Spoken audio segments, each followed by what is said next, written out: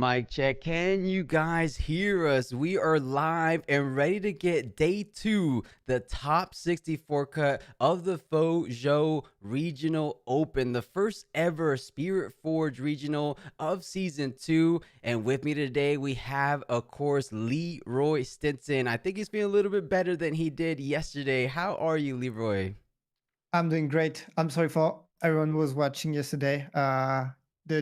The sleep schedule, the time schedule got the better of me.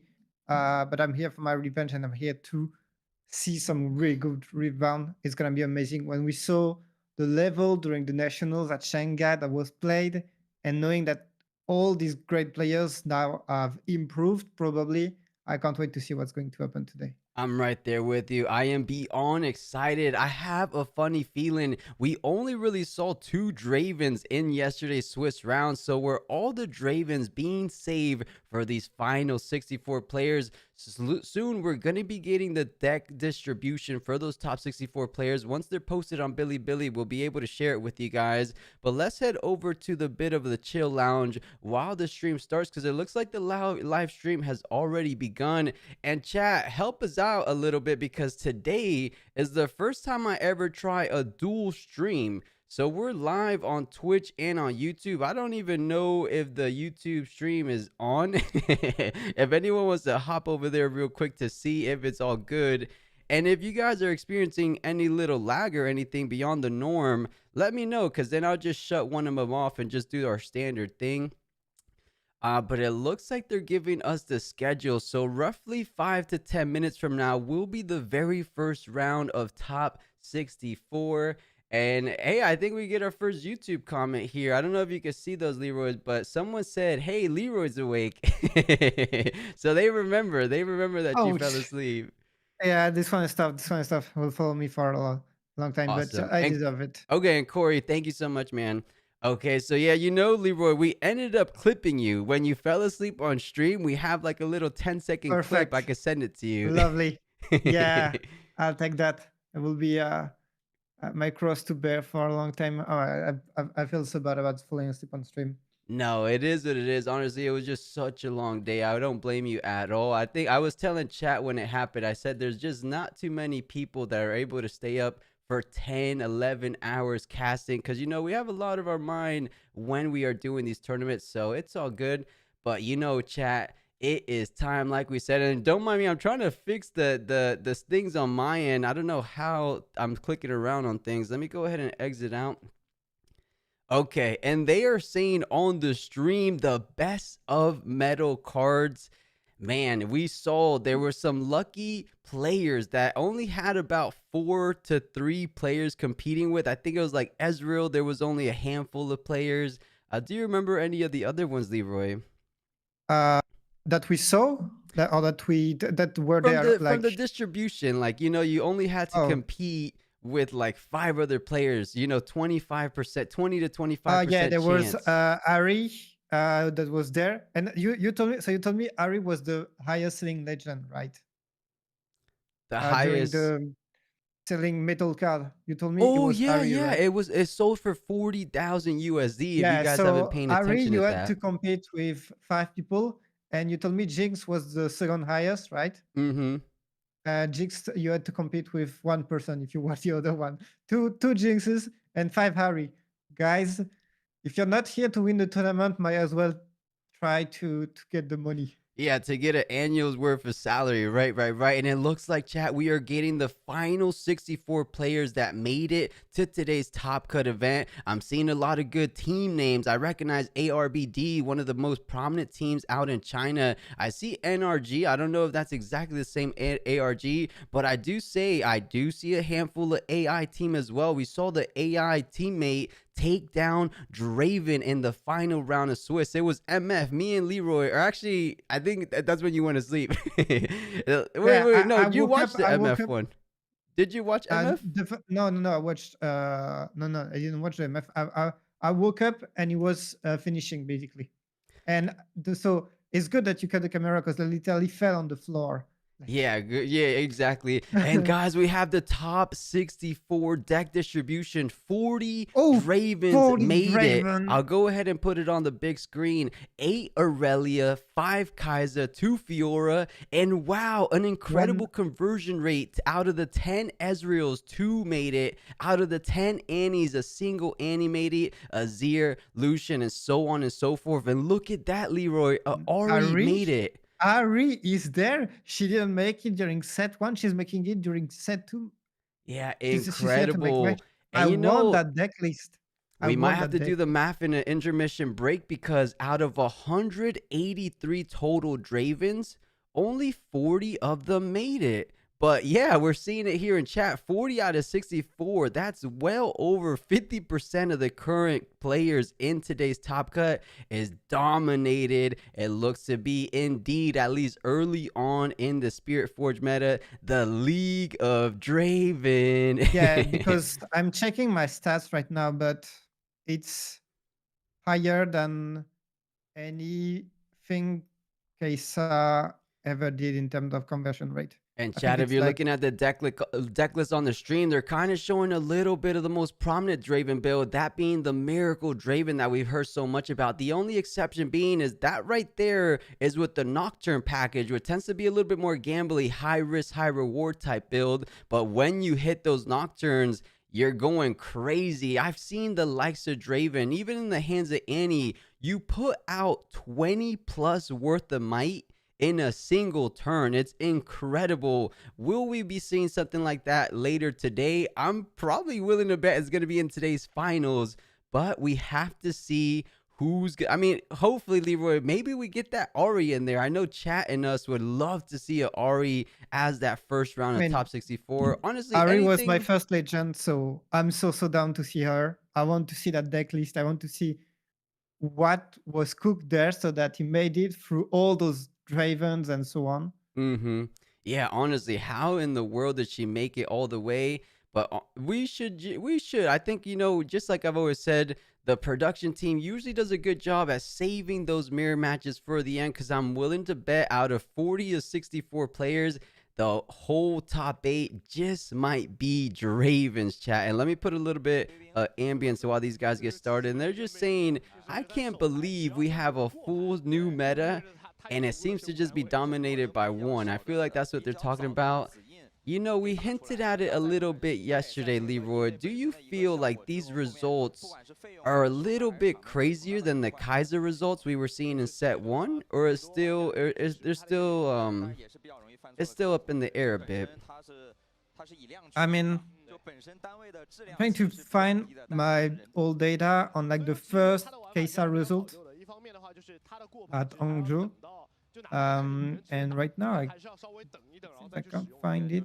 I must have it somewhere. Let me I get back don't to you to remember see 40 actually. out of 64, No, no, right? no, no, Chat, no. what's the I'm pretty math sure. there? 60. I'm pretty Corey, sure. Corey's saying 62.5%. Yeah, that's unheard of. If I remember correctly, we Yeah, never had one legend 62% of day two. So I don't know, chat. I feel like Draven, if this trend continues, of course, it's just the first regional. People are still kind of perhaps learning how to play against Draven. I mean, at this point, you have to know how to approach the combat or how to approach the matchup anyways. It might just not be a clean answer. So that brings up the point I was trying to make. Do we feel like this Draven shenanigans should be addressed sooner than later, or are we just gonna have to play it out while, after the English release, while everyone else in the world gets the cards? It's tricky though, right? Because it we feels will. kind I of think. bad. I think we will because now that they said that they would not do some errata 1 week before the tournament, now there are tournaments every single week until the release. So I don't. I feel like we'll have to deal with Draven, except if they put a ban on a certain card or a limit, but that I don't think Yeah. that they will do so. I really I don't think think. so, right? I think we're just gonna have to deal with it for a little bit down the road. Hopefully, they kind of address, especially if this is a common thing. If we see 62.5% in every single regional, but luckily for the very first round of top 64, we get something a little bit different, something we did not see in the 7 rounds of Swiss yesterday, Leroy. We got a Master Yi, one of the few going toe to toe against the likes of what we're talking about, Mr. Big Bad Wolf, Yeah, the Draven matchup. How do you feel? I feel like Master Yi has an okay matchup. What about you? yeah. There's this card called Windrunner for those who did not follow the set 2 precisely, who cannot be targeted by any spell or abilities, and that puts Draven in such a bad situation. And see, this is one other strength.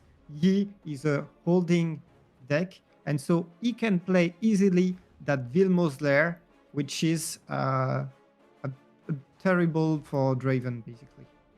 Yeah, I agree. Valmon's Lair is a good counter. Used to be in a good counter against the likes of Annie and Kaiser, but it tends to be decently good against Dravens as well. You lock up things like a Treasure Hunter. You know, it's kind of the funny polar opposite battlefields. One lets you retreat back to base back and forth. The other one just locks you into the battlefield.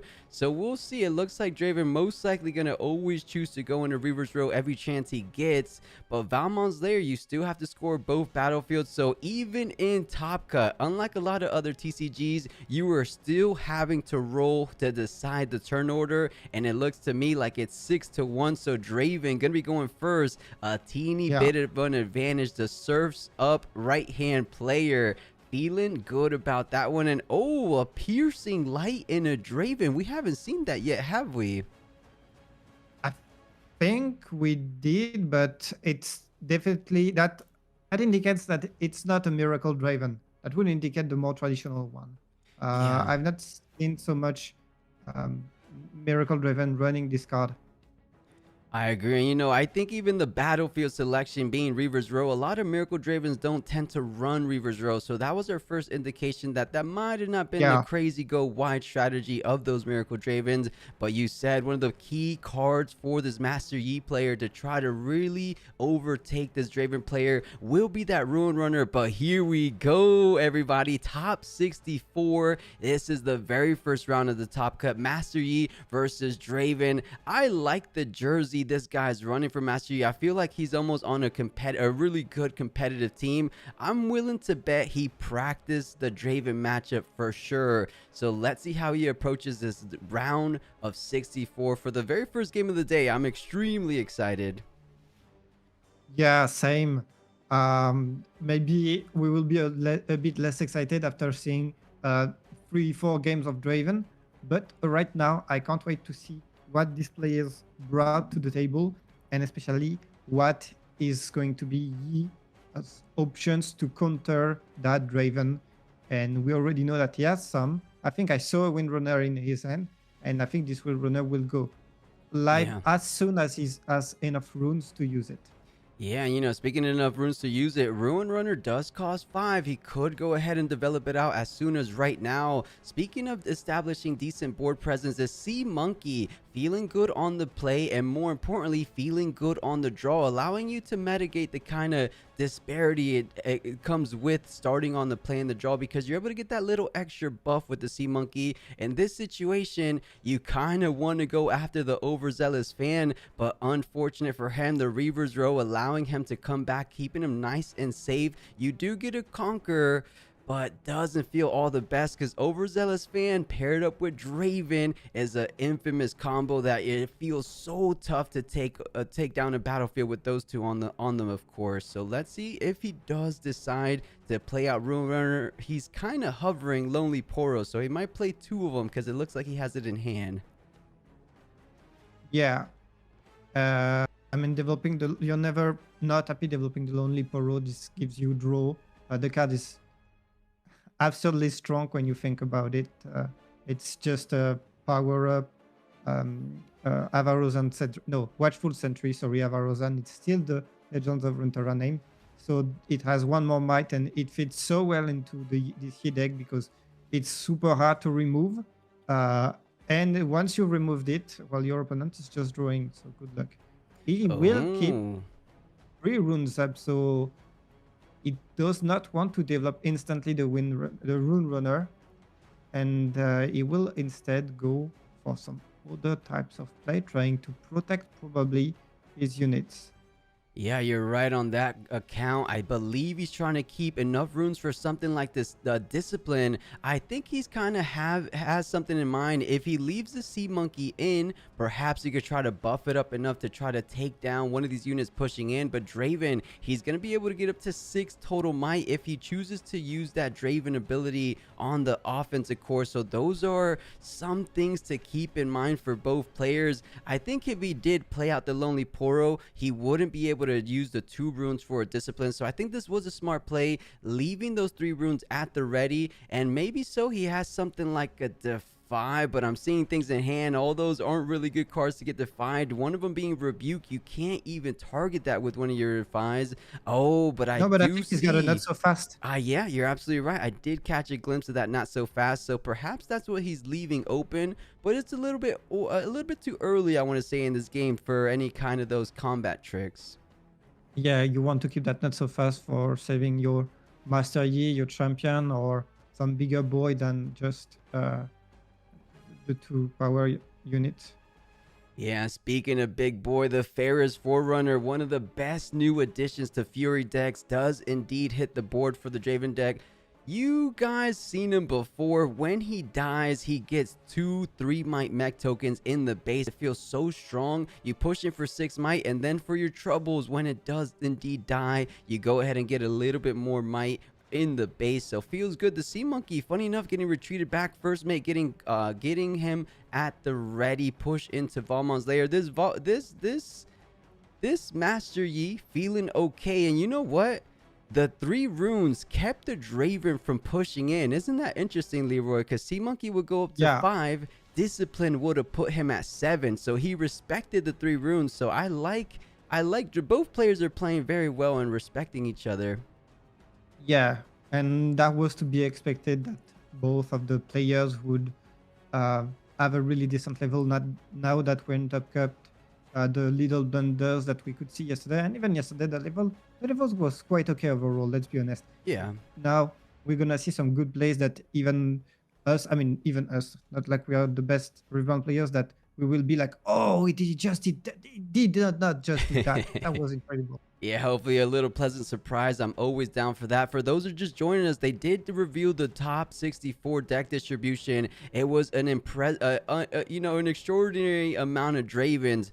40 out of 64 Yeah. other players are coming in and bringing Draven. And then the second most was an Aurelia, followed by a Kaiser. And then I think it was Fiora. We'll take a look during the intermission break, of So I course. checked.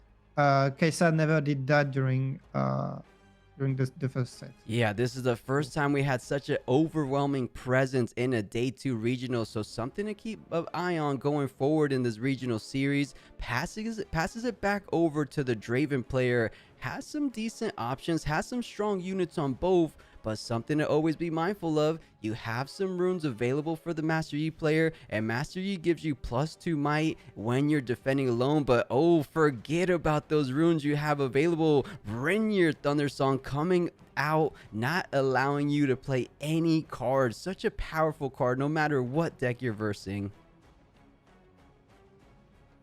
Yeah. So now he's going on reverse row. Did he? Yeah, he's activating, of course, the effect, and uh, it's just going to let the Lonely Poro die. Yeah, nice Doesn't little want draw to one, take never feels too bad. yeah, yeah. But he could have like tried to. I mean, some players would have backed it up and then tried to kill it with some other options, try to trade it. But now he just wanted the draw, so he's like, okay, my Poro has done its job, and now I just need to draw. Yeah. That's He still smartly leave. goes ahead and splits the attacks perfectly, because you do want the Ferris Forerunner, the one that can't retreat back on the Valmon's lair, and then the more important unit, that being the Champion Draven, in that Yeah. good important Reaver's Row, of course, just to keep it nice and protected going throughout this entire match.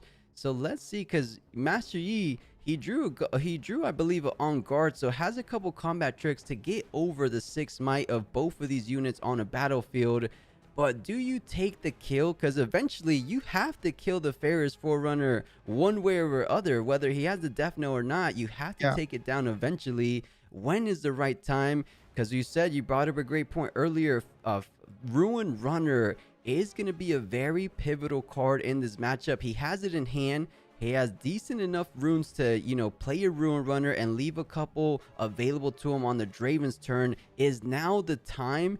Because, Leroy, it just doesn't feel that great. It almost feels a little bit too slow because Draven, he just keeps Yeah. pushing It on forward, conquer after conquer, does point after say, point. but I don't think he has choice because anything else he would do will just get rebuked at one point, and he needs that Rune Runner to be there and to be an anchor that Draven won't be able to remove so easily. Yeah, well said. We'll And see if he decides, because yeah, both either or, it seems like he's in a tough position, trying to see what's the most optimal line he could take on his turn. Thinking about, he has the on guard at the beginning, but gonna go with the chosen champion. Enters readied. Master Yi coming down and looking to go ahead and push into the Draven, saying, do you want to recall back, oh, or are you gonna stay? or yeah, and use your power. There are so he's got so many options. Oh, and he chooses to stay. And okay, and so he wanted to proc the Vanguard. Is maybe thinking, all right, if this Vanguard is here right now, he won't be able to use it if he has a Rune Runner, because you're always thinking about this card in the matchup. And yeah, that's well done by Master Yi, who still has one rune left, but I don't think he's got any combat trick. So now it's up to Draven to retake that battlefield and go up to 6. Yeah, but wasn't that a little bit of a curious play? You had the option of retreating the Reaver's Road Draven and keeping it nice and safe. You decided to stay. You only had one rune, so you basically just went up and sacrificed one of your more important units in this matchup. What do you think that's about, Leroy? Because I would have imagined 9 out of 10 times you want to retreat and save your Draven in that position, no? Or did he I think simply want to bait out more cards? Yeah, you just want your opponent to use all the combat tricks, because I think it's like, I'm ahead in terms of point, I'm going to go up to 6. And as long as my opponent has to use his combat tricks on offense, then I will be able to close out the game and to get that 8th points. That's the way I see things. Maybe I'm totally wrong here, but to me that's why it chose to do that. Yeah, it does make sense because, out of both of these legends, one of them is drawing a lot more than the other one. That one being Draven, of course. So as long as you're able to waste your resources, I mean, at this point, it did cost you a point. It did cost you a unit, but slowly but surely, Master Yi is not going to be able to keep up in the card economy department like Draven is known to do. So I think that was a decent enough play. Goes ahead and establishes out the champion, the Kaiser survivor, I should say, and an overzealous fan as well, leaving both battlefields under his control. And Leroy, he's already up to 6 points. He's feeling good. If Ferris Forerunner goes down, that's 3 mech tokens in the 3 might mech tokens in the back line to make that final push from 6 to 8. Do you think there's a world where Draven's just going to be closing things out in this very next turn? I think it's totally possible, yes. He's trying to think what card is going to be the most problematic one, and I feel this rebuke is going to go away and get recycled because it's too much of an issue that would give his opponent a free remove on Yi, and instead, no. I don't know what I didn't get to see what he picked. Did you? The longsword. He picked the longsword to be the most problematic card, but I was right with you. I thought the rebuke was probably the more ideal option because it's almost like guaranteed pushing into 8 because you could just simply rebuke that Master Yi. Yeah, that's interesting. I mean, longsword is a good card nonetheless. It's +2 might on any of your creatures, of course. But I like what you were saying. I think the rebuke was probably the more ideal play. Let's see what he has in mind, though. Removing that longsword perhaps he doesn't want any kind of defensive Oh, but shenanigans. no, he still has the not so fast, and that's why he's keeping Oh, of the course. speed. That makes Yeah, sense. yeah. Yeah, you can't Uh, not so fast the longsword, but you can not so fast the rebuke. So it makes perfect sense when you take into consideration your own hand. But he's still in a tough position. 5 points. You need to throw up a big defensive front on one of these yeah. battlefields. You have control of Reaver's role. Do you just hope for the best and try to stack it up and use some combat tricks that you have that we know Master Yi most likely has? A discipline, I'm sure that's still in the hand. The not so fast available to rebuke or counter the rebuke, but I think those are There are units. They're not options, combat but tricks. yeah, and see, his opponent would have been at 6 points no matter what on like the previous turn, even if he didn't go and kill that Draven with his Yi.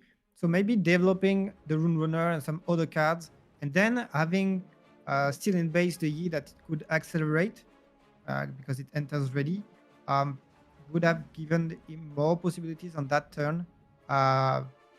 He probably had some great idea that I didn't think about because he knows his deck better than me. But you see where I'm going with this? The idea of Mm-hmm. like no matter what, he did not the Yi did not achieve much except removing a Draven. I mean that's good, but that's still not enough. And now he's struggling so much to get the control of the second battlefield, which he so desperately needs.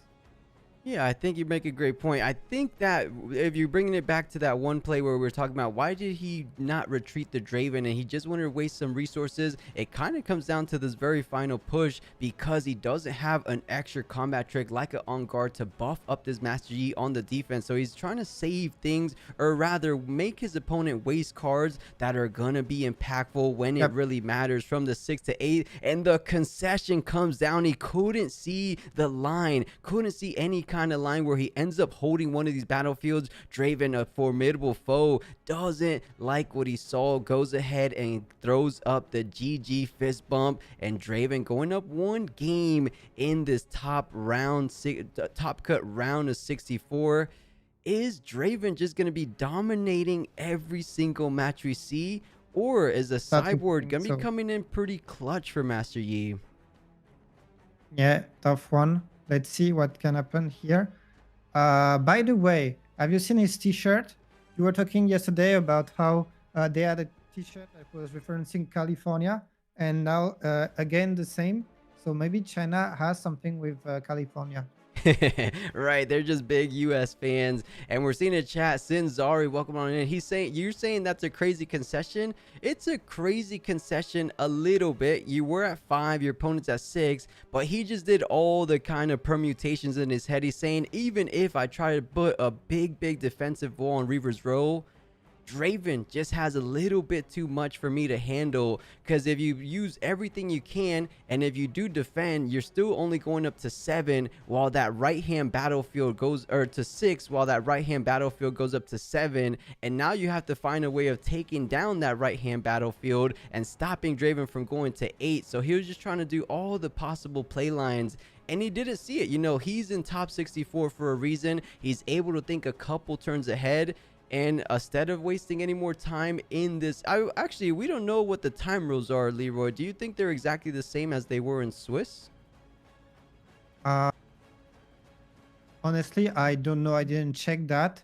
Uh, they should be, but I remember that for the last 2, 3 rounds from the quarterfinals last time, there were no time limit anymore. So, Okay, yeah. yep. At one point it is on time, and hey, we're getting a couple of jokes for you, Leroy. You can't stop Yeah, I me, saw bro. that. Saying shout out to Sleep Roy. Yeah, Oh yeah, my yeah. goodness. Deserved. Yeah. Uh, I mean, don't worry, guys. Today will be better. I promise.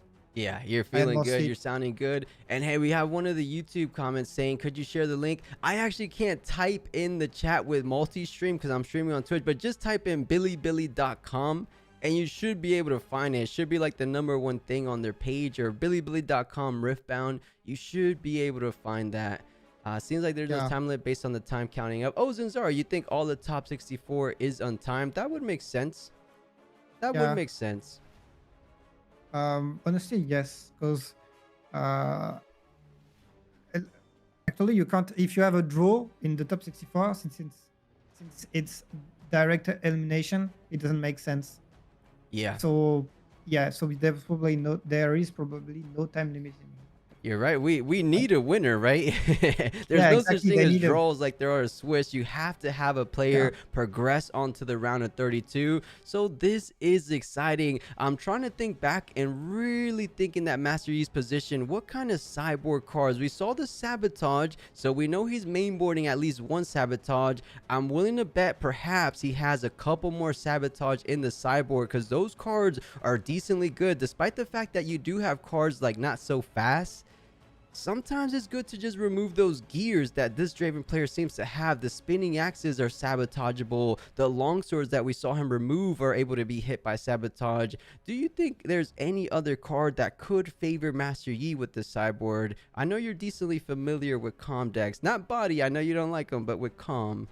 Oh, but yeah, it's like pretty known. Um, there could be. I know there's. I don't remember the name, but there's one. There is some gear removal that is decent in a range that could be considered.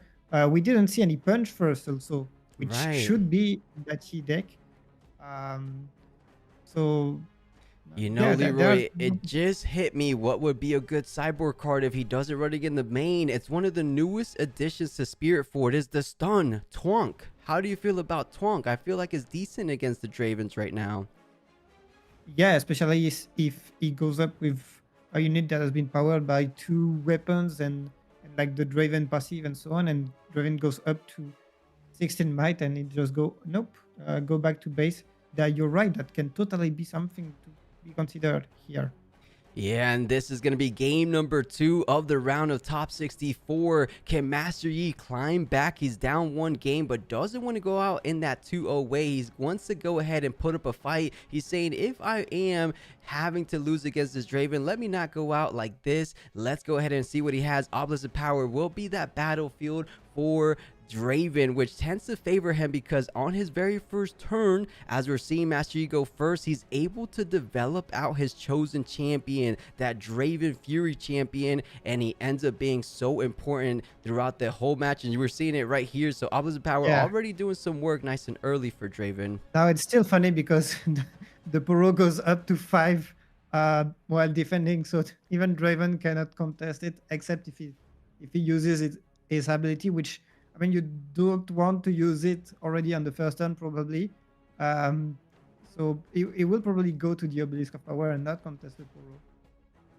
Oh, and he's just going to cycle. That's okay. He's probably. Oh no, that's why. That's why. Okay, so he will use the On Guard and trade his Poro with the Yi. Wow, take Which, complete advantage that the Draven was completely tapped out. Brilliant play. He's trying to take down the more important cards as soon as he can. You yep. on guard, get the draw of Dreaming Tree on top of getting the challenge of well played. This Master Yi slowing down the Draven's player's tempo incredibly so. Darius, his brother, coming in for a little bit of revenge to see if he's going to be able to do so, because as you mentioned, that little Poro, the store-bought Poro, can get a little bit up there in the might department. He's I cheap. think He it's has a a shield charm. I think 1. that's our charm. And if there is a charm, he could like again grab the Darius and trade it, which would be quite funny. Let's be honest. Yeah, charm Um, would be good. He has it in hand, right? yeah, I think so. I think also a Rune Runner, which this time I would like to see developed earlier. And since Draven has no point, it will be much easier for Yi to take the time to develop this big unit that is so crucial, so pivotal in the matchup. Yeah, let's see. So does decide to push forward, getting another additional point, going up to 2 on that Dreaming Tree. And was that another challenge I saw? Or was that something else? Let's take a look, because it was at the top of his hand as the It was a first Ruin mate, no? Runner. Okay, no, no, I saw the first mate after, I think. And yeah, I was just talking about it, the Rune Runner now being deployed, and he can do so much damage. This leaves, however, the Poro open to an attack with absolutely no defense. Yeah, I think so as well. He took the risk. He's saying, you know what? I will sacrifice my Poro. He already has occurred me 2 points in this match. He did the best he could. I think this is a perfect time to get out my Ruin Runner, allow him to kind of carry him throughout the game. But the longsword coming out, Darius is going to be swinging in for a total of 7 might. Should be more than enough to take down the 5 total might on that Poro. It's so crazy that you have to invest with that long sword, but it is going to be around on the defense as well, allowing him to And be a now, if he little. has, Go yeah, ahead. sorry, go. I was just gonna say, allowing him to be a little bit over that Ruin Runner on the defense as well. And Leroy, one of the best cards in all of set 2 Riftbound, hitting the board. The Ezreal Purple Legend, Purple Champion coming out to play. Yeah, this card is crazy. It does everything that you would want from a card. It's literally a unit plus a battlefield plus a spell plus whatever you want. It's crazy. And I was thinking if he had like Fight or Flight, he could have Fight or Flight his own Darius to retreat it while readying it, get a draw, and then get another point on the Obelisk of Power. That Oh, could and have been a crazy play. I have a funny feeling I see what his line of play is going to be. He goes to on guard, gets to draw off the additional dreaming tree, and he does indeed have a charm. So that Ruin Runner is currently sitting at 7 total might. On the defense, you're going to be climbing up to 9 total might. So good plays coming out from Master Yi. We see why he is indeed in top 64, making fantastic lines. And Darius gonna be going with a Fight or Flight on your own unit because you can't target the Ruin Runner, allowing him to get a draw off the Dreaming Tree of Cores and keeping him safe down the road. He's shaking his head, right? He's saying, fair play, Draven. You saved your Darius for now, but I'm gonna get him eventually. First mate, gonna be readying the Ruin Runner, retreating it, keeping it out of danger for the time being, and just passes it over. So the charm play didn't really pay off, but at the bare minimum, he did kind of get the Fight or Flight out of the hand of Draven, and he didn't allow him to win the combat too. It's such an important card for him, and yeah, it's still like you need to make the best of your Rune Runner, and now that's what he's doing. So still a good. I think that was still the best line of play possible. Let's see what he's got. He's still got some gas in the tank because now you see how many cards Draven has, and he has so much card advantage over Master Yi, even with the Dreaming Tree. Yeah, that is what Draven is known for. Card advantage, drawn on each and every winning combat on your turn and your opponent's turn. And you know, speaking of cards in hand, I saw a good amount of great cards. We saw things like Hard Bargain to counter Master Yi counter if it does come down to it, especially in this moment where Master Yi only has 3 runes. If you're trying to not so fast something, I mean, in this situation, literally doesn't really make too much sense. There's everything in the back line, but it could come into effect a little bit down the road. He also had things like Ride the Wind if he wants to go ahead and conquer 2 things in the same turn. But the Pharaoh's Forerunner developing out the right-hand battlefield on that Dreaming Tree, setting up quite the wall. And on top of that, you're going to be hiding a card. You think that's another Fight or Flight, or could it be something that we haven't seen all game long, something like the switcheroo? I can't remember what he had in hand. I was thinking about the switcheroo that, and I don't see what else apart from switcheroo and the Fight or Flight is commonly played. There is this, the card that Bushwhack, but usually it's played in Miracle Draven. Right, that does have the hidden keyword. Another card that does have hidden is something like Edge of Night. I have seen some Dravens elect to run it. You're right. I don't think That too could be many are something. running, but it could come into play, allowing it to get a plus 2 especially might. in this type of Draven, totally, that could be something. So yeah, something to be considered of for the Master Yi. Has 2 units, the First Mate and the Ruin Runner, to try to make some kind of push onto both of these battlefields. He might go ahead and take the easy route with the First Mate, conquering Obelisk of Power. But man, looking at that Dreaming Tree push is looking rather tough, because right now you only have 2 not so fast and a challenge. I don't think he's going to be able to conquer this Dreaming Tree anytime soon. Yeah, I don't think he can conquer it anytime at all if it keeps just being that heavily invested. You would need like a white flame, but nowadays I don't know if ye are running this type of card. So let's see what he has um, Yeah, because you could in mind. challenge something, but your might isn't really there. You're not even able to get over Darius because of that longsword. So you're only gonna be doing 5 worth of might damage to that Darius, but you do have your chosen champion. So electing to go ahead and bring it out right here, right now, does enter readied. He's gonna be pushing that one into Obelisk of Power. Fair play, going up to 4 points, and now does he just want to leave these 2 units in the back? The challenge coming down. That's going to be killing the Ezreal from the Master Yi. So not too bad because Ezreal usually in Miracle Draven gets out of hand, but that's a good pick off anyways, because what if he does end up drawing something like a call shot, something like a blood rush to really benefit from that Ezreal down? Exactly.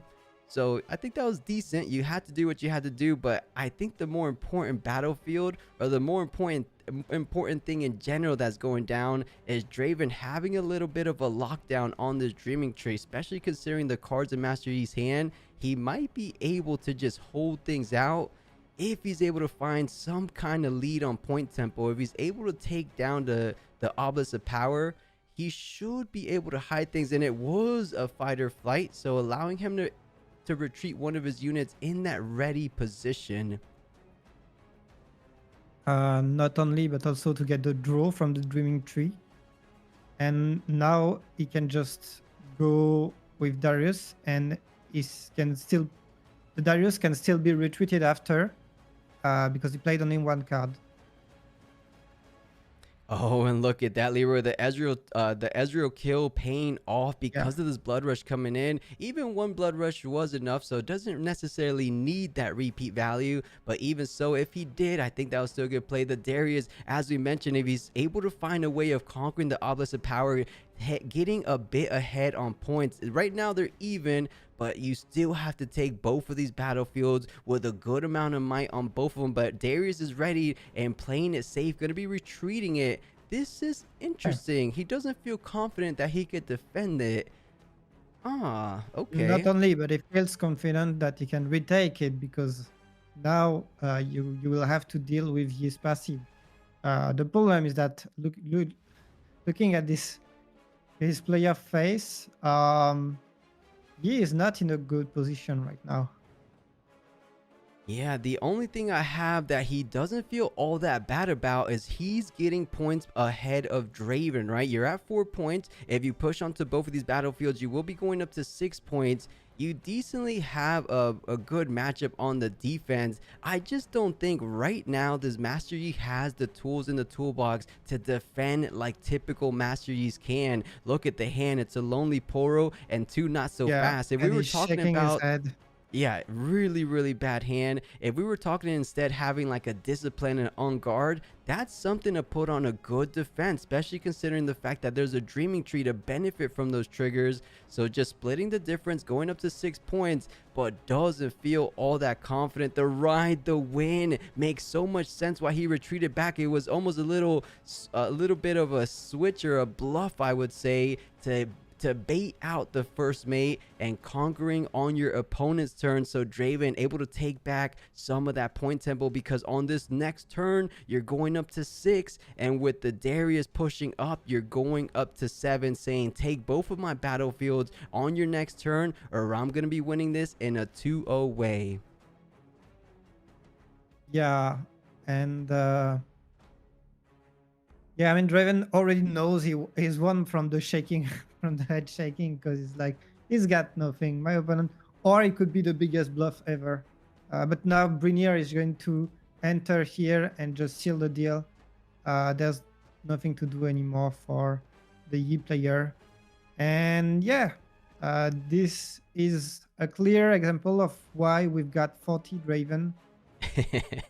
Yeah, it almost I'm the seems like they're playing a different game. Like Master Yi's just playing a nice fair game of Riftbound, and Draven just doing what he's probably been doing all tournament long, conquering, putting on some equipments on his units. The Bring Your Thunder Song, an excellent addition to these decks as well, not allowing, even if he did have combat tricks, we know we have full knowledge, he doesn't even have combat tricks. He had a Twonk though. I think he just drew that for turn, could have been impactful either or, wasn't able to play it out. Regardless, you do go up to 7 points or to 6 points in this situation, but look at him, he's kind of shaking his hand, resting on the C, saying, you know what, it is all over. I wish I was able to put up a better defensive front, but from this position, Draven should be winning and going on forward into the round of top 32.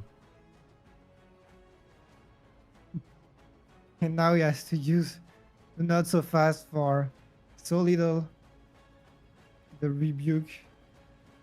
Another not so fast. It's just desperate play. Yeah, this is just like a little extra salt on the wound. You know you won. You have a Ferris Forerunner. You have a Darius.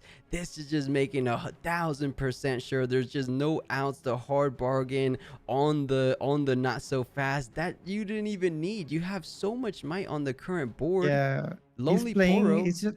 he's just playing out of like pride to say I won't surrender my last game of Riftbound at Fuzhou, and I will play it till the end. Yeah, and that Lonely Poro being his only hope, but it's just not going to be bringing him any kind of happiness. The Lonely Poro going to be going down like he is in that picture. The Twonk going to be stunning one of these units, but it doesn't really matter. You have more than enough might. Wait a second. Oh, the repeated Twonk. Stun. Wait a second, Leroy. If he's able to conquer with something like a first mate, that could get him back in. You retreat Lonely Poro, first mate to ready, and then you push to opposite power. He was trying to rely on the heart of the cards, and it doesn't look like it paid off. He's kind of signaling to the judges. He's saying, wait a second. I actually don't really know what's going on. He drew, but then put it back on the deck. Yeah, I don't get it. Sometimes it's really hard to follow when you don't have the judges and the talk, and I think it's one of those situations. Perhaps they're talking about they didn't pay the hard bargain or the hard bargain things, because how did he have enough runes for the repeated Twonk? Either way, we said that Twonk could be coming in and being the difference maker in this matchup, and it actually came in insanely clutch. And you know, I completely forgot about the Thunder Song. Even if he had a first mate at this point, he needs a Master Yi chosen champion in the deck, and a lot of Master Yi players just don't run any second copies. You know, I feel like one extra copy would be okay. Leroy, you know what another card would be good? The Debloom Predator. A Debloom Predator off the top, if he was running it, would have won him the game. But nonetheless, GG, as we said, Draven going up and winning into the round of top 32, I should say. And well played. I thought Master Yi had some kind of potential, but where do you think he kind of started to fall off? I think he lacked some spells to protect his units, and the fact that he had to sacrifice instantly one Poro plus one challenge plus one Vanguard right at the beginning, only to deal with the Draven. You already don't have card advantage in this matchup, and the fact that he had to trade 3 cards for 1, all right, 2 because you get the draw, but still, that was a heavy loss for him. Okay, I can see where you're coming from. So that's probably where it was. I think as you're kind of referencing, it comes down to just not keeping up with the hand draw that Draven can do, because every single combat that he was winning, he was benefiting a draw off of those. And Master Yi, he ended up having decent cards with the Twonk repeated, but he really had 2-3 cards by the end of it, right? If he had a little bit more cards, perhaps he was able to defend, or I don't know. I mean, it just looked like a rough matchup. That was the first Master Yi. While we're on the break, let's go ahead and bring up the full top 64 deck distribution. Let's pull it up here. Let me see if I can get it for us. All right, chat, take a look. For those that are just joining in, We had an insane Draven representation out of the 183 players that came to play, out of the 511 players that signed up for today's tournament. 40 of them ended up making their way into the top cut. That's a unprecedented amount of a one legend representation. We've never in the history of Riftbound, granted, there's only been 2 sets, so not too much history in Riftbound. We've never had anything even close. Maybe close, but nothing as crazy as this Draven dilemma currently. Definitely. So people who thought, oh yes, Kaisa was is too dominant, and this is the issue of the century. Well, welcome to the League of Draven, I guess. Yeah, we're seeing Uh, Cal saying Draven is tier 0. Unfortunately, so chat. I think he just is. Unless, early on in set 1, Kaiser was a little bit close. I think Kaiser got close to like 45% representation in day 2. But then on Regional 3, Master Yi started kind of matching her power. And then by yeah. Regional 4, Master Yi ended up overtaking Kaiser. So perhaps we get a little bit of a similar story in Spiritforged. Draven is just Then we a. had Annie, but Okay. people took more time to figure it out because the deck was a bit more complex to build and to play, probably. So yeah, I don't know if we can say right now already that Draven is tier 0, but indeed it seems that it's a problem. I think so. And the funny thing is, why there's so many Dravens is because there's actually a couple ways of building it, right? I would imagine what we've seen, Leroy, I feel like the majority are your more traditional style Dravens with the spinning axes, with the long swords, with the Reaver's Row battlefields. And then I feel like there's this small percentage, weirdly enough, because I think it is the stronger Draven. I feel like perhaps out of the 62% in Top Cut, there's going to be like a quarter of them, about 25% of that on Miracle Draven. So I'm willing to bet we might be seeing a Miracle Draven in today's featured match. But the question is, are we going to see him in like the finals, or is there something we're missing? Is the other Draven better? What has been your experience between those two Dravens? Uh, I don't know. I feel like the miracle caught everyone off guard. And, I don't know if it was because it caught everyone off guard or because it's so much more powerful that it won those tournaments. So let's just see how it goes. But if there's a Draven mirror, I would like to see the two archetypes face off. At least that would be Yeah, that fun. would be fun. That would be really fun. And just to answer a couple questions in chat, welcome on in, guys. Hey, working Tavo. No, best of 3 was all day long. The only best of 1 events are the city challenges. Every other major events, like these regional opens, are always going to be best of 3. And then, yes, Oblivion, that does say Ari chat. A single Ari made it into top 64. Ah, man, I hope they made it into top 32 when they show us on the feature match. I would love to see what Ari brought to today's event. If we don't get an Ari, I'm leaning toward Ezreal, Leroy. I would love to see Ezreal. We saw no Ezreals in the entirety of day 1, so he's the 4th most represented. I have a funny feeling one of them had to make it into top 32.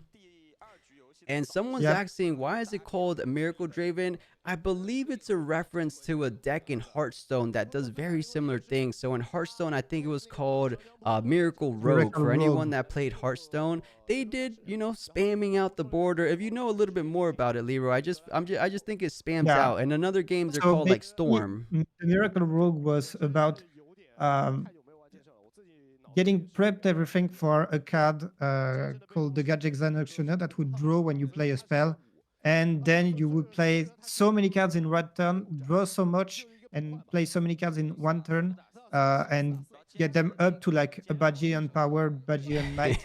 And yeah, that was why it was called the Miracle Road. Basically, in one turn, you would completely change the pace of the game. And Mm-hmm. this is what the Miracle Draven aims to do by having everything set up, and in one turn you play 2 Raza, 1 Battery Ram, and so in one turn for 3 4 runes, you just developed 15 mites on the Yeah. board. It's insane, and you said a key piece of that equation is a crazy amount of card draw, right? Draven, especially those miracle variants, they tend to not be I mean, they tend to have so many cards in hand. They do a call shot with Ezreal on the board, so that's +2 draw. They can add a Fizz to bring the call shot back, do it again. They have things like stack deck. They have things to just keep on the card advantage every single turn. It's crazy. So I can see why it's called Miracle. And we're actually seeing someone say Miracle Grow is the OG archetype. Maybe that's what inspired the Hearthstone Oh, name. So okay, we yeah, got an I OG would in the definitely chat. Thank you, trust. Wonder Boy. Yeah.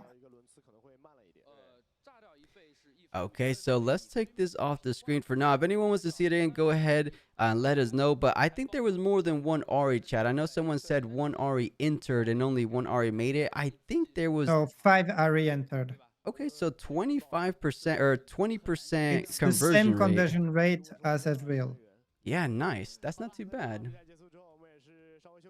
Yeah, maybe while we wait on this intermission break, I'll pull up the other day one distribution. Let me see where that's at.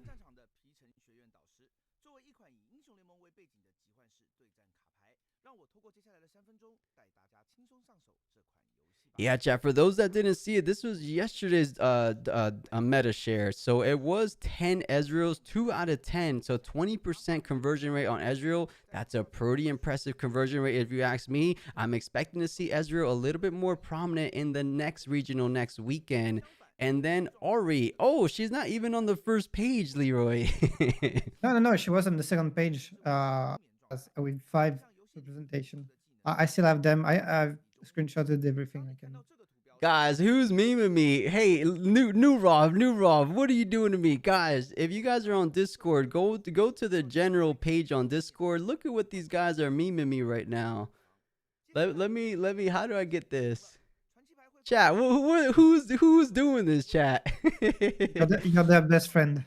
Oh my goodness, guys. Why wait, guys. AI is getting a little out of hand, chat. AI, who put this little Woody cowboy on me, chat? Yeah, all love New Rob. This is hilarious. I'll give it to you.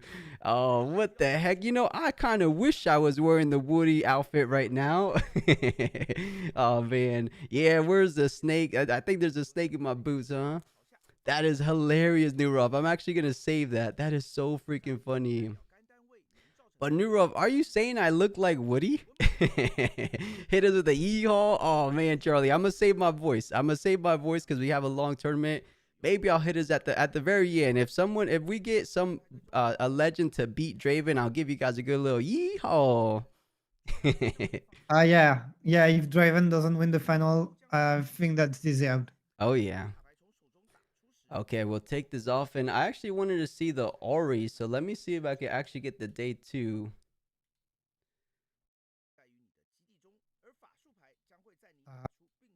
I'm curious because, like, yeah, it was 5, chat. It was 5. Leroy was totally right. So it was out of 5 Auris, one of them made it. And I think from this page, that was it, right? Yasuo's didn't make it. Teemo's didn't make it. Rumble's didn't make it. The Lee Sin we saw in the feature match didn't make it. So yeah, Ori out of this lower bracket representation was the only one to squeeze in. That's interesting, exactly. huh? Yeah, totally. And Ari is like comparing to the first regionals, the set 1 regionals.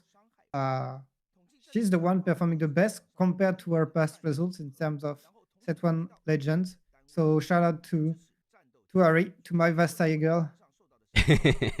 Yeah, I mean, she looks like she's still doing decent things. Imagine now, Leroy, if we get an Ori in top 32, because usually these little off legend picks, they go into day 2, but they don't really go much further than that. So it would be awesome to see a little bit more. But like I said, my pick, chat, for next round, I would love to get an Ezreal. On top of that, I wouldn't mind seeing one of those Annies. I could only imagine that's going to be the more mono purple Nocturne build. That could be a fun match to see too. The showing Yian over Ori is kind of diabolical. Yeah, Keen, I don't know what their choices are. I have a feeling you're allowed to say no, though, chat. I think you're allowed to say no and be like, no, I don't want to play on the feature match. Some tournaments force people to be on stream. I think the Ori player probably just didn't want to be on stream. Yeah, that's a possibility. Uh, Oh, and Nurov, one of our previous weekly champions, saying Ezreal Loop will win China, Bologna, and Vegas. That's a bold statement. You know, I like it. I like it, which kind of why it blows my mind that only 10 Ezreals registered in today's event. Because I think he's strong. I think he's pretty strong. He has a decent, he's able to keep up well with Draven. So we'll see. Loop is down well plus Annie. You know, Nurov, elaborate a little bit. Is Loop the miracle shenanigans or is it with something else? Because I thought you were just saying the purple chaos craziness that they can do. yeah, to me it was like the miracle one, kind of the same type of archetype. And Driven. Sasuke saying the Toy Story Netflix adaptation. Guys, I am no actor, but hey, if Netflix wants to throw some money on me, I'm happy to accept it. Yeah, that would be hilarious, chat. Maybe we might have to do some AI funniness with that. You guys are already Google Studio, or what's that? What's it called? What's the AI called? Nano Banana. I think New Ruff used Nano Banana for that one. And Nav saying someone said top 64 is like 40 Draven. Yeah, Nav, if you're just joining us, I'll go ahead and put up on the stream one more time. Yeah, you're not dreaming. It's not is actually a real nightmare, Nav. Yeah. Yeah, so as you're tuning in, for those that are just joining us, 40 out of 183 Dravens made it. They can have him standing in the circle. You When you get know, 62%, yeah, it's do you crazy. feel, Leroy, if Riot just went crazy, they would never do this, of course, but say in a situation where they're like, all right, Draven's banned, how would the meta feel, chat? Will there just be a clear new 60% distribution? You know, there's a new legend that takes his place? Or is everything going to be feeling fair? Like, you know, 20% Aurelia, 20% Kai'Sa, 20% Ezreal. Is that crazy to just ban a certain legend? Or is there always just going to be the best? You know, even if Draven goes, there's definitely still going to be a best legend. Probably still going to be one Yeah, of those but chaos decks. that's what we were talking about. Kaisa was the best legend, but it was not 62% on day 2. Mm-hmm. And I think that's the difference when a legend has more than 50% representation. Uh, we can start saying it's a problem. I think that's reasonable. Yeah, And yeah, yeah, people are over saying, 60%. I 100% agree. I think it does become a problem. Whoa, Leroy, what did we jump into? It looks like we have a little mini game over here in China and Fuzhou. yeah, They're playing rock, paper, scissors, and oh, they don't do rock, paper. They don't do shoot. They just do one over there in China. That's different. apparently. How do you do it in France, Leroy? Do you do rock, paper, scissors, shoot, or how do you guys Yeah, play we it? do rock. We don't do shoot. We just say rock, paper, scissors, and then we go. But yeah, Oh, no we do shoot. Okay. the movement with the. We do in 3 times basically. Then Nice, we go. nice. Yeah, over here in the US, I guess we do 4 times rock, paper, scissors, shoot. But I guess in China it's just one go, skip a Yeah, couple steps. they don't have time. They need efficiency there. Yeah, nice little It's all efficient. about the efficiency. And chat, let us know if there's anyone that could read Chinese. What do they have on their heads? Bro from France is like 3 a.m. Good morning, fam. Yeah, Alex, it looks, or Leroy, it looks like Alex is from France as well. It's 4:30, so I don't think it's from France. Um, it, it's 4:30 in France right now. Okay, So I so think it maybe was he just talking. thought. We want Yeah, it more was. Toy Yeah. Story, bro. Let us show. Guys, you really want to see that Toy Story? It's in the Discord chat. Hit exclamation point Discord. You know, with the multi-stream, because we are for the Oh, first time streaming on YouTube and on Twitch, I can't type in chat. So you guys are going to help me out. I think exclamation point Discord should work. Or how else can I give you guys the link? It's in the general chat. I'm not going to pull it up on stream again. All right. Or maybe I will. Just since we're on an intermission break, I'll pull it up one more time. It is funny. I'll give you guys that. Toy Story, bro. Show us it. Guys, why does it look so real is the question. I'm looking forward to joining your weekly tournaments. Yeah, Alex, I'm looking forward to having you. While we do the regional English casts, we're not going to be doing as frequent weeklies, but at the very least, we do have them on a bi-weekly schedule. And yeah, it is good prep. It is good prep for Bologna. That's what a lot of people told me. And yeah, look, Leroy, Jolly likes the way you're dressing today. Does he mean he won't fall asleep this time? I hope so. Honestly, I slept better. I was more careful, but the thing is, it's so hard to go from one day to another to start sleeping at like 4, 5, and be in decent shape for the next day. So usually you just get like 3, 4 hours, and since I was already not sleeping that well this week, it just got the best of me. Yeah, no, you Apologies. know, Leroy is 100% human. You're not wrong for that. I think anyone in your position would have probably knocked out. I get lucky because I feel like sometimes I stand up a lot and it gets the little blood flow. But I think anyone would have fallen. I'm happy you didn't get hurt or anything because Leroy told me before we got on stream he woke up on the floor. Chat, is that right, Leroy? You really woke up on the floor? Uh, yeah, I was kind of on the floor. I think my hand was still in the chair. I don't remember exactly, but yeah. Oh my Um, goodness. it was it was nothing. Uh, I went to bed then, and I had some good sleep, so I should be better today. Good, good. Uh, I mean, that's pretty much all I did today, chat. When we ended the stream last night, I went to bed and then I tried my very best to just continue for 8 hours because I knew we were going to do it all over again today. I woke up for a little bit of a midnight, not midnight, but I woke up in the middle of the day to get some food. And then I went back to sleep for 2 more hours because I knew all I did today was just rest up for today's event. That's about as most as I could get done, huh? yeah. Um, and I feel like uh, when I was casting the Houston tournament, I felt like it was easier to like go long during the night, but when it's on the Chinese time zone and I have to wake up at 3, I think that's the worst because you can't you can't prep for it exactly the same. Yeah, it's No, yeah, I don't blame you. Like, chat, think about waking. I mean, granted, some of you guys in chat are in that similar timeline, right? Is it 3 a.m. for some of you guys over here? And Alex is saying, can you tell that Leroy watched some JJJ and slept just enough to get up get for the stream? Is that true, Leroy? Did you watch the new episode of Jujitsu? uh, no, I did not watch. I'm still late on the Jujutsu Kaisen. I didn't watch the new season. Yeah, I I'm haven't. I think. catching back. Yeah, how many episodes have come out, chat? Because I know the new season came out what 2 weeks ago now, so that has to be like 2, 3 episodes. I haven't kept up with it yet. And wow, we got a couple late birds in the chat. 3:30, 4:30, 4:40. Wait, how is it 4:40 for some of you guys, and then 4:30 for others? I thought everyone is in the same like No, no, no. hour I think globally. those that are saying 4:30 are just rounding up. Okay, okay, fair enough. Yeah. Because I swear you can't be off by the minutes, right? No, you can't be. No, no, you can't do that. Yeah. But no, it's 4:30 on CET. So I guess most of the European that are watching will be on the same time as me. Um, UK will be 1 hour later, earlier. I'm confused now. And yeah, those that are from Eastern Europe will be same 1 hour uh, off.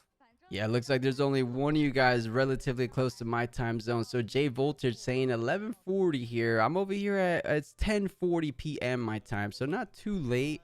But when we ended yesterday, we started at 9 p.m. my time, and then we ended up going all the way to like 9 a.m. my time. So a pretty long stream, or maybe not all the way to 9 a.m., but I got to bed by like 9 a.m. So it ended up being like a 12 hours, it felt like.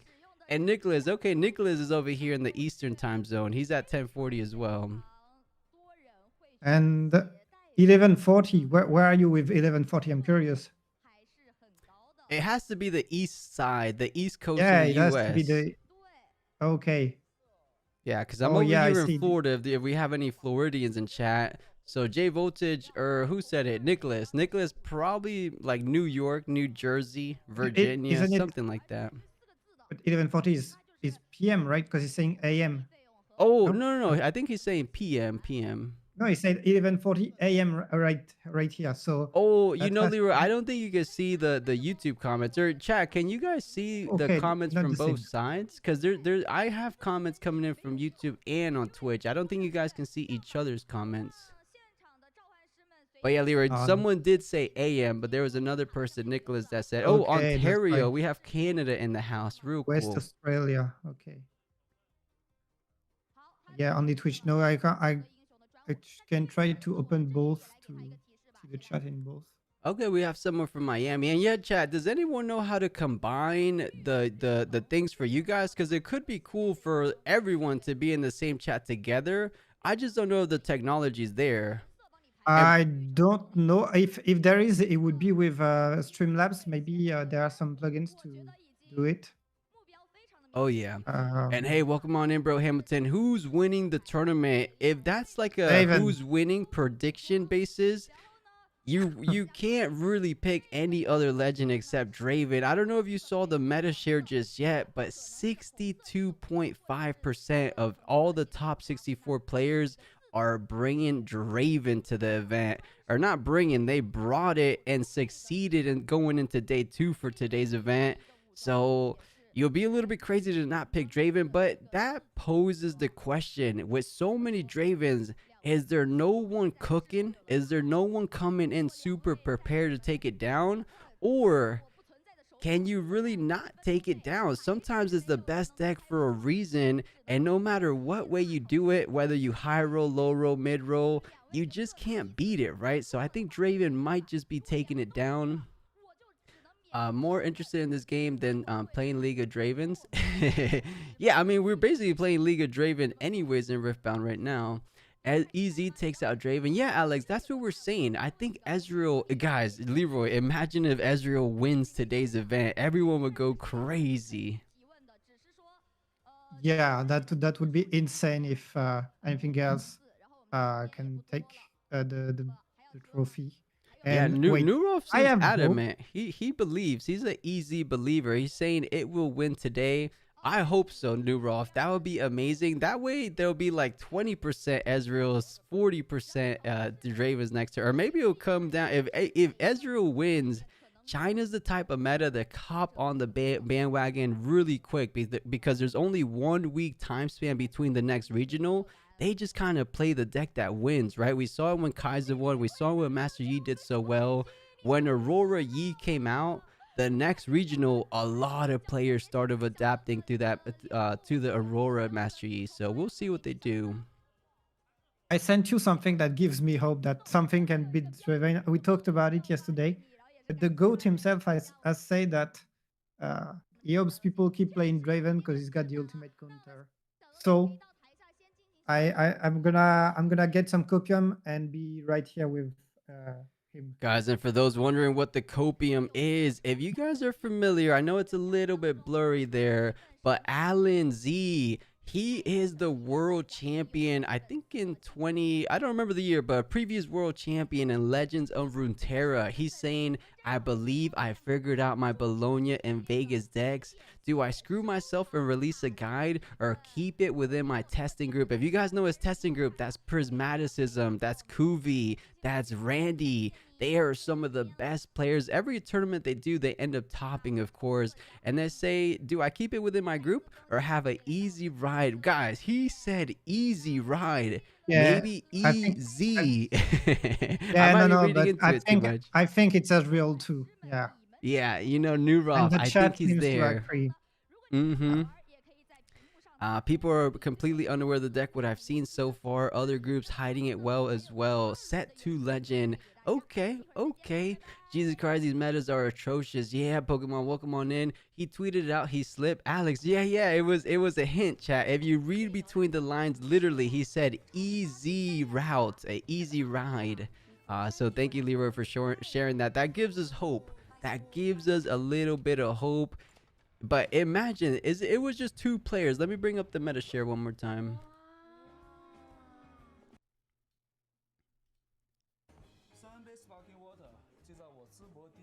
Yeah, literally 2 players.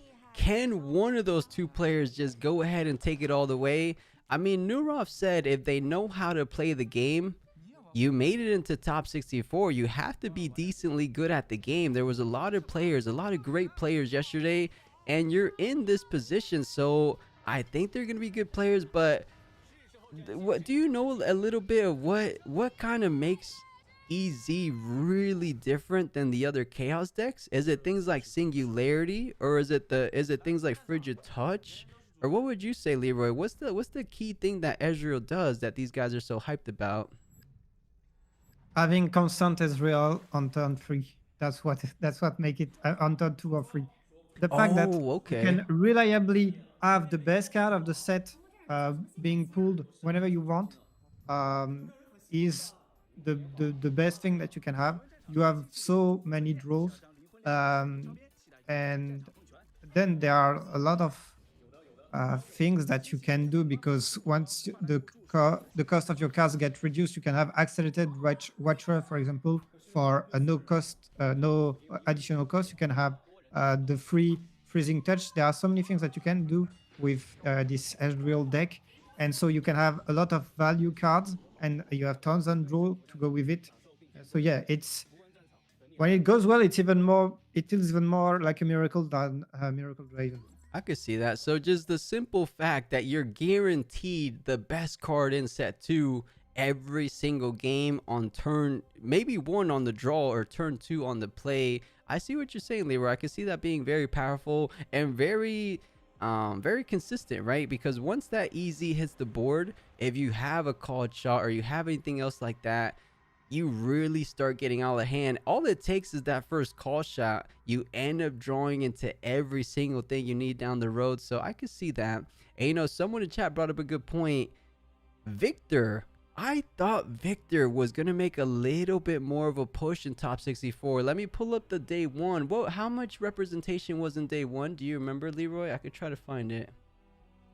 I'll find it in a few seconds.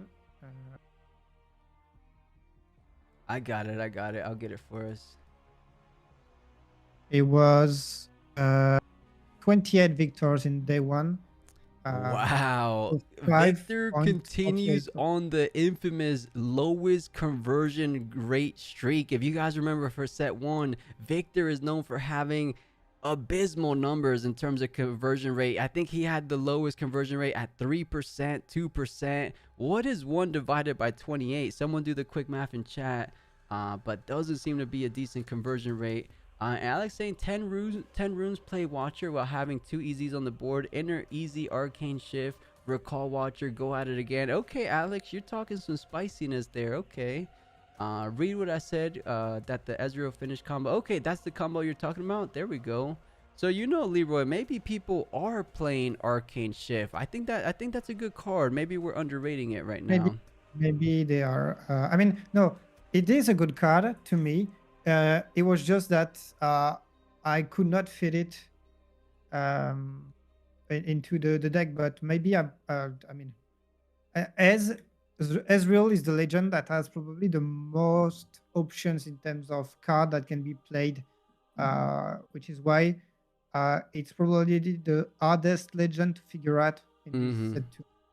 Yeah, I think so, right? I think we don't see as much EZs as we should be seeing, because similar to like Darius baited hook in set one, he's just a high skill cap type legend. Like in the right hands, he feels unstoppable. Like if you guys remember Batsu, the best Darius player in set one, or in my opinion, the best Darius player, at least in the online scene, he made Darius look broken every single time. He would take down Kaisers, he would take down Victors, he would take down Master Yi's, all with a baited hook Darius. So I think it's similar, like in the right hands for an Ezreal deck, maybe in the hands of the world champion like Alan, he might be looking crazy. So let's see.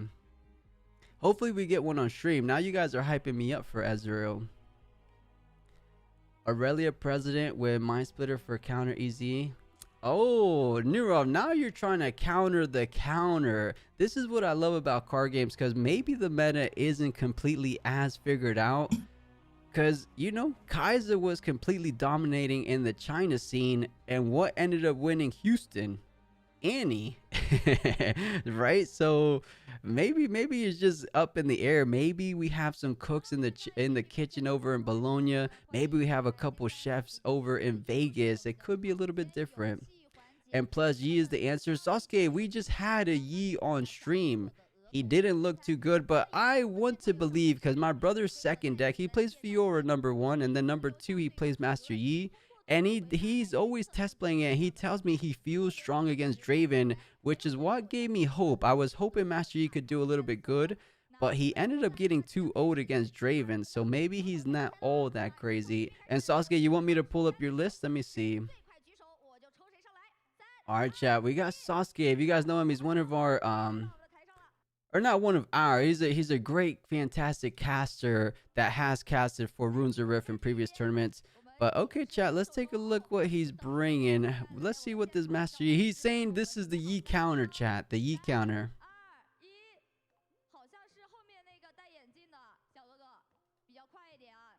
Why can't I open it in a new tab? All right, I'll download it and then open it. Or I guess I could just see it like this. Master Yi, triple punch first, triple defy. Or let me just open it.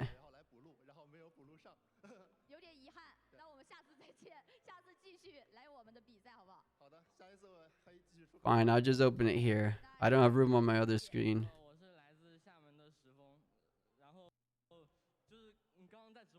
And I have one too many things open. My computer's like, close some tabs. Okay, let's open it here.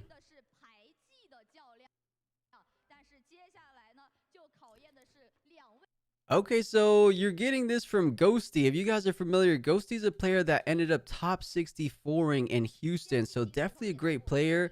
And I'm seeing the full list here. Not too bad, not too bad. Triforce, a really, really good card when you pair it up with Ruin Runner. An interesting card I'm seeing that we didn't see anything from Master Yi is the Fiora card. Have you seen this card, Leroy? Fiora Relentless or Fearless? Yeah, I mean, I know that in Yi it can be something. I've thought about it actually against Draven, because Draven tends to go with only one card too, only one unit. So I understand that it is powerful. The issue being that if your opponent attacks with two cards, the card is rendered Useless. useless. No, I'm right there with you. It seems good. It seems good, but I agree, Leroy. I tried it out, and your opponent could play around it because Sasuke, think about it. Miracle Draven is always going to have more than one unit attacking, right? So they could play around it decently good. But I think against other matchups, it could be good. One card that I feel should go in every single com deck is the Herder, right? Stellarcorn Herder, I think, is a really good addition to Master Yi decks. We didn't see any Stellarcorn Herder in the Master Yi we just had on the featured match. He was missing the card draw. Stellarcorn Herder could have provided that card draw for him. So I like your list, Sasuke. I like your and Ghosty's list. And Art, the next round should be starting within the next 10 to 20 minutes. I hope closer to 10 minutes. But we don't know for sure because unlike the community events we run, we have no control over the timeline. For now, we're just going to have to sit here and watch these guys play a little bit giveaway minigame type stuff. Just And look at someone is Whirlwind. asking. Alex, is Whirlwind a card? What does Whirlwind do? Let me look it Yeah, up. yeah, it's the one that each player has to select a card and get it back in their hand. So it's a good counter to Rune Runner.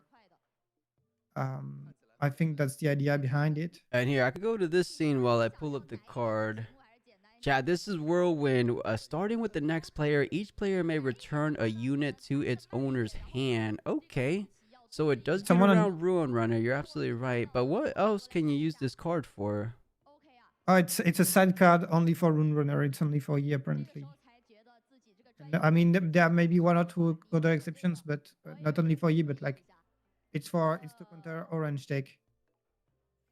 Oh, I see what Alex is saying. You bounce back your own fizz. You use it again. Okay, okay. And Rick's saying unchecked power does it too. Loop is better than Whirlwind. Whirlwind is defiable. And Nurov, wait. Loop is what? Loop is not the name of a card, right? I thought it was the package. Defy has something to say about that? Okay. It looks like we have some disagreements. Some people believe it's good. It sounds okay. I think when you think about like getting your fizzes back in hand to play it again, it seems reasonable. It seems decent. Oh, that's what you call loop. Annie Downwell. Okay.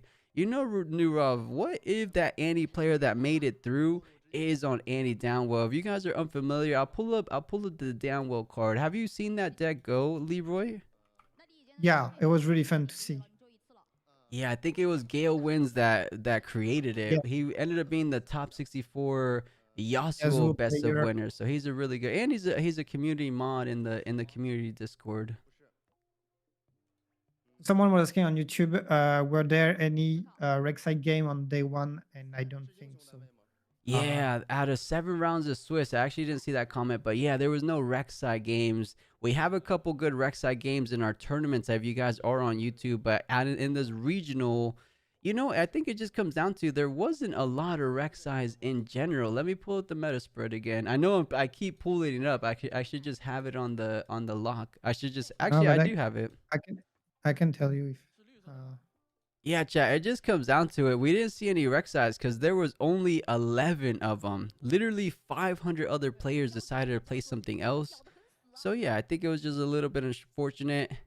That being said, though, we did see, was it one or two Azirs? I know we saw one one. Azir We for saw one. We sure. saw one. Yeah, you know what? We We saw saw an one. Azir and we saw an Ornn, and they were at 12. So maybe we just didn't get too lucky to see a Rek'Sai. Yeah.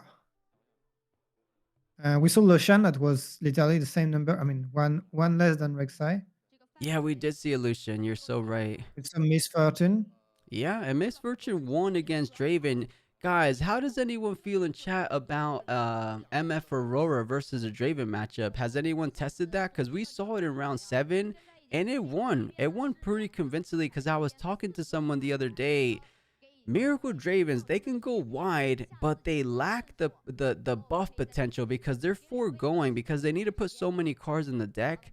They're lacking the buff, the might increases. What I mean by that is, like, they don't have long swords, they don't have spinning axes, they're running minimal amount of blood rushes, so you have to take their might at base value. So if you're able to go decently tall and then protect that with things like I guess the MF situation, you don't have too many might increases either, but Mind Splitter is pretty big, Dead Bloom Predator is pretty big, so if you stack up 2 of those, that's gonna take like 5 units for Miracle Draven just to take down, so it could be decent, I feel. Yeah, that could be something. Honestly, And people Corey, were you saying with make a good point. Corey's saying a deck with rebukes and fighter flight. You would think that Corey, check out the final round of Swiss if you didn't get to see it. I thought the same thing. I thought, you put in more rebukes when you verse MF Aurora, but it ended up being good. It ended up being decent, I feel like.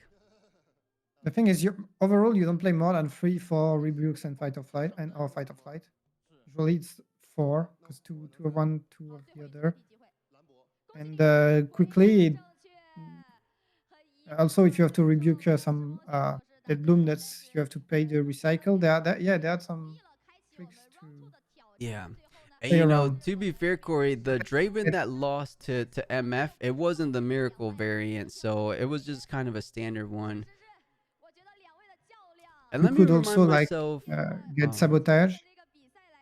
Yeah, Sabotage is good versus Draven too. It takes out those spinning axes. I think that's what he ended up doing in round 7. He took out the equipments. Leroy, have you tested a little bit Aurelia versus Draven? Because they seem to be the best 2 decks right now, at least in China, right? Because Draven was the number 1 represented. Aurelia was the number 2. Because I feel like every time I play Aurelia, it's good into everything else, but it doesn't feel that good against Draven. Have you tested a little bit, or anyone in chat tested that? I did a bit. It's complicated, but what I can say is that it's one of the tougher matchup for Ezreal, and yeah, we will see if Ezreal starts to be more popular, then we will see more Aurelia instantly.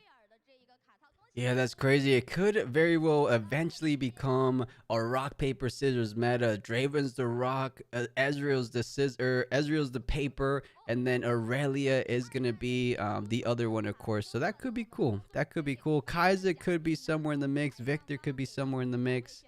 Fiora could be somewhere in there too. Draven And is the Nuroff is skilled tech saying of the it meta. is a rock paper scissors meta, but no one's talking about it. Okay, maybe we're just catching on. Maybe we're just slow to adapt over here. Because all are hiding. Yeah. That's what people are doing. They're all hiding their decks so that the meta in Bologna is going to look nothing like the one in Fuzhou. Maybe, I don't know. We'll see. Yeah, I mean, the Western and the European meta looks always a teeny little bit different than China. So these guys are testing things first. The Chinese TCG scene is still a little bit more newer than it is in other parts of the world. So these guys don't have the best amount of experience when it comes to TCGs in general, but they're still good. Like one player that has experience no matter where he's from was the Omega Zero, right? I think he's been playing Hearthstone and other TCGs for many, many years. So Yeah. he's the reason that I believe in a lot of Chinese players, but maybe there's not too many Omega like Zero players over there. Um, No, but sometimes it's not even that they're better or worse. It's just they have a different uh, way to view the game, and mm-hmm. yeah. I could see that. And yeah, let's see. Nurov is saying Silver Metallic. Oh, is that what you're thinking about playing? Chad, now that we're talking about this rock, paper, scissors meta, what's the play? What's the play for Bologna? What's the play for Vegas? Because do you play Ezreal? Or first of all, I need to see it to believe it. You guys are saying Ezreal is the clear cut winner against Draven. I want to see it first. Or I guess I have to play test it, but it's tricky to find the perfect builder cores. But is everyone catching on to that, or is it I gonna mean, be able to be I've played hidden? when I played as real. I didn't struggle that much against Draven as I thought I would, considering everyone was saying, "Oh, Draven is the big bad wolf" and so on. I was like, Mm-hmm. maybe it's manageable. So maybe it was only because I was playing the best counter. Uh, You know, 20% of Leroy, SPL. looking at this little commercial from the National Open, it just gave me a little side note. Doesn't it feel like they reduced the budget for the regionals this season, or is it just me? Doesn't it feel like it's less like the lights or the glamour from the previous regionals? No, I think it's the same as the other regional. But the maybe we got used to the nationals because we watched it last, and Is so we that got what it is? comparing Cause to. look, I'm gonna show you a Yeah, picture, and Chad, I'll show you guys a picture too. maybe you're right. I Like, was seeing the pictures from day one, and I'm like, man, this doesn't look like the same hypeness as we saw from season one. I feel like maybe they spent a lot of money on season one, and they were just trying to hook people in the game. Now that we're all kind of hooked on Riftbound, they're cutting down a little bit back to just save on some money and invest that on hopefully like more testing groups for Riftbound. But chat, I mean, look how that. Of course, that's the National Open, and then take a look at this yeah, but we would need to find some images from from the Guangzhou. regionals, right? We'll Yeah, look from back the because regionals. looking at the lights and the backdrop, it just doesn't look the same. Like chat, we have to find the old regionals, but the little what's it called? The statue, the Rift statue. I don't want to say it looks cheap, but it just maybe it's just from this position. Something just feels off about it. But maybe it's just me. Maybe we don't have all the pictures. Um, Here, I'll go ahead and put this away. You know what we haven't seen? It's like is they're teasing us, chat. They want to show us the Ezreal legend, but they don't want to show us the actual picture of it, right? They keep showing people taking pictures of the championship promo, but I don't know why they don't want to actually show us the championship promo. Usually in other regionals, they would have taken a picture of this with like a high HD resolution camera. I'm wondering if they're waiting for day two to show that, but because we've seen that metal hand before. Have you guys seen that notorious picture of the MF promo on that metal hand? Why haven't they shown us this yet? Yeah, that's a good question.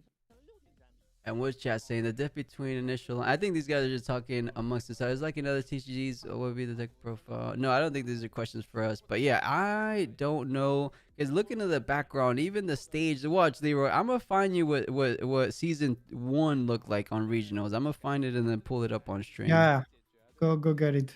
Let's see if they completely ripped us off on set two. Yeah, I don't know about rip this off, but I think they're just hopefully saving money for more printing. You might as well get more cards in development, or not development, but in printing production. I would have to scroll really far down, chat. Actually, you know where I could find it? I remember where I could find it. I need to do this again, but I used to write articles for our website, and I think I have some pictures there. Let me see. Yeah, look, Leroy, I'm gonna pull one up for us. This was the regional chat. Doesn't this regional look a little crazy? And how, like I'm saying, plus that is what other TCGs that as Ezreal list would be promoted on multiple YouTube channels at this point, right? Yeah, true, Alex. If there was a true crazy strategy, they could benefit greatly from doing like a Metafy guide or a YouTube viral video. But Lyra, do you see what I'm talking about? How it looks a little different? Just look at the stage. The stage with the Yeah. lights look crazy. Yeah, no, I see what you mean. Mm-hmm. Now the question is it does just this regional or will it be like this during all set two? Yeah, cause like even the first regional ever, I remember this picture here. They don't. I don't think they have this stage at the Spiritforged regional. But you're totally right. This could just be the Fuzhou regional, Peugeot, and maybe the like that. Chengdu one next week is gonna be a little different.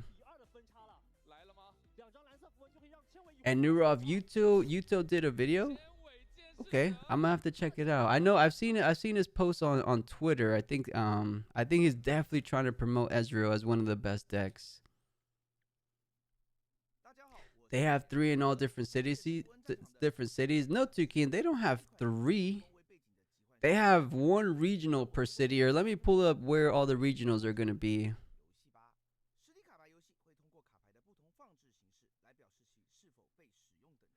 I have them here in our Discord. Fuzhou is the first one that we're watching now. Chengdu, and then Dalian. You think that's how you say it, Leroy? Dalian. Huh. Where is it written? Wait. Event schedule. If you scroll up in the caster chat all the way to the top, event schedule. Chat. And then Neonjin or Neonjin.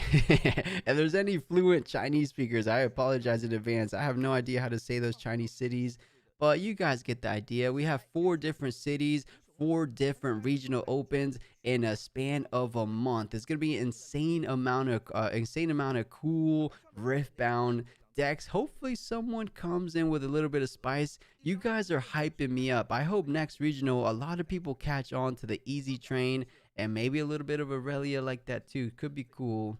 There are a lot of options for easy to run. The question is, what do you cut? Yeah, Alex, me and Leroy were talking about that before. Yeah, We were exactly. saying Ezreal might just have the most amount of good cards, right? Watcher, Arcane Shift, Frigid Touch, Fizz, Call Shot. Speaking of Yuto, let's try to find his list. Does anyone have Yuto's list? If anyone could post it in chat, I could pull it up. Yeah, that'd And, be neat. and Jala, round two's taking so long because it was 2-0, so it didn't even go to time. Yeah, and Jala, it was a quick 2-0. The yeah, players were playing fast and he conceded really quickly because he had no draw, so that is understandable. But yeah, we would have time to launch a quick game of ourselves and entertain the chat. yeah, right. We could have played play some games with viewers and stuff. We might do that if we think these breaks are gonna be long. We might as well. Um, but yeah, Jala, it's because there's untime, so there's people gonna be playing out an enormous amount of, or I don't know, but I hope it's not gonna be taking too long. But because it's untime, I could see it go like decently long. You think there's a limit though, Leroy? It's on time, but at one point do the judges step in? Like you can't have 2 hour game, right? There's no way. I don't know. Uh, when you play for other games like so I used to be in the Valorant scene, and when there are some Swiss rounds, you have to wait that everyone is done, and sometimes one game will take an hour and a half, and most of the team will have to wait for 45 minutes. So I don't see why it's not possible. Well, technically, if you guys look above my head, we're overtime right now because first round was supposed to start when it did, and then the top 32, the round of top 32 was supposed to start 12 minutes ago. So they're 10 Yeah. minutes behind schedule already. And Future, what do you guys think of Kaiser versus Draven? Hey, Future, is that Future from Spain, or are you a different Future? If it's Future, good to see you because I know we met up in Houston, but if you're a different Future, what do I think about the Kaiser Draven?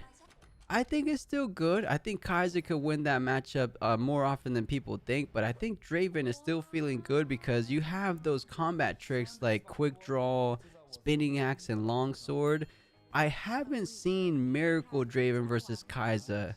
Has anyone have experience with that one? I feel like you just go too wide for Kaiser.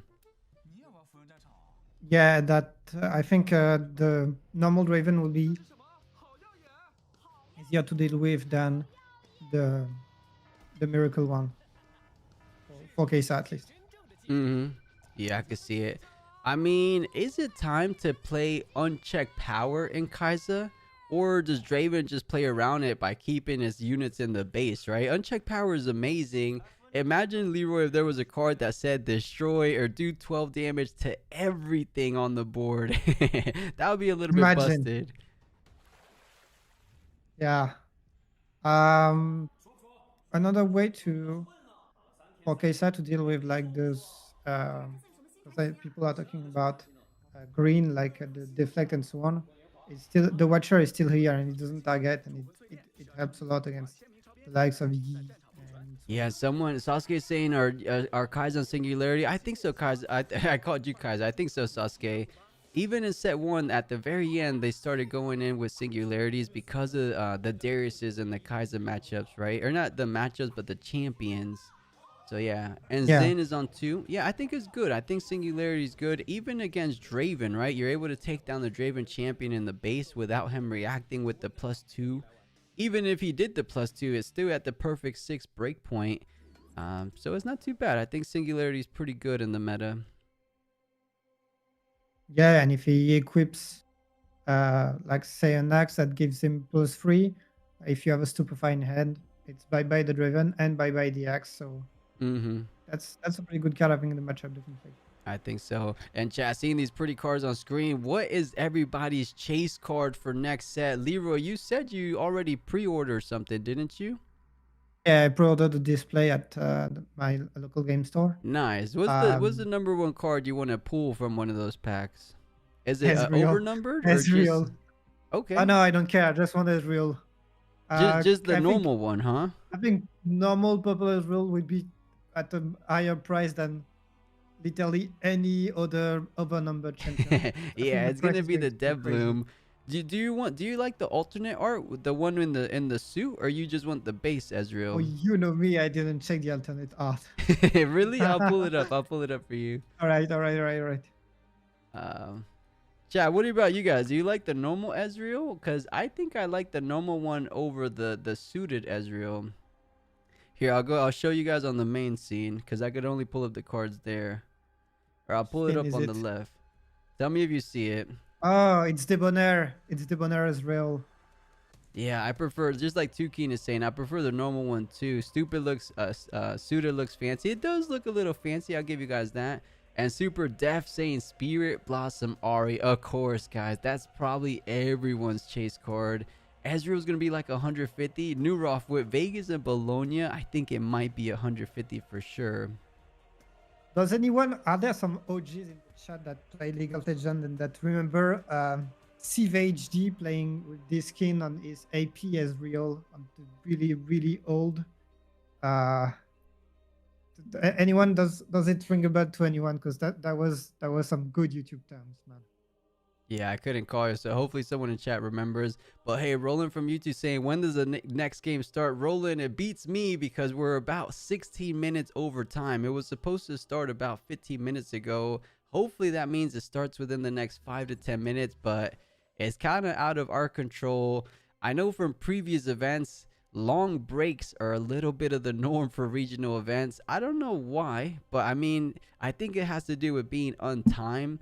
I was telling Leroy before we got started, I was hoping the breaks would be shorter because you only have to manage 64 players, right? Yesterday you had to manage 500 players, so I thought it would Yeah, be a but little bit if easier to there's do like a so. technicality and a game that goes on for long, and then even those players need to catch at least a 10 to 15-minute break for it to be fair. Yeah. It can drag on so too super long. Yeah. Yeah, and I wish there was a way, like, if players were on like game 2 and going into game 3, they would be like, wait up, wait up, wait up, don't start yet. Come to the featured match and play your game 3 so that we can actually watch a little bit more action like we do in our events. Whenever we have extra time, we just try to find another match. But granted, we're on online, right? So we just type in a little TCGA code. You don't have to move a whole Yeah. two So decks to another table. what they could have done would have been, because it was so quick. So there were probably some game three of another best of three that could have been played there, and the players could have moved, so they didn't have to move everything. Yeah, yeah. I think But they but messed up by not doing two feature matches, right? Because in Houston yeah, we had two feature matches. I would imagine in Bologna they're gonna have two feature matches, and then hopefully in Vegas too. It's almost like the norm. Didn't I'm trying to remember back? Did the first set two or the set one regionals have two? I can't remember. I don't remember either. Uh, Yeah, and Swanee or Sweetie, I'll call you Sweetie. Edie. I'll call you Sweetie. Sawiri, What is it? Sawiri, I So don't know. weedy. Okay, so weedy it is, but Sawiri, he's saying funny how normal arts are just good, if not better than the alts. Yeah, a lot of them have been like that, right? Let's try to find another example of that, because I remember when some of the cards came out, I'm like, man, the normal versions just look better. It wasn't Yone, because the Yone one was better, but what cards am I trying to remember? I think one thing is that uh, they are using skins from League of Legends, obviously, and so sometimes the skins are made to be goofy, and so they will use the skin because they are really popular. But for some players that don't know League of Legends and that just want some pretty cards, it doesn't appeal the same way. Yeah, I just remember which one I thought. The Lucian champion, the Fury one that doesn't really see play that much, but this artwork is way better in my opinion than this one. Why can't I open it? Man, why is it so zoomed in? As the pulse fire, yeah, Yeah, Chad, tell me. Oh wait, I can imagine. why are they so different in size? All right, either or, you guys know what I'm talking about. I think this one with the crossing of the guns looks so much better than the alternate version of him shooting, but maybe I might be the only one on this. Let me know. Yeah, and soon there will be like they're gonna start to make all the skins from the previous world champions, and the prices are gonna go crazy on these ones, I can tell you. Yeah, it's funny that they're not trying to make the alternates one. Another good example was the Rek'Sai one. Like, that's the base. Doesn't this look like the alternate art versus the actual alternate art, which is this one? I don't know, Chad. Am I alone here? I like this one way more than the alternate art. Like, this Rek'Sai looks so badass. Like, you got like the llama and the human. Yeah, Alex, I'm right there with the base looks so much better. I mean, this one looks cool, but this one just looks way better. Yeah. And someone um said the Jinx, the ones that League Legends of Runeterra skin are from League. Okay. I'm a Kaiser yeah. believer. Very fun deck. Hope to see it continue doing well set 2. Cole, have you seen Kaiser do some good things already? Because I think she's pretty good. Right now, she's number 3 in the top 64 in terms of meta share. I think she's good. I think despite the little erratas to Falling Star and Acathian Rain, she's still feeling okay. Funny enough, she even just won our last weekly. Oh, and yeah they're saying the OG Jinx. I don't remember the OG Jinx. Let me see. Oh yeah. I know exactly what you're saying. Do you remember the overnumbered Jinx? no, Yeah. did The one that had like some graffiti art. Chad, is there anyone that likes this Jinx better than the base Jinx? I don't know. I can appreciate the like the artsiness of it, but I think I do like the base one. There was for Jinx. There's also an oh no, it's an champion because I know there is the arcane version. Okay. Where is this from? Is this from Uh, Arcane? No, I don't think Arcane had this kind no, of I don't. artwork. No. But I check here. No, okay. I got the arcane. It's you can yeah down tilt over Okay, arcane. I think people like it because it is overnumber, and I think they're saying it looks better in person. I could get that. I think it could look cool, way better in person. And at this point, we've seen this standard Jinx so much that I kind of like to see something a little different. So I think this one, I'll vote for this one. But I saw it signed in person, looks worse. Really nice. Okay, maybe to each his own. Maybe some people like it, some people don't. But chat, when is this next round? This She's is got definitely a this. little bit of a longer break than we were used to from yesterday. Yeah, definitely. Uh, I mean the game was so quick. I can understand, but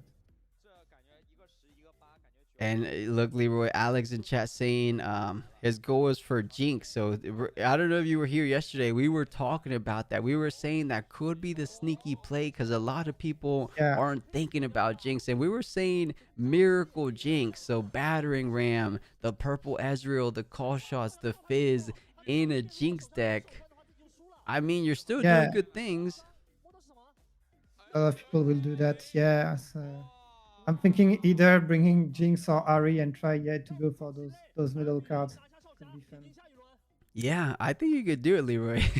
I think if you bring Ori, there's a good shot. Is it gonna be your first like TCG paper major event, or have you been to something like that Yeah. before? Oh, no, never. Nothing like that. Okay, what would be like the closest thing that you would compare it to? That I've done. Um, Or maybe nothing like that. uh, Depends as a player or because I was manager for feminine Valorant and they were at pretty high level, so that was Okay. something. I created the team from my school when I was in school, and attended to some big student events. Something else, but and I did one or two LANs. But as a player, no, not that much. It was Yeah, mostly more online. so on the organization side. So Yeah, I could see that. It is a little different as a player, but I think you're still gonna enjoy it nonetheless. It should be cool. I know regionals in general like nothing else. There are so many players and everyone in there love the game, right? So there's not a place that you can go where you see hundreds, if not thousands, of players that all like the same hobby that you do. Usually when you go to a local, it's just like 20 people that like your hobby, 30 people that like your hobby, but this is like everyone in the room enjoys Riftbound. So it's super cool. You don't get that anywhere else. 20 people going for with Jinx Miracle to Bologna. Maybe at this point you're better off bringing Annie Miracle. Yeah, I can see that. Annie's a good deck right now. That's the deck I was playing before I saw Draven Miracle. And I'm not playing Draven Miracle. I'm saying I was just playing that before the Bologna winner did.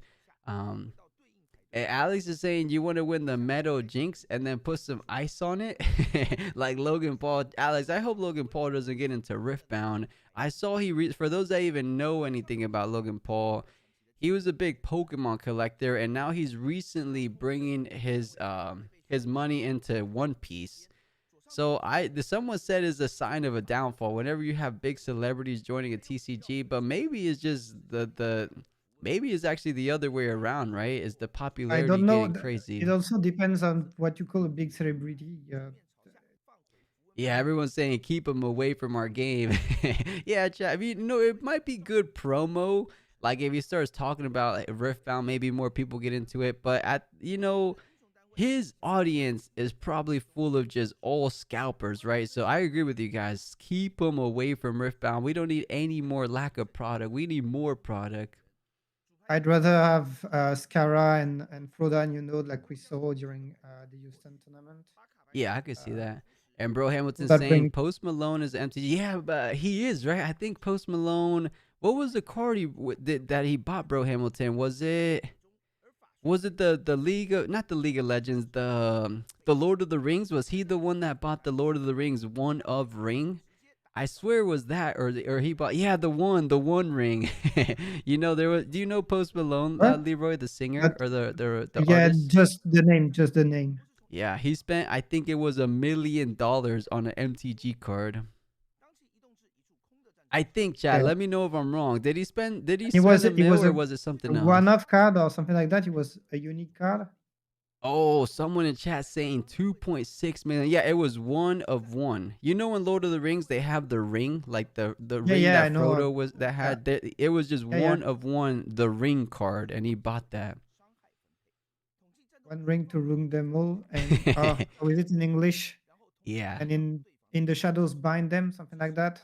yeah, I guess so. Yeah, I some people only were know saying it's the French priceless, one. but it's priceless. But you always have to find a buyer because Post Malone is an artist, right? He makes millions a year. Who are you gonna sell that card to? Yeah, it could be invaluable, but who's gonna buy it off you? You need another celebrity that's just randomly into MTG as well. And I don't think there's very much, chat. Like, who are you selling it to? Just a company, like an MTG business that has been flipping cards? Like, what's the channel? Um, Tol is with the T. Tolarian. Oh, why is it fading me? Tolotarian, you know what I'm talking about, right? He has a good amount of money, but I don't think he's gonna be spending 1.6 million on that card. So I don't know. It's always tough buying those cards for that kind of money. Yeah, the community college Seffi, that guy on YouTube, he's always a big collector.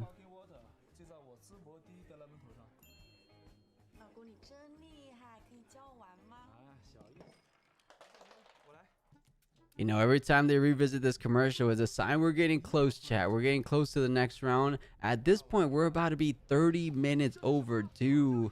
But Alex is saying, at what point did we get to the point where We we have have to check. 100 legends and some guy just comes in with one of one deck to get one of metal card with 10k? Oh, Alex, that's not going to happen because at one point, probably 3 sets in, maybe 4 sets in, they're not going to be giving away the first set metal cards. So it's not going to be a forever thing. These set one metal cards, which is why they're so valuable now, you're only going to be able to get them in that first initial season of the first wave of regionals. Because about 5 sets in, they're no longer going to reward if you're going to bring in Annie or Jinx or Ori. So yeah, they're not going to give away like hundreds of metal cards. Oh, and that makes sense, Tyler. He's saying, Tyler from YouTube saying Post is keeping it forever. He got a deal on it with the guy because he was selling. I guess so. You just take it to the grave. You pass it to your kids as a little relic, saying, "I am the only person out of 7 billion people on Earth that have this." So that could be special. That could be pretty cool. Yeah, especially if you pass the one ring to your grandkid. Symbolic is pretty big. You know, and it's always funny because sometimes your grandkids or your own kids, they tend to not value things as much as you value. So you know, you spend all that love caring for the card, and the next thing you know, your next generation ends up like bending the card or something. I hope not, but sometimes it ends up being like that. Do But you as know in this diversity, the story of this one game where they made a puzzle that you have to find? I think it's Trials or something like that. It's a motor racing game, and you have to. There were so many enigmas in the thing in the game that you had to solve, and you had they all led to like 4 keys, and the developer said that in 100 years, if you go with the key to a certain point, you will get a special reward. So basically, they went completely crazy and made a puzzle that is over, or like an escape game that is over 100 years. I don't remember exactly, but wait, it's they, real life or a video game? the enigmas were in the video game, but the keys were real. You had to find the keys Oh, from the game. Uh yeah, it was completely crazy. And there's I one never key heard of that is that. on the server. I don't remember the name of the game. Is it Trials or something like that? If anyone in chat knows what Leroy is talking about, let me know because I never heard of that. That sounds real cool. That sounds like a one in a Yeah, yeah. lifetime The type game is thing. called Trials. It's a racing game. Okay. You know, it sounds Uh, like if anyone knows Hunter Hunter, the I think they're called the Hunter exams, right? What was the thing that they had to do somewhere in the middle of the show? Was it called the Hunter exams? Or have you ever watched Hunter x Hunter, Leroy? Oh yeah, yeah, yeah, yeah. I've seen it several times. Chad, is it called the Hunter exams? But either way, what I'm trying to get at, someone made that in real life. You go ahead and compete in those exams in person, and you have to do all these challenges to get your little badge that you did it. So I thought that was funny, similar to what you're bringing up. And Nicholas is saying, what the ETA to next round? Chat, we don't really know because the We don't ETA know. is on the screen. If you guys see the camera behind me, The ETA is 30 minutes ago. yes, thank you, Leroy. The ETA was quite literally 30 minutes ago. And as we speak, there we go. We see these lovely casters back on Finally, the screen, which means they we're look so only good. moments away. I'll go ahead and stand up just to get a little bit more excitement going because I think we're pretty close to getting that round of 32. Let's make our predictions now, Leroy. What legends are we going to see? Well, there's a world where there is only only Driven left already. Uh, Imagine all 32 are going to be Dravens. yeah, so no, I'm gonna bet on like Kesa or Irelia. Those are the Okay. most likely to appear That'll be right fun. now. I would love to see an Irelia. I would even like to see a Kaiser at this point. Anything but Draven just yet because I'm willing to bet. You said 32 Dravens. I think we're going to get full 8 Dravens in Top Cut. Where did you That's see that possible. set 1 best of are no longer offer with set 5 comes around? I thought it was all set legends. Horny and Alone, great name by the way. I don't know exactly where I saw it, but I think it was the game director. Dave said something along those lines that you're not going to be able to just win the metal cards forever. He said they're not going to be one of one, but he also said they're not going to be available for a lifetime, right? Like set 10 comes I around, you mean, can't win a anyway, Jinx. anyway, I think after set 5, there's a reset, right? There started to be a rotation, and I think from starting set No, 6, is it set 5? No way. I think that's too it's early set for a rotation. 10. Is it set 5 or 10? I don't remember It that. has to be 10. Chad, let us know when the rotation. I think the rotate 5 sets for a rotation. 5 sets is when the game gets good. There's no way rotation happens in 5 sets. When Yeah, when set set 9 comes 10. up, set 1, 4 rotates out. Okay. Yeah, I they thought it said was two starting years. set 6. Okay. Yeah, so 2 years in a rotation is set 9, chat. Set 9 makes sense, right? Like set 10, you rotate out, which is fair, which kind of keeps things interesting in the long run. I just don't love the idea of rotations, but it's kind of give or take for TCGs because you just can't have every card available. Because right now, what rotations tend to do is they kind of split the format, right? You have the standard format, and then you have the quote unquote modern format like MTG or Infinity, like Lurkana calls it. So I don't like splitting the audience like that, but I think it just is what it is for TCGs, right? You have a format where everything is legal, and then you have the rotated format. So it's tricky because then sometimes we have regionals in the all cards are legal format. Some regionals are just standard. I just want to play regionals with like one kind of format, but maybe that's just me. That's something I'm not too scared of with Riot because they might allow those two formats, but there will be a main one that will be there that will not move because of how competitive their designs are. So it will be there. It's like TFT. There is a ranked for 2v2, but all the tournaments are in 1v1. Okay.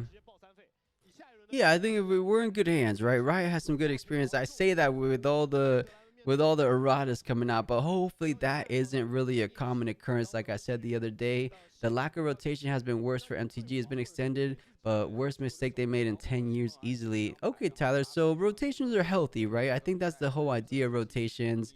So we'll see. We'll see how it goes in, I guess, another year and a half. Cause, or wait, we're not even a year in. A year for Riftbound is October. So if it's every 2 years, we have some time, chat. We have some time to enjoy the initial season of Riftbound, if you will.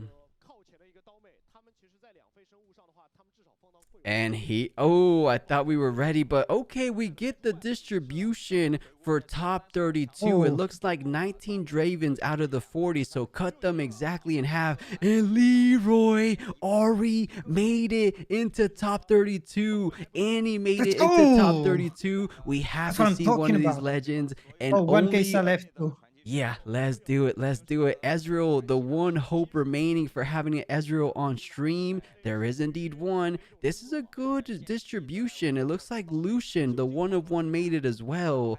Oh man, this could be a good round of 32. Who are they going to pull up on the stream? More importantly, who is going to say yes? Because I think you could reject being on stream. But at this point, just give us some good games. I'm already I'm pretty over this break. I'm ready to jump into the next match. Yeah, and Draven got negative conversion this time, so that's good. Yeah, you're totally right. More than 50% of the Dravens ended up losing. And oh, we have a player on Team AI. This has to be a good matchup. Both of these players have made it all the way to the final 32 players. As we said before, the tournament started yesterday with 511 players coming out to compete in Fuzhou, and now only 32 remains, and our wish has been granted, Leroy. It will be the only That's what Ezreal I'm talking remaining. about. Oh yes, chat. Ezreal or sleep. It looks like we won't be going to sleep anytime soon. Nobody goes to sleep, even not me. Okay. Oh, Ezreal versus Aurelia. That is the Oh matchup no. we were saying we wanted to Oh see. no. A poor boy. And chat, all I did was refresh the stream just to make sure we're all caught up. So at EZ versus Aurelia, we were just talking about it, a little bit of a rock, paper, scissors. Does Aurelia indeed take down EZ? And what are the odds, right, Leroy? Out of all the decks EZ could have versed, why is he going to be versed and paired up against Aurelia? That's just unfair, but that's just somehow sometimes how it goes, right? Yeah. Don't worry. He's got this. He's got this. Let's go. Yeah, pretty good battlefields. I don't really know what paper tree's about for Ezreal, or is that paper tree? Actually, the paper tree has to be for Yeah. Aurelia, right? Uh, I mean, maybe Oh it's so no. funny. No, it's far as real. Yeah, interesting. Paper tree usually more Does so in that the decks mean that that want to go long. They want to ramp maybe, up. What was that? maybe he cut the seals, and that's why he's playing the paper tree? That could be something. I could see that. I mean, we're going to see what kind of strategy he's deciding to bring out for this top 32 round. But Aurelia, of course, being calm, being chaos, you benefit so greatly from the Dreaming Tree. And on top of that, you're already drawing a decent amount of cards. Dreaming Tree is going to be allowing him to keep his hand extremely healthy throughout this match. But Ezreal, no stranger to keeping his hand healthy as well. But this could be a little bit different. Let's see what he has in his opening hand. I'm seeing some good cards already. There are you. Yeah. I saw the Watcher. I saw the money maker. The how was it? A card shop. The card shop, Mm-hmm. right? Yeah. So yeah, he probably cut the seals, looking at how many golds he wants to create. You know, trying to put one and two together, he has Paper Tree. He has cards like Card Shop to generate power resources in the terms of gold. Is this Ezreal running Time Warp? Maybe even more than one Time Warp. He's trying to expedite that runes to get to the late game, maybe to try to go ahead and try to do some kind of Time Warp shenanigans, of course. But let's see the round of top 32, Ezreal versus Aurelia. Who's going to be moving forward into the round of top 16? Let's see who's going to be on the play. It looks like he did the hand signal, so EZ will be going first, picking up that first two runes. And does he have a turn one play? At the very minimum, he will have a stacked deck. So let's get a little bit more of a glimpse to see what the top three cards are off the top. Oh, Is he going to get the other stack deck? And okay, so he's playing the Mind Splitter. He's playing definitely cards that I don't play. Yeah, did you see what card? That is impressive that this is the last Ezreal standing. I believe that's a pit crew. When you have a gear, you Yeah. enter readied, or let me pull it up just to get the exact text on that card. Okay, it Okay. reads when you play a gear, you ready me. So that was the pickup off the stack deck. Passes it on forward. Aurelia goes ahead and curves out with a nice little lonely Poro. And speak of the devil, the pit crew will be hitting the board. And he's like, wait a minute, I have What's never this seen card? the pit crew before. All right, so he plays literally so many cards that I don't play, and apparently the chat is on the same page as me. So maybe he cooked something, is in the future, and nobody knows, and he knows. Maybe he has seen the truth, and we're all watchers, we're all sinners compared to him. Oh yeah, he's figured something out. Aurelia keeping things rather standard. Gonna be hitting the board with that Aurelia Fervent Champion just to get it nice and early before any kind of things like Singularity come out. But granted, Easy is on 6 runes. Actually, no. He's on. Actually, yeah, he is on 6 runes. Singularity would be insane right now because Aurelia completely tapped out. But it looks like that's not really in the hand for now. Card shop would enter ready or would allow that pit rookie. I call him pit rookie, but the pit gear to enter ready. Yeah, So he pushes up, gets the conqueror, and if he develops out a gold, he could ready it and retreat it. So I'm seeing some I kind think of that's gonna potential be the play. synergy. That's definitely going to be the play. You don't want to drop easily this card to Aurelia to give 3 miles for free. And he passed on the gold token. Okay. Now he retreats, of course. And is he going to develop something else? I think.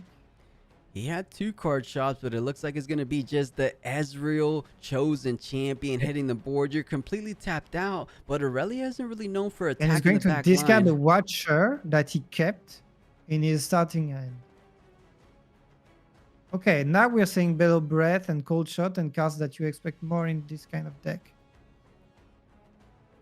Yeah, I think perhaps preparing on for the next turn, looking to be a rather good one. Has some good cards. A double call shot turn could be very impactful. You have 1 gold to get full use of one of those call shots. Maybe you're going to just have to force to recycle one. And a charm, not having none of that for the next turn. You're completely tapped out, even if you could do anything about it. Before it's going to be hitting the trash. You want to benefit from that repeat discount from Ezreal. So you are gonna try to do called shot, but a discipline coming out just to get the +2 draw.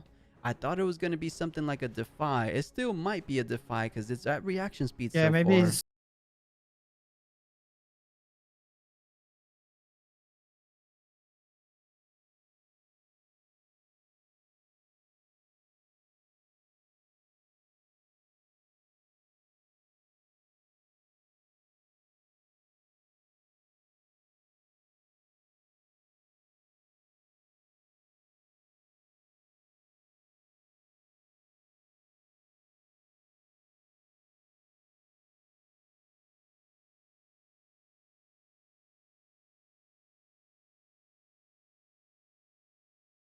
Get that back on the board because if you come in unreadied, you have to go ahead and expend a good amount of power to do all that kind of Aurelia stuff that she's known to do. And yeah, you said it, Leroy. We're seeing some great cards. Bellows Breath, the Mind Splitter. I think I saw Wages of Pain in there as well. Let's see how he's going to try to maneuver around this Aurelia because I'm a little bit scared with Aurelia having 4 runes available to her. yeah. So of course it will go onto the paper tree, and Aurelia is going to ride the wind to get there. I've not seen any hard bargain so far, so I don't think this will be defied.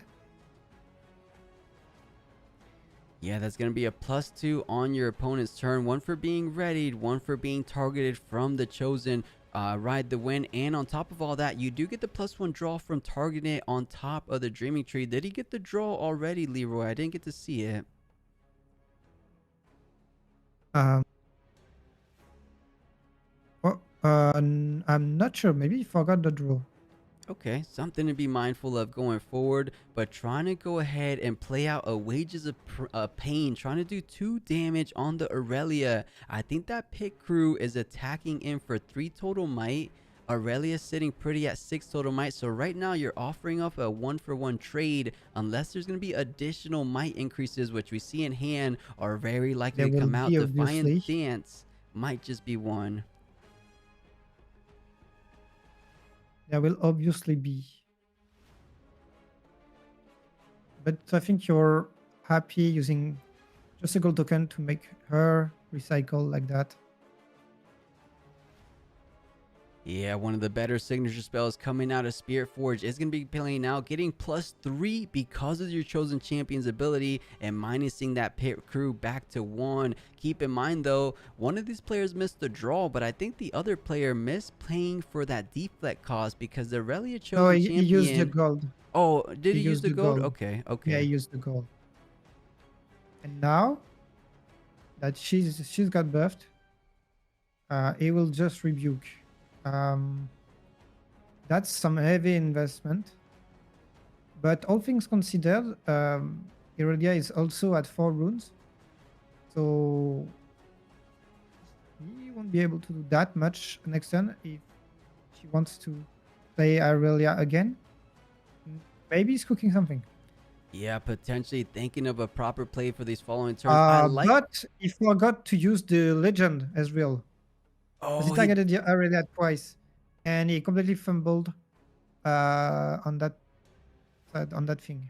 You were absolutely right. He targeted one for the Wages of Pain. He targeted twice for the Rebuke. But forgetting a +1 draw could make a big difference in the end. Every little step matters, especially when we're talking about the final 32 players, of course. You don't want to try to do that. To be fair, though, both of these players have missed a draw, so potentially equalizing it in a sense. Card Shop is going to be getting additional point for the hold, going up to 4. So kind of as it stands, doubling the point. But did you see the card that hit the board for Aurelia, Leroy? That is the Draven Audacious. Yeah. We saw how powerful it is in the hands of Aurelia. And you want It's to such a great deny comeback mechanic. combat against him. And the call is going to be played, which gives you a gold token when you conquer, which is pretty much the same as in League of Legends. And with this call, it will ready the pit crew and then get it back to base so that Draven cannot have any combat to play and get a second point immediately. Right now, the Ezreal player is managing to control the tempo of the game. Let's see if he can keep this on with such a huge card for the Irelia. Yeah, he's definitely bringing something a little bit different to the table. I'm loving the synergy with Pit Crew. And funny enough, he almost got charmed from that. Or no, it was the Easy that got charmed. But he almost had that Pit Crew destroyed from the Ride the Wind, but able to save it. But now Draven gonna be pushing onto that Dreaming Tree. Lonely Poro won't be the target for Ty Turner. It looks like he just wants to have at least 1 unit in the base to try to push the paper tree going forward. But Lonely Poro does get oh, interesting. Okay. Okay. Choosing Ty Turner as the chosen trigger for the Aurelia Legend, swapping places, readying Lonely Poro to go ahead and Good play, conquer the good play. paper tree. That's interesting. He's putting some powerful tempo to try to match the points that have been taken by the Ezreal player. Those are not the most valuable plays. I don't know how to say it. Sorry. Yeah, you got it. But it's playing really well with the mechanics, so that he thought first about putting the Poro in the right place, then to be able to ready it and then to send it. It was a really good sequencing there. That's right. You know, our speculation was right earlier on. We were like, wait a second. He has a lot of gold generation tools. He has the paper tree trying to get to that late game a little bit faster. He does run time warp. Let's see if he's going to find a perfect opportunity to let that go. If you find yourself at 7, holding into a time warp is going to be guaranteeing a win. If you find yourself at 6, holding 2 battlefields and you time warp, you end up winning the game outright on that turn. Of course, a whole lot easier said than done. It takes a whole lot of sequencing, a whole lot of foresight, but Ezreal is playing really well so far. So if anyone can get it done, he should be able to do it. So far, he doesn't have enough runes at the moment for a Time Warp of course, but trying to think 1 to 2 turns ahead, he could be set up for a Time Warp type finish. But I think this Yeah, battlefields for Aurelia might be a little hard to take down at the moment. this being said, if he manages by, I don't think it's possible, but if he manages to conquer the both battlefields right now, he wins because of the Draven passive, which would give him 1 point. Oh yeah, if he wins a combat, he goes to 5, holds to 6, Lonely Poro goes to 7, so he wouldn't win just yet. But basically, No, if he if could, he's at 5, so he would win. He would go if he oh, if he conquer takes both the battlefields. yeah, yeah, I That's know what you +3. mean. Mm-hmm. Yeah, but I don't Definitely. think that's possible. The defense is just way too high on Irelia's side, and it's super scary to engage in a fight with Draven. If your opponent still has enough cards for a defy or a not so fast or so on, that you are not sure that you can control it. Um, Oh, was he trying to target the Draven Audacious? He fights or flights the own pit crew, but keep in mind, every time you pay a gear, the pit crew is going to be allowed to ready, and that's not once per turn, that's every time you play a gear. So if you have some kind of gold generation, you should be able to bring it up, and at the yeah. very minimum, he has the boots of swiftness. He's going to be able to play 3 energy to essentially Plus, ready the pit crew. I if you like have these enough plays for the coming Mind out. Splitter, oh, he's not gonna play the Mind Splitter. He's going to play the Boots of Celerity. I don't know if that's the name in the game. And he will go again on the battlefield, going up to 6 if he manages to conquer. Is that a Yeah. downwell in this game? And I like what I'm seeing because Pit Crew, as we said, he's able to ready. Now that he has the boots of swiftness, if it goes ready, he does have the capabilities of ganking over to the other battlefield. He gets a gold for the call. Look at this synergy coming out. The gold generation from the call itself is going to be allowing him to do a potential gank, but kind of doesn't like that game plan. Does see the available runes for Aurelius. He's going to be able to play it safe. Doesn't want to let go of any more points that he needs to if he so happens to lose the combat against that Draven Audacious. So plays it in base, keeps it nice and safe for a future push, stays at 6 points. I think this is very well played from Ezreal. All you need to do is take one battlefield next turn and time warp. Do you have enough runes? 2, 4, 6, 7, 8, 9. Time warp is 10, isn't it? I think you're one short. Yeah. No, he doesn't have enough for the time warp. Did he get the extra room for the Conquer on Paper Tree? A paper tree is about holding. Oh, that's what it is. Okay, I thought it was on Conquer. Actually, no, because he needed to be at 6. But if he had managed to like get on the point and let his opponent hold, he could have been at point. Mm-hmm.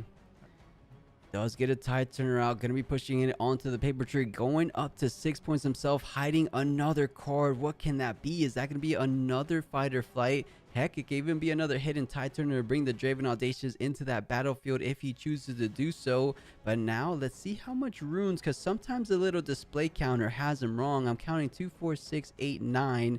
So out of the range of Oh no, time it warp. was 9. Was it It was 9? 9. I Okay. counted the runes. Yeah, it was 7 last turn. Pretty sure. At the least though, he does have a mind splitter. He kind of has it at the forefront of his hand, which always signifies that that might be the likely card to be played out. Look at the judge looking at his hand.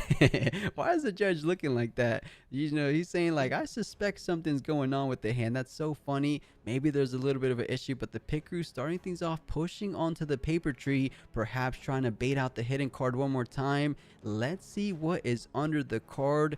Is he gonna reveal it? Or is Tide Turner just going to be going down for nothing, essentially? I would imagine he hit it there for a reason.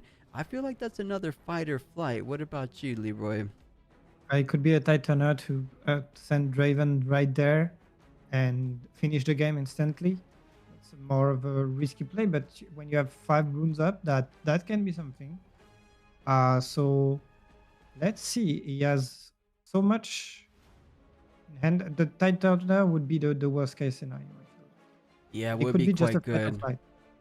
I didn't get to see the full breadth of Ezreal's hand. There could be like a rebuke or something to send back the Draven, but if there's not, that could be a really good play for Aurelia to kind of sneak out a win, because you get a win for the hold, of course, if Tide Turner stays, but Card Shop's still in the back, so maybe you're not going to win, because remember, you can't win from the ability conquer or the ability gain point and the conquer in the same turn. You still need to hold both battlefields or conquer both battlefields in a turn to get up to 8. So we'll see. I still think it's a good play, but doesn't reveal the card. Wait a minute. Oh, it has to be a switcheroo. You wouldn't play Defiant Dance before the hidden card if it's not a switcheroo, right? Actually, wait. No, no, no. That's the other way No. around. Yeah, no. Does that mean it's a fight or flight? And right now it just wants to kill, which I don't know, because you're killing the unit that has all the gears. Yeah. Uh, Yeah, all so right, he's he's just trying creating to 2 floating win. mana. Yeah. That means it's like, okay, this is now or never. Because then the next, yeah, he's not thinking I can make this go to the next turn and win by time warp. Yeah, that's what he's hoping Wait, for. I didn't get to see the first pickup, but the second pickup was going to pick up a Stupefy. Still going to be a little bit out of the range because the Defiant Dance does go down to 0, but actually you do have 2 gears to bring it up. The Swiftness is going to be 2, the Cull is going to be 1, and then your base is going to be 3. So you're sitting at 6 total might minus the 2. So you're currently at 4 to 4. That is what they're trying to trade up as it stands. Do you have any more might increases? The Wages of Pain, trying to bring that might effectively down to 1, but you were already trading. Is he gonna follow that up with something else? Because it was already 4 to 4, I believe. yeah, and if it's 4, it can just stupefy behind. Pick Yeah, up the stupefy. fantastic play. We're used to seeing that Uh, from like things like yeah, Kai'Sa. exactly. With the Extec Ray. Yeah, he had exactly 3 HP. The Stupefy bringing it into the range. Or actually, no, he was 6, 3 damage, so 3. And then Stupefy bringing it down to 2. Shouldn't it be, what are we missing here? No, no, no. Stupefy brings us to No? 5 with 3 damage. That's what we're missing there. So he just effectively has 2 HP, but he's still trading. The Stupefy was just a draw 2. 1 for the Stupefy, 1 for the Ezreal Legend. And now it's almost, you have to do what you have to do. It was a hidden card, hidden there for a reason, and it's a Tide Turner. You were totally right, Leroy. Is the target gonna be Draven though? Interesting. No. No, it's not Draven apparently. Tide Turner for Tide Turner. I think he's just gonna be trading just a Tide Turner for no good reason. That's 7, so he's at that break point. If he had enough runes for a time warp, it would be incredible here. But keep in mind, guys, Draven's gonna be able to hold a 7, and I did see an Aurelia Fervent in hand. If he has a way of targeting it, he might just very well be able to push up to his 8th final point on this very next turn. This is looking a little bit tricky. I did see a great card, Leroy. I saw a Frigid Touch in Easy's hand. Yeah. That could be a way of stopping him from Aurelia getting to that final 8th point. So I would only imagine he's going to hold up a couple runes for that kind of attack. Yeah. So that means you are, I think right now you don't want to be spending any mana into Aurelia mana that is already up. So I think you just want to stack the other battlefields and get your 8th point from the old. Because now if you spend mana, Aurelia can just answer it, but if she doesn't, all the mana she won't spend right now will be lost. So yeah, better bet. I think your best bet is to go for the old. And I don't know, trying to finish right now seems way too risky, because if you don't, it's definitely over, and she has as much mana as you to deal with everything. Goes ahead and plays out a Bellows Breath, doing 1 damage apiece, 1 on the Draven, 1 on the Tide Turner. So Draven going down to effectively 5, and the tide turner going down to 1. Still out of the range of a card shop trading for both of those Oh, units. he repeated it. I think he Oh, repeated. 2-2 then. So 4 and tide turner should Yeah. be dead now. Unless Aurelia has something to try to combat trick his way out of it. He's going for the kill right now. Oh, like we Okay. said, he has Frigid Touch. If there is no counter, but I think it's an Aurelia legend, right? She has to have the counter, but the gear gets played out. The ganking goes online. Ganks over with the pit crew, sends in the card shop. The rebuke gonna be played out. Is there a hard bargain? No, there is nothing like that. So pit crew gonna be going back to hand.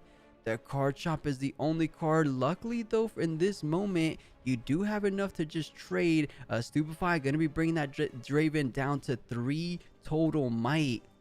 Or not 3 total And if he might. uses, if he's got a not so fast, he can use it right now, but then he won't have it for the Frigid Touch. Yeah, I like how he's playing. He's saying, I am baiting you out to use your final counter. I Okay, didn't okay, really this want guy's the in the Stupefy. future.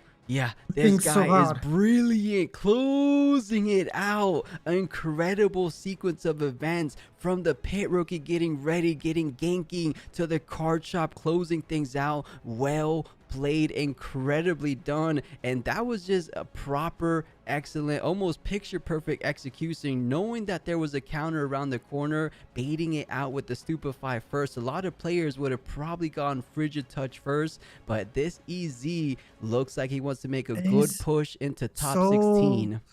so smart, I swear. Yeah, see, this is what I was talking about. It's like you don't know what he's doing until he's done it and he's in the future and you don't understand. This is why I want to watch some Riftbound. Oh yeah, I'm right there with you. He is thinking in the future, and you know, I feel like we didn't even watch the full breadth of what that deck can do. We saw there were still time warps left in the hand, so this guy is cooking. I am loving the pick gear, or the pick crew strategy with the call on the pick crew. You ready it immediately. You have the boots of Swift. I don't so think much we greatness. realize right now. I don't think we realize how much job has done Pink Crew during this game. He was here from the beginning to the end, and he made all the points. This Pit Crew is Pit Crew of the year. Oh yeah, Pit Crew of the decade, I want to say. And just to answer a couple questions in chat for the time being, Zinzari, I talked about that before. AI is one of the best teams in China. So the little AI in front of his name, that's just a competitive team name out in China. They tend to do really good in these events. There's actually a couple AIs still left in the tournament, so doing good. Did they still not start? No, Chia. If you're just coming in, you want to watch the VOD, man. If you just miss one of the best matches, actually, I will be confidently saying that was the best match of the entire tournament so far. What do you think, Leroy? Yeah, the Asia one was amazing. True. But this one was the best. No questions asked. Yeah, no questions asked indeed. So yeah, Chia, if you're just coming in, go ahead and rewatch the VOD. Game number 1, but if you want to just stick around and chat and hang out, we're about to head into game number 2. Ezreal is 1 game up versus Aurelia. That a lot of people felt Aurelia has a really strong matchup into EZ, but maybe that's the traditional. I say traditional, but the meta's still wide open. We don't really know what is traditional, but the more regularly built Ezreal, I think this is completely unconventional. I would be lying to you if I said I've heard of a pit crew EZ with time warps. I've never seen this kind of spice before, and it looks really strong. It was such a good game to watch. Oh yeah. Hopefully we get a little bit more of that. I didn't fall that. asleep for this one. Yeah, hopefully we get ourselves a game 3. As casters, we always want to see both players shine the brightest, so perhaps Aurelia knows what to expect going forward. You know, the #1 target has to be the pit crew. Take out the pit crew, you take out all his potential plays going forward. He tried to do it with the ride to win, but maybe, Leroy, do you remember when he did the charm on Ezreal? Was Pit Crew on the board? Because maybe the real target should have been Pit Crew to bring in there. Pit Crew wasn't the board. Pit Crew was the first card that was. That's what I'm saying. So maybe Charm was supposed to go and kill the Pit Crew. Thinking about it in hindsight, of course. Yeah, but you can't know that. Nobody would have charmed the pit crew. You've Yeah, got the no best. one. You got the best card from the whole set that is in front of you. You charm the best card. Yeah, But the all this time, $150 future card. the real danger was those two little mice. Yeah. You know, I actually have a couple cold foils in my binder pit crew. I put them away. I'm like, no one wants these. Maybe set 2 is going to be bringing some good stuff for pit crew. Get your pit crews now, chat, because they're looking to be pretty $50. good. Because honestly, I think he's a couple cents at best. No one is cooking with pit crew, but apparently the last standing survival for Ezreal is, and Paper Tree doing some good stuff, but now it's going to be Voidgate getting the selection pick for Ezreal, and Obelisk of Power for Ezreal, for Aurelia. That feels decently good for EZ since he wants to go late game. I don't know about this. I feel like Aurelia could be in for a good fight, but this is close. We are finding ourselves in that game too. Can Aurelia win it out versus this Spice that's right in front of him from EZ? Is gonna be tough, but Aurelia has a good amount of tricks up her sleeve as well. Just has to draw the right cards, play out enough while keeping some runes up for those counterplay options. Is a little bit easier said than done, as I tend to say. But okay, he's thinking about taking off the jacket. Things are getting serious, Oh, holy Leroy. moly. Oh no, he didn't take it off. He was scratching himself. I'm so disappointed. I thought he was going serious mode. Going to go Super Saiyan Jin. Mm-hmm. All right, let's see how these players want to start off. A stacked deck will be played out to start things off for Aurelia with the 3 runes. They're going to be all hit from the Calm Domain and just going to be developing out the Siren. Great card to start things off to have it, because I don't think EZ had too many gear removal interactions. Do you remember? I don't think he had any. No, and I don't think it's that easy to play some gear removal in green purple. You've got this. You got the 1 mana that is everybody kills a gear in purple. I'm missing the name right now, but that's an option. I know what you're talking about. I think it's called acceptable losses. Yeah, exactly, acceptable losses. But see, now that he played the Siren, he doesn't want to play that anymore. So, and this Aurelia is running a sneaky deckhand. I have never seen an Aurelia go on the aggressive standpoint like a sneaky deckhand. That could be some bit of a sideboard card, because we saw no sneakies in game 1. I kind of like this. You go ahead and conquer and the Siren to bring it back. I think this is an interesting line of play, similar to how Pit Crew's doing the conquer and then recalling it back, but Pit Crew going to be getting hit on the board. You conquer, get the gold off the coal, the 1-2 synergy we've seen before, going up 1 point, matching Aurelia, gain the gold, readying it, and then retreating it back to keep it nice and safe in the base. I would imagine you want to retreat it. I don't think he wants to risk it, because Pit Crew is MVP right now. Yeah. He's going to create a floating and okay. And attach those boots and then do this and then create another gold token and then go back. Unbelievable. What's better than conquering 1 point in 1 turn? Of course, it's going to be conquering both battlefields. The Pit Crew is going crazy, isn't he? His opponent is dying from laughter. This is crazy. He's thinking, oh, I got my Aurelia. I can conquer both battlefields. I can too. I just need a big crew.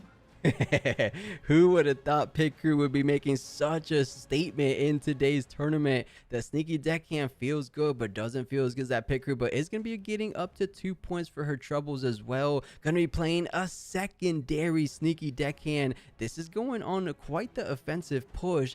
Doesn't feel too great, because you do have to leave one of those sneaky deckhands on the battlefield, and Pit Crew should have more than enough might. That being said though, Aurelia is known for having plenty amount of combat tricks to bring that sneaky deckhand over the might of the Pit Crew. Yeah, because you do want to try to conquer both, because you know it's possible. You just did it on turn 2. I think you're going to be able to do it on turn 3 as well. But let's see what are the available options for him, at least to play out something. Now, I like the fact that he has a seal, so he doesn't have to go too low on that rune department, as well as 2 gold. He's never having to It's sacrifice so any OP, gold bro. or any runes. I'm so going to do an analysis of that game. This is so cool. Yeah, super cool. We've never seen this kind of strategy. I am so happy someone like him is bringing it into our attention. Does go and tries to ambitiously gank over. He's saying, if you have something, I have something too. And Aurelia doesn't want to risk it. So going up to that 4 point, keeping things on the even wave. 4 points is exactly what you want to do. If you could keep this momentum going, 2-2-2-2, you're slowly but surely going to be going up to that 8th final point. And to make things even better for Easy, you get your chosen champion nice and out on the base. You draw 2 for your troubles as well, and goes ahead and passes things up with 3 runes available on the Aurelia turn. He's feeling in control. He's feeling rich, I want to say, with all that gold in his base. Yeah, it's got so much money. Oh yeah. Dollar. Dollar dollar bill. That might be the dollar bill the pit rookies might cost after if he takes today's event.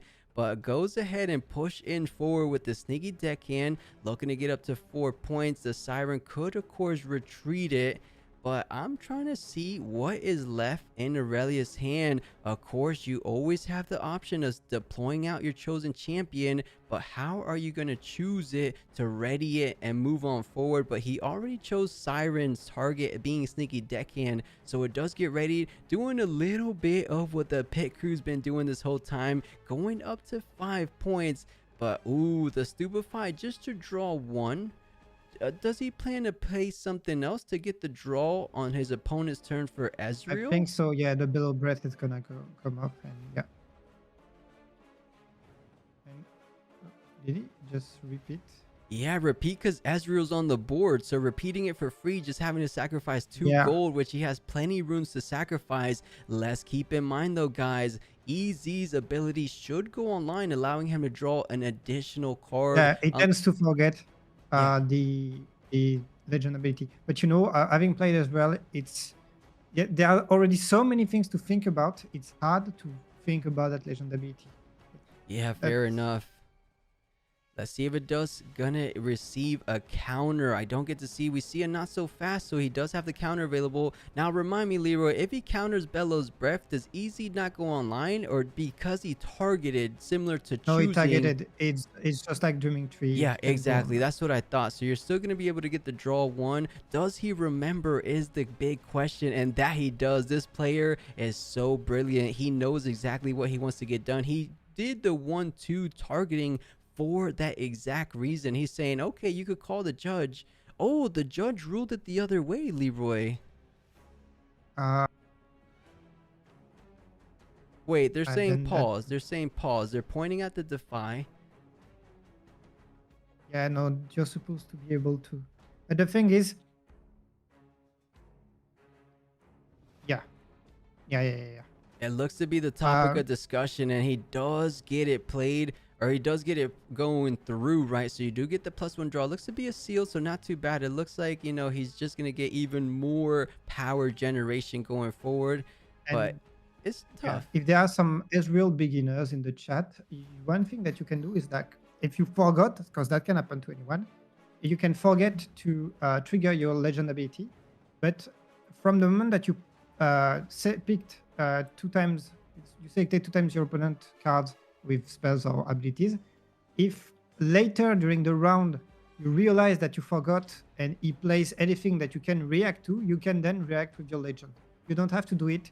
It's not like Darius where you have to do it at the exact moment where you play the second card. You can do it anytime from the moment you play these 2 cards.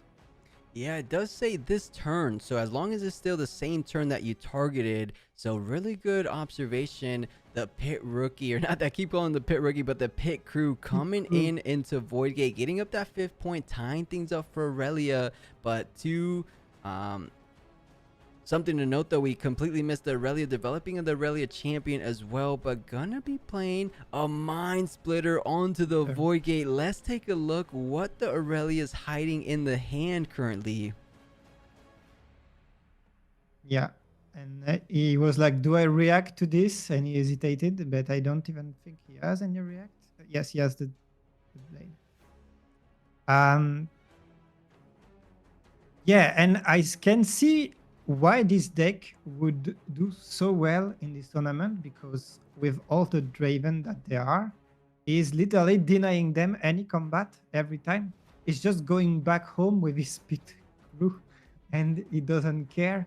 Uh, he doesn't face. He's not facing. He has engaged in literally almost zero combat. Yeah, and somehow still scoring each and every turn 2 times a turn, mind you. And you know, you said it perfectly. It's so similar to we saw how good the Lucian body champion was doing, right? When you conquer, you ready and retreat back. That's exactly the game plan we're seeing from this pit crew. And yeah, that is the nightmare situation for Draven players. Draven eats away at boards or units that are left at battlefields, but Ezreal thinking ahead, cooking up a strategy that neglects them every type of combat draws. I like what I'm seeing in a field of all Dravens, Leroy. I think this Ezreal could come out on top. Imagine if he just takes it all the way. He's looking pretty good if you ask me. Yeah, I mean, now the opponent has to overcome the mind splitter and get on the yeah, target the other, get the other battlefield, gain over the mind splitter, and then manage to hold next turn. Yeah, you know, we are at that impactful and pivotal 6 points. All EZ has to do, and actually, you're going up to 7. All you have to do is take care of the Obelisk of Power. But of course, looking at the available resources for All that Aurelia, hard bargain. yeah, the repeat value as well. You only have to pay 3 because of the Ezreal champion on the board. You have a Rebuke. Even with all those resources, there's only 4 cards in hand. I think you want to try to play out the Rebuke. If it gets countered, you try to counter on back. But I think there's a couple winning lines here. You could even go in with your pit crew. You currently have Yeah, enough might. There's a lot of options. I think EZ might have just closed things out in this very next turn or this very current turn. yeah. And if he doesn't, I mean, he can just lose a pit crew and then go back with the Ezreal with all the equipment. I mean, there are so many possibilities. I think he's got it. I think he's gonna close out the game this turn. He's Yeah, got the rebuke. He's got the incredible. hard bargain. Guys, hands up in the air. Yeah, Ezreal. it looks good. It looks really good. My hands are up in the air with you, Leroy. But Aurelia, even despite her being on the play, despite their aggressive nature with those sneaky deckhands that we've never really seen before. So talking about spice, Aurelia bringing some spice to the top 32 rounds. Even without that, or even with that in Aurelia's court, not enough to take down this Ezreal coming out to play today. Defiant Dance gonna be making it a little trickier, but we know what's in the current hand. We know there's a Rebuke. Was there a not so fast? I think I'm remembering a not so fast in Aurelia's hand.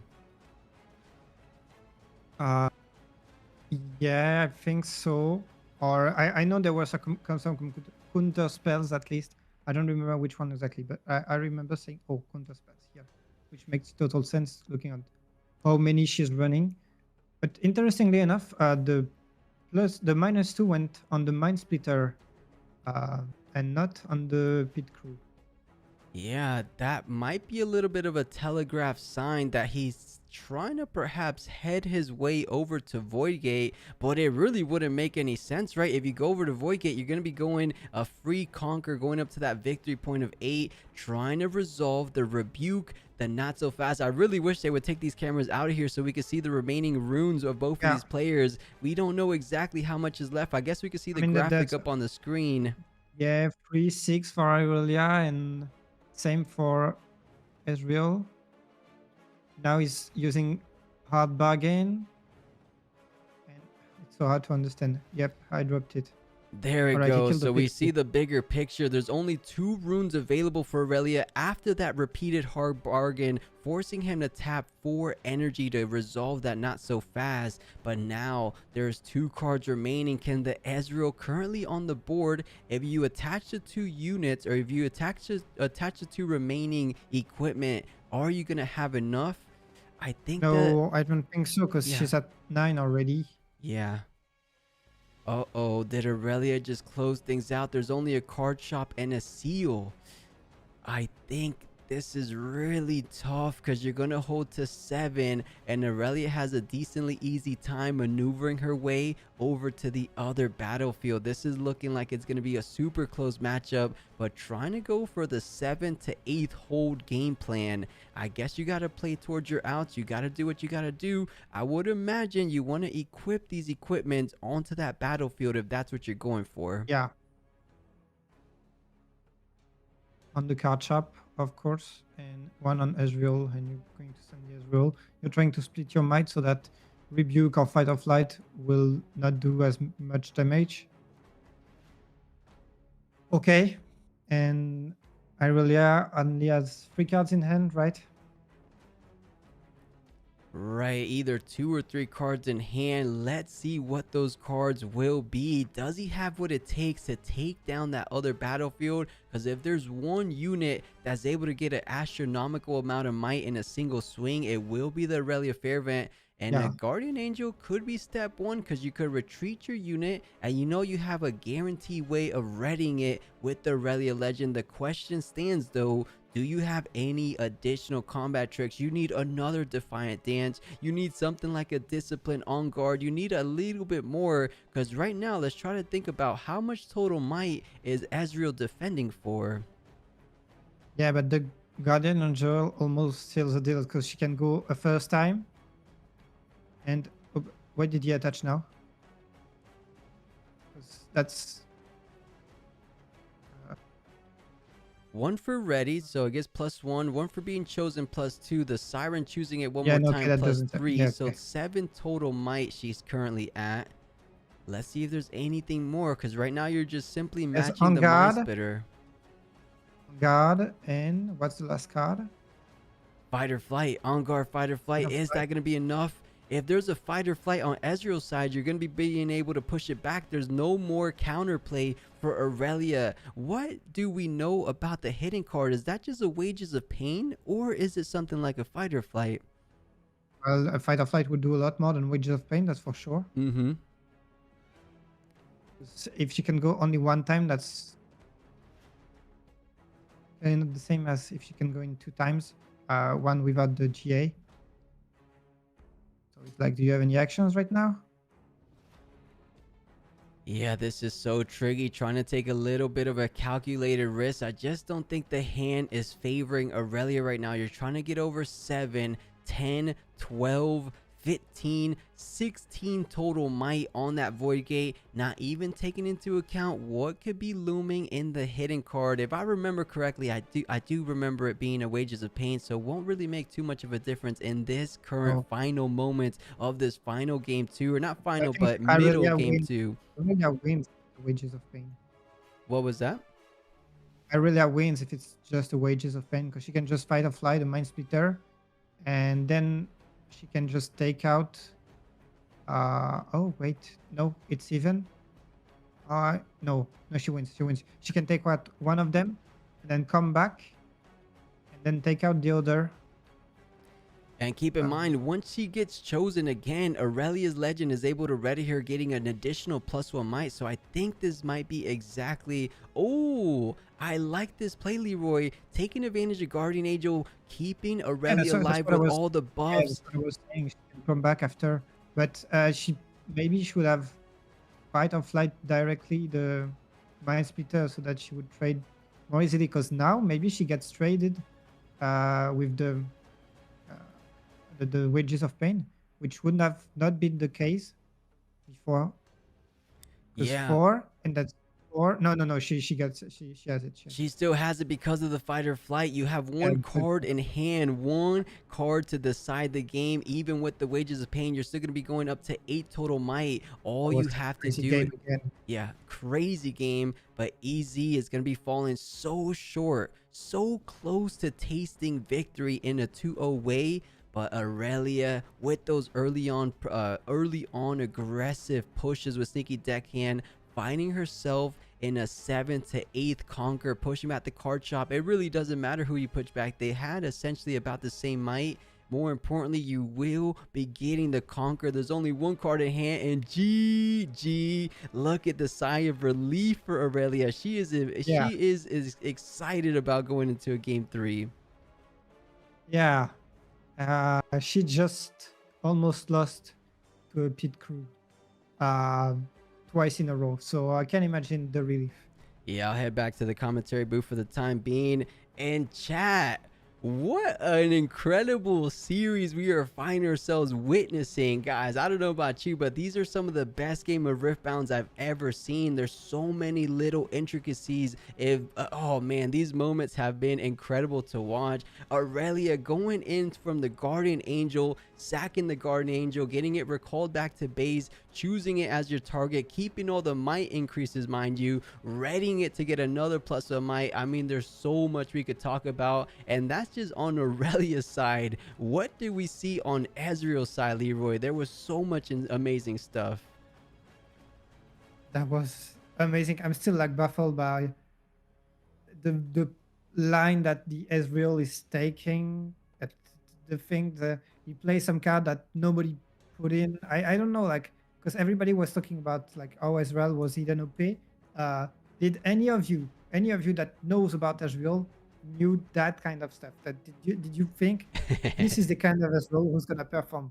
Yeah, let us If know one in of you chat. says yes, Anyone on the pit crew strategy. And Damon saying, what's up, Damon? What's up? And Patrick saying some LGS in China held official rank game. Patrick, what do you mean? Are we referencing the little icon, the rank icon below the player's name? Because I think they are like Riftbound leaderboard icons. And yeah, I can't stop me, bro, saying the pit crew with the call with the swiftness has been an insane combo. Probably the most fun and powerful combo we've seen in this entire event. That's not Draven, granted, because Draven tends to have some good, powerful combos, but that one is so niche that has to be almost the highlight, right? If the tournament ended right there, I would almost be satisfied, Leroy. I had so much fun watching it. Yeah. And to make it even sweeter, chat, we're going into a game 3. I'm wondering though, those sneaky deckhands, I was hesitant on how I felt about sneaky deckhand, but because of those early conquers, I think both of the sneaky deckhands allowed Aurelia to move on forward and get those early points pretty fast. So in that Maybe they were on moment, the going side to deck. 8th, yeah, I think they are side deck. I like that because I've never seen sneaky deckhand in Aurelia. Me neither. And I think they clearly made the difference here, because it would have, as well, had one more turn, it would have been sealed. Yeah, for sure. So both of these guys, you could kind of understand, because in order to make it at a big event like this to these final top 32 players, you need to bring in, or oftentimes you need to bring in a deck or a strategy that a lot of people aren't prepared for. You're trying to think about, okay, what can I do? But you actually have no idea what your opponent's going to do. So you just so hard to play around. So I don't think anyone was prepared to play around a sneaky deckhand Aurelia, a pit crew call, boots of swiftness strategy, EZ. And it makes sense why he's the final Ezreal, guys. I think, is it unfair to pick favorites here, Leroy? Or is it weird to decide that we want this Ezreal to go all the way? Nobody says that we have to be impartial. Nobody said that we had to be objective. Ezreal is my boy. Yeah, chat, I don't know about you guys. I'm rooting for this Ezreal to take it all the way. I want to see the pit crew, boots of swiftness call strategy take down the likes of the big boogeyman of the meta, that being Draven, of course. So, oh man, I hope he moves on forward. But first things first, he has to get over this awesome Aurelia player as well. And Yeah. that already looks to be a bit of a challenge. But let's head on over as we get ourselves into that final game 3 situation in this best of top 32 rounds. Yeah, clearly the matchup is not easy. And oh, and Mara is Spire on the Ezreal side. This is more of a standard uh, battlefield for Ezreal because you can use the repeat to its full extent, and there will be a more classic uh, battlefield for Aurelia as we saw. I don't remember. I was like, okay. Yeah, that seems to be like the only battlefield that's specific to Ezreal, right? Myra Spiral seems to be quite a good card in this final game. I didn't get to see what was the final battlefield selection for Irelia. We'll pull it up soon as we get eyes on it, of course. Was it a Sunken Temple? It looks to be a Sunken Yeah, it was Temple a there. second temple. Yeah. Okay. Yeah, it was. Wow, this is Should I set up make? to be a heck of a final game of the last game of the top 32. Who's going to be taking it? Now, it does tend to favor who's been on the play so far. Aurelia won on the play. Ezreal won game.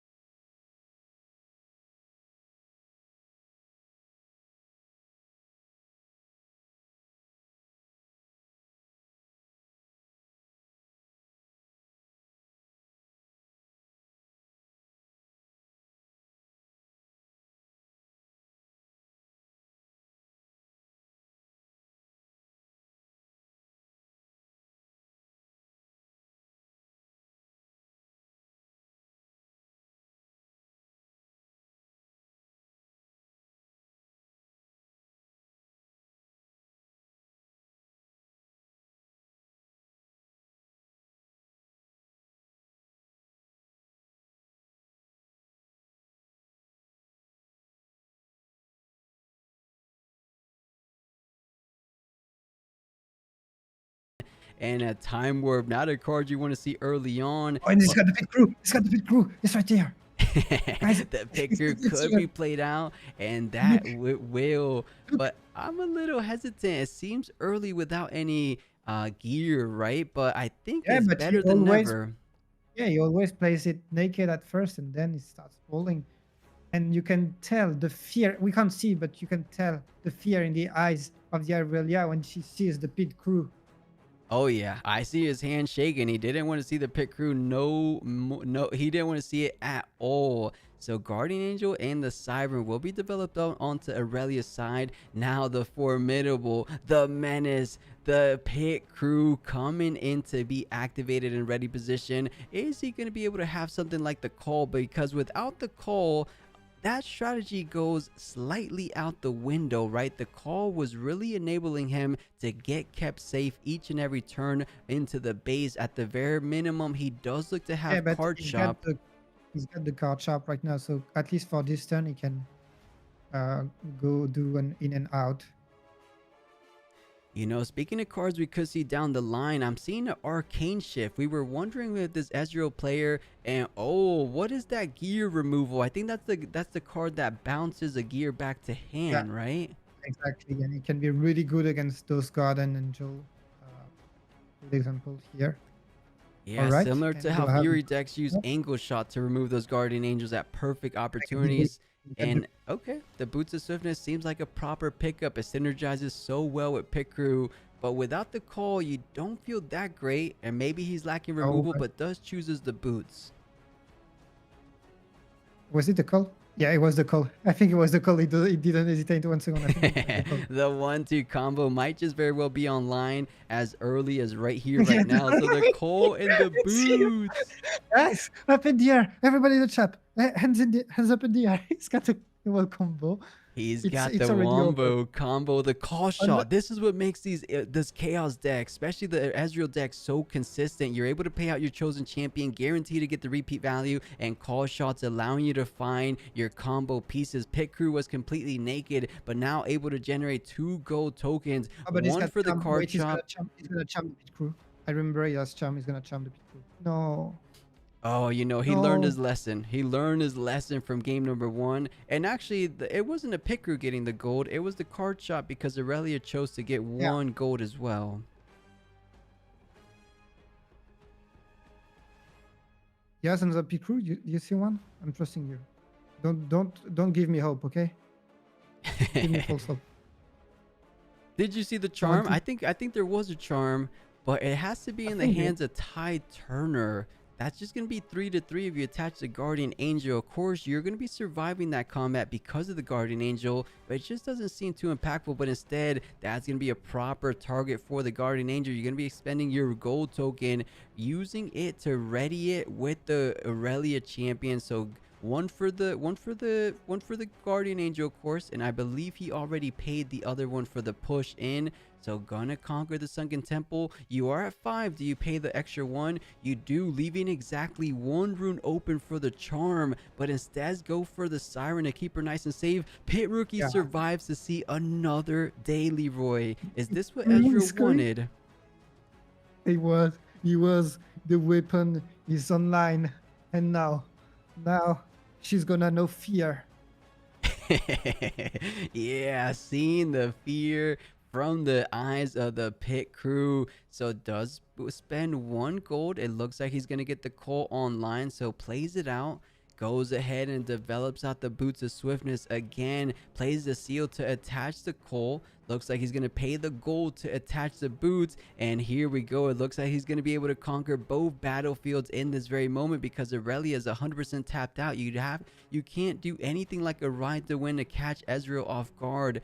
Do get. And he draws the Sunken Temple because now the pick crew is at 6. He's so big.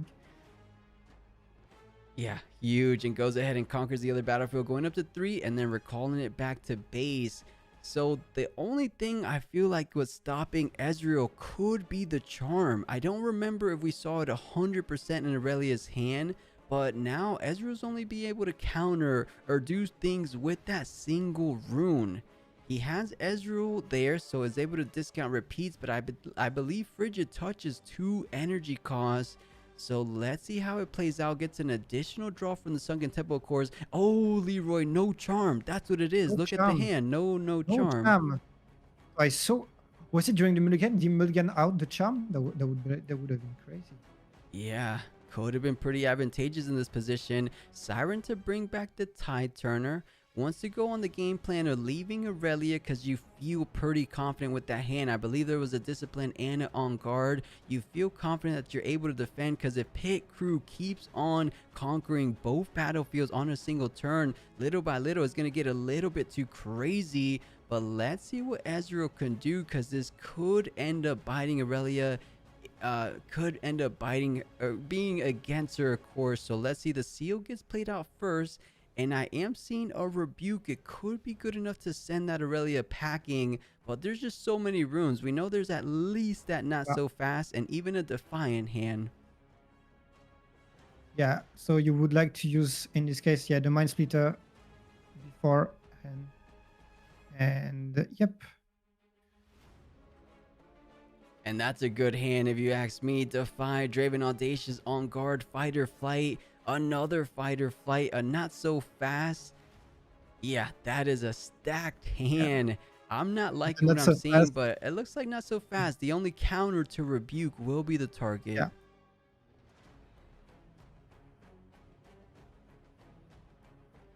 Now he knows if he can go or not. Is able to at least get up to that 4th even point, but in this moment it looks like he's just gonna allow Aurelia to hold because you don't have anything to push forward. Sends the card shop in case she can't get the other one, but it doesn't seem. How does the Mirage read? Is it when you control it or? Yeah, it's when you control it. Okay, so that makes sense to push in the card shop. Yeah, also you need to be at least at 4 so that you can close out in 2 turns. You don't mind sacrificing the card shop. It won't be that useful anyway. Yeah, I agree, but I think Aurelia is going to have an easy time going into that battlefield. Nonetheless, there's only a single rune at the ready for EZ, so she's not feeling too threatened by that. And to make matters worse, did you see what was the pickup off the top? You got rid of one not so fast with the Mind Splitter, and it just ended up coming back around. It was Uh, at the that's a very tough top, so one. one not so fast. he he's most likely not going to be playing around it because he thought it was out of the hand, but back in the hand it goes from the first draw. Yeah, and that might so fast might be the difference between win or lose here, to be honest. Oh, Lero, don't speak that into existence.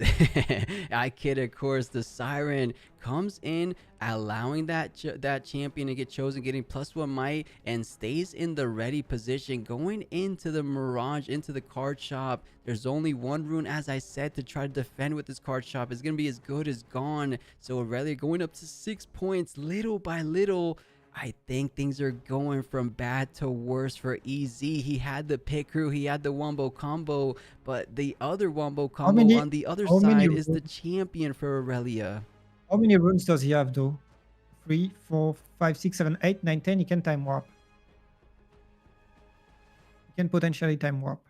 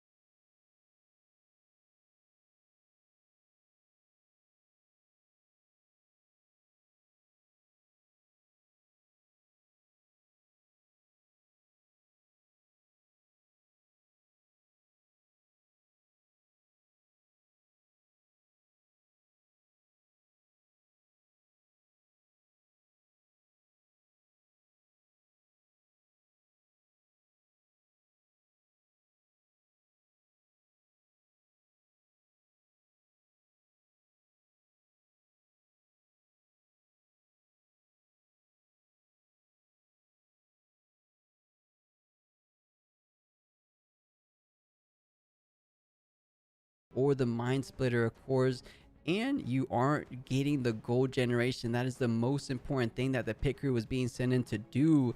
And man, I don't want to say it too soon, but look at him wiping the sweat from his forehead, saying, wait a Yeah. second, I thought I had firm control of this best of 3 series. The wheels are starting to fall off a little bit, Leroy. I don't like his position so far, but if there's anyone that's able to find the line of play to win this one out, it will be this EZ player, but it's looking like a big uphill climb if you ask me.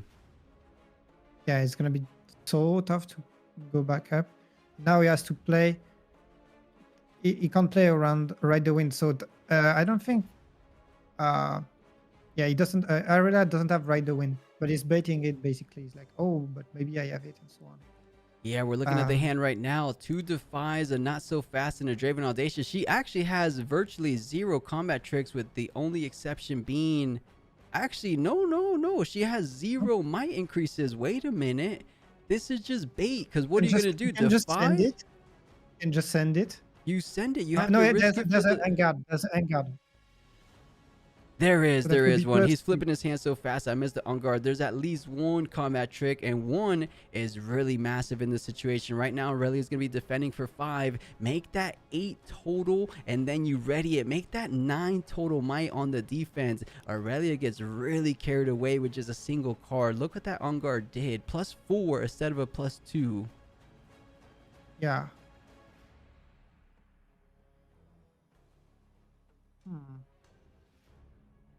Oh, he Okay, had he will accept the nothing. trade. But wait, that's actually really good, because if he does that, he can conquer next turn. She will be at Oh, 5. we're pit crew, right? You go up to 6. Yeah, And and you just go. You just get the point. no, but you only get up to 7, and then Guardian Angel keeps Aurelia alive, and you No, still because have a rebuke, but oh, this yeah, is getting awfully close. It's so close to call. I mean, There's a hard bargain in hand. How much rune? I mean, it's time warp, right? Oh, no, yeah, time warp. So it's a new turn going up to 6. Everything readies. You have 7 runes to work with. Is that enough? And you have to keep in mind, though, you also have to play around her final push because you're not going up to 8 this turn. So you have to anticipate what can she possibly do, Yeah. because the Guardian Angel will be keeping one alive. But no, you're not. Wait, how does... Did Aurelia untap some runes? I don't remember having so many runes on Aurelia's side. Yeah, that's weird. She had at least one more tapped for Engard, I think.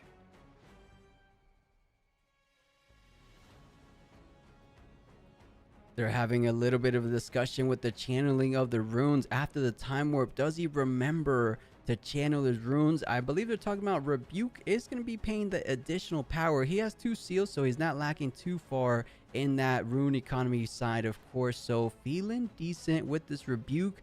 But we saw there's a not so fast, but there's also a hard bargain with the EZ on the battlefield. Oh, things are getting a little heated. I can just tell by these guys' mannerisms, and the judges are butting in as well. Yeah, I like seeing the guys, but I would like to see what's happening also. Me too. I really don't. I'm not the biggest fan of this screen. I maybe have it for a good 5 seconds, 10 seconds, but this is a little bit overextending of this It's time. cinematic, I get it, but Yeah, you're seeing like the final moments is 65, 66 seconds in, but the defy on the hard bargain, allowing the Rebuke to get countered out. Aurelia going to be surviving to see another day because the pit crew isn't going to be enough on his own. But there is the bounce, Leroy. The bounce on the Guardian Angel. The second defy coming in clutch. The thing is, if he pushes right now, he gets the Guardian Angel. And I don't know if right now Aurelia cannot retake both of the battlefields. Yeah, but she has a Siren though. Siren could... you're right though, because if he kills Aurelia, it gets recalled back to base. There is a Tide Turner. Aurelia goes into EZ, conquers. Siren brings it back, readies it. I think there's a world, Leroy. I think there's a world where she could conquer both in one.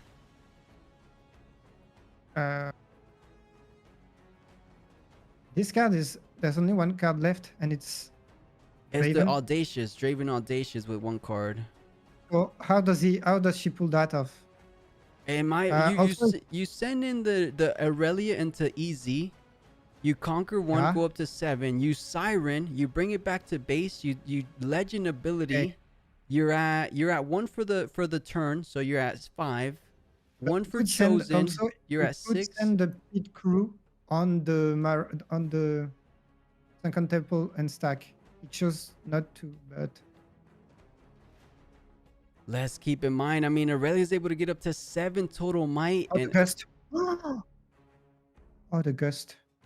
I don't think it's going to make too much of a difference because you had the easy conquer on the Sunken Temple. So right now, Aurelia, I would imagine he remembers to give it a +1 for readying on the turn, because that's going to make a big difference. If he forgets, he has so much on his mind. Uh-oh, I think he forgot the +1 for being ready at the turn. Let's see if he remembers Arcane Shift coming out to enable him to get 3 damage on top of an additional draw. But who's the target for the Arcane Shift? I thought it was going to be the Ezreal's chosen champion, but he pointed at Pit Crew. Yeah, because he could not target Ezreal anymore with the Gust, I guess. Or, I know, because it just fizzled. I don't know. Wait, why would you do it on Pit Crew? I mean, let's see what ends up playing out. I think more importantly, he's trying to trade here. He's trying to bring Aurelia into the realm. You wanted to get the Siren, ready her with that. But if Aurelia and of course you play it, but you lose your equipment. That's what I thought, because you put in the banish zone first, but you get to play it onto the Sunken Temple, and you do 3 damage onto Fairvent, so you're defending with only 3 because of the Gust. Uh-oh, did he just throw, or was that the only thing he could do? Because I thought he had a better defense, defending for 6. and the Titaner goes up to 7.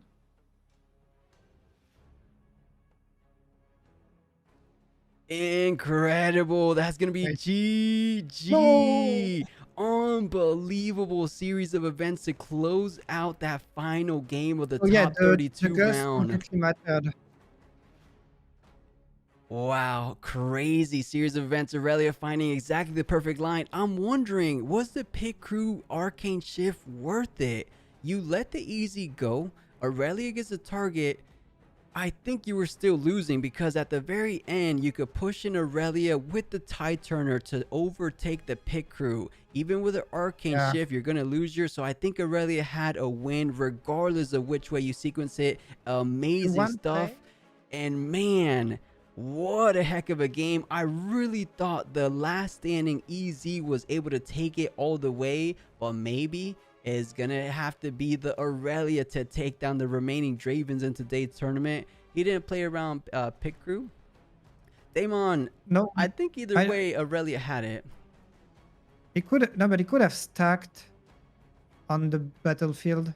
But anyway, with the gust, he was over because that denied the arcane shift. I don't know. Chat, she still, even if you left the pit rookie there, you still lose because pit rookie was simply defending for 6 might, right? Do the math. So we're taking into account 6 No, but I might. mean, stack them. The pit rookie could have gone with Ezreal on the second temple at the beginning. True, but then he wouldn't be at 7. So what I'm trying to say is either or, if he didn't do the arcane shift was the only card in hand, right? So Aurelia gets the conquer, and then Siren gets pulled back, and then she readies the Aurelia and goes in. He missed the 1+1 initially, so you're going in for +2, one for the ready, one for the Siren trigger, 6+2 from the Tide Turner. You're swinging in for 8 on the final push. So even if he didn't do the pit crew play, I still think he would have won. And chat, let's see what you guys are saying. Where did he throw the game? Let me see. I don't know. I think like he played probably around some stuff. It's so easy for us to say that because we saw the hand, but he was playing probably around some stuff and didn't think about some others. And guys, that was a long 60-70 minute game. Let me go ahead and take a short little bathroom break. I will be right back. I will take a longer break after 3 rounds since it's smack in the middle. But let me be real quick, Leroy. I don't know if you want to use the bathroom too. Are you good for now? I'm good right now. Okay, chat. I'll be right back. Chad, I'm so sad. I swear. I had so much hopes for that Ezreal pit crew. Yeah, farewell my paradise. 然后这样的话，其实自己的传奇效果触发率是不高的，没怎么出牌。是，而且还有一回合是应该是忘抽牌。对，就你一直不触发的话，确实会出现这种情况。对，时间久了就忘了。对，我还有个头呢。但不知道摸到那张的话，会不会给战局带来什么改变啊？主要如果摸到是一张带命牌的话，可能会有点不一样。对，就是痛苦之仇。摸到痛苦之后的话，你起码能多打3，能直接把刀妹打死。是的，这个确实可能会有点不一样。嗯。因为刀妹打死之后的话，幻照者你就不能双征服了。Yeah, the pit crew plus Skulltech was insane. 但不得不说，就是以放逐形式打出来的怪的话，它装备都会掉下来。就是前面我们看到，就是要打出来的情况下的装备本贴上来，直接给它摘下来了嘛。是的，这就放逐打出怪的一个效果。但是可惜啊，自己留下来的怪也不多了，还不如说直接把那个就那回合的玄龙。 Alright guys, I'm back. And someone's saying he actually had a game if he played the Time Warp before pushing in the Mind Splitter. Okay, I mean we'll have to watch it back, but yeah, so many great plays. Yeah, Al Zen saying pit crew insane. He should have quit the end of the turn. For some, are you saying equip on the opponent's turn? Because you know you can't equip equipments on your opponent's turn, right? I think you're talking about something else. And Truvin, I wish it was top 8, but it's actually going to be top 16 first. So it started round 1 with top 64. This what we just watched was top 32, so we still have to get to top 16. But honestly, chat, if this was any indication of how these games are gonna go, I hope it only gets up to here. But something tells me we might have peaked, Leroy, didn't know, we? yeah, This might have been peak for today. It's over, guys. The day is over. Everybody at this point. Right, I hope we didn't. I'm just messing around. It could be good, but I have a funny suspicion that we might get into the realm of the Draven mirror matches somewhat soon. But Aurelia is moving forward into top 16, so we could get an Aurelia Draven matchup. I'll be honest, I feel like a lot of people feel like Draven is favored in that. But we said it before, Draven has a decently hard time going tall, and Aurelia has an easy time going tall, and she's able to maneuver around those battlefields. And the Siren, I think, is an excellent addition to those decks because, like Leroy was saying, Pit Crew was popping off because it was able to retreat back, or in theory, right, pops off against Draven because you don't leave them exposed. That's exactly what Siren is able to do, right? You don't leave your units exposed because Siren goes ahead and retreats it back. So I like it. I think more Aurelias might be going with the Siren game plan. Yeah. Let's see. Let's see also if some other legends went through. There were Ari was still there, so you never know. Yeah, true. Leroy, imagine we get an Ori in top 16. If we get an Ori in top 16 chat and she's not on stream, I don't want to talk to anyone no more. Top 16, guys, I used to pray for time like this. I'm gonna say it. Oh yeah, imagine that. I think it'll be her first top 16 ever. I don't remember. Actually, no. I think we had an Ori in top 8 in set 1, if I remember right. No, Was not top 40, 8. 14 Maybe saying they like every legend except Draven. I know she did top 32. I don't know if she did top 16, but I know she didn't do top 8 in first. Okay, I'll take you. I'll believe you because I know you were keeping up with Ari a good amount. So yeah, I think she did top, but maybe not like super big top. In this case, Aurelia has a bunch of negates at that point. True, Alex. We could see that come into play. Guys, who's an Aurelia main in chat? How do you guys feel about the Draven matchup? Because I had a hard time, but I just don't think I had the right build with Aurelia. And Krug, yeah, we're talking in China regionals, and you know the good thing about having a long match like that was probably the last game. We might be able to get into top 16 very shortly, so that's always a plus. Yeah, definitely. Yeah, if we compare the first series and the second one, yeah, it's a tough one. Where the casters are already on the screen, right? That was a lot faster than the first time. Definitely. And they're probably reviewing. Let's see what these casters. Let's see if we can understand what they're saying. So they're talking about the Pit Crew moment where there was so many gold.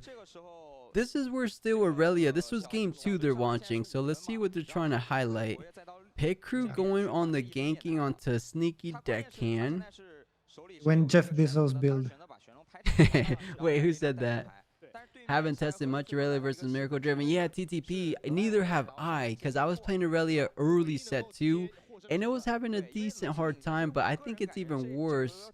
The standard build seems fine. Yeah, I think a standard Draven are the finals today. Yeah, Trinidad. Well, the finals will be today. All the day 2 was today, so from top 64 all the way down to the finals. But to be honest, guys, I don't think a lot of you guys are going to be staying up for the finals because there's still a good amount of hours. But if you guys are with us, me and Leroy will be staying up all the way to the finals, so we'll see who the this time I swear I will stay up. And if you gotta go, it's okay. But we will be crowning our first ever Spiritforged regional champion today, so that's gonna be exciting. Who is it gonna be? I mean, I feel like it has to most likely be a Draven, but maybe it's gonna be an Aurelia, right? She might be the new queen of the set 2. Yeah, exactly, Alzen. You might be asleep. Luckily, that's gonna be, you know how I do. I'm probably gonna throw these up on YouTube anyways, or of course the VOD is always gonna be there for you guys as well. Leroy spent too much energy. You did, Leroy. You been, that was the most hype you've been all tournament long. Yeah, I mean yesterday was so tough, honestly. So I couldn't have energy, and I mean, this game was much more hyped than the first game, so it was easy. Yeah, But super easy. during No nationals, pun I was intended. yeah. Leroy is in Max Coffee right now. Fun fact: I am not allowed to drink coffee. Uh, so no, I'm not on Max Coffee right now. Wait, someone stops you from drinking coffee, or you don't allow yourself to drink coffee? No, I have a medical condition that doesn't let me drink coffee. Oh, wow. Okay. I won't get too deep into it, but yeah, that's crazy because a lot of Okay. people use coffee literally every single day. But I'm with you, Yeah. Leroy. Funny enough, I don't drink coffee myself. Oh, nice. Yeah. We are the no coffee gang. Yeah, no coffee gang. Let us know if there's anyone in chat. I mean, coffee is completely normal. I just don't love it because I grew up in a household. My dad, I don't want to say it's an addiction, but somehow he made it look like some kind of an addiction. He would have a coffee so much, and then he just didn't really feel the same without it. And I kind of grew up looking at him like, you know what? I'm gonna stay away from coffee. So I just drink a lot of cold water to keep my energy levels.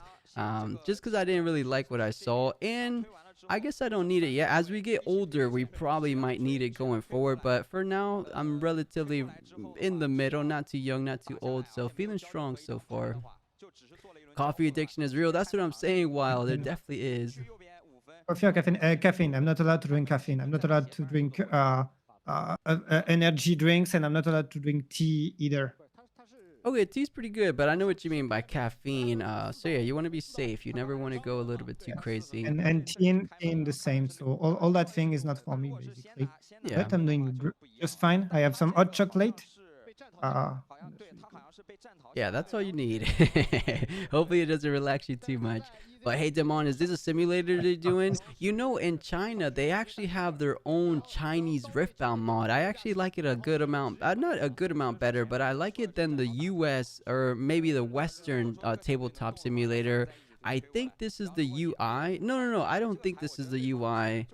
But if you guys ever scroll on every of the Chinese socials, a lot of Riftbound content creators, they play on the Chinese version of Tabletop Simulator, so it's a little different.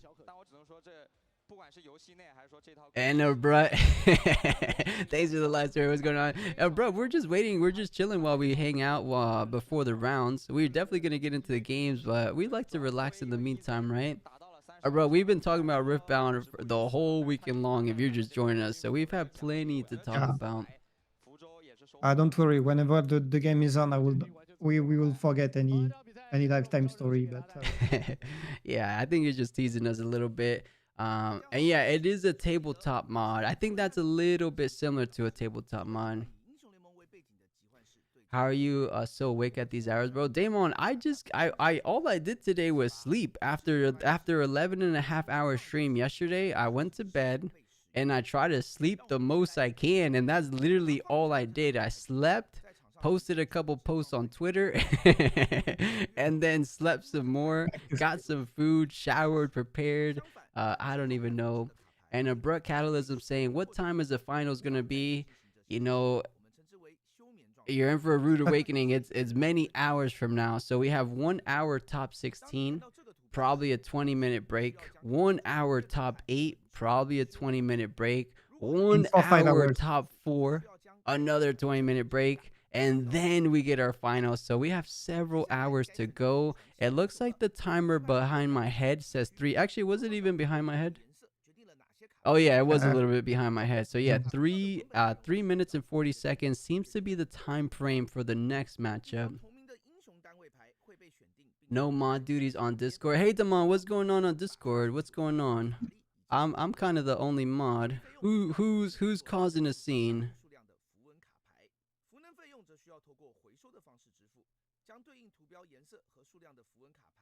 Oh, you guys need to close things out. Stop. Any way to cancel the bot was bugging now. All right, chat. I'll do the bot duties. Don't mind me for a second. All right, chat. If you guys don't know, we have a ranked leaderboard on our Discord. I just literally recently disabled the ready up button because if you don't ready, it closes out people's queue, and people were complaining, why do I get my queue canceled out? So I disabled it.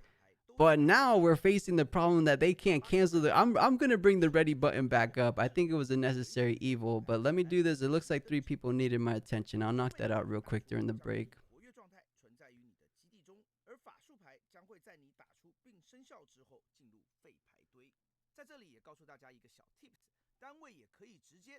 53. And funny enough, I actually still haven't played myself. I want to grind when it gets a little bit closer. I mean, as saying gets a little bit closer, we're right around the corner from these regionals, so I probably should start grinding. I feel like a lot of people find it really good to grind using that thing, especially as a solo player, because some people don't have the fortunate of having like a team to test play, so it's a nice little thing to do. And hey, Neko Blecky, I remember you. That's hard. Hey, Neko, what's the little icon on the multi-chat? It doesn't show me. Did you put an emote? Oh, it is the emote. Oh, hey, Neko, good to see you.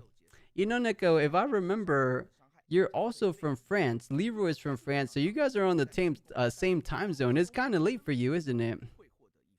Hopefully, let's have top 16, top Draven. I think I played around 30 matches. Fun. You guys should join the Discord. Yeah, Damon, I know you've been a grinder. I've catch your stream here and there. At this point, it's not late. It's early. Yeah, it's true, 7. So true. you say early at this point. Yeah, Don't it say is late. getting early. Okay, I'm almost done. I'm just going to cancel out some of these matches.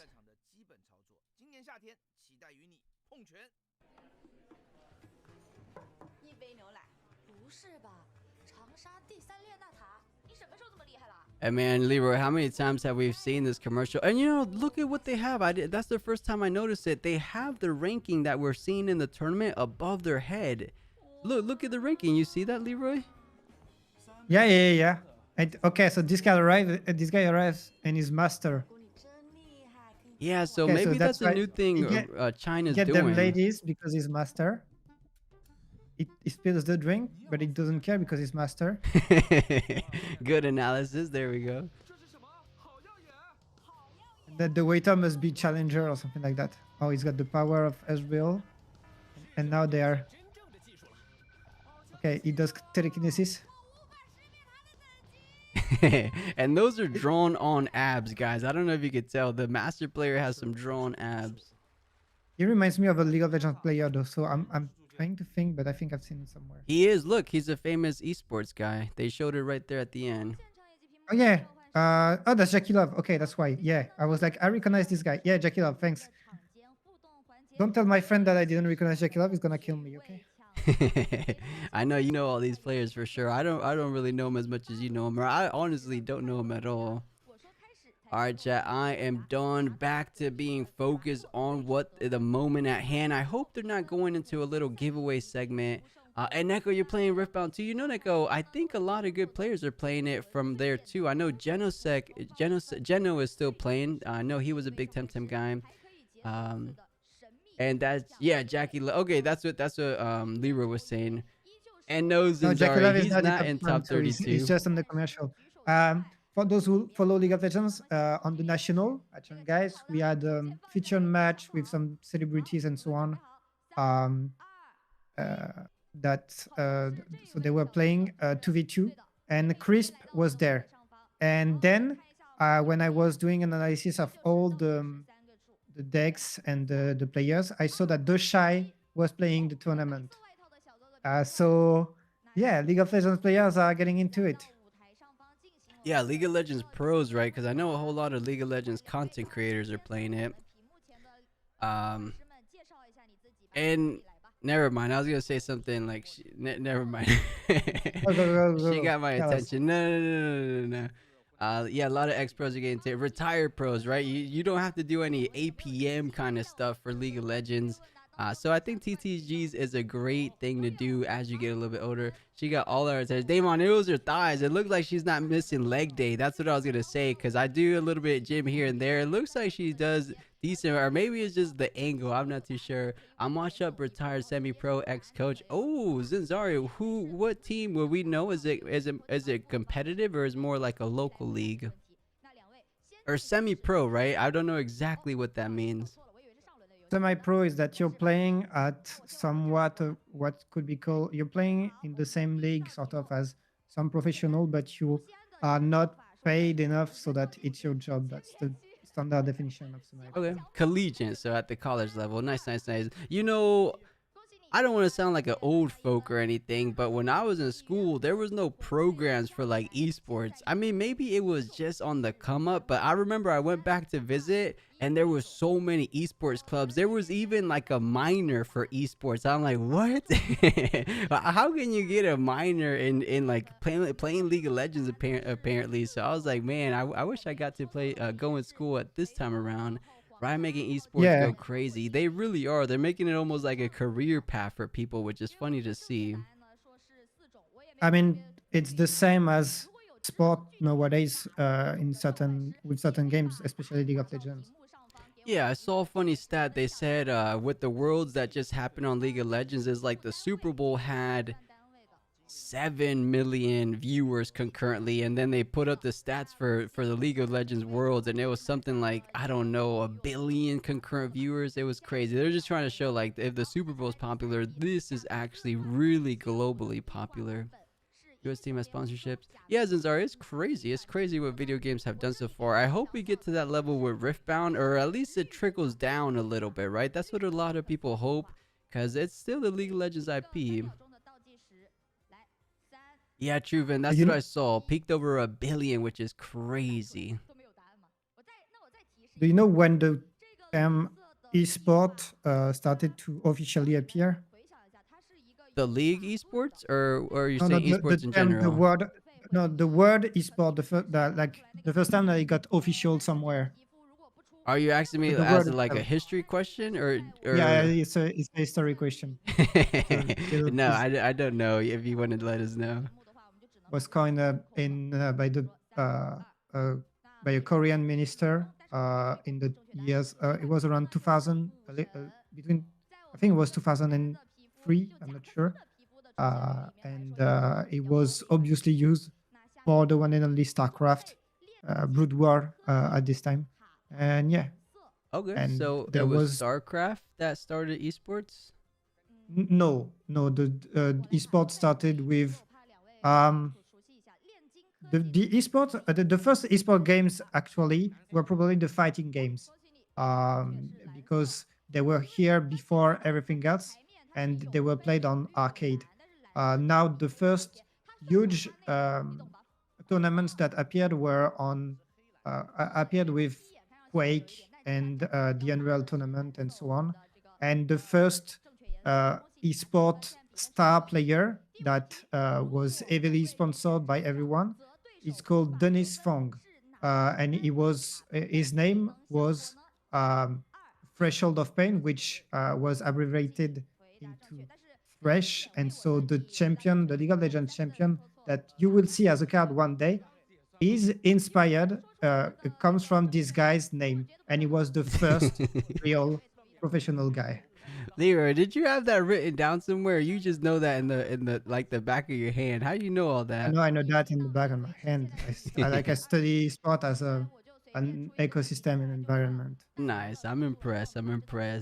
And Unholy Cow in chat saying hopefully cards prices start going down. You know, Unholy Cow, I think prices did start going down already. Deadbloom Predator used to be over $100. I think he's sitting around $60 right now. Chat, what's Deadbloom Predator sitting at? Let's take a look while we wait.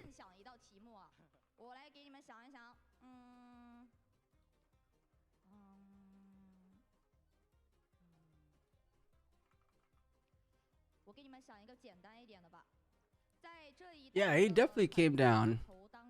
Yeah, so I mean, see, you said that hopefully prices start going down. Prices definitely started going down. 65. You know, about a month or two ago, I was selling White Bloom Predators for $65 at my locals, and now I think they're $25.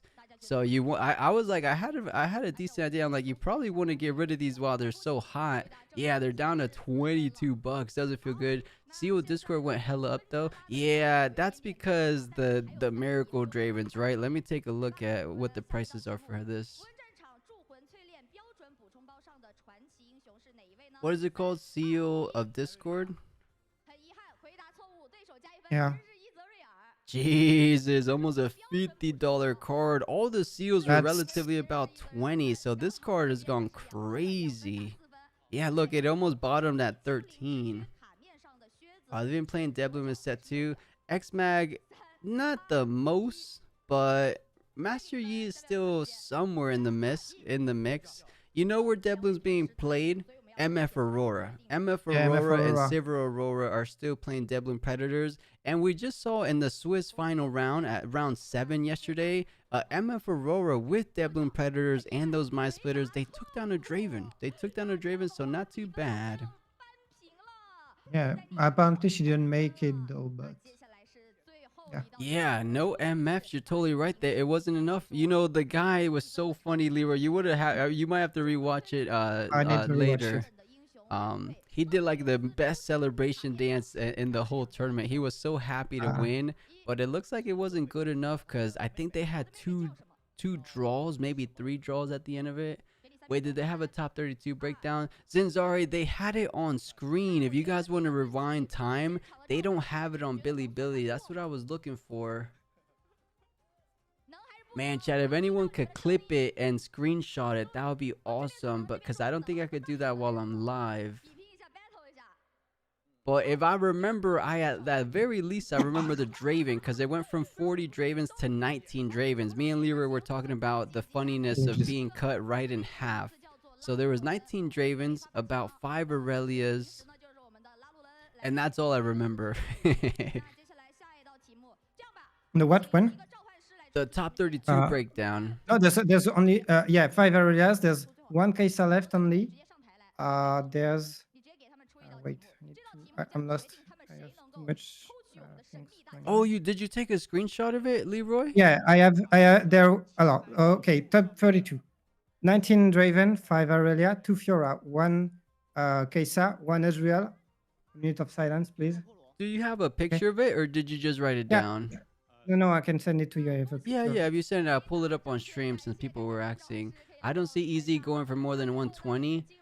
Damon, Devlin Predator peaked at like 100 something, so it's probably going to be like 120. But you know, the big difference here is there's 2 regionals 1 week away, 1 to 2 weeks away from release. So I think it's going to go like $150, and then after the regionals it's going to come down. Okay, I was looking at the top 32, but she didn't make it to the top 64. So yesterday she made it the MF, but she didn't pass the first round. Wait, who didn't make it? Oh, MF. Yeah, MF made it to top 64, right? Yeah, but not to top 32. And hey, big shout out to Leroy, guys. These were the legends that made it into top 32. So it was 19 Dravens, 5. I'll let you guys read it instead of just repeating it. But only 1 apiece following Fiora. So perhaps Fiora still makes it into top 16. Probably. There's 2 of them in there. We saw Fiora do some good things, similar to how we've been reiterating the fact of conquering and being pulled back. Fiora has a good Lucian body champion to do that same thing, so we'll see.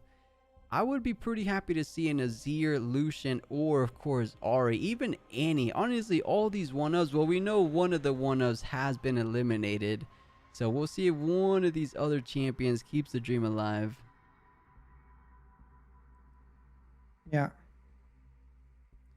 Let's see how many Draven there will be. It's been cut in half from 64 to 42. I hope it will be only 8, 9 left, and we would be on the right path to not have a full top 8 Draven. I hope it raises some eyebrows over at Riot though, because when you have a full top 8 of a single legend, I mean, to be fair, if it's like half Miracle Dravens, half traditional Dravens, it could be maybe a little bit better. But the fact that it's all just a single legend, it still doesn't feel too good, right? No one wants to play a card game like that. People are making a really good point saying that it should be tapped. Like when you look at Ezreal, Ezreal is tapped to draw 1 on an effect that is on an occurrence that is happening almost similarly to Draven. So I don't know why you have to tap Ezreal but not Draven. Yeah, they knew what they were doing. They wanted a broken legend. They wanted one legend that was above the rest, and they got it, right? Because yeah, they understood that drawing more than 1 card per turn is a little bit unbalanced, so they made Ezreal able You know what they did? They underestimated the current combat rules. They forgot that fight or flight was a thing, or honestly, they didn't forget, but they just underestimated the power of winning combats without actually having damage being traded. So I think that's what it is. They're like, you know what? How much combats can someone really win on the defense, on the offense? So you know what? We won't exhaust him for his ability. But we saw that it was a little bit of a mistake, right? Yeah. All right, we'll pull this back. And it looks like they're showing the best of pricing one more time. These look good, man. If one of us in chat can actually, I'll ask the question because I would imagine there's a decent amount. Did anyone in chat win one of these in any other region? I mean, there's only been one regional, so you would have to be in Houston, or you're a Chinese player. If you're a Chinese player, I really doubt we have anyone.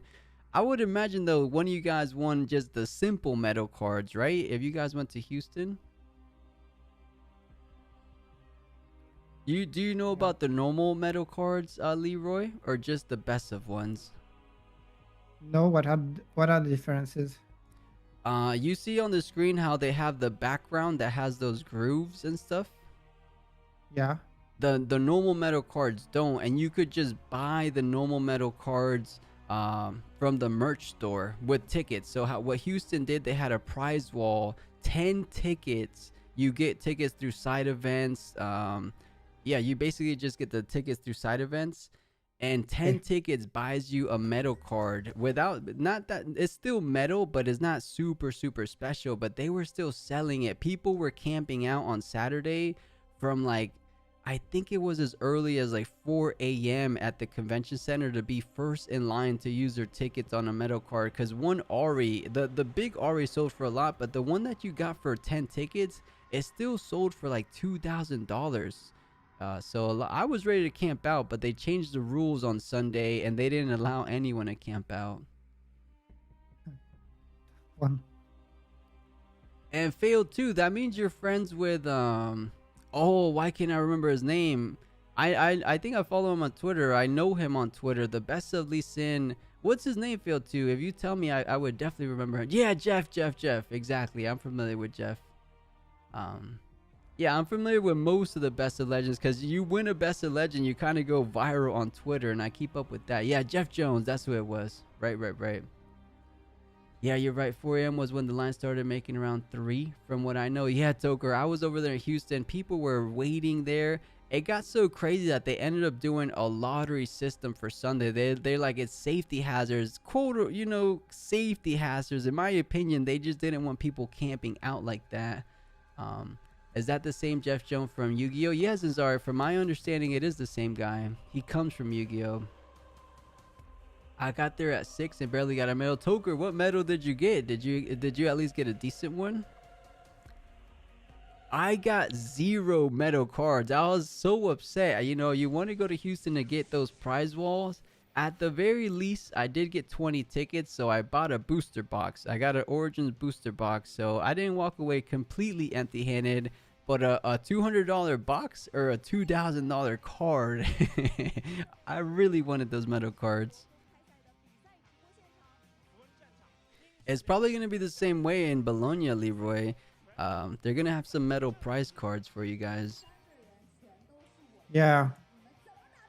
Yeah, but the one that's interesting is the one from the big tourney, Yeah, that's the one everyone wants. But I'm telling you, they had 10 metal legends, 10 cards per legend per day. Wow. So a lot of people were able to get those.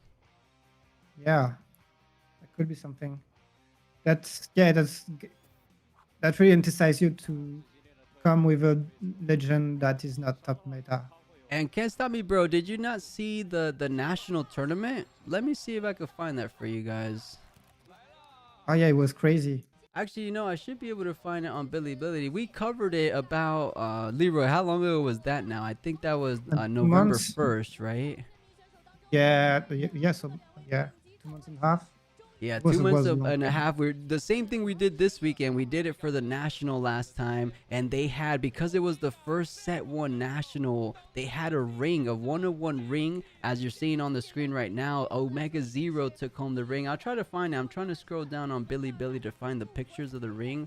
I should find it, but they end up posting so much that I'm having to scroll down a whole lot, because it was 2 months ago, even more than 2 months ago.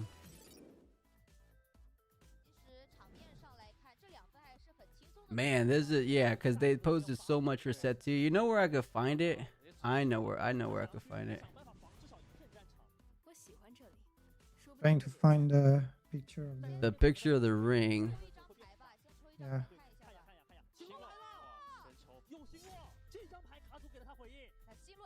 I think with the dual stream, my internet's going super slow. It's saying like, man, what are you doing? So I could go here, and if I type in national, why is it all caps on? National Open. I should be able to find it.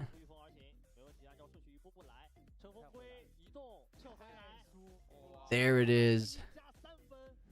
That was the picture, but there was even a better picture. Yeah, chat, check it out. If you guys are newer to Riftbound, just joined within the last couple of months, this was the national championship prize. It looks pretty cool, but it looks even better than it actually was, because you see those two openings on the ring? You put the colors of your winning legend. So it was a Kaiser player that won it, and I think you can see it on the next images. Let me see. Yeah, you see the little gems, chat?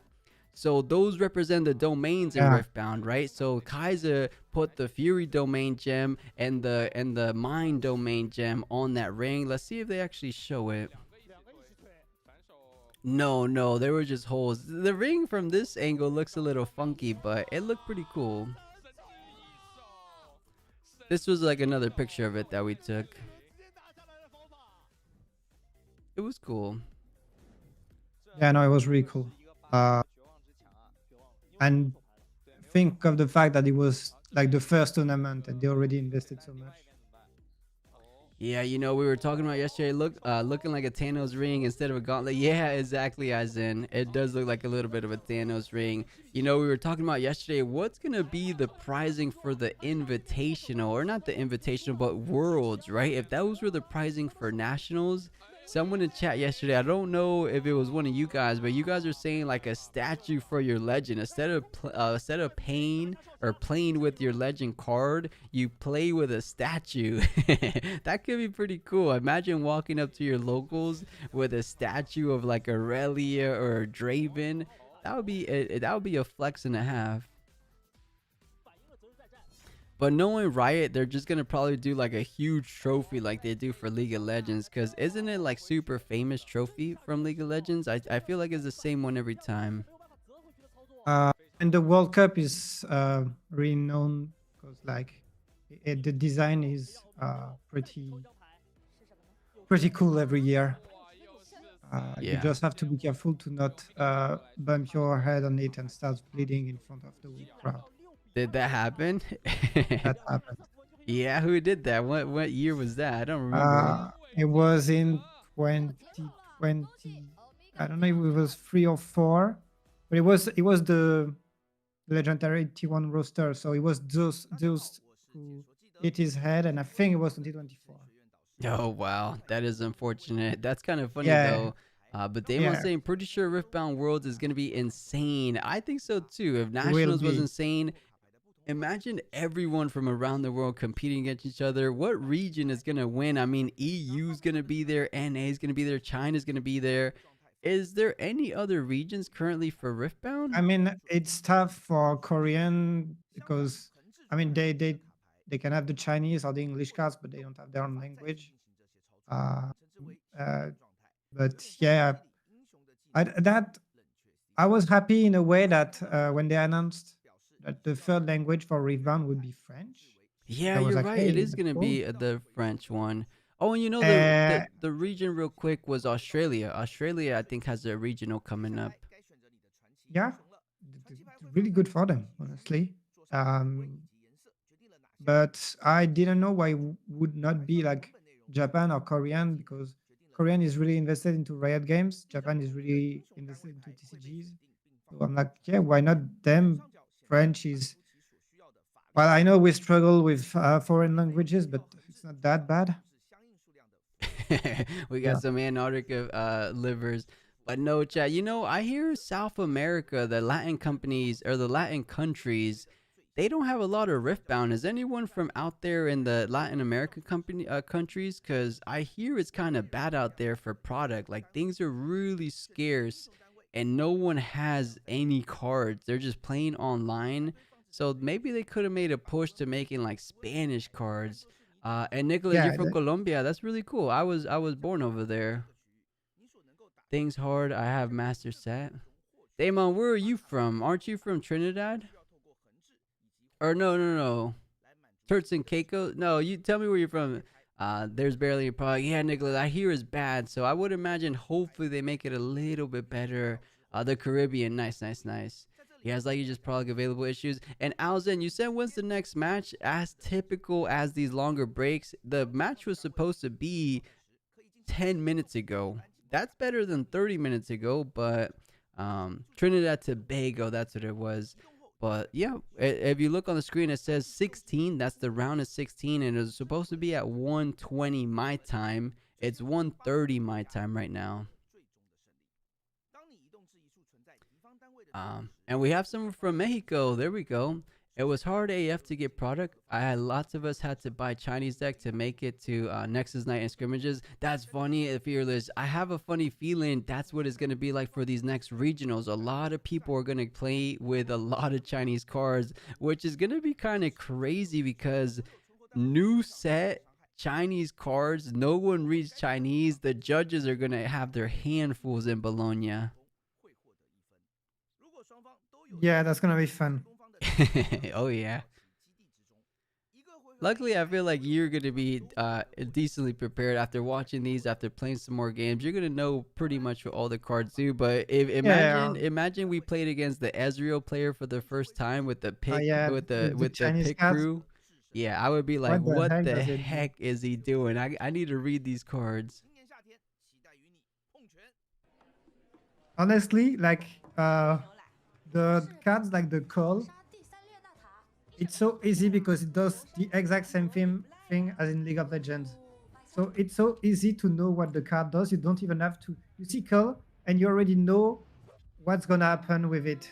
You know that it's gonna be conquer, create one goal because it's the same effect as in League of Legends. What does conquer Yeah. mean in League of Legends? You know, Leroy, I never It's not. played too much. What does it mean There's to no conquer? conquer, but a call is an item that is made for long-term investment. So you buy it for 350 gold, which is not a lot, and then you, or is it four? No, it's 450 gold. And when you kill a unit, an enemy, you get 1 gold. And when you finish the quest, basically your whole call is reimbursed, and so you get some advantage money. It's an item that is cheap and that Okay, is made so similar. not to fight. Yeah, that's exactly. Nice, So nice. you generate gold through it, basically.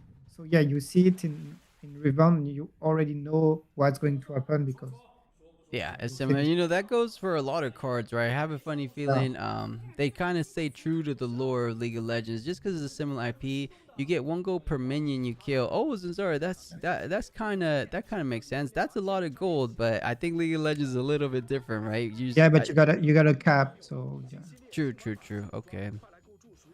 Uh, I just saw the little items in the corner. I remember there was no Ornn to be seen, so I think Ornn is still somewhere in that middle tier.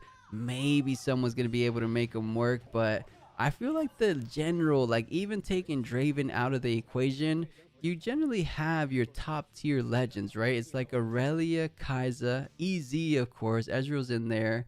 Fiora seems to be in there, but we've yet to see too many like amazing stuff for her. But there was 2 of them in top 32, right? What if one makes it a top 16? Maybe we get her in the next round. Maybe, right? yeah, that's totally possible because 2 of them were still there. So yeah, Yeah, we could. that could be a thing. And I Maybe we'll remember see. early in set two, there was a big question which green purple legend would really come out on top. I think it's really clear as day now. Aurelia is easily better than Yasuo, because a moment there, a lot of people were on the Yasuo train. Do you remember that, Leroy, or you didn't see it? Yeah, yeah, I totally remember that. People Mm-hmm. saying, "Oh no, Yasuo will be better," and one power. You'd rather pay 2 energy than one power, and Yeah, and maybe Yasuo is still good though, because in theory he seems pretty good. He kind of takes advantage of pushing in with those equipments. I think it's just a little too expensive, right? 2 energy to move your units. It yeah, sounds that's good. really It just expensive. costs too much runes. A friend of mine is main Yasuo, and the way he did around that is by playing Sona. So you Okay. ready the 4 runes. So that's an idea. Yeah, it is a good idea. It kind of brings up to the point. I wish we got to see the Ari deck list, but funny enough, chat, how they publish all the deck lists. They publish all 511 deck lists. So come on Monday when they release all the data, I'll post that Ari list, or I'll share it in Discord as well. We will all see how this Ari made it into top 32. And honestly, I want to see all the deck lists. Maybe we'll see the Ezreal deck list as well. I mean, I could almost build it. He probably has 3 pit crews. He has a couple arcane ships we saw at the end, 3 watchers, 3 coals, 3 boots. Because it seemed pretty consistent, right? He was getting those cards every single match. Three call shots. He had more than one Ezreal champion, right? I'm pretty sure he played more than one too. Yeah, because we saw one in hand. Yeah, yeah. And man, how in the world, Leroy? We went all the way to time, and there's still a big break. But funny enough, as soon as I start complaining, Riftbound hears me and Yeah, says, that's every time. shut up, How plus." good are you at that? Yeah, shut your mouth. It is time, chat. We are right on the cusp of getting into the top 16 matchup, the third round of day two's top 64, or top cut in general. And we will be finding out what legend will be in our featured match. I am excited. We just got off the back of the best matchup of all tournament series. We saw the Ezreal, the spiciest game, or the spiciest deck maybe I've ever seen in Riftbound. What do you think, Leroy? Was that super spicy? I remember seeing some crazy thing when we casted Shanghai, but yeah, and the fact that he made it so far in the tournament with that thing that nobody expected, and yeah, I'm gonna go with you. It was the craziest deck I've ever seen. Yeah, probably the spiciest thing. On top of that, we got to see it face off against Aurelia. So all good things. Can we get something even better than that? Or honestly, even if it's half as good as that game, I will be happy. So these casters are saying they're trying to take us away into the top 16 game. Sooner or later, they're going to be throwing us into that feature match area. And we're going to be finding out, are we able to avoid, chat? Are we able to avoid the Draven mirror match? Or is it just inevitable at this point? We're down. If it's 16 players, if the trend stands, there might be about 8 to 9 Dravens remaining in top 16. So I think there's still a world where we're gonna dodge the mirror match. Yeah, totally, that's possible. That also depends how many Draven were taken out. And I love the Chinese tournament because when I watched Houston, there were not the data all the time. We didn't have the data for the top 32. Yeah. There were no infographic. And with China, they just send you everything and they're like, this. It's so easy to follow. Yeah, That's I amazing. love it. I love it. They do the back end data so fast. And real quick, Weedy Sauce, thank you so much for the prime there. But man, let's see. And I don't know why Houston was so slow on the data. Maybe because there was just a lot of players. Because this was only 511. I think Houston had. Oh, it wasn't. It was 1,200. I think it was. Yeah, 1,200 players that day. So a little bit crazier. So yeah, I think it's just harder, but eventually they did give us some good data. Annie was the big surprise pick of that Houston Regional. It was like the breakout star. I remember everyone was going crazy. Luckily, I got my flash before the event instead of after the event because they almost doubled in price after that. Yeah, since I didn't have some big events with Annie, because I'm playing Annie right now Are you for okay? the local tournaments, and I, I bought the proving ground, so I had two flashes, and I was like, I'm not going to do anything more than a skirmish with Annie, so I'm not buying the flashes, and I put a third fight or flight instead of third flash, Yeah, I and mean, I was but like, good Flash enough. is so good because of the reaction speed, so I had to Yeah, buy it. You know, I even chat. Let me know if there's anyone that took the L with me. I spent $140 on a proving ground box. I'm not proud of it, but I really wanted to play Annie at the time. I needed the two flashes. And I was like, you know what? At least I get a Master Yi as well. So yeah, Damon, my locals, that was the only proving ground box. I didn't want to waste time for waiting on amazing. shipping or anything. I should have just bought it for the 30 bucks when it was on, at the Riot merch store, right? That's like Yeah, I one of got my it for little 30 regrets bucks. of last year. Yeah, fun. You know, and I thought we would take it away into the game. 130 miss on GameStop selling them for 40. He had to fall. I was hoping to find it. You know, my logic from anyone from previous TCGs, I was playing Lurkana and they have a similar little box. I forget what it's called now. It's a gift box that looks so much like Proving Ground, and every single Walmart, Target had it for like 20 bucks. So in my mind, I'm like, I'm gonna just wait till Proving Grounds is in Walmart. I'll get it later, just like that gift box is. Man, I was so wrong. I wish, because I could have, you know, 30 bucks is not too crazy. You know, it's some good money, but it's nothing too crazy. You could have bought it right then and there, but the inner me, I was like, you know what? I'm not gonna wait for shipping. I don't want to pay the extra fees. I'm just gonna buy it in Walmart when it comes out. And man, I wasted my money spending that 100 something.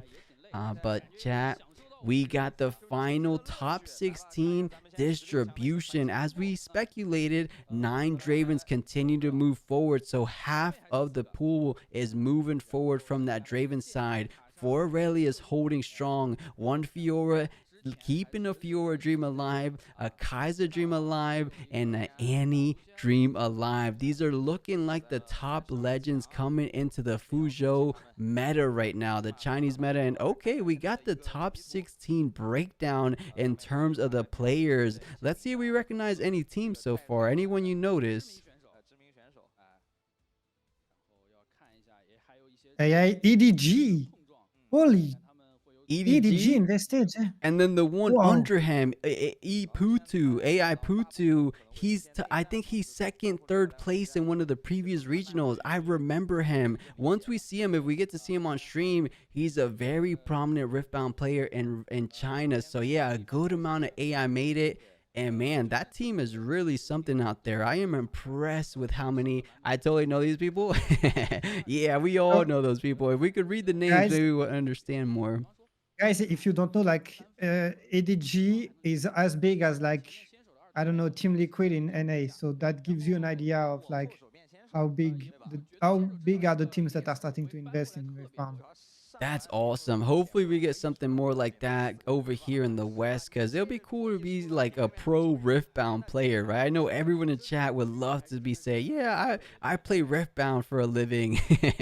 Some of the content creators itching to get that too, but imagine just doing that by simply playing Riftbound to the best of your abilities and topping these events, because there's a lot of cash in Riftbound when it comes to these events. You know, I know Charlie's collectible show out in the East Coast of the US, they're doing a $25,000 circuit, and that's each stop they're doing 6 stops. Each of those stops are 25k. PPG, the ones that are taking over the Vegas regional, not taking over, but they're helping run the Vegas regional, they also have a $25,000 circuit. So many good events. If you are a good Riftbound player, it's a good time to play TCGs, if I do say so myself.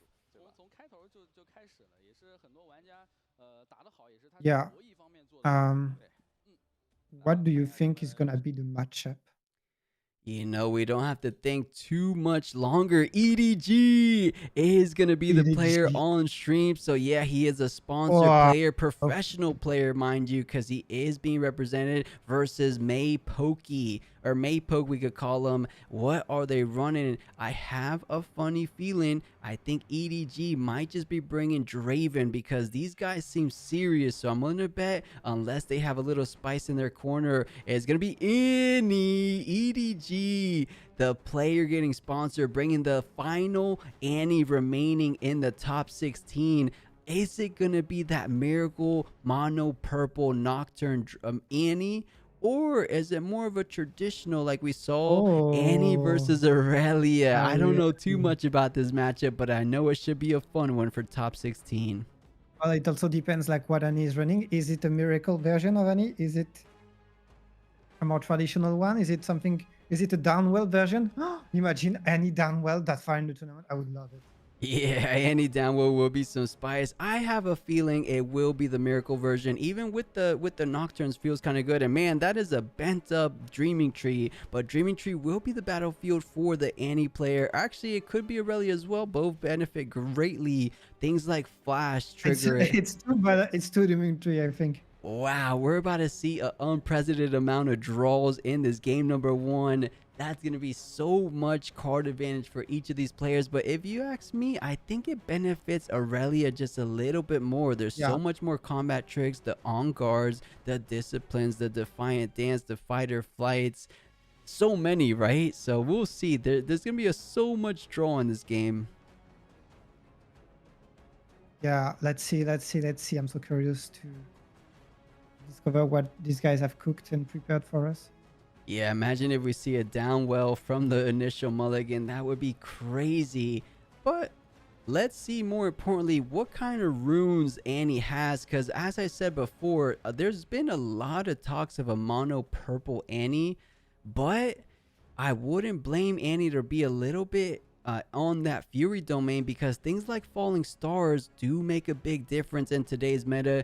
That taking into consideration the fact that Ezreal, the biggest problematic card, and there's definitely Fury cards in there with Kai'Sa, so it's more of a traditional build. And it's going to mulligan one Kai'Sa and the inverted timeline. Is skipping. Is it a Cleave or Blood Fury? One of the two, I think. I see the Cleave, yeah. So that's why he's choosing to run Dreaming Tree as well. So Cleave instead of a Blood Rush, which kind of signals to us he might not be on that Ezreal package. Perhaps doesn't like it. So are they running the whole Scrap Heap?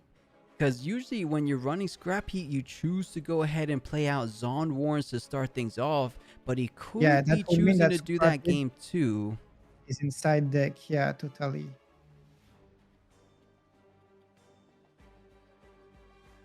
All right. Let's battle. Yeah, let's battle indeed. These guys are looking calm, and it is time, guys. Rounds of top 16 is here. We have a Annie and a Aurelia. We just saw in the top 32 round Aurelia taking down a Ezreal. Can an Aurelia player do it again? I know this is a different one, but taking down an Annie feels a little bit tougher. Sometimes you still have the equal amount of removal, rebuke and stuff, but the Fury adds a bit more pressure with accelerated units like those Kai'Sas, like those Darius. But starting things off with something we don't see too often from Annie, a Tide Turner, maybe taking a page out of Draven's book here. Yeah, definitely. Let's see what... I'm really curious because there are some cards that indicates that we're more on a traditional Annie, but Annie doesn't play Tide Turner, so let's see what she has cooked. Aurelia does not... I don't think there is that many ways to play Aurelia. It's just it mostly depends which combat tricks you're going to run over some other and how many units you will get, but the idea is always the same. Yeah, the fundamental core of Aurelia seems to be very consistent throughout a lot of the builds. You have your chosen champion, You have your equipment to buffer up and choose or to activate your legend, and you kind of bounce around there. One card we haven't seen in Top Cut yet is the Stellacorn Herder. Usually that is a main staple in Aurelia decks, but goes on and just plays the Boots of Swiftness to start things off on her turn. Tide Turner allowed to go ahead and conquer, at least get the first point for Annie, and let's see what they have as a turn 4. We saw there was a Kai'Sa in the opening hand, and that will be the pick for the turn 2. Does get 2 ready, you know, Leroy, it is so cool to see the runes getting ready because we haven't seen, I'm so used to seeing Draven for so long, I'm almost missing Annie at these points, so it's almost a little relief that these guys are able to push back these runes because I kind of missed it after seeing Draven for so long. Exactly. And yeah, I mean, I never minded Annie as a legend. It felt not particularly brain dead. You had some complexity to it, and it's good to see that. I mean, it's still red purple, but it's not Draven. So yeah, let's go. Yeah, let's go. And we have a nice little observation. That's a foil Annie. That's actually from the Season 2 Nexus Knights. If you guys don't know, the Nexus Knight packs coming out in Spiritforged, they're going to have foil version of the Proving Ground boxes. You're going to be able to get a foil Master Yi, a foil Annie, so on and so forth. So that guy has been playing some Nexus Knights out in China and Spiritforged, and we see like it's Annie good stuff. You still have the flashes, you still have the cleaves there. I'm trying to see. Ooh, you even have a Farius Forerunner with a switcheroo in hand. This is just any mid-range, any good stuff, if you will. Just a lot of great cards in that 40 card deck. Yeah, it's like put all the good cards and let's see. Let's bowl, baby. Yeah, let's go. And you do get to play a good amount of combat tricks on the defense because you're never truly tapped out. That is a key thing about Annie. Always feeling rather safe draw 2 from the flash. Oh, double flash, double draw. This Dreaming Tree we thought would benefit Aurelia a little bit more, but being so impactful because even if you defy it, you're still going to get the double draw nonetheless. Yeah, but still, that would allow you to remove a lot of might from your opponents. So I think you want to, if he has defy, I think he will use it every day. I think so, but I think it's going to be slowing down the game plan because he want to use the full runes for something else, but it looks like he only has a not so fast, but he kind of is keeping the other cards in hand a little bit hidden, so I don't know for a fact. So charm. Oh, no, Defy, Leroy. That's a double discipline and not so fast. Yeah. You're not going to be targeting your own friendly units, so the flash should be able to go through, allowing to keep those units nice and safe, and more importantly, you're going to be drawing 2. What an incredible play. Get some card advantage on your opponent's turn, taking full advantage of Annie, readying 2 runes at the end of the turn. So this is what makes a big difference for Annie versus Draven. And look, he wanted to put Kai'Sa directly in the trash, and the judge went, no, it has to go on the battlefield first and then in the trash. That Annie has no time. She doesn't have the time. She wants to go to the next round. Yeah, the judges being strictlers, just maybe to emphasize things on the stream, feature magic cores. So Aurelia does get the kill eventually thanks to the charm, passes it back over, has about 5 runes available, or it looks to be even 6 runes available for any kind of defensive pressure, and we saw there's a good amount of defensive options, 2 disciplines to make +3. You double draw from the Dreaming Tree, so she's about to draw so many cards while keeping Aurelia nice and safe. I'm trying to think, is there any card that would kind of make it a little bit easier for Annie? And in the hand with the not so fast, I don't think anything is going to be easy for this EDG player. No. This being said, you can just send the Forerunner and have Aurelia use some combat tricks and then just get your 2 units. So it's not even a bad trade. Yeah, it doesn't feel too bad. You could bait out some more resources in hand, but she's just going to be refilling the hand with that double draw from the Dreaming Tree. You have an additional draw. She didn't use cleave yet. Yeah, she hasn't used cleave. So yeah, you could go up to 9 on the offense with the Forerunner, and you do get a draw. So this is why AI is taking his time. thinking through his plays, saying, okay, let's make sure I don't make any mistakes. It looks like he might be playing out a treasure hunter. So a treasure hunter on Annie. I didn't think I would see it here today, but we find an Annie in top 16. Even the likes of the Houston regional champion Sean DeWally saying treasure hunter does not belong in Annie. It's not really what Annie wants to do, but this guy proving a lot of people wrong. Perhaps treasure hunter Apparently, is yeah. just a great chaos card.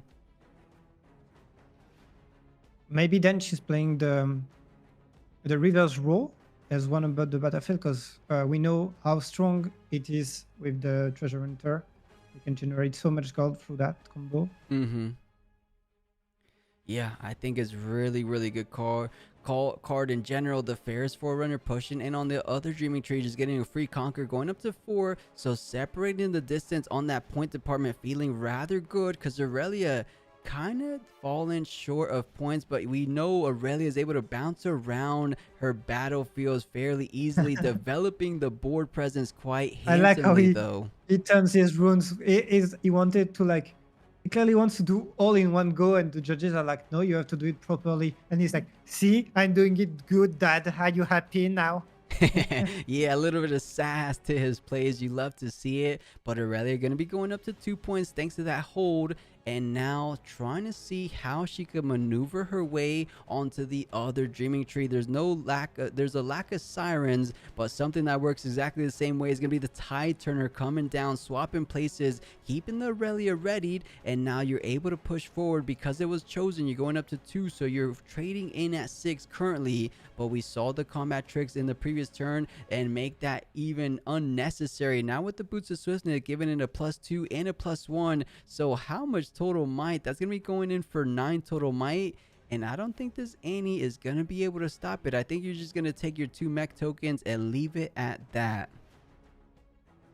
Yeah, and no, it's going to flash again. I think Doesn't just want to valuing get... the draw, huh? Yeah, saving some might, valuing the draw, and she's gonna score 2 points every turn from there. Look at how much might she's got on the board.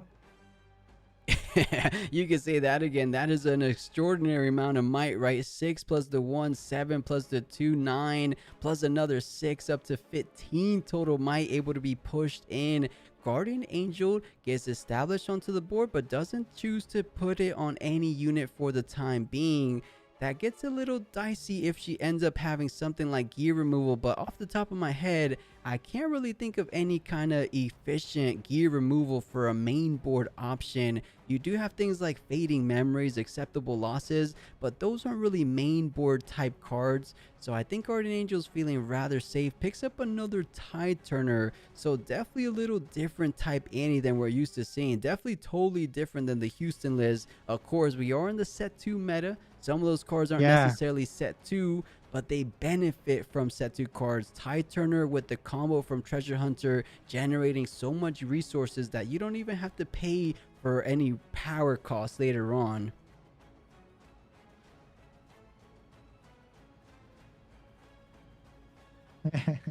And Aurelia is going to use a flash of her own and draw 2, just like Annie did before. Yeah. You're so right. She's saying 2 can play at this game, you know. Yeah, but Annie will still get a gold because Draven is ridiculously OP. And the judges. No, is he thinking? Is Annie thinking if she's got any reaction? Oh, looks Like to be hard the bargain? hard bargain. It could be repeated because you're still going to get the draw, but you might have enough to not let the Aurelia go back to base and keep herself safe. Because if you get rid of Aurelia, what is the Aurelia Legend going to be able to do the following turn? The Guardian Angel is not attached. You get the +2 draw, but the flash does resolve, saving the hard bargain down the road. Generates the gold resource, as you mentioned, from the Draven champion. Now the battlefield is open for the taking. The Treasure Hunter easily get the conquer, allowing him to generate another gold token, and this is the sweet spot for Annie, up at 2 points, or up 2 points this turn, up to 6. and now doesn't really have to overextend more than they need if you're able to establish a little When I bit get more back a board flash. presence. And here we go again. That's a good target for the Annie. I think your name is Stubborn. Annie Stubborn to get another potential too. We said it, Leroy, at the top of the game. This game might just be the most card draws out of the entire tournament. Yeah, I mean, wait until we see a Miracle Draven, because that might go more. But at least they're drawing from both sides, so that's the funny part. Wow, and you know, I thought a lot of Annies got rid of Sneaky Deckhand, not finding the room in the deck, and you don't really want to play Sneaky Deckhand into the likes of Draven because you're just leaving a unit on the battlefield. Of course, you're not completely tapped out, but if you're lacking the flashes, you're leaving it on the battlefield to lose the combat against the Dravens, but still feeling like Sneaky Deckhand is important for what Annie wants to do. So I like what I'm seeing so far. And it's almost like we said before, it's like a mix of all the low to the ground units, the Tide Turner, Treasure Hunter, Sneaky Deckhand, and then you have some of your high end with the Forerunners and the Dravens. Do you think he's running Darius, or he just only has the Kaiser? Well, that's a really good question, honestly. When you see that he already has Draven, Forerunners, and so on, maybe he's not running Darius, and it's too expensive. It's kind of like the Ezreal problem we were talking before. Sometimes there's just too many good cards to fit into a perfect 40 card deck, and we're seeing a lot of consistent options. 2 of the Treasure Hunters, 2 of the Tide Turners. So maybe he's not running Darius, which is very surprising because that's such a good card. Yep, and of course now he's going to flash these 2 units, and look at how many units he's got, how many runes he's got for next turn. Like, how is Aurelia supposed to stop that? He doesn't know where to put them anymore. Yeah, this is where you want to keep your organization levels at peak times, or at peak levels all the time. 2 Treasure Hunters, the Sneaky Deckhand. And man, we thought he had enough might the previous turn. He definitely has a decent amount of might this next turn. I'm wondering though, what's in hand? Because she's almost playing very similar to Draven. I wouldn't be too surprised to see something like a longsword. You do always have 2 runes available at your end of your turn, and it is able to be played at reaction speed. So maybe she has like a nice little cheeky longsword to catch people off guard, but maybe not. Maybe I'm getting a little bit carried away with the Draven stuff I've seen. Yeah, let's see. Usually Annie is more spell based, so she can use her passive ability, but who knows. So now Aurelia has 9 runes to work with, Annie has 10 runes to work with, and yep, 2 battlefield to conquer. You know, if there's a world you can bait out the combat tricks, Defiant Dance, the disciplines that we've seen in hand, and at the very end during your priority when it gets passed back, you switcheroo, taking full advantage of those combat tricks, that would be a really crazy line to play. But you have to be very sneaky and calculated with it. I don't know if it's going to be executed perfectly, because I think this Aurelia might be catching wind of that. But I think first things first, you push something very simple. Maybe you're Annie Stubborn into the Dreaming Tree to conquer the Tide Turner, saying, do you want to waste any resources here? Let me gauge what your hand looks like. Because right now, you're able to draw 4 cards on the defense for Aurelia. We saw 2 disciplines. If he wants to defend the Tide Turner, you will get 2 cards for that. If you probably are going to defend the Aurelia Fairvent, you're going to get 2 cards on top of that. So if we thought he had some defensive options now, he might just be drawing even more going forward. Yeah. Let's see. He could also choose to not finish this turn because his opponent is only at 5, and so he could not finish so what one thing you could do is, I don't know if he's got more board to develop, but just develop more board, get over the Tide Turner, and then waste the 8 mana from Aurelia. That would be a really cheeky play, but that's an option, to be honest. Yeah, it could be the cheeky play. I thought you were going to say something along the lines that just continue on the board presence, just stack up more might, and maybe there's a world where Aurelia taps more runes out, so you feel a little bit more confident making this final 6 to 8 point push. Because as it stands, Aurelia's only going to be going up to 7. You have a little bit of breathing room. You know you're guaranteed to get one more turn. Do you want to take the risk while Aurelia has 9 runes available? But knowing him, he left the 9 rune. Oh, whoa. Is he sending everything into the Aurelia? That is ambitious. Just send it, bro. Just send it. Wow, I was not expecting this. Wouldn't you want to do it the other way first? You know, I think this is the play we were talking about. He's trying to bait out those combat tricks and end things off with a switcheroo. That's the only thing I can think about, because that would be the best way to do it, indeed. Yeah. There's a lot of things going on the chain. That's going to be a double go generation from both of the treasure hunters moving Please onto the dreaming tree. Please let us see. Yeah, we saw enough of these players already. Let's see exactly what they have in mind. So trying to do the quick maps here, that's going to be 6 + 2 going up to 8, 2 from the treasure hunter going up to 10, Annie at 13, and Draven at 6. So we have currently, as it stands, being on the offense's push, 19 total might versus the current Aurelia. I think that's going to be going up to 3. Well, we'll keep in mind 19 is the number to beat.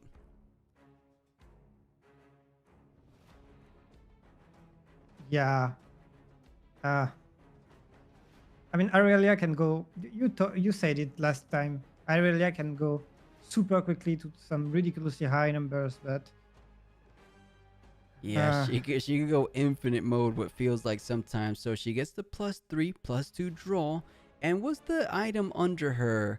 I'm looking at it. It looks to just be a +1. That's a boost of Swifties, so that's a +2, no? +2. Okay, it was the boots of swiftness. I can't see it from this position. Yeah. If that is, her base would be at 6 plus the 3, so she's currently at 9. So something to be very considerate of going forward. She needs 10 more might to just trade evenly. But if he's so caught up in doing the math, he's not going to be able to see the switcheroo coming out of nowhere. You invested so much of your might, so much of your resources to get your Aurelia up, and you know, Leroy, if you spend more runes to get your Aurelia up there, you're not going to have enough runes to defy, or in this position you have to not so fast. I think there's a hard bargain on his hand, right? Yeah, that's what I was getting at too. Because of that, you're going to be able to repeat hard bargain if it comes down to it. I don't see how Aurelia can overcome that. Prove me wrong, please. Prove me wrong, but I don't see how. I couldn't agree more. I think it is as good as done. For There's a piece just of too paper, right? much coming in. And even if this doesn't go through, you have a lot of defensive options. I even think there was a rebuke in hand. So if rebuke doesn't go through, you got the switcheroo. If the switcheroo somehow goes through, you have the hard bargain for the not so fast. So a lot of options. You know, what if you let this one go and then you spend everything defending the Tide Turner from the sneaky deckhand? Is that reasonable, Leroy, or am I getting a little bit too ambitious? I think that's an idea, but now that you've already committed one discipline, it's a bit too late. But yeah, honestly, I would have maybe gone with that play. Yeah, because you committed one discipline. At the minimum, you got your +2 draw just to see more cards from the top of your deck. You know you're going to have an uphill climb versus all this 19 total might. Do you just want to save it for the Tide Turner? Okay, so yeah, that's what he's doing. That's what he's doing. It's going to just ride the wind, the Aurelia. He's making sure you pay the power costs. And saying, wait a second, I have a hard bargain. You only have 4 available. I think 5 available. But if you pay for the hard bargain, that's all you're going to have to do this turn. You just let it go. You just let it go. And you hold next turn. I think that's the play.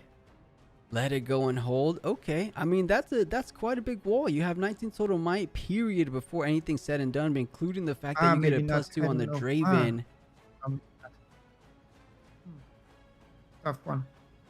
Yeah, we see why these players are taking their nice time saying, wait up, this is the most pivotal moment, most important decision of this game number one. Everything comes down to this, whether Annie takes it down, move on to a game two, or is there some kind of way where Aurelia kind of turns things around at the very end to bring it in her favor? And I'm wondering what the discussion is on the board. I think they're just doing the math one more time. We did it before, but we can maybe do it again. But we counted up to 19. So still Yes, has if you some ways to start go. commit right now, you have to commit until the end, because if you want to keep if you want to play the next turn instead, you better keep all of your runes, probably. Yeah. Okay, Ride the Wind does resolve, getting +2, one for the Chosen, one for the Ready, making it virtually impossible for that single sneaky deckhand to take it down. Does resolve the treasure, or does resolve the Draven Conquer, getting an additional gold. At this moment, I don't even think he's going to have enough turns to use all that gold cores. Let's see, Sneaky goes in. He has it cleave. Is there a world this little sneaky deckhand gets it done? Oh, he wants to. Oh yeah, he's going to rebuke the Aurelia. No, switcheroo instantly. I like the And if he switcheroo plays, first. oh, if he plays not so fast right now, yeah, you're right. If he plays not so fast right now, then he cannot deal with the up bargain. Mm-hmm. And even if he could, he still has a rebuke in hand. So I like the switcheroo first. Yeah, And you're then right. force out a not so fast. Even if he had another not so fast, it does get played out. He's saying, you know what, I have to do what I have to do, the hard bargain on repeat, forcing his opponent to resolve the switcheroo. That is the game plan. I did pay the extra additional cost, one of the more newer mechanics of Spiritforged. Switcheroo coming in, but forcing his hand, the rebuke coming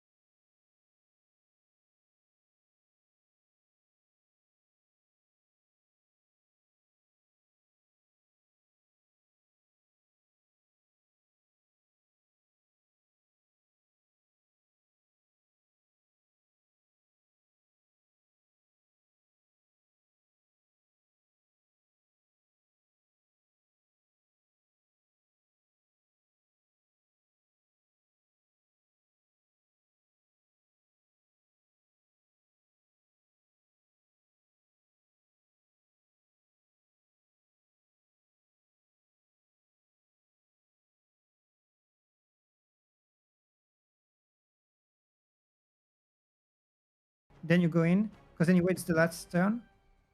So yeah, maybe. I don't know. Let's see. Yeah, let's see. Indeed, Maypoke He's a better having player to than me. do what he can, saying, will my double defiant dance rebuke hand get it done? But you could only play exactly that. You have one more room if you pick up maybe a on guard off the top after one of those defiant dance dreaming tree triggers. Yeah, if you tap out, a fight or flight completely foils everything, though. I actually don't see a single negate, though, or a single counter. Do you, Leroy? I think a fight or flight might just win this for Annie. Yeah, the fight or flight is going to hurt a lot. And it's not a fight or flight. He has a fight or flight in hand because I'm pretty sure he did have it. So yeah, he did have one, but I thought it was this one that he hit. yeah, I think that was more of a bait. Tide Turner not going to be getting anything off because everything's on a single location. So basically a vanilla trigger there. Let's see. Does he want to commit some more cards? Because right now the Aurelia Legend is completely tapped out. You need to conquer, pay it energy to ready her. You can't conquer with Tide Turner because he already at that battlefield. Yeah, he needs to try anyway, no? Like, it's never the right play to not go with the fight or flight. I'm not sure. Maybe I'm saying some dumb stuff, but I feel like No, you I think always you're right. have I mean, you have to play towards your only out. And what I was trying to get at before, perhaps is not as exciting as this Ezreal matchup we just saw because these players are thinking so deeply. It almost borders on the line of slow play, but to be absolutely fair, 16, you have to take your time and recount everything and budget on time. Exactly. I think these are just really tricky plays, and we are in top 16. It's untimed matches, so if there's any time to truly dig deeper and take your time, it's going to be right here, right now, because those cards that they're playing for, the top 8 promos, they're only going to be walking away with one of these players. The other player doesn't get as great pricing because I think the split for this event was top 8, so I understand where they're coming from. And to make it even sweeter, the top first place prize, we know how great that is, but fight or flight is going to be the available option. He took the risk. He says, do you have a defy?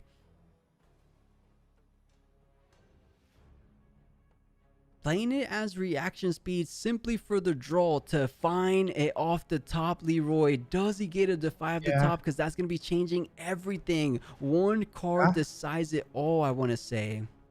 Are you a believer? The heart of the cards is a real thing. If any TCG players can tell you, sometimes all it takes is a single card off the top. Let's see, praying to the RNGs, RNGs as gods.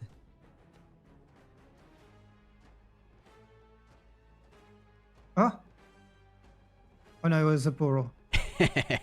Not being fruitful with that draw. So I think the fight or flight will resolve, and maybe there's a window. He can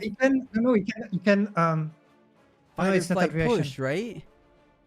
No, because I thought he could have fight or flight is Tide Turner to get the draw from the other battlefield, but then it's not at reaction speed, so I got confused.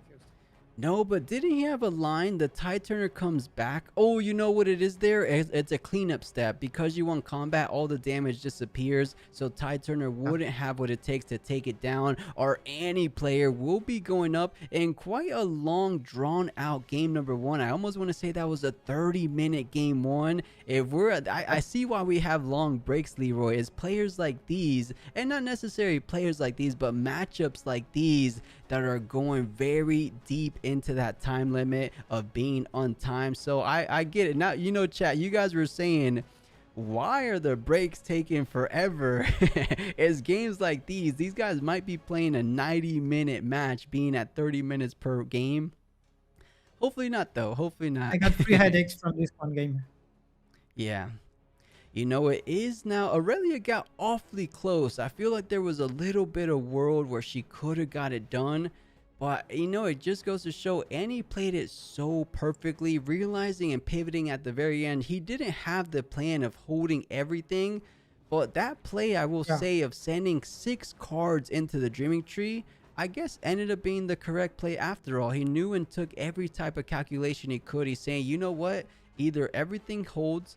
If you're going to waste some resources, I'll let that go. But man, yeah, overall, it just ended up being the perfect play for him because even if he wasn't able to conquer the other side like he wasn't able to do, he just goes ahead and spams out even more units on top of that. So well played. Clearly, you can see why this player made it that far. Oh, Jane in chat saying, no, Jane, you don't conquer. You almost debated me. He's saying you fight or flight tie turner, push up the empty battlefield of Dreaming Tree, but because you already scored on that point, you wouldn't conquer, right? I think Aurelia says you have to conquer to do it. Yeah. No, the only thing I thought about was using fight or flight on the tie turner to get the draw, but then he was not at reaction speed, so he could not have had the defy quickly enough for the... Yeah, I almost want to see that play too because you let everything resolve, a cleanup step happens, but it was a Pouty Portal 2 tie turner, so that's 6 total might. The Ferris Forerunner had 12, so yeah, you're just out of the range, right? Because a tie turner could get up to maybe 4 with Defiant Dance, bringing your opponent down to 10. It just wasn't a win though, because you could fight or flight the tie turner back and then push in with 2 runes. Even if you had 2 Defiant Dance on top of that, tie turner goes up to 6 total might. They go down to 8 total might, so it just was a little bit out of the range. Oh, but there's Zinzari say you do get the draw. It could have been something like a ride the win. Zinzari, maybe he could have played out one more card like the fight or flight. Cause you're right, he didn't draw from that Dreaming Tree just yet.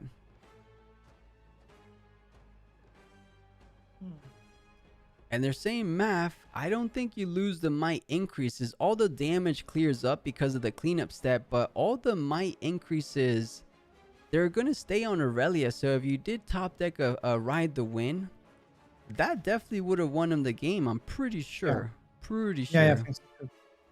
There were several outs, yeah, so. No, I think they both played to their best, honestly, yeah. Mm-hmm. And it being a lot closer than we would imagine. There are some things that are easy to discuss when you know the opponent ends and something that appear to you clearly, but they are thinking about some cards that we know are not in the ends of their opponent, so sometimes it's hard to tell when you're not the one playing. Yeah, and we're getting a good question. That's what makes Aurelia so great sometimes, is because even after the GA proc, because it doesn't go to the trash, every single might increase on that turn stays, which is a lot of good, which leaves room for a lot of great plays. As we saw in the previous round, you push in, you trade in with what the might you currently have, trade some units, even though you don't get the conqueror, the GA triggers, and then with the legend ability, you're able to ready and swing back in with the same amount of might you just attacked with. So yeah, it makes her really, really powerful. It takes a good high level player to make full use of those kind of combos though, because think about it, it gets a little tricky for newer players to do plays like that. Yeah, it's definitely not easy to play Aurelia and to master it. Oh yeah, it takes a really strong pilot for sure. So now we're finding ourselves going very soon into a game 2. We know Draven tends to build, or not build, but sideboard things like Rebuke in this kind of matchup. But we saw the main board not so fast. Do you feel pretty good putting more Rebukes, or what kind of cards? Since you said you've been dabbling a little bit with Annie recently, what kind of cards do you see when you're trying to face the likes? Similar, I guess the closest thing in set 1 would be like Master Yi with tall units. What are we thinking to side in? Well, you gotta think about Rebukes because Aurelia is a good unit to rebuke because she's doing all the job. But it's so hard to rebuke the Aurelia that maybe you want instead to add some cleave and so on to instead not spells that cannot be defied easily, that doesn't cost any I'm gonna make it, I swear. Doesn't cost any deflect and or that cannot be repelled by not so fast and stuff like that. Yeah, maybe, I mean, one of them being Switcheroo, right? I feel like Switcheroo could have come in pretty clutch there. Maybe more Switcheroos, more Rebukes, like you're saying, those 2 power cost cards could be exactly what Annie needs to keep this momentum of winning game 1 and maybe winning game 2. Or down well, so that you don't have to deal with all the deflect and all the not so fast and the defy and so on. That's just so a true. big Maybe a downwell. nice little one of Downwell. Let me pull that card up for people that are unfamiliar with that card.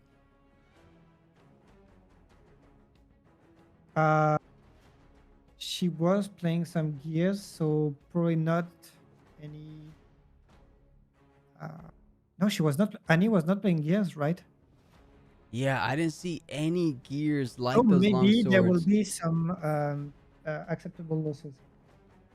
Okay, true. Acceptable losses only going to be negatively impacting your opponent, so I could see that.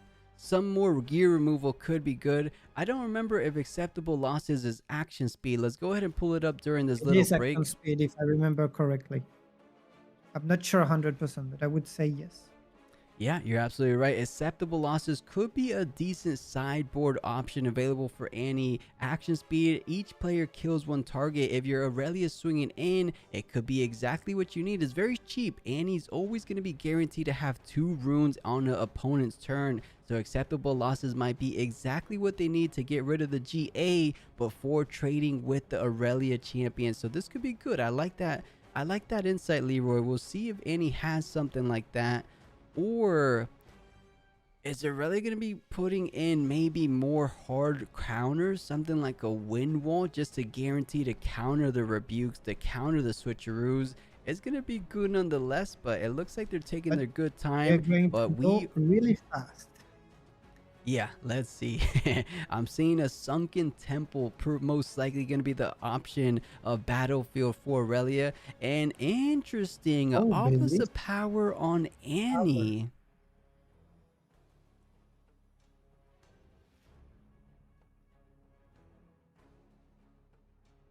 I wasn't Let's expecting see. that. What do you think they benefit with the Obelisk of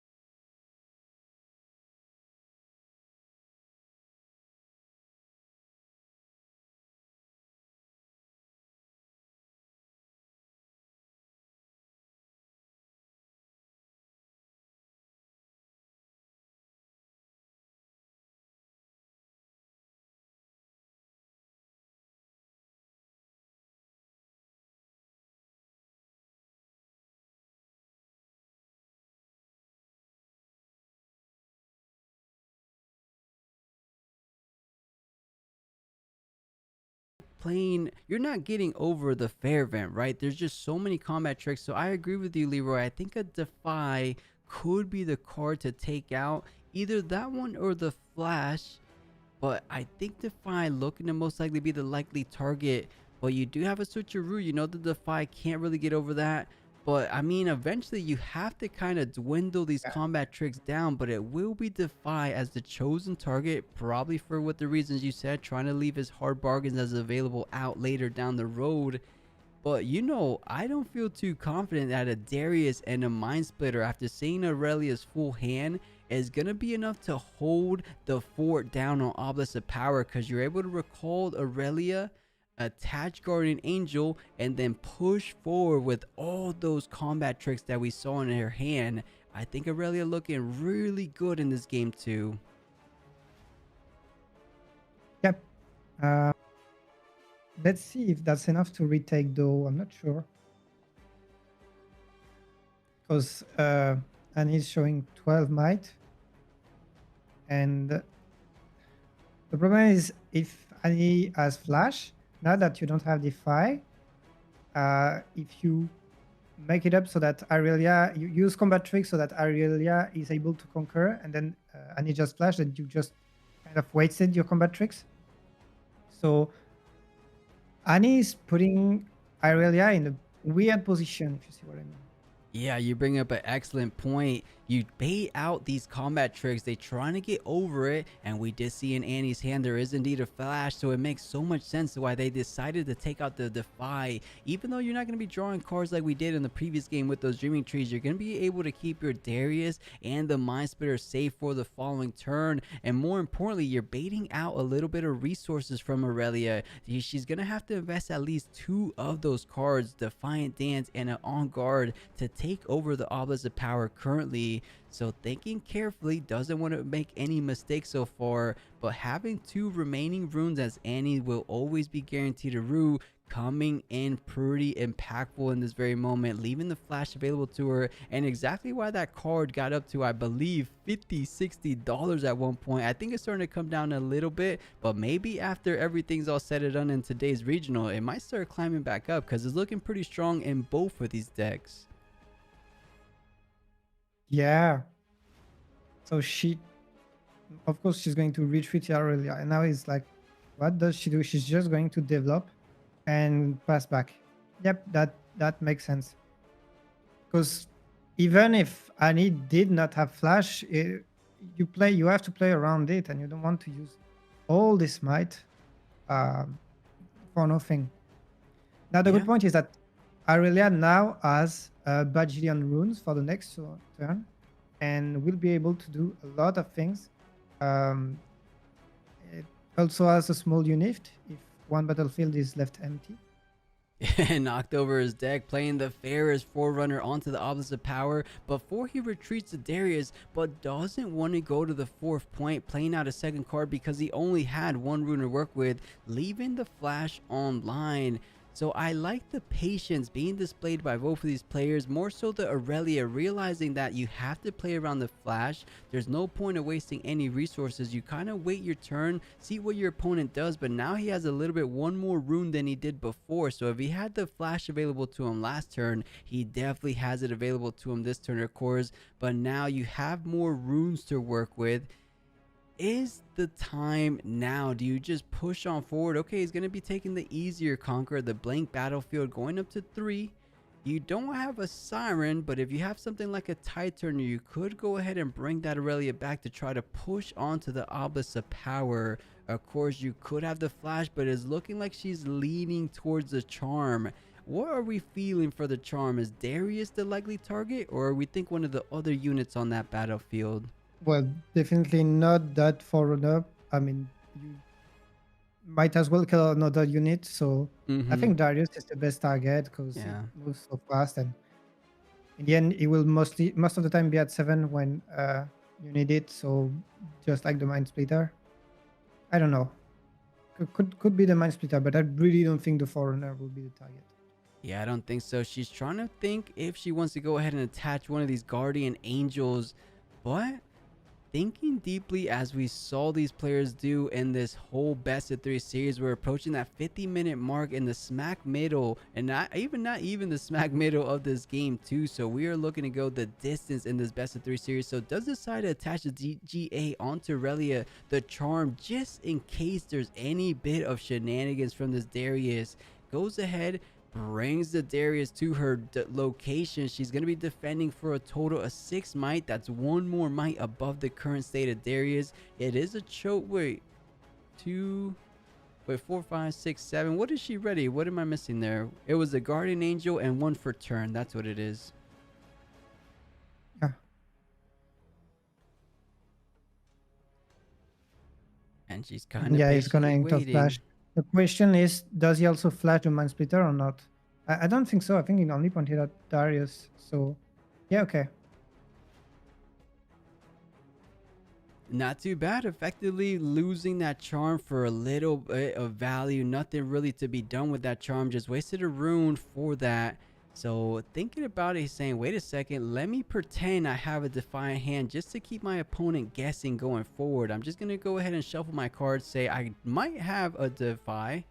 I'm going to let you think I do, but I'm going to pretend I don't. I'm going to pretend I don't want to use it this turn. So Flash does resolve, keeping the Darius safe and sound for now. Treasure Hunter getting pushed forward, getting that extra gold token, of course. So Aurelia will be at 4 points after everything's all said and done.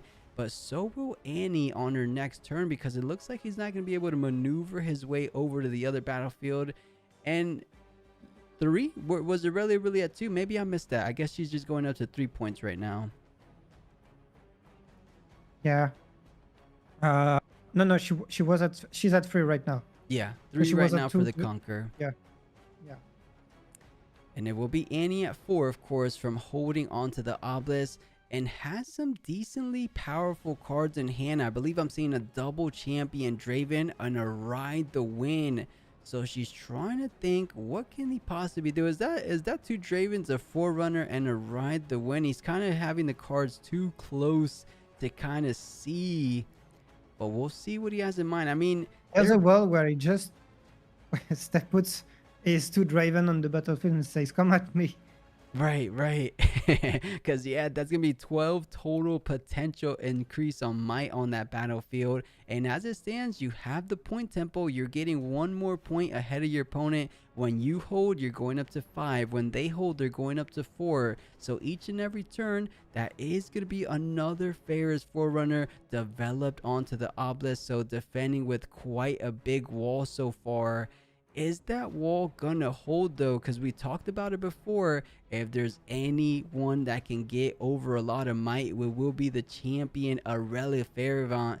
And the Mind Splitter not liking. I think he's offering the trade here, Leroy. He's saying, you know what? Let's go ahead and waste some resources from Aurelia. If you get over 12, so be it. I'm going to have 3, 6, 9, 12 might of mech tokens after my Death Knell triggers. So you don't feel too remove bad. my 12, I will have 12 more. Good. Exactly. And did he pass the turn? I think it's still Annie's turn. He passed because he already 2 runes. No, he already 2 runes. No? I don't think he passed because Aurelia hasn't readied that other rune. I still think he's thinking about his final decision. Yeah, but look, he has 2 runes that are readied because he only has 3 rune taps, so he should have 2 more for the Forerunner. You know, it could be a potential judge call because neither player readying. I think there's a judge call. I wouldn't be surprised for them to throw it back to the commentary booth rather shortly. But I think they're discussing, okay, and it does go through. It does pass the turn. Funny enough, it almost seemed like the turn had to resolve, but goes ahead and passes it over the Aurelia player. Picks up, I believe, a Rebuke off the top of a deck. And now you're holding up to 4, as we said before. The question stands, though, does she want to go ahead and take out the Forerunners now? Because we said it before. Eventually you have to take him out. You just can't leave him holding the battlefield. You're behind in that point department when we're talking about hold for hold. So you need to do what you have to do. It doesn't feel the best, but if you don't, you're gonna end up losing this match. Oh, the chat is saying a really good point, which is that Aurelia might have been thinking about flashing, reacting to the any trigger, so that Aurelia would already be in base readied, and she would have one more gold. So yeah, I can understand the idea. Yeah, it does create a trigger on the chain, allowing you to play reaction speed cards. So that is a Yeah. fair point because you still have the treasure hunter there to get that 4th point on the hold, but doesn't decide it is worth it because you still can recall it back and ready it decently easily. You do have one of your gold resources allowing you to save some runes for doing so. And you even have a tide turner to make that play even easier. It looks like he's going for that play. Gets another gold just because of the move back from the treasure hunter. The tide turner does get played out, moving in, keeping that Aurelia readied, and that's the key point because you don't want to waste any resources readying the Aurelia. You're already at +2, one for the turn, one for the tide turner being chosen target. And now, do you want to push? Like you said though, Leroy, it doesn't feel the best, does it? No, but do you have any choice? At one point, you will have to retake that battlefield. That's the issue. You don't have any time warp to make some real shenanigans. Oh yeah. It's like a lose-lose situation, but you have to sometimes make that hard call. And he's thinking about it. He's doing the calculations in his head. He's saying, you know what? I have to do at the very least. I'm going to be going up to 5. But if you go up to 5, He could be thinking about doing it on the last turn, but that means he would have to hold the other battlefield during all these turns, and that doesn't work so much either. mm-hmm. Yeah, because he already recalled it. There's only a simple tide turner. If he doesn't go, AI is going to be going up to 5. A simple conquer from Darius or Mindsplitter going up to 6. And then the same idea that we said before, once Fair's Forerunner goes down, that's going to be 12 total might of mechs going in. Another Guardian Angel getting attached onto the Aurelia Fairvaunt, ready to push in. So going up to 3, that will be attacking for, I believe, 9 total might as it stands. So going in, trying to get over the 12 might threshold as it stands. And you are doing all this while Annie still has 4 runes up, so you could do all this and then just get fight or flight. And yeah, imagine, because you're so right. We didn't get to see any kind of negate, any kind of defies. So, but it's ooh, just takes saying, the trade. okay, all right, I'll take 1 GA, thanks. And now you didn't even conquer yet, so you have to invest more if you want that point. Yeah, let's see what they have in mind. Annie is playing so passionately since the beginning of this best of 3. Yeah, It's he's playing with the really passion of wanting to take it all the way to the grand finals. I've seen players like that. They have so much a burning desire to prove their competitive spirit, and it looks good. He looks to be in a decent position. The question at the moment stands though, does Maypoke want to go ahead and invest a little bit more to ready it? The Aurelia Legend ability still online. It doesn't feel worth it. But if you allow Annie to get to that 6-point threshold, you're never feeling good about that. But passing the turn saying, you know what, if I have a ride the win, I could try to catch my opponent off guard. But that's if I have it. Does he have it is the question. I don't think I'm seeing it. Are you? No, I don't think so. And yeah, and now Annie will easily go to 6 with just 2 bots. Yeah, keep it nice No, and simple. she can even send Darius on the Sunken Temple, get the draw, then ready the Darius, get him back, sacrifice only 1 bot on the Obelisk of Power, and then have the full army ready for next turn. Yeah, I like what you're saying. You have to keep in mind though, there is a couple combat tricks that Tide Turner could be getting up and away pretty easily to try to defend that Sunken Temple. But That's true. does he want to invest? I mean, he has plenty of runes. He's saying, how much runes do you have up? That's 2, 4, 6, 7 runes. So everything he wants, he's going to be able to play out. That's a double Defiant Dance and an On Guard available on the defense. That's going to be what? 2, 4, 6, 8 total might defending. So Annie gets brought out. Let's see what's going to be a target. Does he have... Oh, okay. That's the second time he's chosen Flash. That kind of signals to me he wants to put 2 units on the battlefield, flash them back, and then push on forward from that 6th to 8th push, as we know these Fury decks love to do. Yeah, I mean, he's saying, okay, if you have combat tricks, you better have a lot of them. Yeah, you know, at the very least, I saw Rebuke in Annie's hand. There is a not so fast, but if you're going to invest a lot of combat tricks, he's saying, you know what, Tide Turner's just a little bit too low. Let's get the extra draw from the Sunken Temple. I'm going up to 6, and with the Flash, I'm feeling pretty good. Draven getting established out. Darius getting pulled back because of the ready potential, and now you still have the Flash online for that final mech and the Mind Splitter. You need to pick up a Defy. Yeah, and you would defy for letting your opponent like retreat, and so not even fighting it yourself. It's such... I wouldn't like to be in Irelia's seat right now. Yeah, I couldn't agree more. You're not feeling too good. Looking at the back line, he basically has everything on the current board in a decently safe position because of the Flash. Of course, if he drew the Defy off the top, that could be changing things, but he's trying to find out, what do you have? On guard getting played out to get over that 7 total might, but the Flash coming in saying, do you have the Defy?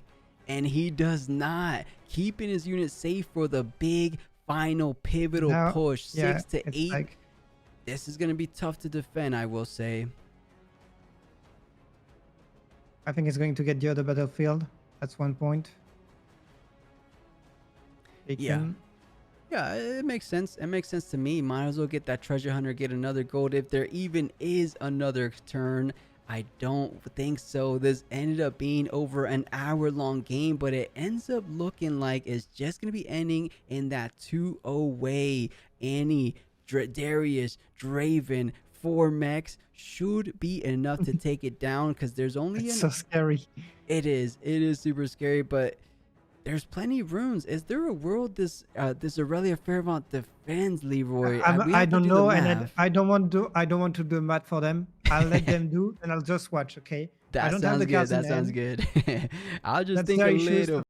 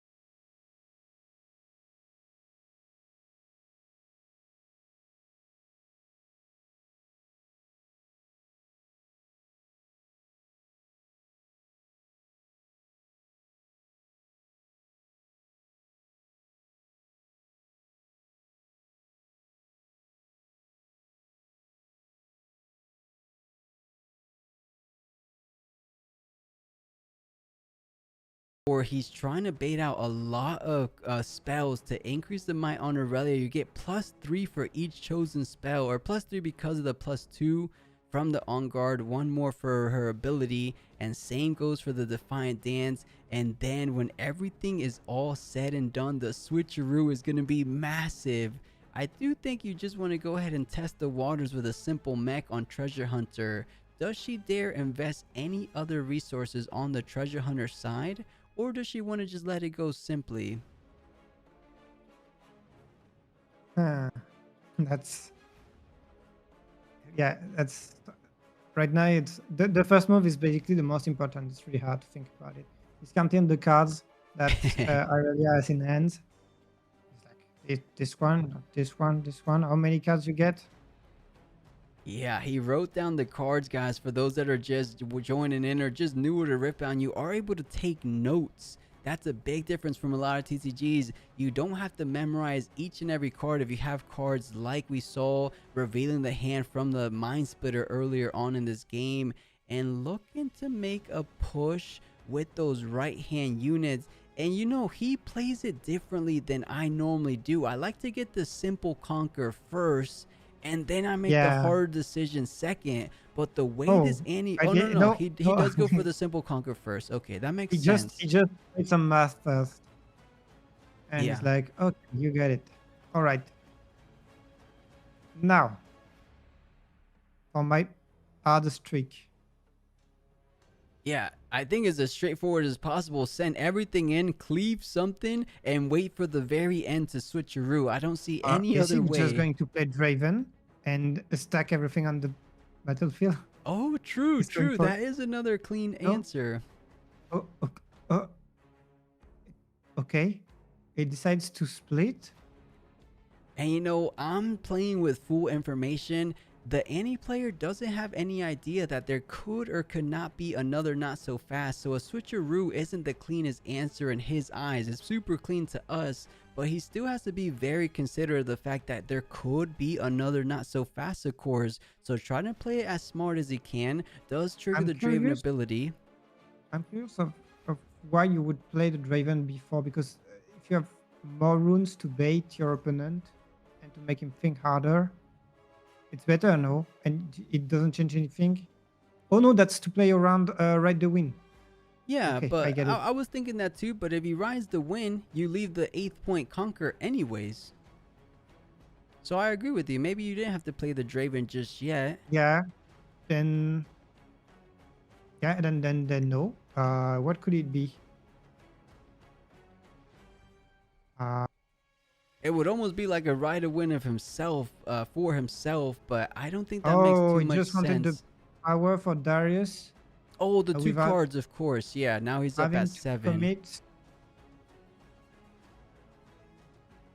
Yeah, because he played 1 for Draven. Now this cleave, once he plays it, is going to be giving Darius +2 from the ability getting activated. And this guy is not having a fantastic day. He's having to do way too much math. Basically taking a math exam right here in this Riftbound top 16 matchup. Does he have what it takes? In my opinion, I think this Annie has it completely locked in, especially when we take into account there is no more counterplay to be done. These guys are looking ready to move on forward, especially the Annie player, the sponsor EDG player at that. Looking pretty good. Only player left representing Annie. Perhaps might just find themselves in a top 8 position. Actually, we're not guaranteed, but more than likely will be top 8. But what I was trying to get at might be moving even further than that into top 4 and perhaps even into the finals. We don't know, but perhaps it could be a real thing. It's a just play safe mid situation, guys. Aurelia has no hope. Yeah, no hope. And you know, from this, I think he's thinking way too much about this, but I guess it only makes sense. This is your final lifeline in this such big moment. This is the first Spiritforged Regional Open, and that will be a concession coming out for Aurelia. Beautiful game from Annie. Yeah. Beautiful game. Beautiful game. Annie playing perfectly in game number 1, playing perfectly in a nice little fun 2 pieces out, saying I am finding myself in a top 8 position. You love to see the sportsmanship. Whether win or lose, you are happy about it, but I don't know if you can say the same thing about your opponent, but he's feeling ecstatic about that win as he moves on forward. And that's a funny little emo, huh? Yeah, very cute. Do it with me, Leroy. Are you ready? Are you ready? The double piece. We'll join him in on the celebration. Well done to our Annie player. We are literally hating. We could have done this one. Yeah, what is this one? I don't know. That started in Korea mostly. It's Oh still yeah. hot. Okay. Okay.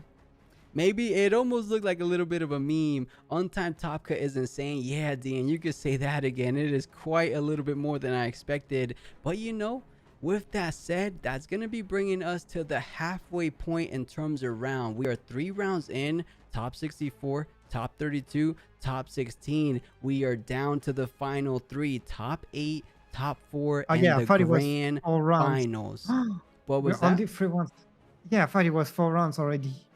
I didn't realize that we were only halfway through. I know, it's crazy. Let me know Yeah. how you're feeling though. It'll be okay. I completely understand. No, I know it's a I'm super good. I'm long good. one. I will have to grab some food at a certain point, but I'm good. I thought we could maybe do it now because we are at the halfway. Do you want to Yeah. wait one more round or take a little bit of a No, break it's up now? to you. It's up to you. Right now, on the next round, I'm good with both. I was gonna get a little bit of a snack, chat. Yeah, okay, I'm gonna get a breakfast too, cause yeah. Yeah, chat, since we're right at the halfway point, let's get a little bit of a rest. You guys go to the bathroom, get some water, get some good food. We will be doing the same. And hey, Top Hat Henry, who hit us? Yeah, Top Hat Henry, thank you so much for that sub there. We are coming back, so I'm gonna be taking down the camera. Let me shut down this music for the time being, just to get a little bit more energized as we push on forward for this top 8.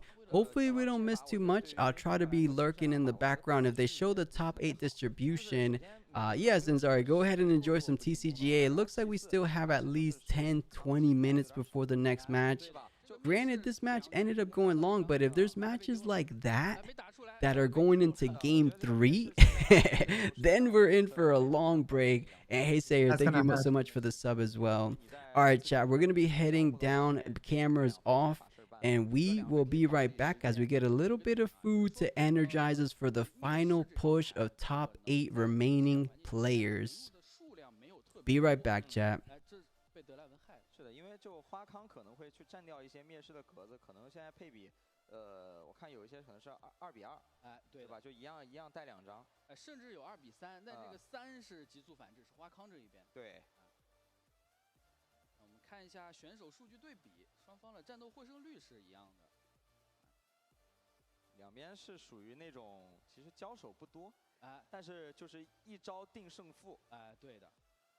我们的 key 牌啊，给到了铁甲先锋，6费6的身材啊，再加上自己的这个绝念效果，尽显数值魅力。你看这卡图这个机甲，就看到它的壮实的。其实这张牌，我感觉真的是就是绿色系这种蓝色系的梦魇，对吧？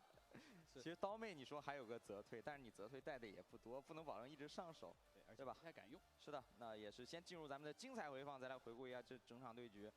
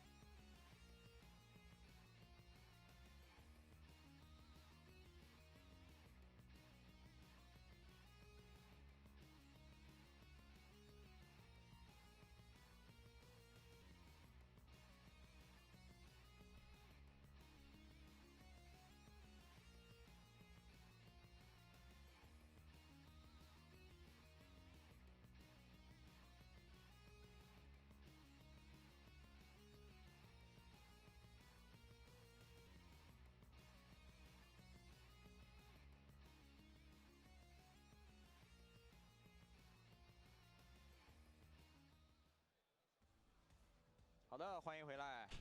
我看到这刚刚画面定格在老伯比这个叶，他是不是想 cos 我们安妮学习一下？是这样吗？我觉得他现在已经是我们这福文战场的安妮代言人，我觉得也不为过。每次都是他的安妮发挥的最好，也最亮眼。大家也看到他战绩，凯特老师也给我们讲解了，之前的2000人赛的时候他是全胜，瑞士轮中啊，瑞士轮8-0，是，然后这次比赛他的瑞士轮也是未尝一败，他应该是5胜2平，现在在瑞士轮中都没有失利的战绩，是现在全胜姿态啊，确实，那这个真的是一个非常非常强势的一个姿态啊，对，主要咱们现在在解说台上，现在不知道下面的这些卡莎、剑姬兄弟们，对吧？现在到底战况如何？那我们只能稍事休息，等会儿再给大家来揭晓。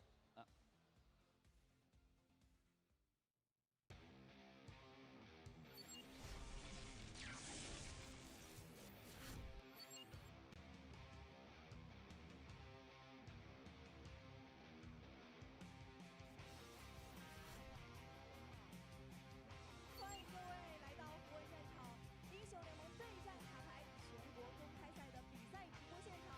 湖人战场英雄联盟对战卡牌第1赛季全国公开赛正式开幕。3个人全都是我教的，你们怎么打败我？拿到了制胜分，恭喜神经手战队！看看你的手气如何？哇，限定礼盒！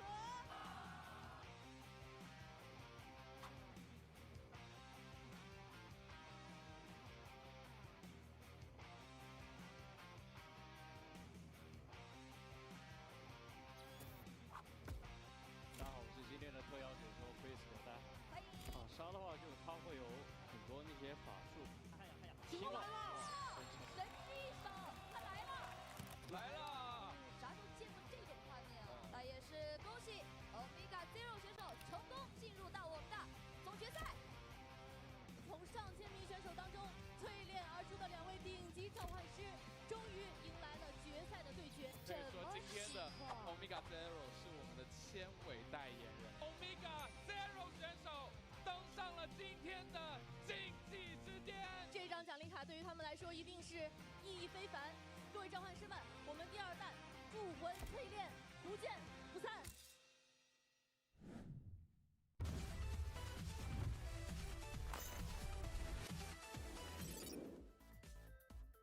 其实场面上来看，这2分还是很轻松的可以拿到的。但是下一回合对面要8分了，怎么办呢？他选择出卡莎了，也只能出卡莎了，感觉。他想要去想办法防至少1片战场。我喜欢这里，说不定会留下来。但是对面场上的2只会下一回合会变。先抽一张牌吧，先抽一张牌看一下。看呀，星落来了！先抽，有星落，这张牌卡组给了他回应。那星落直接全部都给你点掉，你2张小位。再次恭喜周丽选手拿下了我们今天第2轮瑞士轮比赛的胜利。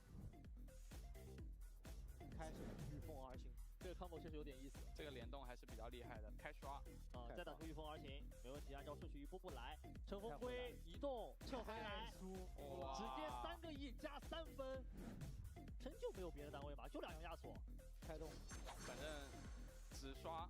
我将遵循此道，直至终结。就这2个面具让乘风龟变成了6点战力。好，御风而行，开始漂移，又来1回合3分。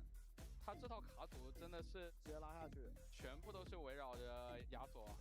熊猫2比0，要干脆利落的赢下了养鸟人。现在感觉昆卡这里很难解决这个场面。怎么说？开红尾。好，2个一起推，反手昆卡他也没有什么频率了。刚说没有频率，哇！神之一手，神之一手，这唯一能在这轮直接拿下来的方法。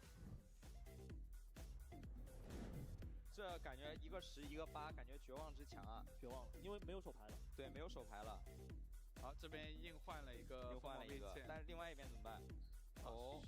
是一个复仇，复仇是可以解掉的。是什么？是剑姬。那这样子2边7比7。来了，手上的招牌动作，他知道对面如果手上有手段的话，自己就输了。奇安娜摸一张，摸到是什么？美味仙灵。哇！没有办法。让我们恭喜雷2比0拿下少侠，挺进下一轮。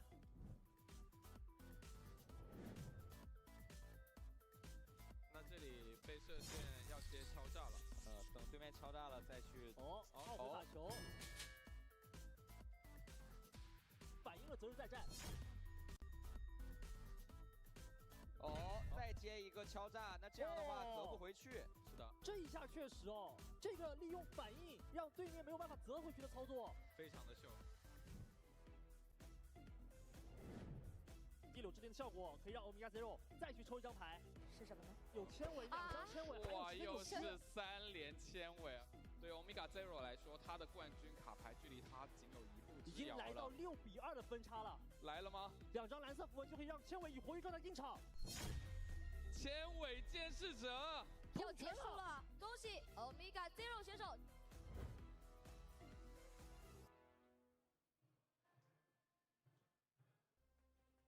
Hello， 现场以及屏幕前的召唤师们，欢迎回来！现在即将进行的就是本轮的场间互动环节，我是今天的主持人敢敢，再次欢迎各位。那接下来呢，我们要玩的这一轮游戏叫做额头猜猜猜，每位上场的召唤师都能够获得铸魂淬炼标准补充包1份，最终获胜者还可以再次抽奖1次神秘的大奖。那在游戏开始之前呢，依旧是给大家介绍一下我们的游戏规则。双方玩家可以轮流向对方进行提问，通过对方的回答来推测出自己头上的卡牌。如果轮到自己时猜不出来，则由对手向你提问来获得他的卡牌线索。谁先准确地说出自己头上卡牌的名称，谁就获得胜利。但是也要同步给各位，我们能够去正确的猜出我们卡名的机会只有2次，如果2次全部猜错，则由对方获得胜利。那话不多说，我们直接开始抽人吧，好吧？从这边先来啊，我倒计时3个数，然后看谁举手最快，那谁就获得了我们本轮的游戏机会。来，3、2、1，哦，后面那位戴口罩的小哥哥要快一些。那左边，准备，先别抢跑，好，准备，3、2、1。摄像老师哪个快一点？好像没看清楚。大家怎么说？那你很积极，你上来吧。确实这边的手速大家都很快啊，感觉看不出什么太大的差别。没关系，我们今天还会有很多的互动小游戏会带给大家。来吧，我们先上台来，这一轮又是额头猜猜猜，看一下这一轮出的是什么卡。2位可以站在我的左右2边，然后现在呢，我们的工作人员正在给你们带上我们本轮的题目。那么小哥哥先给我们现场以及屏幕前的召唤师们介绍一下你自己吧。大家好，我是团子，我是来补录的，但是没中选。很遗憾，但是没关系，相信你下次一定能抽中。欢迎我们的团子老师。那这位呢？大家好，我叫范墨，我是那个报名中选了，但是很遗憾，昨天是败北了，所以今天来参加一下场外活动，谢谢大家。但是你很幸运，你中选了，我们下次继续加油啊！麻烦再次重复一下您的名字。范墨，就是3点水的范，然后黑土一个墨。好，欢迎范墨，也欢迎团子。那双方可以先看一下对方的这个卡牌是什么，我也来确认一下。好，我知道了，那2位就是石头剪刀布，看看谁先开始提问。石头剪刀布。好，由你开始提问，由团子先。好，我上面这个是蓝色的2费单位吗？你上面的这个不是蓝色的2费单位。我上面的这个它是橙色的单位吗？不是。好的。我上面这个是橙色的单位吗？你上面的这个不是橙色的单位。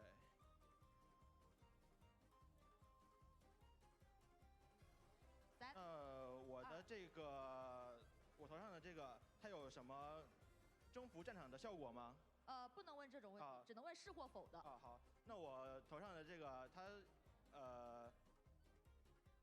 想想啊。没事儿，我们可以先面对镜头，让我们的屏幕前的召唤师们也能看清楚2位的题目。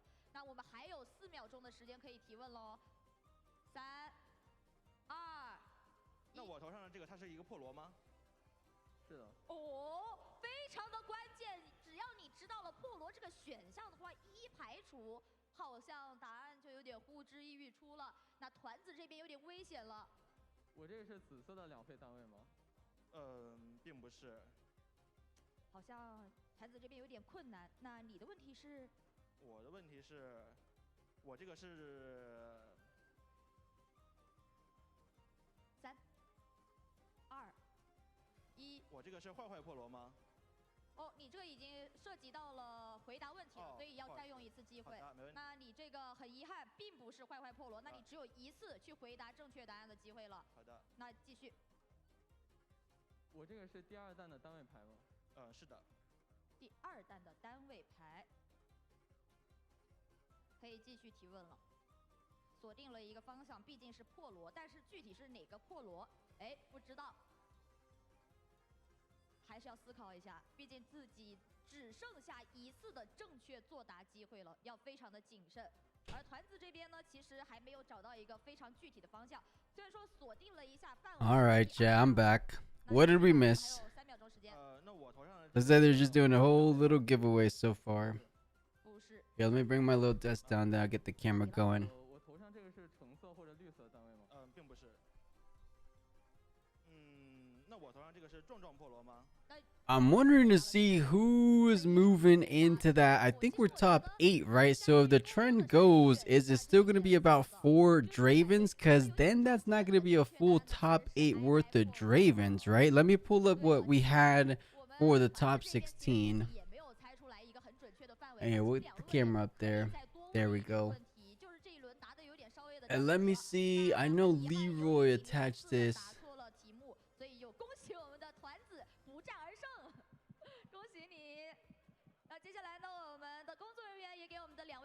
And why is it so big? Okay, yeah. So look, who are the top 8 decks? And Enka, we're about to find out, but so far right now, and hey GG, welcome on through. We don't know yet. But the top 16 were these decks that we're seeing on screen. It was 9 Dravens, 4 Aurelias, 1 Fiora, 1 Kaiser, and 1 Annie. And Annie was actually the match we just finished watching for the top 16, and Annie won. They took down Aurelia. So there's 1 Aurelia down, so essentially only 3 of them could have moved forward. So we'll probably have 2 Aurelias in top 8, right? Well, like I said, we'll probably have 2 Aurelias in top 8. Annie is guaranteed to be in top 8, so we at least know 1 of the legends in there. I think 4 Dravens are probably going to make it. Let's see, it's going to be 3, 4, 5, 6, 7, 8. No, I think it's going to be maybe 5. I think Fiora is going to get knocked down this round. If Kaiser gets knocked down, that's going to be at the hands of Draven, right? Because Draven pretty much going to be paired up with each of these legends. So we'll see. Once top 8 goes, I'll be able to pull it up. But so far, it's not as crazy top cut dominating by Draven, right? We might get a Draven finals, or maybe not. Maybe I'm getting ahead of myself.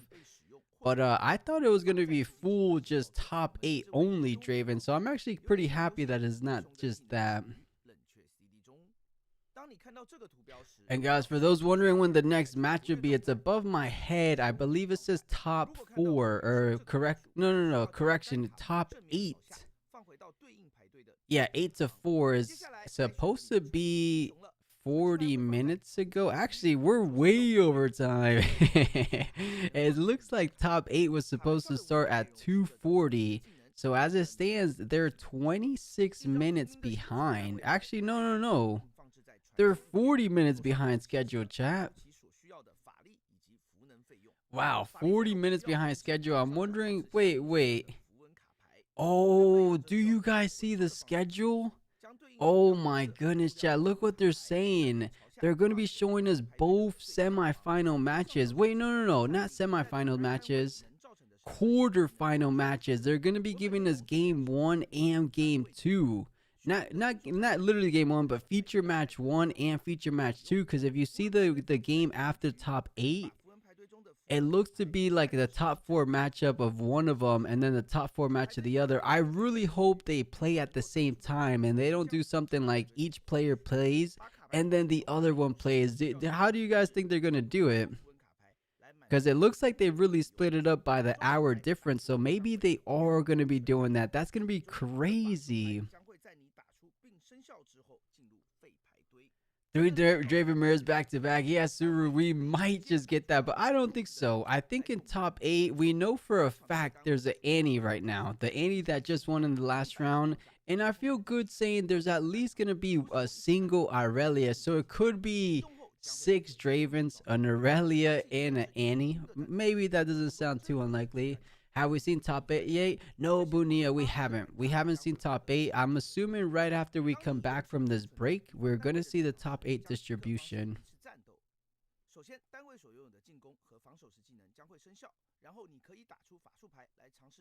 And it shouldn't be too much longer. I say that, but if it was games like what we saw in top 16, guys, would you consider that slow play? For those that were just watching the previous game, is that like slow play, or does it make sense because there's so much at stake? I personally never been in a position where I've played that slow, but maybe I just never been on high stakes top cut positions. Like I've top 16 at, or top 32. I think I top 16 at regionals, but, or you know, the previous TCGs, but I never really played that slow. So I wasn't used to that. I'm saying this and I hope that I don't curse the tournament, but I think Draven's gonna lose. Bonilla, let's not jinx anything the other way around, but I don't know if he's gonna lose. But he's been technically losing, right? The tournament started with 183 of them. There was only 40 of them go into top cut, so that's already a big amount of Dravens that took the L. And then in top 16, or what was in 32? Let me pull it up. Yeah, it went to 19 Dravens, and then it went to 9 Dravens. So that's why I'm anticipating like 4 to 5 Dravens in top 8. Hope all Dravens get knocked down. There's only 1 in top 8. Yeah, Holy Chief, is that even possible? It'll be 4, 5, 6, 7. Imagine that. Holy Chief, imagine a single Draven. The world would stop spinning. Something would go down. Everyone would lose their marbles if that happens. That'll be pretty good though. I'm right there with you, Holy Chief. That would be a funny thing to see.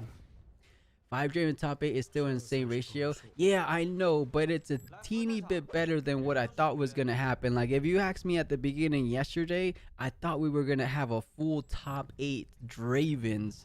So the fact that we even got a single Annie, granted that's still Fury Chaos, so it's kind of the same thing. But I feel good. Chat, am I alone? Do you guys think an Aurelia made top 8? I feel like we have at least 1 Aurelia out of the 3. Or actually out of the 4, but 1 of them died. So not literally died, but got kicked out. So there's only 3 that could have moved forward.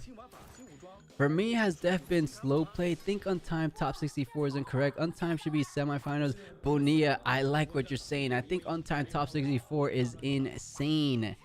Especially for us trying to do the commentary for this long, but it should be alright.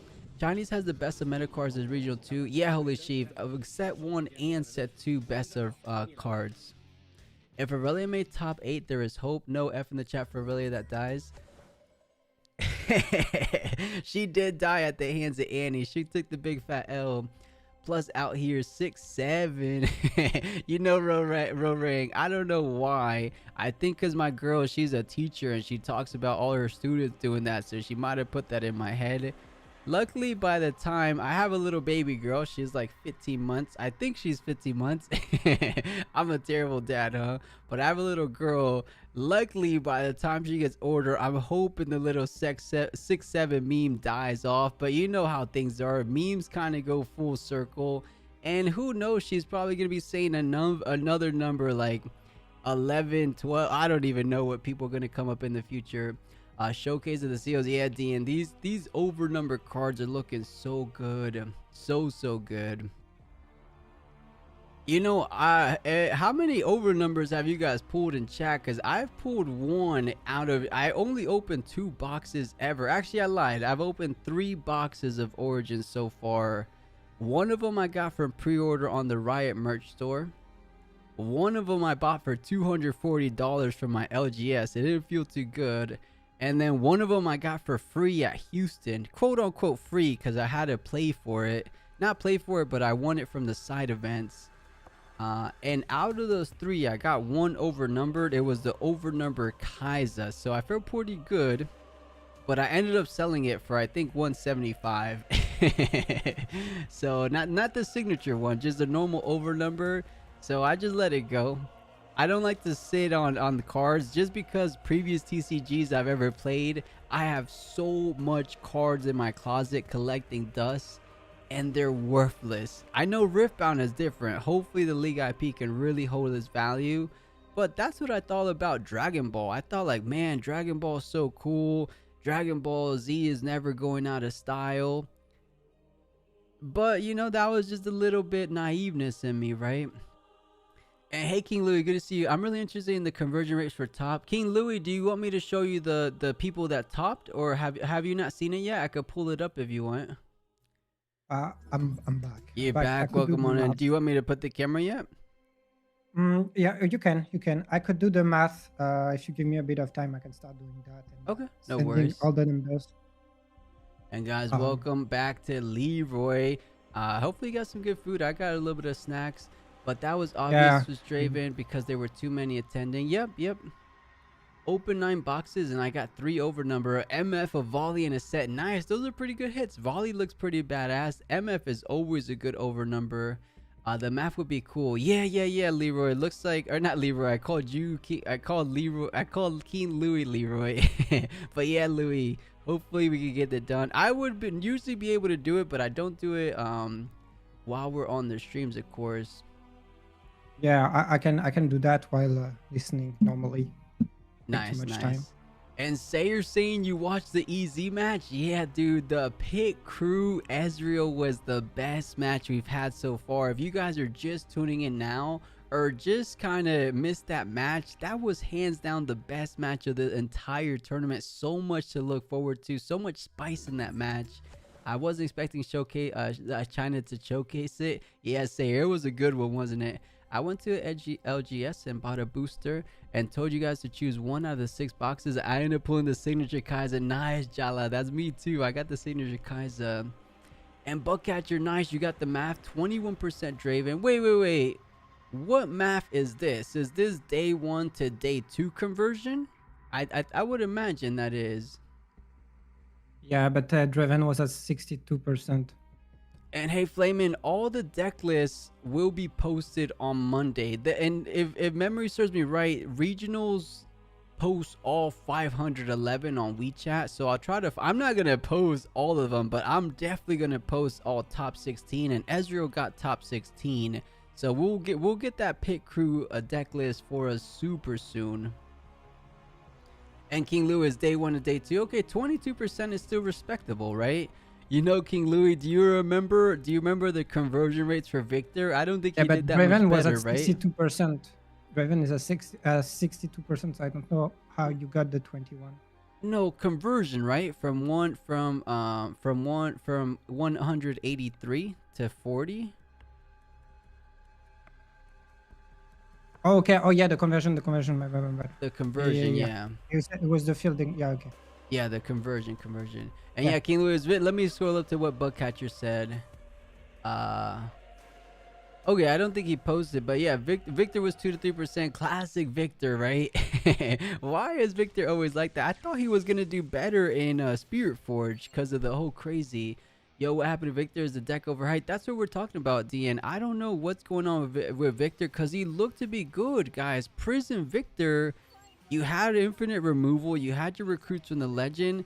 Is he just a little overrated? When I saw these overnumbered chance units, I was skeptical, but they look amazing. Yeah, Holy Chief, if you haven't seen the over numbers in person, or I say in person, but you know, on the screen, on the videos, they look really good so far. Oh, Holy Chief, you think it's too much green? You think too much Defies, not so fast?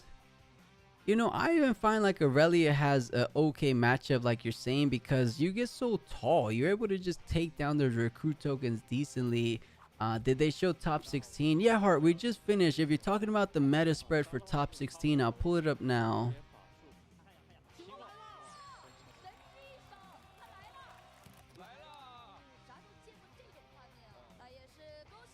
It's here. This was top 16, guys.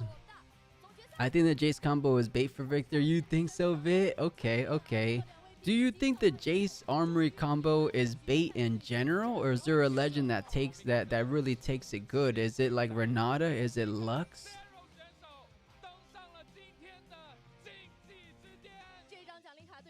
Agent, I don't think EZ is underrated in general, but maybe underrated in China, because we've been talking about this whole time, the whole tournament long. I think the hidden spice, what the big competitive players are on right now, is Ezreal. So I don't know if it's too underrated, because I think that's like the talk of the town in between competitive teams right now. At least that's what the general gist I've been getting from players. But I think as a representation in like regionals, like we're seeing here, definitely underrated. And by the way, for those that didn't see it, Annie did move forward, so Annie is 100% guaranteed in top 8. Ezreal's the worst Draven. King Louis, that's what you think, but a lot of people have been raving about it. So I don't know. I'll be honest. I haven't tested Ezreal myself. I might try it. Really wouldn't say that Ezreal is the worst Draven, because he can do some stuff that Draven cannot do. And mostly, again, the simple fact that you constantly have that Ezreal as a champion, the purple Ezreal, which is the best card in the set probably, changes a lot of stuff. So don't sleep on Ezreal. Oh, I got debated. I thought I heard the casters commentate. I'm like, we're back, but no, it was another little commercial. Ezreal plays for control. You know, King Louis, have you watched the Pit Crew match just yet? Because I recommend it. I think you'll change your mind about Ezreal if you check out that one. I think that specific deck beats Draven decks, at least the traditional Draven decks. I don't know about Miracle Draven, because I know you've been playing a little bit of Miracle Dravens. That Pit Crew Ezreal deck, I think, spanks traditional Dravens. And Demi Blaine, I play Victor, and in my playtest, he's really inconsistent. Jace combo is unreliable, power hungry. Okay, Demi, I can see that. You know, anytime you rely on a single combo like that, it tends to be a little bit inconsistent, especially because you're only picking up 4 cards, putting back 2. You don't get to like pick up 4 cards, put 4 back, draw 4, right? If you did that, things can be more consistent, but the mulligan doesn't favor like singular strategies like that. Purple is the new Kaiser Price card. I think it's even more Holy Chief. I think it's the Time Warp. I think it's the Dead Bloom type card of the new set. And I think I saw someone saying Kaiser players transitioning to mechs. Yeah, Cole, I wouldn't say everything is mech, but they're playing Forecasters, they're playing Production Surge, they're playing Ferris Forerunner course. I think those are all the mechs. They're even playing Missile Barrage. Is that what that's called? Is it called Missile Barrage, Leroy? Do you know what I'm talking about? Yeah, I think it's Missile Barrage. I'm not sure. It's good. I don't know. That's a mech card. And Gem Jammers, yeah, they are playing Gem Jammers, so it's kind of Kaiser mech for sure. It's funny because Rumble is nowhere to be seen, right? Because Kaiser's just a better legend with the same colors. And King Louis, he's missing a little bit of good and late game characters. Okay, I mean, he has maybe the best late game character with Watcher, right? But I know what you mean. I mean, I need to test it myself, because I'm kind of just speaking what I've heard. But yeah, maybe he's missing something. Maybe we're all missing something, and we're gonna find out in Bologna.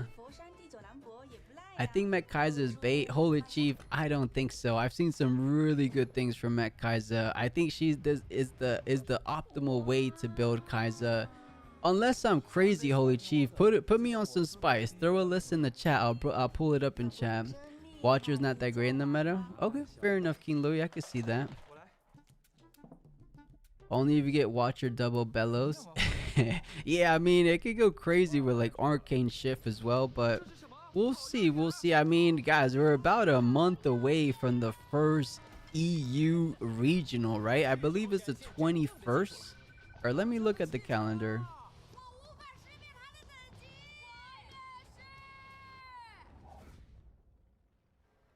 Yeah, how many weeks is that? 1, 2, 3, 4, 5 weeks away. So we're quite literally 1 week, or not 1 week, we're 1 month and 1 week away from Bologna. The boards are more wide in Origin, so Watcher should still be great. Yeah, that's what I'm thinking, King Lord. I think it's still decent against the gold-wise strategies like Miracle Draven. But what I noticed about Miracle Draven, you don't really push the board all the time. You only push in play a little bit more aggressive when you need to, which is kind of later at the end, right? Purple draws their whole deck. Yeah, I've seen it. You know, interesting enough, guys, we've talked so much about Miracle Dravens. There's been zero Miracle Dravens in today's regional, or even yesterday, day one. Do you guys think China's just not up to speed, or they just haven't really shown them on stream yet? I would think they might be just not on the same pace as us, because they've been preparing for a while for this tournament, and the Miracle Draven just appeared like a week ago. I mean, it was there before probably, but it started blowing up like a week ago, 10 days ago. So having to change everything that you've prepared for in 10 days, that's really tough. I think we will see a lot more of it on the second tournament.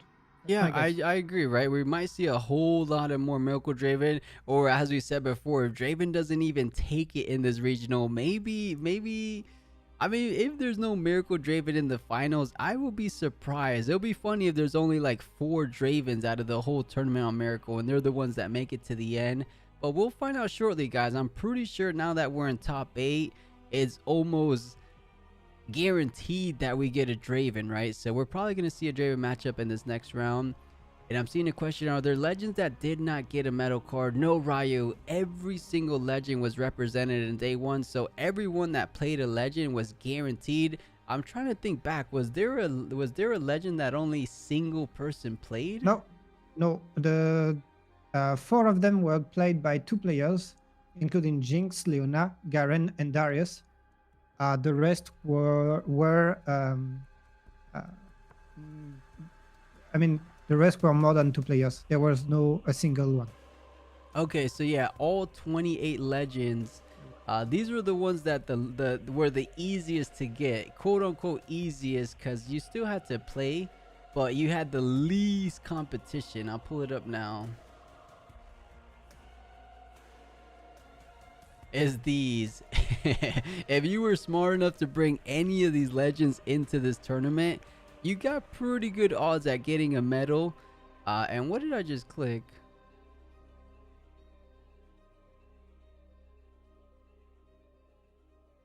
That's the second. Yeah, that's the right one. That's just the second. Yeah. So you had, 1 in 6 chance at getting a medal, Yasuo, but these guys, you were only competing with one other person for the medal card, and guys, Jinx was the second to most expensive medal card that sold. So these guys were super smart, because I feel like Jinx is the sleeper pick for getting a medal card, right? She sold for, I believe, $30,000 USD. And there was only 2 players fighting for it. So they were, 50-50 shot at getting the medal card. Same with Darius. Darius sold for decent. But the one legend that hasn't sold yet, I feel so terrible for him, is Garen. Chat, do we think Garen, there's going to be anyone in the world that wants Garen? Or is he just that bad that not even a collector wants him? No, I think at some point people will want Garen, because Garen is such a huge meme. Garen is the meme of the ultimate Chad player who doesn't care about winning and just wants to play. I mean, still wins, but it's hard to define. But Garen is like John Demacia, this huge. Yeah, it's hard to picture, but he is a meme. I'll give you that. And we're seeing in chat if they're asking for the top 64. I just put it up on the screen. It was still predominantly represented by Draven, even more so than day one. There was 62% of the top 64 Dravens. Well, don't let that fool you. It wasn't like Draven completely took it down. We're going into top 8, and in top 16, there was only 9 Dravens remaining. So they're slowly but surely getting dwindled down. And we might just have perhaps 4 Dravens, 5 Dravens going forward. So I don't know if Draven's going to win this, Leroy. Maybe there's another deck like Aurelia or even this Annie taking it down. I'm good with that. Yeah. I'm already sold. You don't need to tell me more. Okay, Draven doesn't win. I'm good. Fine. Yeah, Fine let's see. I won't jinx anything. We'll see. They'll wait till 2 more releases and the prices go down. Okay. Just wait till Garen gets his spin to win. Yeah, we'll see. We'll see. Garen the GOAT. I would win a medal, Garen. You know, Owen, you and another person is going to be the only one in the entire regional competing for it. So you have a good shot. You have a really good shot. Do we have access to the top 8 deck list? Not yet, Cole. I will post them most likely when they're published on Monday, maybe Tuesday, because to gather up the data for 500 deck lists, Riot, I don't think it's Riot, but if you guys know, it's the WeChat. If you guys type in Riftbound WeChat, actually, I don't even think that's Googleable. I don't think you can Google Riftbound WeChat. You need a VPN for that. Yeah, either way, if you guys are familiar with the Chinese social media called WeChat, if you could somehow find the Riftbound page on it, that's where they post the deck list. If you don't want to run around the, you know, hop through loops and stuff, I will post them for you guys on Twitter. And I'll post them on Discord as well. No, Orn is sad. Yeah, Raya. Orn is good. He ended up winning the featured match that was on the tournament day 1, but he didn't do too much after that. I will be the one. Trust me. I believe you, Own. Are you playing in Vegas or are you playing in Bologna?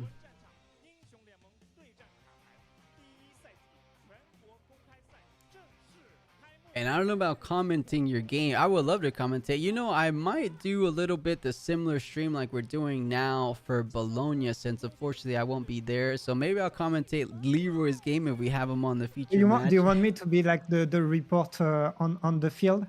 That would be cool. We could talk about that if you're serious. It's so fun to do, honestly. Yeah. We could talk about it. That could be real cool. I'll just do a watch party, of course, just for the stream, but maybe we gotta make some content together for like on the field coverage. Yeah. Oh, and Owen, you were memeing me. I thought you were serious about it, Garen, but maybe you're talking about future regionals, right? Okay. I thought you were going to one of the regionals coming up. And you know, I don't blame you because it's been so hard to go to the regionals. I have so many friends, or honestly, I don't have so many friends, period. But what I was trying to say is I know so many people that really try. They play Riftbound so passionately, and they're not able to play it. They gotten disheartened because they're just not going in and getting these regional tickets. One of the biggest examples is Ollie. If you guys know one of our OG casters in the Runes and Rift tournaments, Ollie, aka Bamboo Panda, he loves Riftbound. It's his first TCG experience. He loves it so much. He just can't play. He tried to get into Bologna and it wasn't able to do so. And that he's not alone, guys. Is there anyone in chat that really tried hard to get a ticket to the regional and just wasn't lucky enough? I, by the grace of God, somehow got a ticket because I was on the wait list and I'm the only person I know that got unwaitlisted. So I don't know if somehow, I don't know, we'll call it little content creator privileges or something. Whatever it was, thank you, Riot, for letting me play. I'm probably just going to be going there for more of a best of prize potential, or just to have some good fun, enjoy the ambience, because I don't think I'm going to put in the reps on Miracle Draven, but we'll see.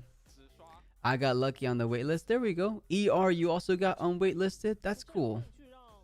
That means maybe I was like super close to actually getting the real ticket, so I got pretty close to the waitlist thing.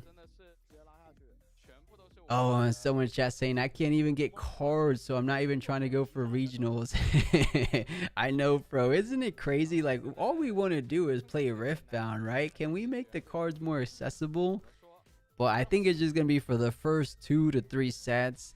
Because, you know, how are all the other TCGs so readily available at Walmart, Target, Best Buy? Like, it's so easy to buy some packs sometimes. I feel like Riftbound could get there too. Hopefully, chat. You know, we talked about it yesterday. Set 4 is where everything gets unified, right? So China's going to be on the same schedule as us. That's going to be cool to see because they're doing these 4 regionals every set. What happens when the English meta comes out for the same time? Is there going to be a regional in English and China at the same time? That's going to be crazy.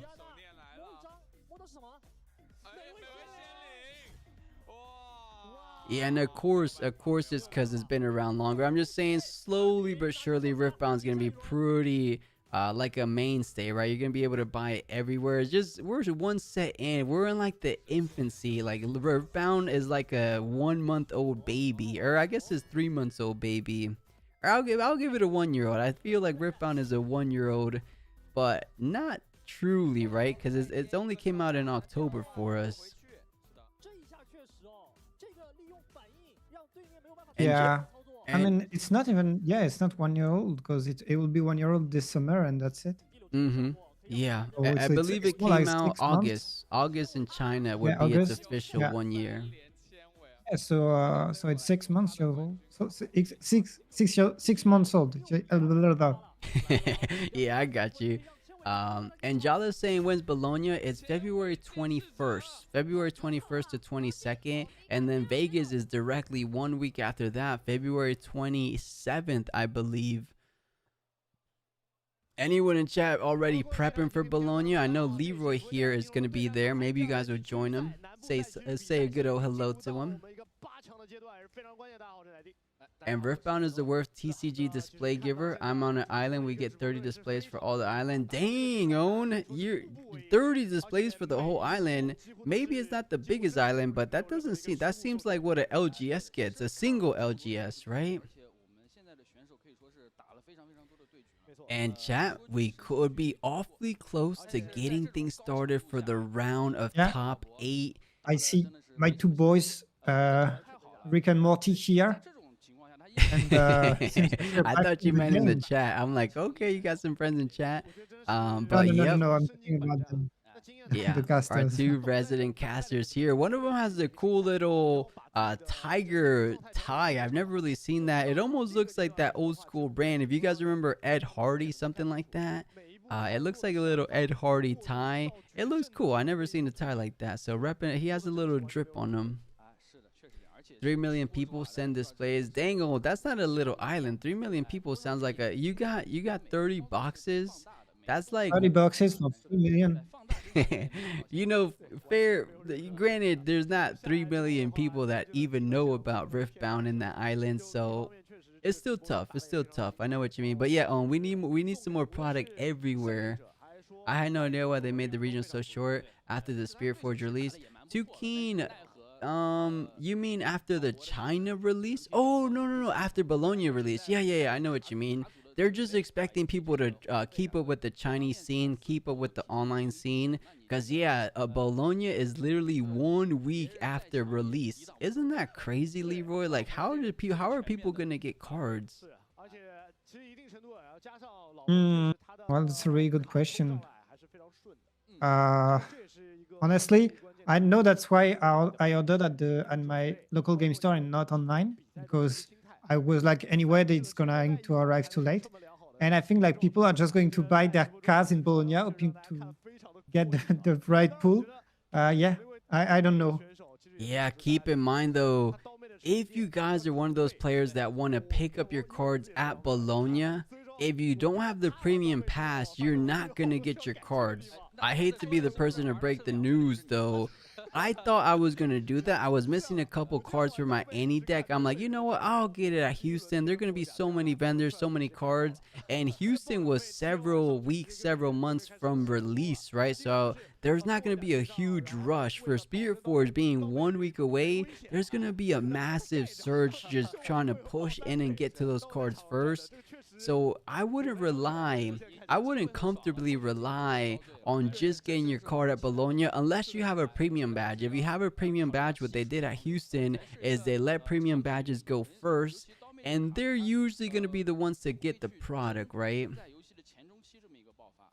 Some of the best players in the world. Well, here. I will need to remember that and try to find my cards before it's too late, I guess.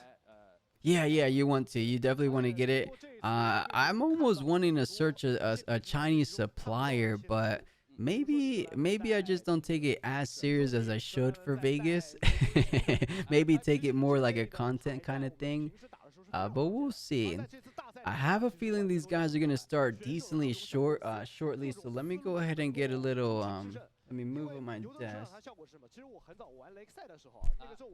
Because, you know, once these guys start talking, they're going to throw the camera over to that scene. And people might play just have to play full Chinese decks. Yeah, Tukeen, that's what we were talking about this whole time.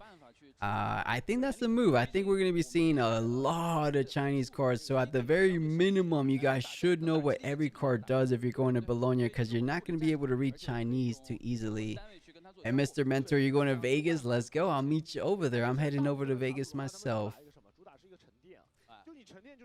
You might be able to get cards if you order in time. Yeah, Tuki, in Vegas, people have it a teeny bit easier. I'm going to hit up my LGS. I haven't even contacted them about picking up a box. I was so certain I was going to pick up a box from the Riot merch store, but boy, was I wrong. Guys, who was a victim of the whole bot shenanigan we had just a week ago now, I believe. Did anyone use the bots? Or maybe don't even say it in chat, because we're all going to get the pitchforks at you. But I know there was a lot of community members, not in our community, but just in Riftbound in general. They use bots to get their product, and not just a single box. I saw the pictures. They were getting 6 boxes, 8 boxes. It was insane. Yeah, Jala, literally a second. I couldn't believe my eyes when I refreshed after a single minute pass. It said out of stock. I was like, no way. Don't know their allocation. Okay, cool. Hopefully they give us a little bit more, but you know, they only increased the merch store allocation by 50%. So maybe the LGS store allocation is only gonna be 50% too? Oh, we get the top 8 distribution. 4 Dravens, 2 Aurelia, a Fiora, and a Annie Leroy. I'm excited about this Fiora. I knew there was something to this legend. She kept being so close to the top, and she's finding herself in top 8 of the first Spiritforged Regional Open here in China. Incredible stuff. I would be so ecstatic to see it in the next feature match, but I think we will be seeing 1 Draven and hopefully one of these other legends that squeezed along through. Guys, take notes. Fiora is the only non-purple legend that made it to the top 8. Yeah, I told you on day 1. I said my brother has been raving about this legend for so long. I think I might even try to play it at Vegas, and I'm happy to see it's doing so well. Like you said, it's the only non-chaos deck in the meta, in the top 8 meta currently. Is there something we don't know, or is this player just highly skilled? A little bit more skillful than the others. I would love to get that matchup. We just saw Annie, so we know they're probably not going to show Annie on stream. I hope it's just going to be 2 Aurelias versus 2 Dravens, a Fiora versus a Draven, and a Draven versus a Annie. So there's no mirror matches, whatever we say, and that way half of the Dravens get knocked out. That way there's no like guaranteed mirror matches for these quarterfinals or semifinals. And Kaiser is out of here. I can't believe Fiora did better than Kaiser in today's event. Yeah, that's actually a really good thing to notice. Yeah, I didn't realize until now. Right, and I was speculating. We saw 1 Aurelia win or lose to Annie, but there was still hope for 2 of them that made it. So I am impressed. I think Aurelia is pretty much locking their position as the 2nd best legend. I mean, 2nd through 4th is kind of still up in the air, but I want to say I feel like Aurelia is feeling like the 2nd best. What about you? I know we could still talk about Ezreal. It has to be proven, but at least for right now, do you feel like Aurelia might be considered 2nd best? Yeah, I mean, you look at the numbers. That's what I do every time. I do a snapshot meta, and I'm based on numbers. Yeah, Aurelia is the 2nd best legend of this tournament. And there's no way to deny it, I think. Yeah, I agree. It has the 2nd most representation. It's just 50% kind of behind Draven. Draven's at 4, Aurelia's at 2. That's not too far off when everything's all said and done, right? Almost about because the same amount. It appeared as a problem for the Draven, and well, it still is, but you have to consider that we were comparing it to Kesa since the beginning. Right now, Draven For Kesa already made 6 out of 8 spots in tournaments top 8. Draven is only at 4. Right. The So numbers are bad. The numbers are bad, but there's still hope. yeah, I think so. And you know what this tournament told me? Perhaps Draven isn't as oppressive as those initial numbers coming out said him to be, right? From day one distribution, it felt like Draven was going to be all 8 players in top 8. From day 2 distribution, I was like, okay, 40 Dravens in top 64, that's 62%. That's going to be all 8 Dravens in top 8. So I am happy to see that only half of it is 4 Dravens and the rest is other unique legends. So I think there's some hope for this meta, chat. Of course, it could be an instance where they haven't catched up to the miracle powerful Draven variant. Unless those 4 are on Miracle Draven. That would be funny if it is. Yeah, I mean, maybe they also didn't catch up on Ezreal, so who knows? Anything is possible at this point. It is. And it looks like these guys might be taking us into that feature match area really soon. They're trying to decide, but you know, Leroy, I was looking at the schedule. You know what? Yeah, we're having 7 rounds. We're having the 2 semifinals. I saw there's no way because they're so behind time. I don't think they're gonna do the 2 semifinals, but maybe they are. I'm sure they will. You think so? We're gonna yeah. That's if they announce something, they do the thing. I think that's how it will work. But let's Leroy, I recognize this guy on the right. Do you recognize him as well? Yeah. Wait, from where? What is he playing? He's a previous regional. I mean, he's definitely top 8 in the past. I recognize him for sure. Yeah. And we saw it. We saw him in one of the ads or something, right? Oh yeah, which one was he? Yeah, we just seen him, but unbelievable matchup. We've somehow been able to dodge every single Draven this entirety of the tournament. We have an Aurelia versus a Fiora, and this is a matchup I don't think a lot of people have a lot of practice in, but Sunken Temple looks to be the battlefield of choice for Fiora. As we said time and time again throughout this entire tournament, it looks to be the #1 battlefield for Fiora. And maybe, wait a second, that was Sunken Temple for Aurelia actually. Yeah, I mean, Sunken Temple makes so much sense on Aurelia. Maybe Fiora has it as second or third battlefield. So I'm thinking we will see 2 Sunken Temple. Yeah, throughout the best of 3 we might see, but that kind of brings up a good point that this battlefield selection for game 1 kind of leaning towards Fiora's favor because she's able to have those. I mean, it literally in the legend text, when you have a mighty character, you get benefit from channeling runes. So that's going to be a little bit synergy with the Sunken Temple. So keep that in mind going forward. But Aurelia, she does so much good work. We saw her almost take it over the Annie, but 4 to, I believe, 5. Who rolled the orange dice? I think Fiora might be going first. And this is different. Look at the chosen champion for Fiora, Leroy. Usually is the set 2. This is the set 1 ordered Fiora.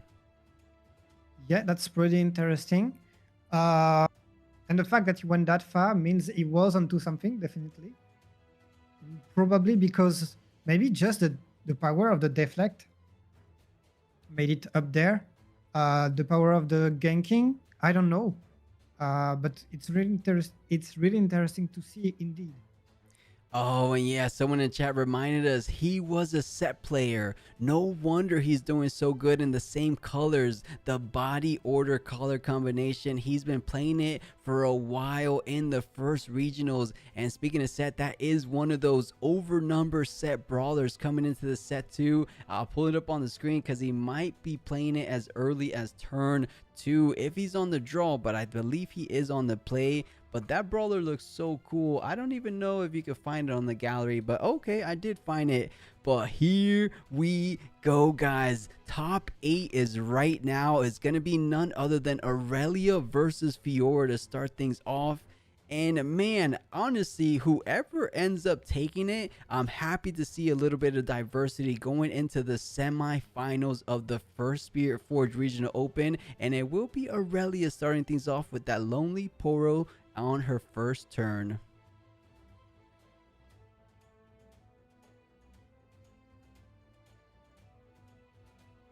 Yeah, let's see what she's got. Lucian, we talked about it.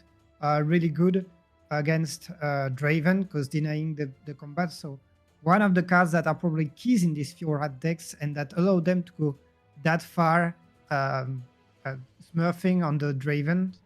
And the Lonely Poro, such a good green card. Such a good card. No, such a good green card. Yeah.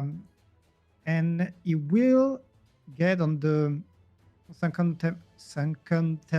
temple. Wow, my English is struggling a bit. I'm sorry. No way. We know it's getting deeper into the night. But as you said, the Lucian feeling pretty good even in this matchup because you don't let the easy conquerors. I know really is not taking away any value from conquering, but you are trying to get points up on the board as soon as you can while keeping them protected before you have a good setup being like the punch first we're seeing in hand. So I like this Lucian champion pretty much in any matchup. I feel like you're decently able to get some good value, especially when you have equipment like Dorian's Blade. Dorian Blade attaches and comes into with 2 total might, getting you into that 5 might point, right? So you will get mighty, you will get an additional rune. And as we're seeing here, Fiora going up a single point, getting ready for that point because of Lucian ability. And we said the set brawler might be the one being played out, and that's going to be coming down onto his base. That overnumber set brawler will be seen play as early as turn 2. I don't think you feel too bad about that. And you will be triggering Fiora because of the ability arriving as soon as it gets played out. You love to see the synergy. Yeah, and I feel like that rune channeling was really makes a big difference between Fiora and Set. Set was often lacking runes and so on, and this ability from Fiora to not recycle too much is really strong. Yeah, it keeps her nice and healthy in rune economy, of course. But now it looks like Aurelia just playing out a simple, or actually she had the Titan before, so just electing to bring back the Lonely Poro. Doesn't want to get the +1 draw, values the potential push on these battlefields as the time goes on. It's going to be 2 points for Aurelia. Is the time now to develop your Aurelia Fairvent champion? It looks like the answer is going to be yes, so tap in 5 for that, leaving run rune available for a potential defy if there's anything that kind of piques his interest to get countered. But more than anything, I think she's just establishing the Aurelia for the remaining of the game if you're not able to deal with it. Yeah, and do you sacrifice the Titaner to get that 1 point? And she's going to choose to not to do so. Interesting choice, because we saw some players that would have gone for it, definitely. And yeah, the Defy, keeping this 1 rune is super important for countering a challenge, mostly. You don't want to get exposed to this kind of issues. Yeah, we'll see. I mean, he has great cards in the back line. Speaking of great cards, the Dorian Blade we were just talking about coming in and getting attached onto Lucian, triggering the Fiora legend ability, allowing him to get a channeled rune for the 2nd time this game. And whoa, he put it ready. It's exhausted. There it goes. Trying to sneak one under his opponent. Yeah, no, Kelly, you could see when he rested his hand, he was like, oh God, what did I just do? No, I'm not cheating. I just had 5 hours of tournament and I'm tired. And I'm so sorry. Yeah, I don't think that was intentional. Lucian goes on the Sunken Temple, pays 1 rune because he's at the mighty threshold, and gets an additional draw, keeping Fiora's hand size rather good, because that's a big problem spot for Fiora. If you don't have things like Unsung Hero, if you don't have buff for the Monastery or for Sunken Temple, you end up running a little low on cards. So it's good enough that he's able to do 2 plays right here that he's most likely going to be benefit from drawing, because Set brawler, the way you sequence it, you use the buff to get the draw, and then for the conquer, you just get the buff one more time. So 2 cards getting picked off the top for this turn. That was as good as a play as you can make for your turn 3. Looking pretty good, if I do say so myself, for Fiora. Now the question is though, this fair event is gonna pose a problem, but you have a good amount of buff increases like the punch first, so maybe you're not completely without any kind of answers to that unit. Yeah, let's see. The Lucian is going to be buffed now. Gets him up to 6 might. That's already a lot. Be tricky finding a good target here. Now, do you go for that set with Aurelia? I think you're really scared of some combat tricks that can happen quickly and that you wouldn't be able to deal with between the punch first, between the call of the, no, not the troll chant, the call to glory. I need to stop playing this card. We could call it Troll Chant. I think a good amount of us in chat would remember it from Legends of Runeterra, but I know exactly what you mean. The Call of Glory, there is a buff in the base, so you're able to use the buff from Lucian, a buff up 3 more, bringing that set brawler up to 8. But more importantly, you have to play around the 2 runes. But you know, the 2 runes could be the punch first that we talked about, but probably could also be the hidden blade. We saw the hidden blade in the hand, but we are talking about a calm deck, right? Calms tend to have so much counter abilities right now. They have the defies, they have the not so fastest. Some even have the crazy 3P combo of the wind wall as well. I don't know if that's main boardable, but defies and counter plays are available to her. I did see one not so fast, so the hidden blade most likely not going to be able to save the set brawler. Yeah. Let's see what happens then. Just see which reaction Fiora is going to choose there. Yeah, I think he was leaving a little window for a repose, saying, does my discipline resolve? So it does end up resolving. Aurelia goes up to +4, 1 for the ready on the turn, 3 for the discipline, but trying to take the calculated risk. You're going up 5, going up to, I believe, 10 total might. But that's light work for this Aurelia. If there's another buff coming in for that chosen champion, you will be getting enough, because that's going to be +3. So right now you're at 7, but hard bargain with the hard counter on that punch first, allowing that set brawler to stay exactly at the current might total it's at currently. And Aurelia should be able to get the conquer, and that's a big moment in this matchup. Losing your set brawler so easily never feels that good, because that was one of your more important cards. You are able to come in and out of the threshold of mighty when you use your buff, and then you could kind of you use your buff, so you go under 5, but then you get +4 and you go over 5. So set brawler alone able to generate some runes with that legend ability, so that's a big trade there.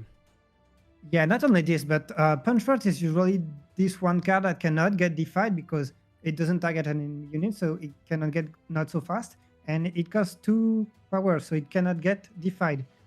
And yet he finds defy through the hard bargain, so that's a really, really heavy hit on the Aurelia's hand, and God damn it, and I think. She just took a huge point in the tempo of the game. Yeah, I couldn't agree more. This is a big swing of things. Fiora having a little bit of that board presence control early on, but ever since that Aurelia Fairvant hit the board, it looks like things are changing in her favor. Now taking the point lead in her favor, going up to 4 with that Lonely Poro on the Sunken Temple, and more importantly decides to hide a card. And do you see those sleeves? Those are some really cool sleeves. I believe there's the Lee Sin Spirit Blossom Chinese exclusive. Have you seen those before? Not at all. And oh yeah, is that Lee Sin? I think so Yeah. because I've seen him before. I've seen set 2 product because of the blind man. You know, he's covering his eyes. I think that's like a Spirit Blossom Lee I Sin. can see that, but it looks like Sona from here. With the Maybe it is. color and Maybe it so is. on. I just seen that product before. It was one of the Chinese exclusive products, so I'm pretty sure it is. I'll show you a blown up picture of this after this match. Yeah, But you'll show me Lucian after. going for the Lonely Poro. At the very least, you're going to be able to get a draw from this Lonely Poro. It is going to be generating yourself a draw from that Sunken Temple, so it's a little bit of a win-lose situation, but you have to do it. You know you're not going to be taking the risk against the Monastery battlefield, so let's see how Aurelia decides to respond. I think you're just letting the Lonely Poro go in this situation. Yeah, I mean, he took the point, and oh, that's another possibility. It could look expensive to use that on Lucian, but now you have to re-equip the Doran's blade, and you lost the buff.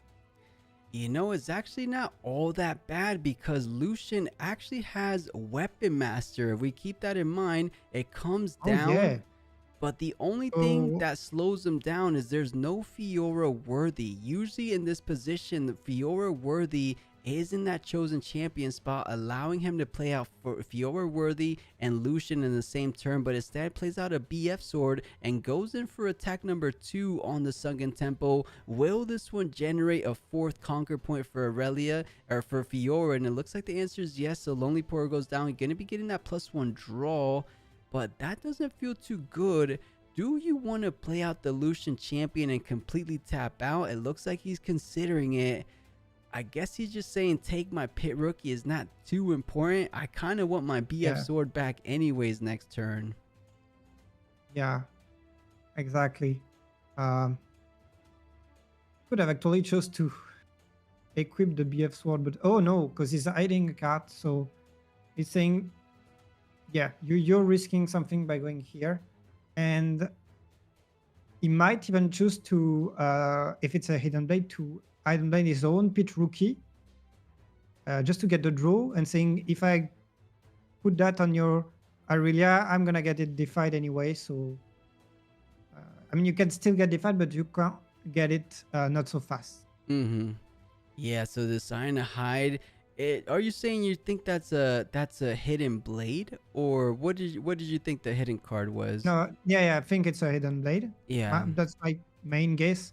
But the question is, will he choose to use it on the incoming Aurelia or on his own pit rookie?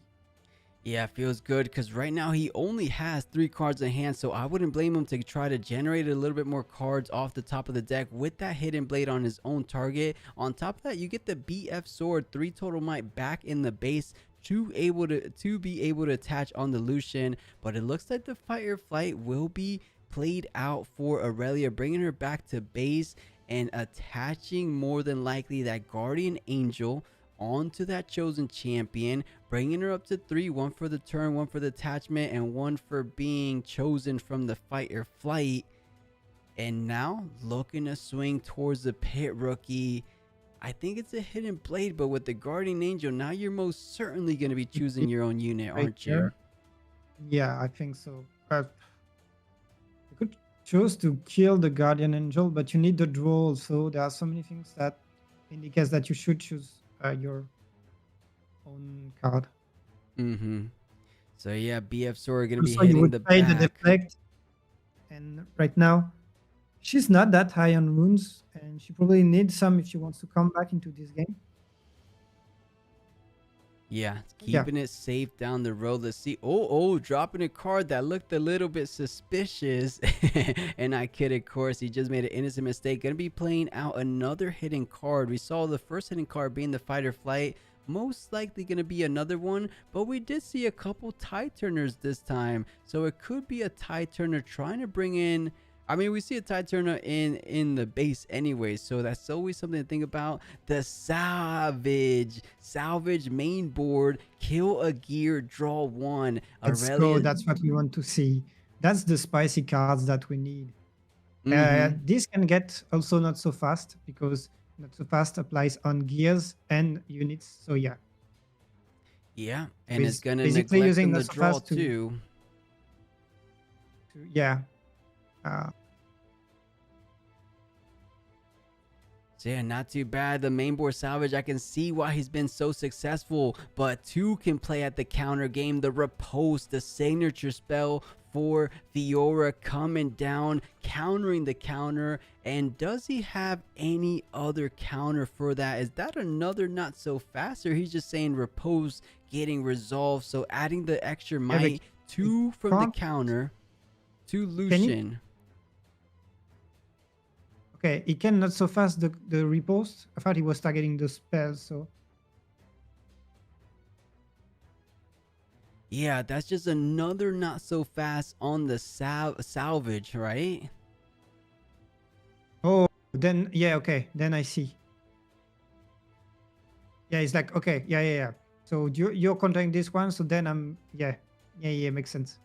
He's just playing out another one. So 2 not so fast, hitting the trash, which makes it seem there's only 1 left in the deck. If he's going on the full 3 not so fast game plan, which I feel like is decently good in today's meta. You need to take care of the rebukes, you need to take care of the switcheroos. So I think 3 not so fast feeling like a good game plan going forward, and Aurelia catching up to that strategy for today's China Regional Open. Fiora on the back foot. He doesn't really have what it takes to try to take down this Aurelia champion. Trying to do what he can though. Swinging in for a total of 5 might with a Dorian's Blade. Actually, he's swinging in with 7 because of the riposte, of course. Yeah. And he would I think he would really like to develop another card. So maybe his Fiora, attach the blade.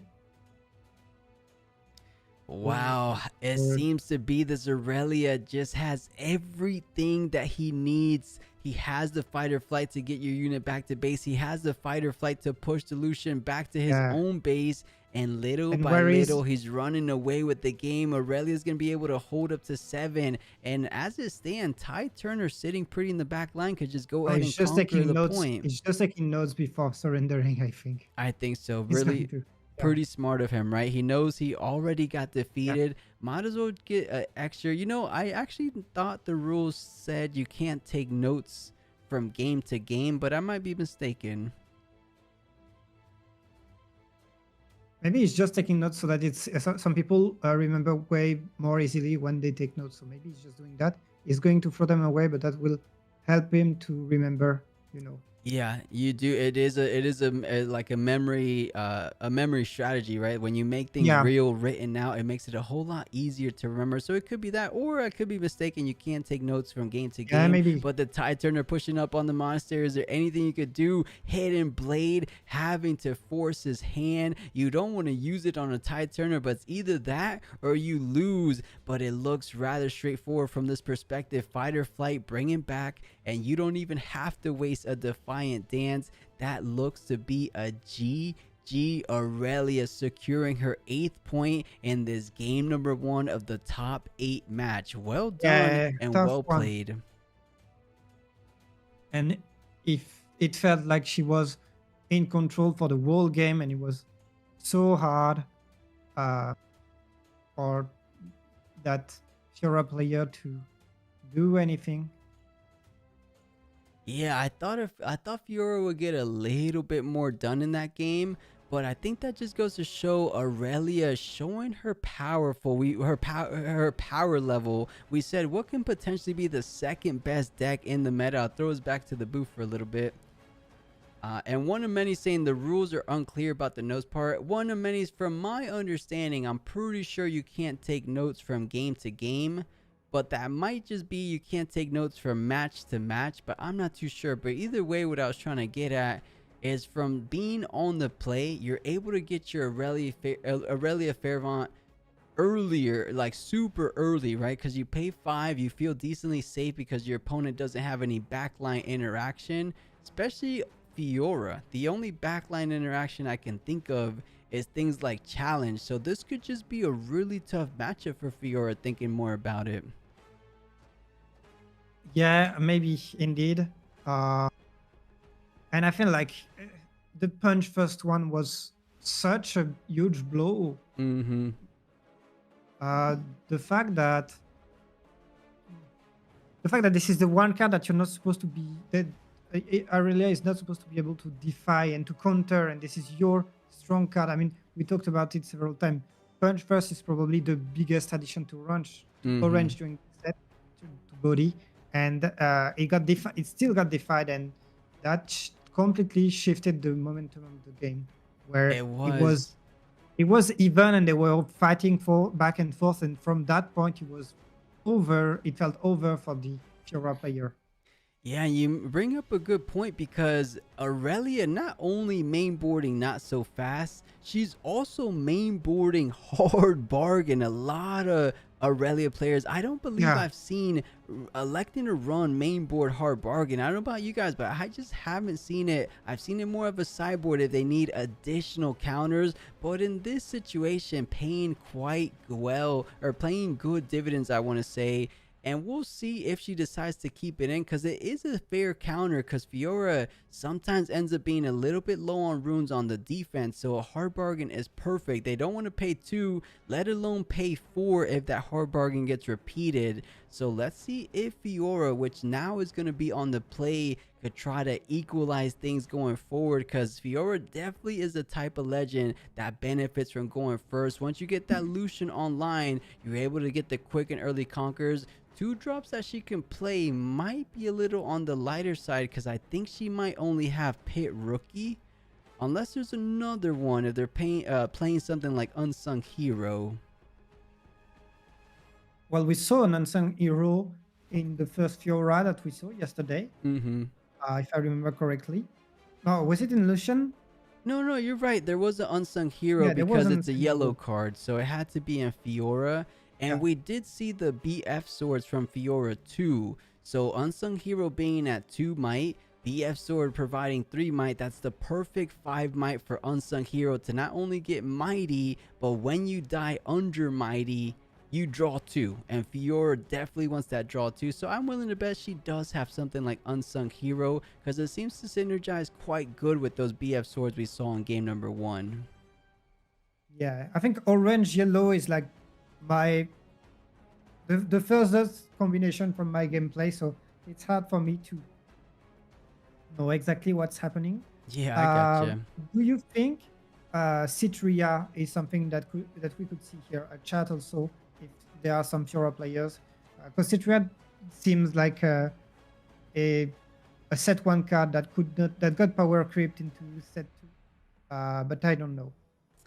Leroy, what card? How do you spell that? I can't remember. Citria of Cloudfield, the one that gets buffed. Oh, yeah, the 2-drop, right? No, I don't think Fiora. That's definitely more of a set card, right? Definitely more favorable in set, because Fiora likes a little bit of buff with the monastery sometimes, but she doesn't really benefit that much from being buff, because buff is just a +1. You don't guarantee getting mighty, so she's more on the game plan of equipment crossing that mighty threshold. So I think she's not running Sentries. I've seen some Fioras run it, but I think with Pit Rookie is going to be enough. And I think I saw those Battlefield. Was that an Obelisk of Power, or did I miss-see?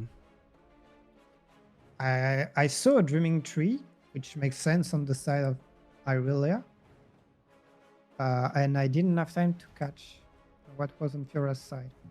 Yeah, I only say just to update the battlefields on the screen for us, but we are diving straight into a game number 2, and I think we both saw correctly. It will be an Obelisk of Power, most likely for Fiora, but she's going to be on the play, which makes sense, because if you have that Lucian chosen champion, I say chosen, but he's just a champion unit nonetheless, and it will be the Unsung Hero we were just mentioning. Now go ahead and pull it up on the screen for those that are a little unfamiliar with it. As we were trying to say, it does have a death knell trigger when it dies under the mighty status. My boy is here.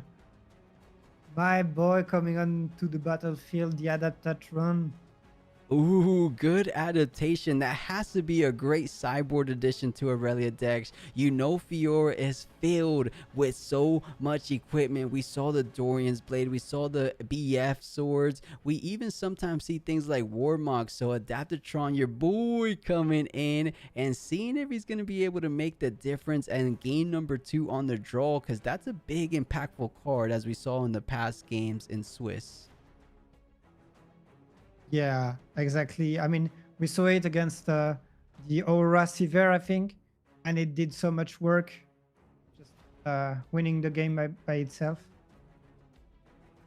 Yeah, we'll see. Because as we said before, there's very little backline interaction. So Datratron most likely to keep himself nice and safe for now. Set Brawler going to be the second card played out, allowing Fiora to get that additional generation of runes. And Unsung Hero, there's no BF Sword anytime soon. So just going to be sitting back. Doesn't want to sacrifice the Unsung Hero before you're able to get it online with that BF Sword. So just going to be foregoing scoring his first point. It never feels too good, right? Because when you're on the play, you're the one supposed to be pushing in the pace. You're the one supposed to be scoring first before your opponent.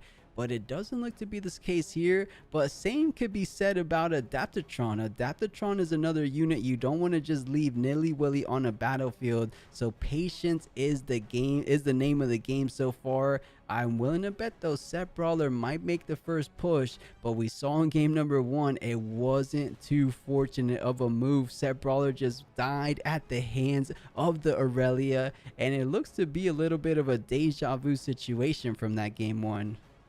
Exactly, it feels like the same people and repeat it.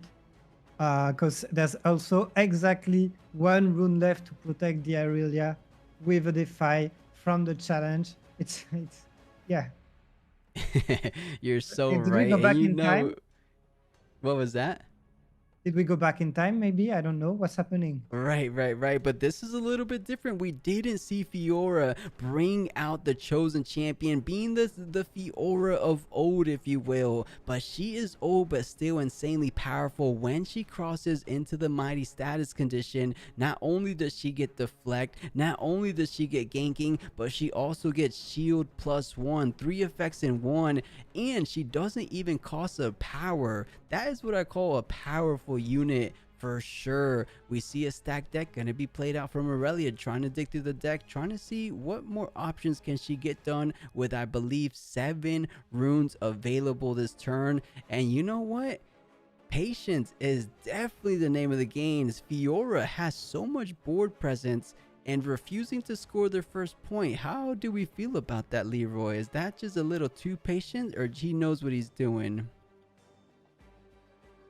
I feel like well, there are two possibilities. Either he perfectly knows what he's doing and is adapting from the game 1, or it could be that it's he's got this false bias where, because of the game 1, he's playing differently when he should still be pushing, but he's making a misplay because he got scared of what happened game 1. You see what I mean? Like this Kind sort of of mind bias. gaming himself and Yeah. kind of throwing his initial game plan off. Or he probably has a game plan. He's saying, you know what? Yeah, I don't like my odds at defending. Yeah. I'm more so an attacker. So let's go ahead and attack. But the other thing could be said, Aurelia much better at defending. So much capabilities in terms of the discipline, on guard, and cards of that nature. Especially considering the fact that there's a Dreaming Tree on the board. She's going to be able to draw one for that chosen target. But Lucian finally trying to put the first point on the board because you're able to treat it back after the conquer. So feeling kind of confident.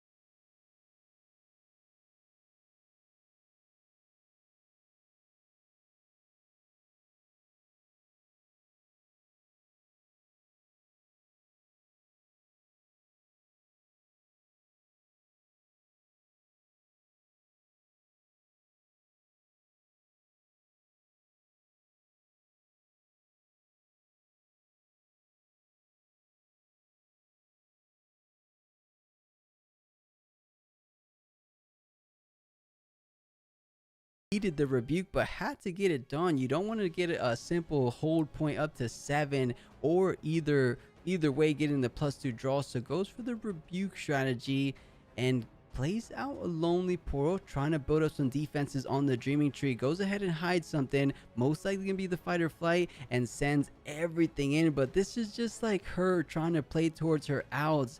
It just doesn't look like it's gonna be paying off. You're defending with a total of 7 might plus the fight or flight. Did she draw from the other the Stellar Corn? Yeah, I did see the draw. I did see the draw. You saw the draw. Okay, I wasn't that sure from. I was like, that's the main interest of the card. That's why this card is play. If you don't draw, come on. But yeah, if she draw, it's all good. Yeah, trying to find some more options, but let's see. I almost think this set brawler alone is able to take down the Dreaming Tree. If he has something else like a pit rookie, you use a buff it up. But let's take a look. Fiora in firm control of this game, gonna be sending in a pit rookie saying, you know what, I'm baiting you to use this little card, or I'm just gonna dwindle away at your 2 might Lonely Portal for nothing, because he's not alone at the battlefield. I could trade either a Tide Turner, I could trade the Lonely Portal, just making it so much easier to overtake. Or if you don't use your fight or flight, you could invest something like a might increase, like oh, he already used the punch first. I'm not too sure. Maybe he's just trying to bait things out, but no, simply trades the Lonely Portal as we were just talking about. Yep. Now that you got rid of that, you know that even if you don't close out the game this turn, you will not give that draw to your opponent. Yeah, I like the position as we keep bringing up 6 final points. You're going in for it, Leroy. This is it. Fiora saying, I'm not gonna go down at the hand so easily. I am the only Fiora standing. I made it into this top 8 position for a reason. I want to find myself in that semi-final seat and prove to everybody that Chaos decks aren't the only ones ruling the meta, and Fiora is here to hang. But first things first, you do have to fully close things out, and he put his hand down. He's saying, you know what, I don't need my hand. The current board state is enough for me. Sends in his champion unit. It does come in swinging at 5 because of the buff status. Has deflect and ganking. I don't think it's going to come in too much to effect, but the deflect I guess can. But technically this is the last turn more than likely. So it doesn't really matter if you spend any deflect costs as long as you have another chance at it. But I don't think Fiora is going to give him that other chance. No, definitely don't think so. Yeah, and remember guys, is not playing only for the Fiora is not playing only for the orange yellow deck. He's playing for all the non-chaos decks and legends out there. The only non-purple representative going into right. Yeah, representing for the non-chaos decks. Fiora having a whole lot on her back, but looking good as we keep bringing up in this game too. It looks to be very in an advantageous position. Defiant DS is going to allow that one of those units to go up to +2, and you get another draw. Is that draw going to be exactly what she needs? I mean, it could be, heck, another rebuke. You're gonna have to spend 3 runes for that though because of the deflect, but minusing the back line. Yeah, doesn't want to pay the deflect, I guess.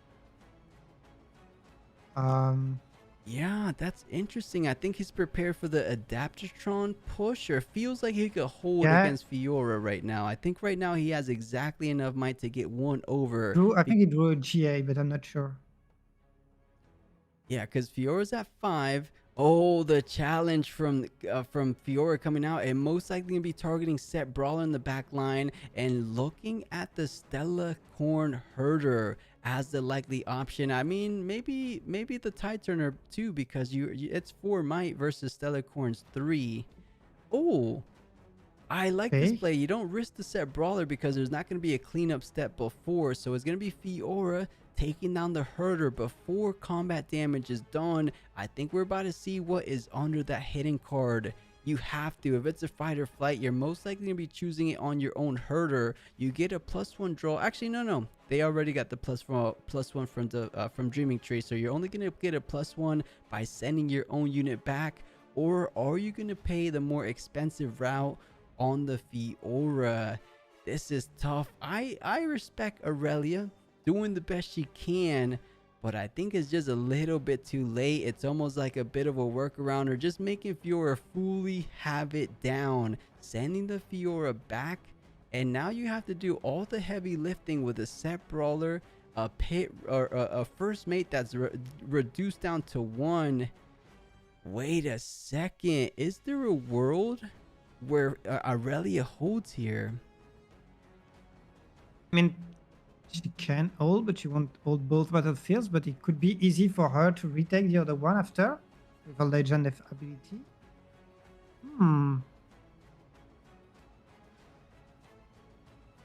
Oh, Set's going for it. So going up to 8 total might, tapping the Fiora legend to get the additional rune. 8 should be more than enough to take down the 4 as it stands. What is in the hand? Because she got an extra draw from the Stellacorn. Actually, challenge still resolves. Never mind. You did get the extra draw from the Stellacorn. I wish he was able to show this hand, because I am itching to know, do they have any more answer? But Tide Turner going down, and now it all comes down. Is he going to be able to take care of the Adaptatron, or do you just simply stack the Dreaming Tree and try to win off the hold? Because I could see that being a line of play as well. What's he got for 2? Doran's Blade that's gonna go onto the unsung hero. And GG. Yep, we are going to game 3, lads. Send off the silver scrapes. That is right. Game 3. Fiora in it to win it. Doesn't want to go down too easy at the hands of the Aurelia player. So throwing it back to the booth. I am liking what I see in chat. How are we feeling? Did Fiora kind of figure Aurelia out, or did it all come down to that one moment? We saw so many cards getting invested. It was Aurelia champion, set brawler, going back and forth, a not so fast, a repose, a rebuke temper. I don't know exactly what all went down there, but it was in that moment that decided the game. And it was so crazy to see it being so heavily invested into as early as the 2 point to 1 point, right? But it looked to be paying and making all the difference as Fiora does confirm her win in game 2 and brings us into that game 3, like Leroy said. Yeah, exactly. And I like to see that the matchup is really interesting. Clearly, those players are, you can tell that they know what they are doing. It's so cool to see, to witness that. And I don't even mind that we'll get one more round. And I won't get enough sleep for the rest of the week, probably. But yeah, Leroy, we're knocking out. Once this tournament's over, we're sleeping for the next 3 days.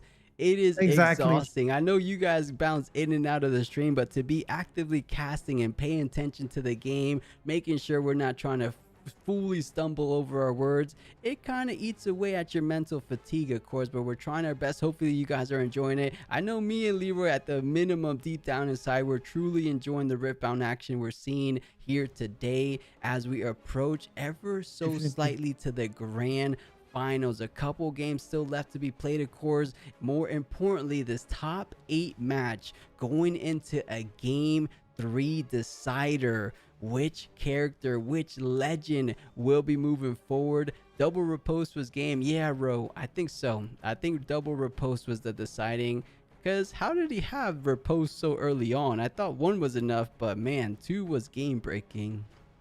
Yeah. Oh, and now that we're here in the little break, is there anyone in chat watching LCK right now? If so, how is it going? Thank you. Yeah, let Leroy know he's a big league fan. What kind of tournament is that? Is that Oh, that's the Korean league. LCK is the Korean league. Nice, so nice. Anyone watching the LCK? Anyone watching the LCK, let me know. I know that like T1 and Chile are playing today. So yeah. Yeah, who are you rooting for in that matchup? Oh, they're not playing against each other because they were playing against each other a few days. It was 2 days ago, and I was rooting for HLE. HLE, yeah. Although I like Pace. He's cute. Okay. Yeah, I wish I could know more about that, but so far Riftbound is all I know in terms of league. And HLE lost, Leroy. You were rooting for them, no?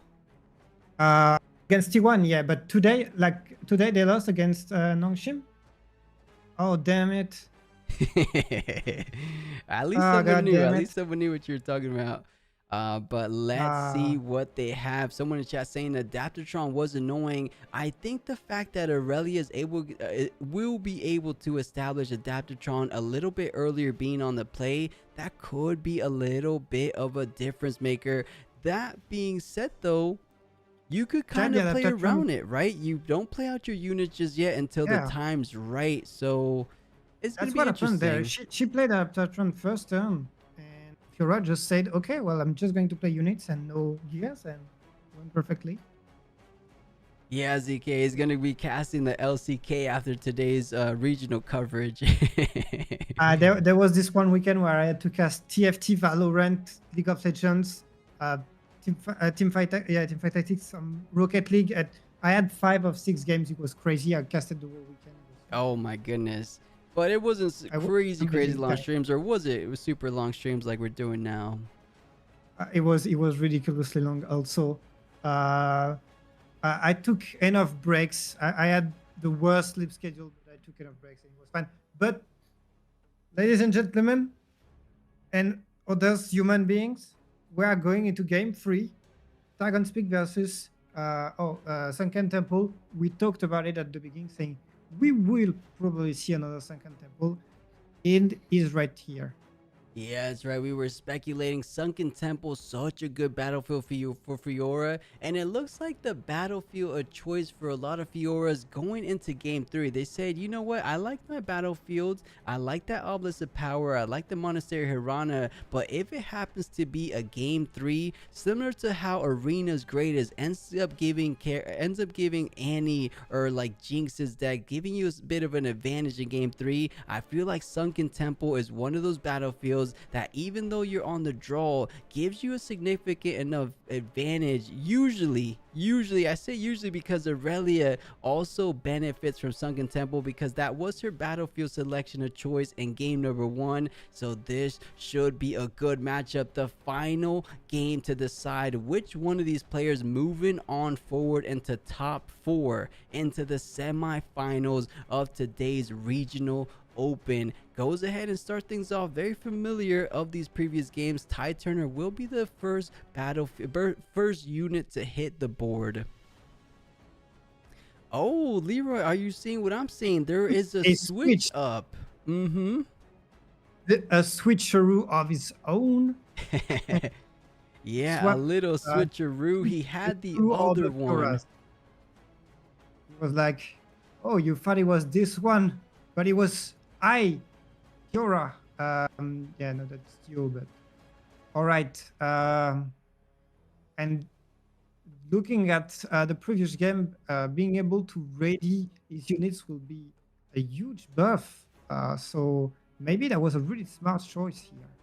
Yeah, I think so, because getting it out on the draw, you know you're going to have 3 runes available for that play. You get it off immediately. And we said Fiora doesn't have too many backline interaction. Thinking about things, Aurelia has very little backline. The only exception being Charm. Charm will be able to get it, but since you usually don't see these type of plays. You're oftentimes more likely keeping Fiora in the back to keep her nice and safe, but going in on the offensive, getting conquers while you can, and trying to hold things down. This is interesting because I don't think you're playing it out to ready the set. I think you just want to go ahead and defend Sunken Temple. This is a different type of playstyle this Fiora player is playing right now. And yeah, it's like you are so not taking this battlefield.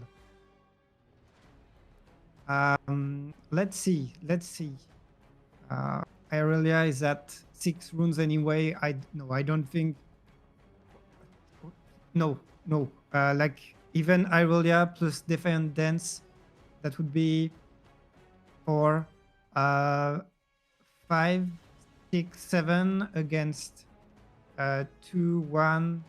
Actually, that might be enough to reconquer if he would choose to do so, but it would be super risky play.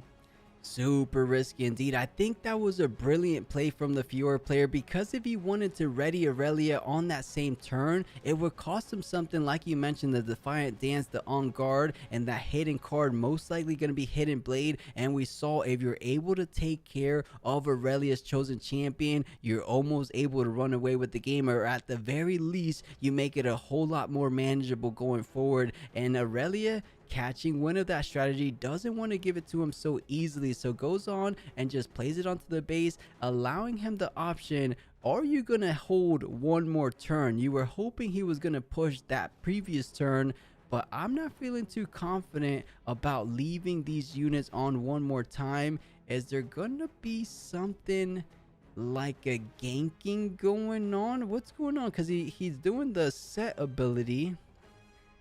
I guess he just wanted the Fiora trigger. Yeah, I thought he would retreat set first so he could activate also the Fiora and conquer potentially the other battlefield, but apparently not. Okay. He's going to buff set again. Saying, no, give me this buff. Yeah, okay, but no, he's spending the buff. It's okay. It's cooking something, guys. It's cooking something, and we're just NPC in his world.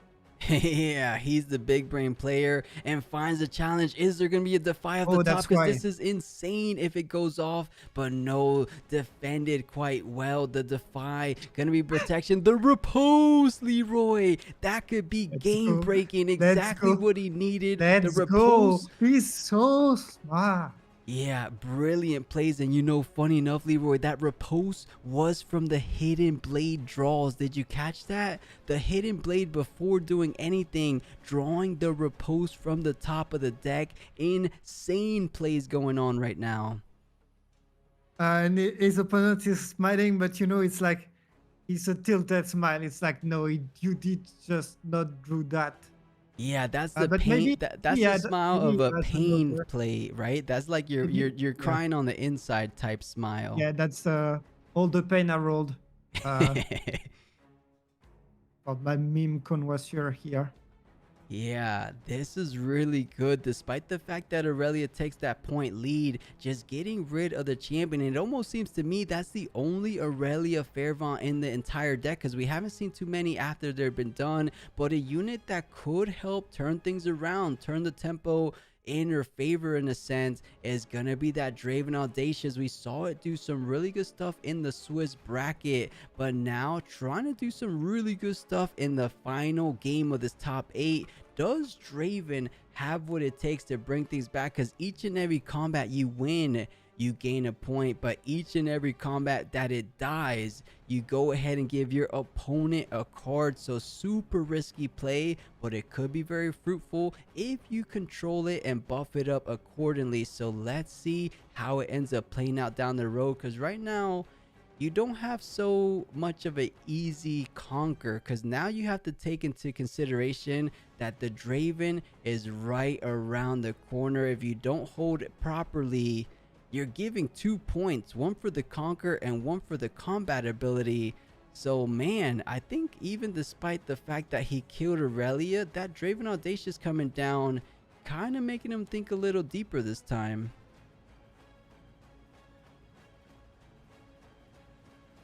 Yeah, let's see. It feels that in some of the matchup I could have some line of plays that they could do, but here I'm so clueless, and yeah, they seem to be. We're just trying to figure it out together as well. Sure. I think it's part of it. Yeah. I was just gonna say, I think part of it is because they have so many options available to them sometimes. So sometimes it's harder to pinpoint the exact optimal line. Yeah. But I'm curious to see nonetheless what he does decide to do. Maybe some gears, maybe some equipments to attach. And that Draven, we saw it in one of the first games yesterday. Completely clutched the game for an Aurelia player, if I remember correctly, scoring 5 points by itself. So let's see if he can do the same here. Yeah, so making sure he guarantees that +1 rune from the Fiora champion, going in with the set, attacking in for 6 on the Tide Turner. We see the fighter flight at the least is what the Aurelia has in hand. I can't take a look at the remaining of the hand, but he has the fighter flight at the top. But actually make that the discipline.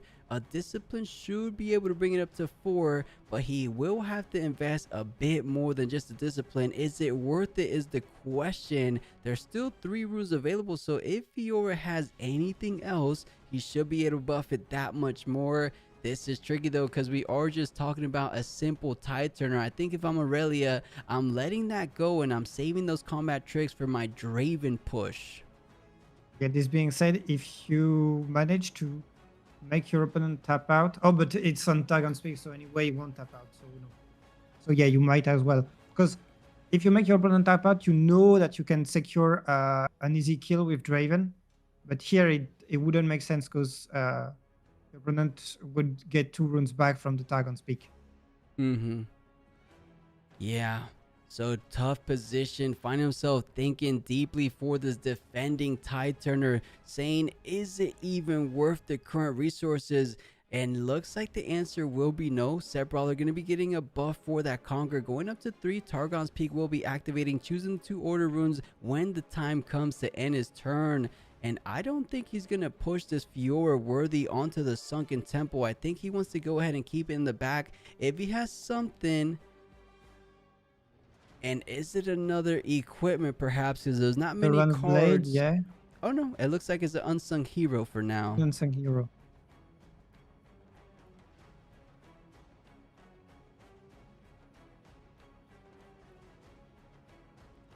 All right, we're going to find out how much of an impact this Draven Audacious can do. Can it try to get one more additional point than you're used to doing on a Conqueror?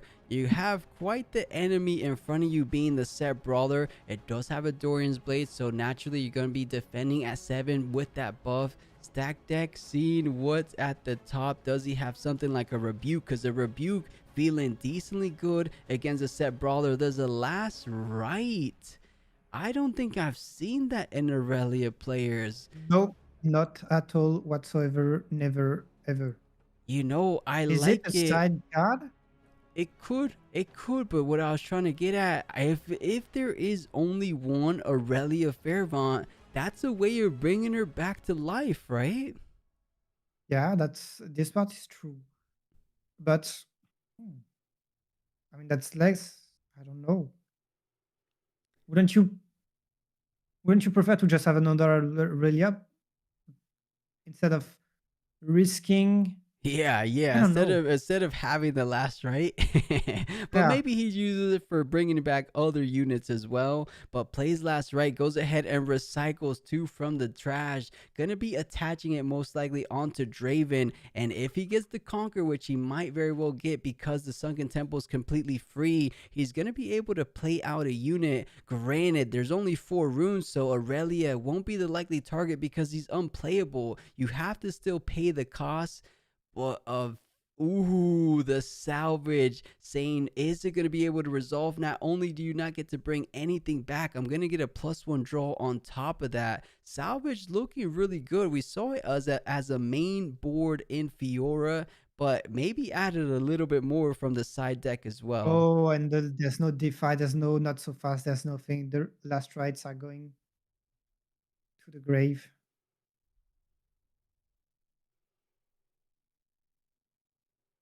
Oh, and that's 2 points. Oh, no. There wasn't any combat. I almost confused the salvage, but does get a +1 draw from the Sunken Temple. So going up to 4, she currently has the lead, but when you throw it back, you have a little bit more options. If there was a Set Brawler in the hand of Fiora, you could play out Set Brawler and ready it in that very turn because of the Fiora worthy champion, of course. And I think that should be more than enough to take care of the Draven. But there could be the one card we said before, a Fight or Flight. I think it still works like the Draven Legend, right? Let me pull it up one more time. It says, oh no, I have the last right up.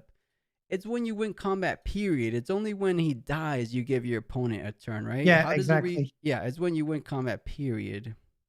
Yeah. So he's going to either fight or flight, most likely. And he will be able to retreat that Draven if needed.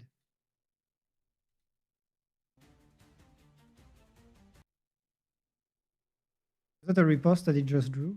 Another? Was it a riposte? Okay, that could be coming pretty clutch, but does decide to hide the fight or flight on the Sunken Temple, making it that much harder to try to overtake, and you will be getting the extra 1 point. This Draven mixing things up. He thought he had a decent victory under his belt after taking care of the Aurelia, but there's a couple units that can decide games, and Draven is one of those units if he's able to stick around to do so. But gonna be playing out the chosen champion he had in game 1 and 2 just to kind of establish a bit more board presence. If he has a pit rookie, she's gonna be hit that mighty status, but nope, gonna be just building the board 4 to 5. This is tricky, Leroy. I mean, you're in a decent position, you have the control in terms of board state, and are this you still just feeling shows good? I mean, yeah, maybe. I think it's still feeling okay-ish at least. But this just shows how powerful this Draven is. The fact that it's here and it can win you points puts such an amount of pressure on your opponent, and probably leads to many mistakes that can be made. Yeah, you're so right. Any little small mistake is the difference between an additional point, and in this position, one additional point is just that much closer to closing things out on this top 8 situation. You could hold up to 6, and one more point could be 7, allowing you to get an easier conquer, because we know Aurelia is able to get a good push off from things getting played out with being that chosen, which being chosen from your legend ability, being able to exhaust a rune and going on the offensive the very same turn you're getting played out. So it's quite easy for her to conquer the other battlefield. So let's see. It looks like a decent position for Fiora, but I don't think this Aurelia player is out of it whatsoever. Thinking about it right here, right now, it does decide to put a Lonely Poro so he doesn't have to go ahead and waste that hidden card. But does he want to keep that Draven Audacious onto that battlefield, or does he want to try to pull it back and use it on the offense where he has a little bit more control to save for it? It's hard to tell what is going to be the next play. So is sticking the Lonely Poro allows him to. Oh, and he's passing already. But the Lonely Poro allows him to retreat Draven while keeping that hidden card. Really important here. But if you get fight or flight right now, it's not as big as a deal because you're not losing a point to that Draven. Yeah, I think a pretty good card in the situation should be something like a BF Sword on that Unsung Hero, because he doesn't really cost too much. You're able to push in Unsung Hero. Lonely Portal doesn't have enough might. If it gets fight or flight, so be it. But it looks like he's going to go a bit more aggressive. Going to be using the buff on the set brawler, going up to 8. Or at least he's considering it. He's hovering over it as it stands. And I wish we could see the full picture of the final 3 cards in Fiora. He's like just a teeny bit away from the camera that I can't really take a look at. Do you see any of the cards there for Fiora? Not at all whatsoever. And he needs some good card. He needs like the One Punch Man. He needs the Fight or Flight. He needs something to handle the combat with Draven next turn. Yeah, he definitely does. He needs something that will allow him to kind of conquer both battlefields and feel comfortable defending, as you said, at least one of those. Because if if you defend one, even if Draven gets the conquer and the ability, the max points he's able to score is 7. As long as you hold one of those battlefields, you're not feeling all that bad. But sends in the Fiora for now, saying, are you going to be playing a fight or flight from this position, or are you just going to let it go? You're almost forcing his hand because you're going to lose the hidden card if you don't activate it right now. I don't know. I don't think so. But if you fight or flight Fiora right now and she becomes mighty after, you have to pay the deflect. No, you don't. You don't. It's like you have to have deflect beforehand. But Lonely Portal taking on the challenge, saying, you know what? I'm gonna sit here. I'm gonna go up to 4-4, offer the trade, but the punch first. Now it becomes mighty, and the fighter flight wasn't targeted yet. So now he is indeed having to pay the cost if he chooses to do so. But gonna trigger mighty. The Fiora legend will come online, allowing him to get 1 rune exhausted, as he's been doing time and time again. But I think he's saying, does it resolve first? I mean, you can't not so fast it. If you fight or flight right now, she's not mighty yet, so she doesn't have deflect. Right, reaction speed is going to be going faster than the action speed on punch first. So Fiora getting brought back, but punch first is still going to cross the mighty threshold, because even though it's in the base, you know, you still have to activate it. It was on the chain, and Fiora, you know, this is the first the effect of the other Fiora. Ready it. I was just gonna say, I think this is the only Fiora we've seen in this entire tournament that hasn't missed any triggers, keeping a very close eye on the legend triggers, keeping a close eye on the Fiora worthy. He's playing as perfectly as you would expect from a top 8 player in a regional tournament. Yeah. And yeah,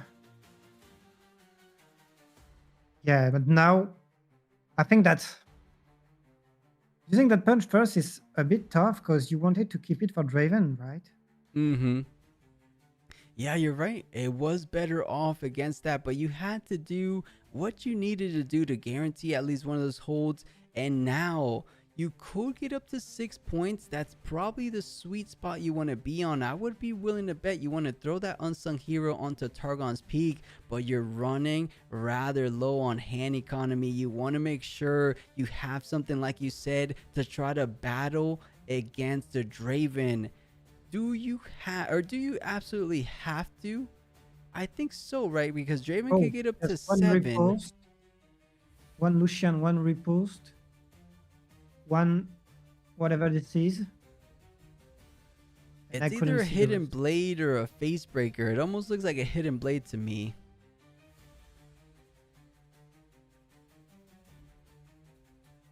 It looks like someone in chat saying it's a longsword. So, okay, I didn't get a close eye on it, but a longsword feeling okay. We were just talking about it is most likely the best target for an unsung hero, bringing her up to 5. But 5 isn't more than enough, because Draven is going to be attacking in for 6. So I see why he's thinking so hard. Instead, thinking about perhaps stacking 1 battlefield. Wow, this is the first tournament I feel like these players are thinking so much, right? I think it just goes to show Untime and Top Cut for the whole time is insane. I mean, maybe in a good way, maybe in a bad way, but we are 80 minutes in and there's still plenty game to be played out in this top 8 match. No player wants to make any mistake whatsoever. And, you know, fair play to him. There's a lot on the line. You don't get this opportunity, you know, to top 8 in one of these events. You need to have high skill. But another factor in TCGs, you need to be decently lucky. Sometimes no matter how good of a player you are, if you don't have the bit of the luck factor, you don't tend to find yourself. So you don't get this opportunity too often. So while you're here, take full advantage of it. And that's what Fiora is trying to do. So deciding on his final play before passing things over, he has 4 cards to work with. I wonder what he's thinking about, Leroy. Is there a challenge or something that he's considering? I don't know. You know that he's got a repost, which can be a huge deal next turn, but does he want to split Does he want to? It's a tough one. Yeah, looking to be tapping 4. That seems to be more than the Lucian. So he had a 4-drop play. I can't even think of a 4-drop play right now because Set Brawler is going to be a 5. Lucian's going to be a 3. A BF Sword is going to be a 3. What is a 4 might play? Is it another Fiora? No, it's a BF Sword with the attachment. So he's floating at energy, adding it onto Unsung Hero, throwing it most likely. Wow, interesting decision, going for the stack the Sunken Temple game plan. That's a little bit different than I expect. I think he's valuing trying to protect from this Draven Conquer and ability point, but I thought he would definitely want to get up to 6, but decided on what he wanted to get done. And I'm having a tough time seeing it, but these players are a whole lot better than I am, so I'm gonna trust him on this, and should have been the ideal play that he decided to do. Yeah, especially on those decks I have. I know a bit, but I'm so lost on Fiora and so confused on what are the possibilities of each deck. So we've been learning like though. We've been learning because we've seen so many good stuff from Fiora. As I learned, looks like BF Sword was indeed 4, so I thought it was a 3. I was mistaken, so that's what we saw. There was no floating of a rune. She just goes ahead and plays it, pays the equipment onto for the BF Sword, of course. But let's try to calculate how much total might that Fiora player will be defending. Is that a Dorian's Blade under Set, if I remember right? Yeah, it is. So Set is at 4, 5, 6, 7. Then that's 5 from the hero, so 12. And then that's 4 from Fiora. So that's 16. And Fiora, if she gets mighty, you have to add +1, so that would be 17. Yeah. And the +1 for being in mighty, so 18 potentially, but it depends. If there's something like a Call to Glory, you're gonna have to minus the buff from Set. So I think 17 is the sweet spot that you're gonna end up. Actually, no, I'm not even counting up the Call to Glory, right? No, I think it's mostly the repost that will be used on Fiora, and I think it's careful about not having Fiora mighty right now, so that his opponent might get confused in the math. I think there might be some mental game here. I think so. At these highest levels, it is always a bit of a mental game. Ride the wind, choosing the herder as your target to get that additional draw, and you do get ready to get a potential 2+ draw play. 1 for the move, and then 1 for the move back. But I wonder if you wanted to try to do the Draven. Something's telling me I don't think this Draven is going to be making the push. I don't think he feels too confident about it right now. No, and that's why he picked the herder with the Rider when he just wants some other cards so that he can make a proper final push, I guess.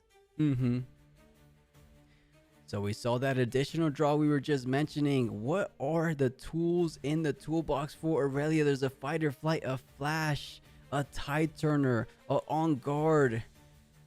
Tide Turner getting the 3rd draw. Oh no, he missed sequence. He can't play the Tide Turner because the herder's and now already we at asked base. To play it, and he wanted to retake, and he was like, "Oh no, I can't." And it's like, "Oh damn." Yeah, what he had to do is before retreating the herder, you had to play Tide Turner, get the move there, and then move the herder back to Targon's Peak, right? He missed the draw, definitely. Could have had 3 draws there. Imagine if he loses and he looks at his top deck card and it's like, I just lost because of this. Sometimes that is what goes down, but Draven gonna be pushing onto the Targon's Peak to try to hold. Right now, you just need to get. Actually, you're only at 6. So these guys are going back and forth, passing it over to the Fiora player. You are stacked up on one of the battlefields, but the other back line and the other battlefield, they don't feel like they have too much going for them. So you're going to be holding up to 6, tying things up. And he's having a blast. He's saying, wow, I can't believe I almost played a Tide Turner on an empty battlefield. Trying to be a little bit of a sneaky deckhand himself. But it doesn't work that way. The judges caught it. He caught it. And now it's time for Fiora to try to do the best she can. There is a Lucian, a set brawler. I'm liking my ult here. The set brawler off the top more than likely should be exactly what he needs to try to take down this Draven, because you have a riposte. You feel pretty good. And okay, I don't think you get the mighty, but you still Yeah, get no, the you plus don't get 4. the. Yeah, because it's already mighty and it doesn't go unmighty into mighty because of the Doran's blade. Wow, both of these, the mental fatigue of an 85-minute match, you can see it's kind of hitting them. Weapon Master Lucian going down, getting the BF sword from the unsung hero, has done his job, kind of, has scared away the Draven for the time being, but responding to one of the triggers, the Weapon Master going on the chain, if there's any reactions from Aurelia, will be the window to try to get those out. But I don't think it's going to be too much of a difference. I'm trying to see though, can the set brawler actually, wait a second, you no longer have any rooms to play out the set brawler. No. What you got he got 4 runes up right now. Yeah, but he does have enough to ready the Lucian because of the BF sword, bringing him up to 6, of course. Yeah. He has to go ahead and try to push. I think he misplayed a little bit with the set brawler. He thought he was going to be able to ready it, but sending in total of 9 might to try to get that final conquer. Not final, but almost final conquer, because if you get rid of the Draven, you should be feeling decently good. Fight or flight looking to get resolved, but we know what's in the hand of this Fiora player. You have to do it, don't you, Leroy? Do you go for the riposte? No, he sends it back. Oh, he's going to use challenge. He let this go so that there's no other way around, and he's going to kill the Draven. That was. Oh, that's what the set brawler was about. Bringing it into the neighborhood to just challenge. If there's a defy, Leroy, we have a riposte. You know what? Maybe if he pretended to have miscounted the thing, so that his opponent would get baited into thinking it was a misplay, but it was not a misplay. Yeah. You see where I'm going? Yeah, absolutely. Maybe Gonna be conceding. Maybe it was 300 IQ acting. This guy is better than DiCaprio. No, yeah, he might be the best player in the room, giving the camera saying, you guys are sleeping on Fiora. I'm coming here not just to get into the semifinals. I want to go all the way. I'm going to prove that Chaos decks aren't the only decks to play in this set 2 meta. I am going to prove that Fiora has what it takes to take it all the way into that championship crown. Well done, so good. I mean, you said 300 IQ. I think he's on bordering on the neighborhood of 1,000 IQ. He played so impressively. Well done to Fiora, and man, that got us off of our seats. I am excited now to see what we have going forward, as we're moments away. I say moments, but we probably have a little bit of a break, of course, from our semifinals. Well done, man. These matches keep getting better and better, don't they, Leroy?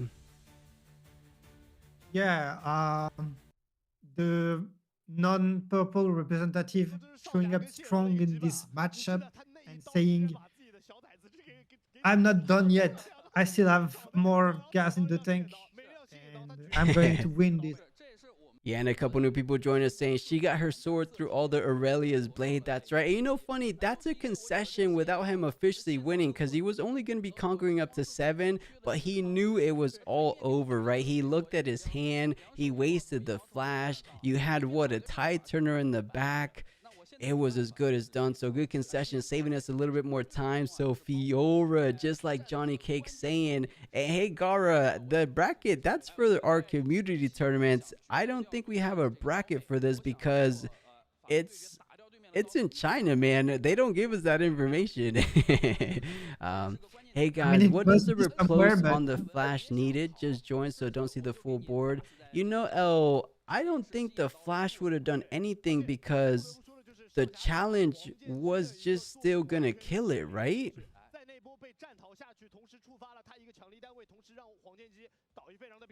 Because yeah, challenge is able to hit the base, so even if he flash, the challenge still resolves. Yeah. I think he was just reposting for the flex, or can you think of a reason? And the combat was engaged, so even if he flashed out, it would still die in combat. the combat resolves whenever. No, Oh, it's still a wait. combat. I'm tripping, Leroy. He did win in that moment. I thought he was going to 8. I completely forgot what makes Draven Audacious the most crazy card ever. He lost the combat. He conquered both Yeah. battlefields in the turn. You're going from 6 all the way to 8. So he did win in that very moment.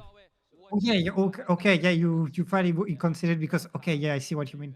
But no, to the chat, the combat was engaged, and until the combat is resolved, it's still in combat. And so even if he flashed out and he was in base, he would have died during the combat.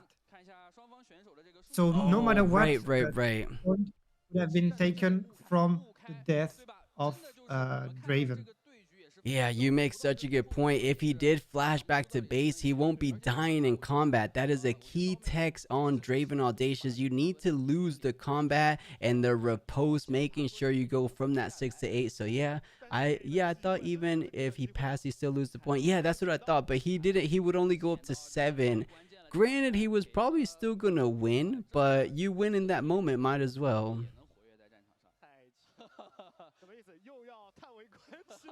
Combat is a state. It's not I don't know. Maybe I'm wrong, but I'm pretty sure that's how it works. And ZK saying, Not I in don't think the combat, card it's has not in memory. there. He is not in Freeze. combat if not on the battlefield. He wouldn't die in combat. Combat Okay. is down to the Okay, battlefield. so maybe I'm wrong. If so, I'm deeply sorry, chat. Wait, what are you wrong about? I agree with you, Leroy. What are you taking back now? Well, that if his opponent flashes and Draven is in base, then he is not in combat anymore. Even if, because to me the combat was a state of the game, so it was still during a combat, but apparently he himself is not in the combat anymore, so that does not count. And yeah, I don't know. that's what you were saying before. You're saying I was saying that he would die even if he was in base at this moment. He would still die in combat because the combat had been engaged from the beginning, from earlier. I don't know. I got you. Either way, he ended up winning the game. The flash into riposte, as we're seeing on the screen. I think it's a little similar how Draven Legend considers combat wins, right? I think it still would have been considered dying in combat, even with the flash, right? Because the challenge was used during the combat. Combat was already initiated. He technically died before the combat was resolved, right? At least that's how I see it. I'm on the same page. Can people can people double, triple check everything? So we're on sure. a little break. No, you win the combat because you're the only player on the battlefield with the legend. Oh, is that what it is? So you don't technically... It's a little bit different for Draven Audacious. Yes, it died in combat. Doesn't matter from where. Okay, now we're going back and forth. All right, chat. Someone has to confirm. Many judges in chat. I think it works the same way. I think whether the flash was there or not, I think it was just he riposted to make 100% sure it dies in that moment. So, GG. GG Fiora will be most likely the only... Actually, we know for a fact is the only non-chaos deck in top 4. But is it time they play Draven? You know... yeah, let's see how many Draven are left there. At least 2 of them made it, I would imagine. Yeah, I think so. You know, though... It's funny because Fiora making such an incredible run. I have a feeling with the fact that there was so much Dravens in today's and yesterday's tournament. He's been playing Dravens this entire time and he's been winning. I feel like he wants the Draven matchup. It's probably his most practiced matchup. If that ends up happening, we could have a Fiora in the grand finals. So, and let's see what chat's saying about the rule. If a combat starts and Draven is in base, you can challenge him on base and he dies in combat. No, Bubbles, you're flipping what we're saying. Is the simple fact that combat was never resolved. The initial combat that was started in the turn where challenge was initiated, that has to resolve. So let's say if there wasn't a challenge, flash gets put back. No, but it's saying the same. But is saying if from the beginning the Draven is already in base. So that goes back to what Squeeze said, where does the card have memory or not of being in combat at the start of the combat? Yeah. Yeah. Ask everywhere, guys, and come back with the official answer. I'm on the please. train that once a showdown is active, until the combat or showdown resolves, it still counts as dying within that, whether in your base or not. But I could be wrong. I could be wrong. And yeah, Fabi, Yeah, the Fiora I can player understand both arguments. was playing out of his mind. I was most impressed. The Ezreal impressed me the most. The Fiora player might have impressed me equally as much, if not a little bit more, because we are in top 8, and both of those players were playing out of their minds. They knew exactly what they wanted to do, and they got that done. More so the Fiora player, of course. No memory on Riftbound. It always the current state. Same for my arguments. So Okay. the Draven is not in combat anymore. That's what you're saying. I mean, sure, why not? But then that doesn't apply for the Draven Legend, right? I guess I'm putting the logic from the Draven Legend, but I guess it's different. I guess it's a little different.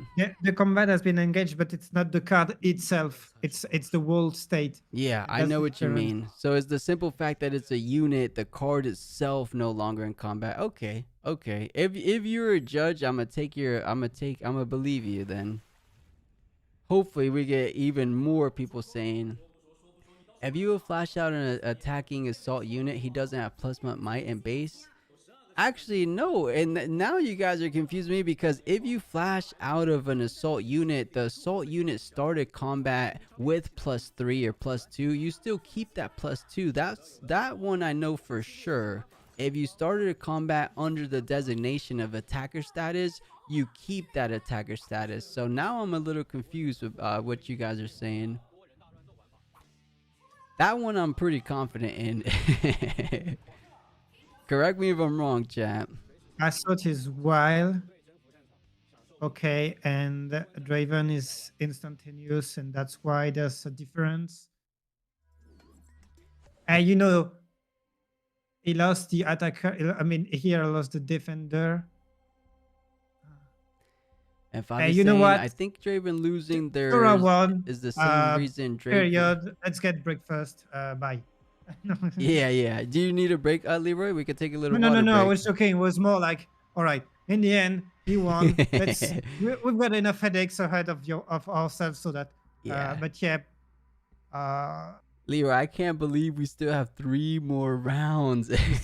I'm finally feeling it, chat. After yesterday's 11.5 hour stream, I'm like, man, I'm usually the one with all the energy. Leroy's the one with all the energy all of a sudden. Catching a little second win. And yeah, El Mundo, I'm normally pretty good, but after an 11.5 hour stream yesterday, we're approaching an 8-hour stream today. 3 rounds. You know, I'm gonna give me some energy, chat. Give me some energy. I'm hanging in there for us. So we will finish it out. You know, the one thing keeping me going, I need to see the Spiritforged Grand Finals. There's no way I'm gonna be streaming this entire game or streaming this entire stream and I missed the Grand Finals. There's no way. There's no way that's gonna be me. So I'm gonna hang in there for us. Now Plus is gonna pass out. Yeah, chat, if you guys want to see a funny clip, Leroy fell asleep last night or last morning, wherever you are around the world. I don't know. If someone was to share the clip on stream, or maybe I'll pull up the stream. You want me to pull it up, Leroy, or let the people get it? I saw it. Someone sent it in. Maybe you. Someone sent it in the chat. Yeah, guys. I realized when he started, he stopped commentating, and in my head, I'm like, I think he fell asleep. I think Leroy's sleeping, and then we throw it to this intermission camera. And he's just knocked out in his seat. We're like, oh man, GG Leroy, go to bed. But that was pretty funny. I can't forget that one going forward. But I will take a little bathroom water break for now. I'll be back in like 5 or so minutes. It should be nothing crazy. You want to hang in here, Leroy? Or get some water too? Okay, I'll be right back, chat. BRB in like 5 minutes. It's not a long break. I just need a little bathroom break, water break. I'll be right back. Hold it down, guys. Ask Leroy some questions. Tell him what he's bringing to Bologna. Yeah. Ask me, you want to do some lore thingy, guys? You asked me about the card, and I try to tell you about the lore if I know it. Which is a card game that I played. I've played mostly, I've played a bit of Hearthstone.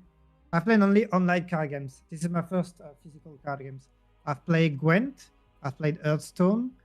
I've played a bit of MTGA, not that much, honestly. I've played a lot of Legends of Runeterra.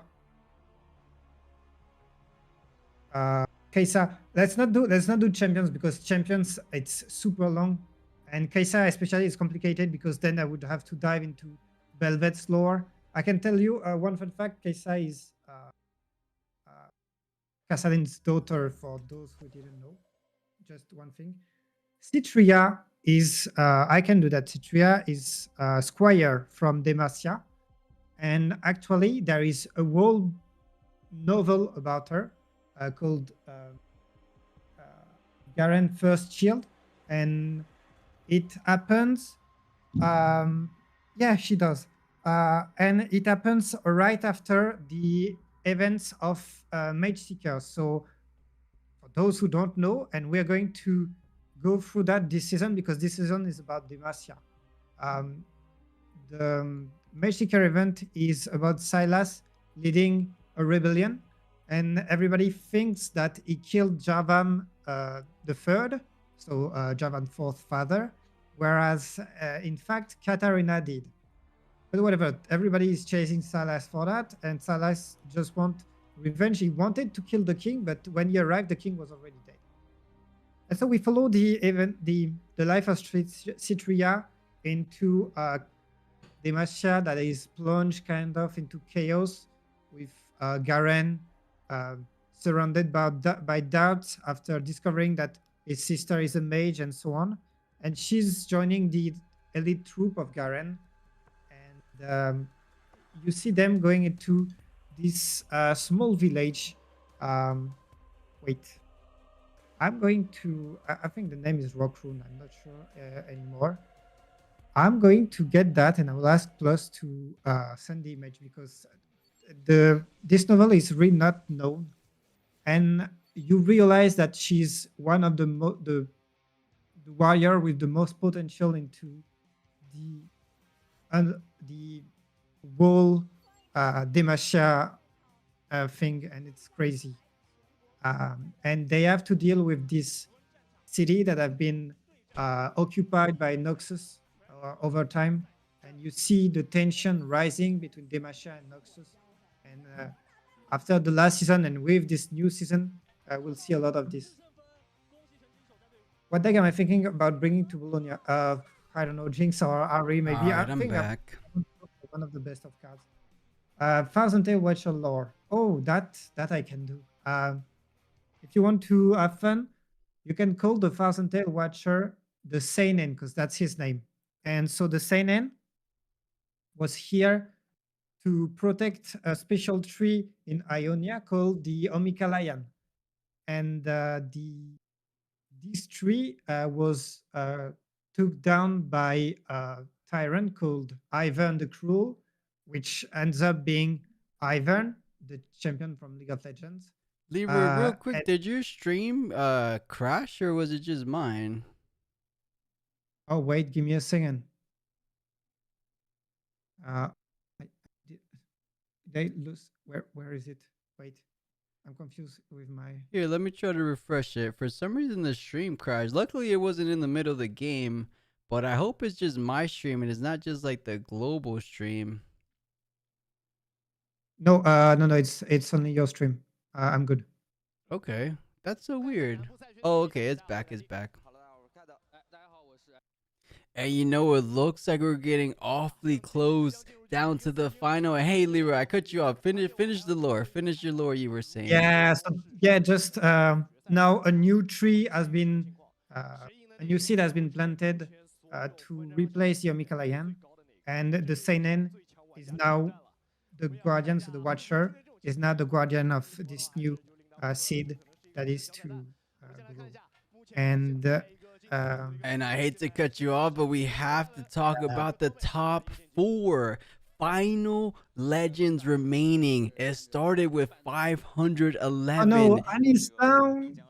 And he's down to Aurelia, Fiora, and 2 Dravens. We were speculating. I think Draven might have made it 2 single Dravens going up against an Aurelia and a Fiora. It would be pretty cool if we see Aurelia Draven, Fiora Draven, and I'm trying to look at the name, and AI Putu making it all the way. I remember I had him as one of the names I'm keeping an eye on. I guess he's being played by Draven because we haven't seen him all tournament long. I guess he's gonna be one of the 2 Dravens, and if there's anyone to probably take him all the way, it will be him. I believe he's a top 4 competitor from the previous regionals. And oh, Leroy, we're already here. Let's get things started. It's gonna be the first match of yeah, I remember him. He's definitely a top 4 competitor. I think he might have even got second in one of the regionals before.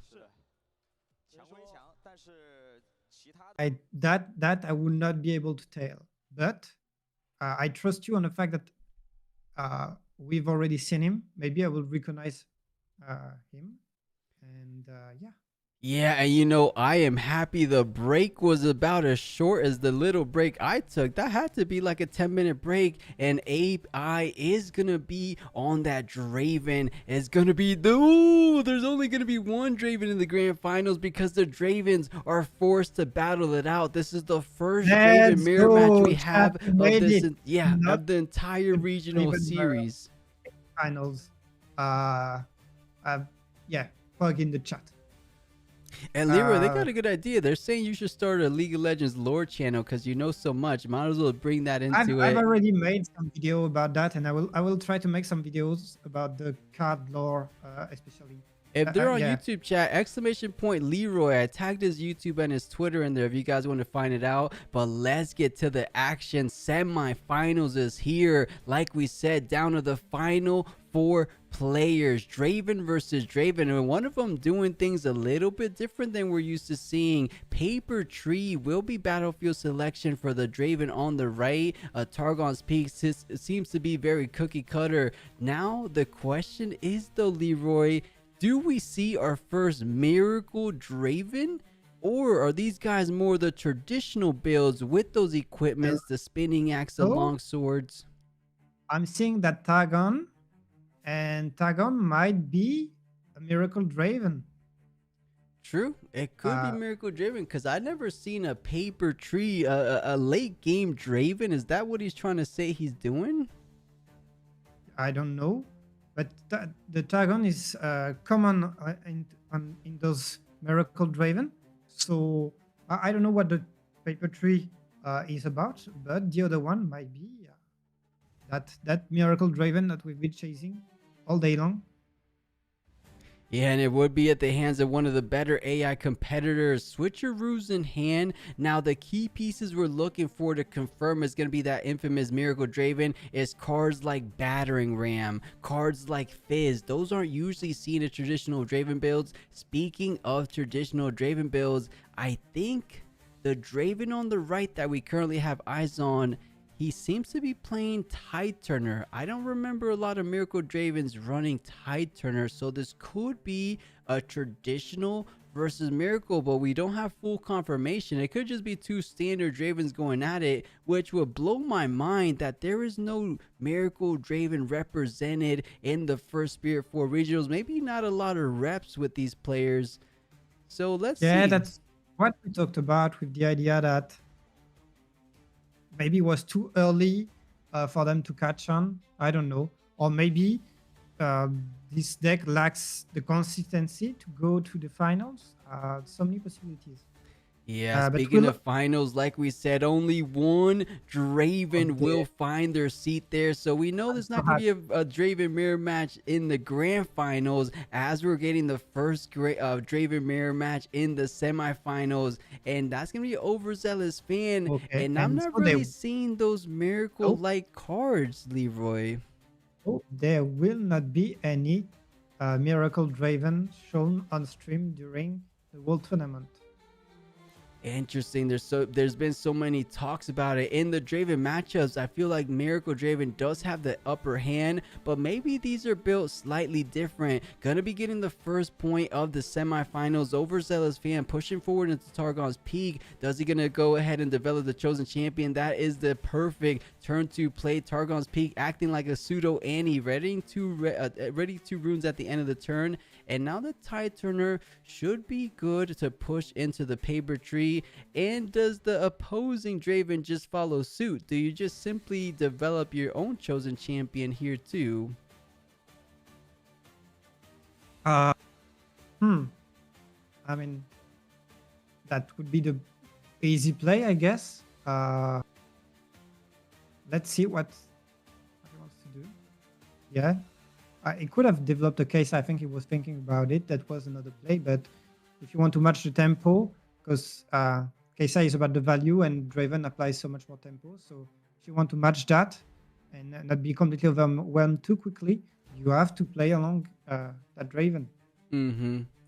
And now that Overzealous Fan is already on the base, I know you're a little bit tempted to go after the paper tree, but you're already ahead on the points. Might as well go ahead and follow suit with that Overzealous Fan, taking full benefit of that fan's ability to protect the Draven if the other units want to go ahead and push onto Targon's Peak, because I don't think you want to split Overzealous Fan unless you push with Draven Paper Tree and then you play a unit on top of Targon's Peak. That might be a likely play. So trying to get the points even further ahead on his advantage, going up to 3. And does he play something like a Kaisa, something like a Darius onto Targon's Peak, or am I missing the thing? Okay, Tide Turner. Oh, and the Tide Turner that will probably swap position with the Okay, I lied. I just lied. I'm sorry, guys. No, I was there with you, Tide Turner. What I'm trying to say is that Overzealous Fan pairs so well with Draven. An interesting decision to retreat it back. I think he feels rather safe with something like a hidden card. We saw the switcheroo in his opening hand. Probably going to go for a switcheroo, buffing up that Tide Turner, stealing the might from the opposing Draven, or at the very minimum, a fight or flight could be one of the hidden options as well. Pop 2, I want to call him. I hope I'm saying that right. Looking to be in a decent position as a Draven mirror match. The Draven that has 3 points up on your opponent, feeling relatively good, if you ask me. Well, I think you're totally right. He's already 3 points ahead. He's got the same board as his opponent. And now, the opposing Draven will need a big tempo swing if he wants to catch back the first one, Mr. AI Pro 2, and stay in the game. Yeah, for those that are just joining us, the first game of the semifinals is the one we're currently watching, a Draven mirror match. The second game of the semifinals will be a match very reminiscent of a match we just saw in the quarterfinals, the Aurelia versus Fiora, and they're actually going to have that on the feature match after we're done with this game. And it tends to be Draven mirrors, at least from my experience, they end up going a little bit of a speedier matchup. They're both a little bit straightforward. They want to conquer. Sometimes they want to go ahead and defend, but they're usually trying to cause combats because that's what Draven Legend ability benefits from. You want to create combats, whether you win or lose. One of these Dravens are going to be drawn for that. So Tide Turner pushing into Targon's Peak, getting the first point getting the first point for him. And now the decision stands. Where does he want to send his own chosen champion? Because I'm a little scared when a Draven leaves up 4 runes. That could be a spinning axe and a longsword. Yeah, it's got so much combat tricks, making the situation quite hectic for the second player. And is it just this? Is it the player that starts that's on the draw that wins instantly? Yeah, or on the play. I know exactly what you mean. the The play, player yeah, on the yeah. play in this Draven mirror match. I think you're right. I think it does end up being something like that. I mean, there's some plays we've seen the likes in our invitational where it was a mirror match in our grand finals from Jay Chan and Darsu. One of them, I think Jay Chan was on the draw. He ended up losing. And then he ended up sweeping with a 2-0 reverse sweep, still playing one of those games on the draw. So there's ways, you know, it ends up being the sideboard making a bigger difference, because right now in that Draven mirror match, cards like Vex make a big impact. If one of these decided a main board or even sideboard a Vex and the other one didn't, that could be the deciding factor right there. But yeah, very straightforward Dravens. You see the Dariuses, you see the Kaisers, you see some of those equipments we were just talking about. So trying to see, because he has a big advantage on the points department so far. All right. Moral of the story, if you want to win this matchup, you have to be depressed. Wait, why do you say that? Did I miss the joke? Vex, because yeah, no, oh, yeah, Vex, Vex of course. Vex is like the full-on depression. Right, full-on emo mode. That is what Vex is known for. Which doesn't make sense because a teenager years old has to be 250 years old. Yeah.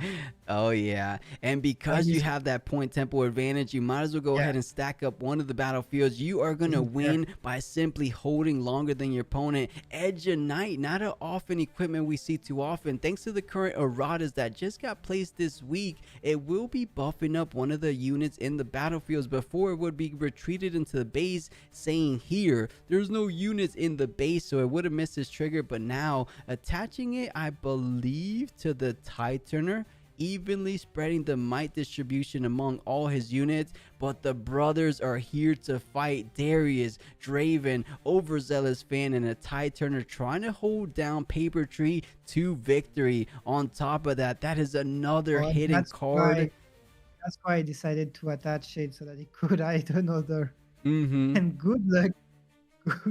Good luck removing that. Yeah, good luck indeed. How are you taking down this Paper Tree? You hold up to 5. You probably could just leave everything there, and to make matters worse, you have a hidden card and you still have 2 runes available for any kind of little combat tricks that Draven is known for. Right now you could swing in for a total of 10 total might, but you're a little bit out of the range because you're defending for the Tide Turners up to 4. Overzealous brings that up to 6. Darius brings it up to 11, and another 6 brings that up to 17 if you go ahead and trigger the defensive trigger on Draven.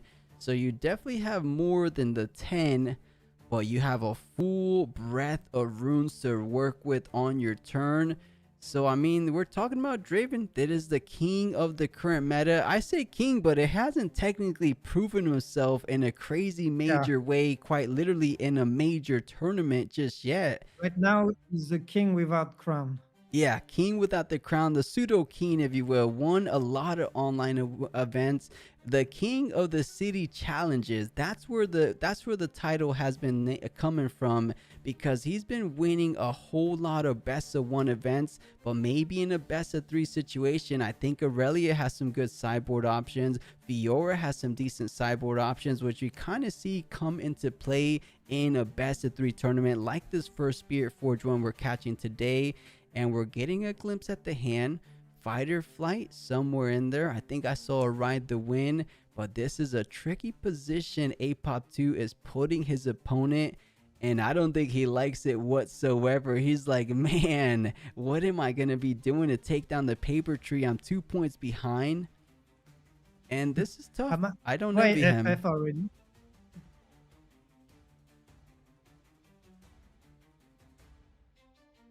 And I see someone talking about a ban list. I don't think we actually need one just yet. I want to say let's finish out this regional circuit first, and let's actually see the data from a best of 3 perspective at these major bigger events, and then let's see if something we have to address really catches their attention. But for now, I think everything is still okay. The fact that we only got 2 Dravens in the top 4 Dravens in the top 8, I don't think anything is truly out of the norm, because at this point Kaiser was even crazier than that in the first set. Yeah, I mean, it's what we said. Like the 62.5% into the top 64 was without precedent. That's for sure. But now the Draven numbers are more rational, and we've seen Kesa being top 4 of the top 4 with all first 4 seeds being only Kesas. So yeah, let's wait a bit before saying we need to ban that Draven. Right now, the one card that could need to be nerfed is probably the purple Ezreal to me, but yeah, that might be on the highest list on the banned list. But you know, I wish the left Draven would put his units a bit on the left side of the battlefield to kind of you know, steers a little bit away from any kind of mistakes. He's taking the whole space here. He's putting some mental pressure. I'm in your side. You can't do anything. Yeah, he's pushing a little bit. It's almost like a mental thing, saying, "Look how much my overwhelming presence is." But either or, what I'm trying to get at is that Tide Turner almost looks like it's 2 Tide Turners getting attacked into a Draven and a Darius. But these players know what the situation is. The overzealous fan getting traded 1 for 1. So instead of just killing the overzealous fan to push it back, you might as well kill it with the trade itself. So I like this play so far. Now it actually the Kai'Sa and the Draven pushing forward. The defensive Draven has to decide if he wants to spend the Fury rune first, and then it goes over to the attacker, because I believe you have to pay on resolution. Yes, the attacker goes on the chain first, but to pay the actual cost goes. But he has to declare first. But he pays last, but declares first, right? True. So yeah, we're seeing here the defending Draven does have to do it first, and then the attacking Draven does second. So they're both going to be matching their might, and little by little, the Draven on the right trying to bring it down. Kai'Sa still at 4. That's still a bit out of the range of the Darius. I'm wondering though, Leroy, are we going to be seeing something like a spinning axe from AI? I mean, there's a lot of options, that's for sure, and there is still that hidden card. Oh, I completely forgot about the hidden card. Fight or flight targeting. It looks like it's going to be, I mean, it's more likely to be the Draven since it has 6 current might, but I think he's targeting Darius too, because it could go up to 7. The hidden and then the 2 runes. So I don't blame him for targeting Darius. What was it? Could be the switcheroo. Yeah, we saw it early in the hand. It could very well be the switcheroo to give it. Oh no, it looks like Draven getting pushed back, respecting it a little bit more. So Draven still keeps the +2 even though he's in the back line. But as it stands, it's a Darius and a Tide Turner holding it down for 9 might. So you have enough. It's 10-9. But what is that hidden card? You're going to have to play it out before units die, or else you're just going to be losing that hidden card.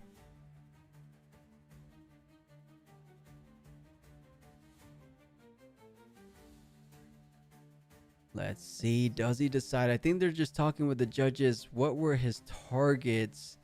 But I don't think anything is too confusing. I wonder what they're discussing.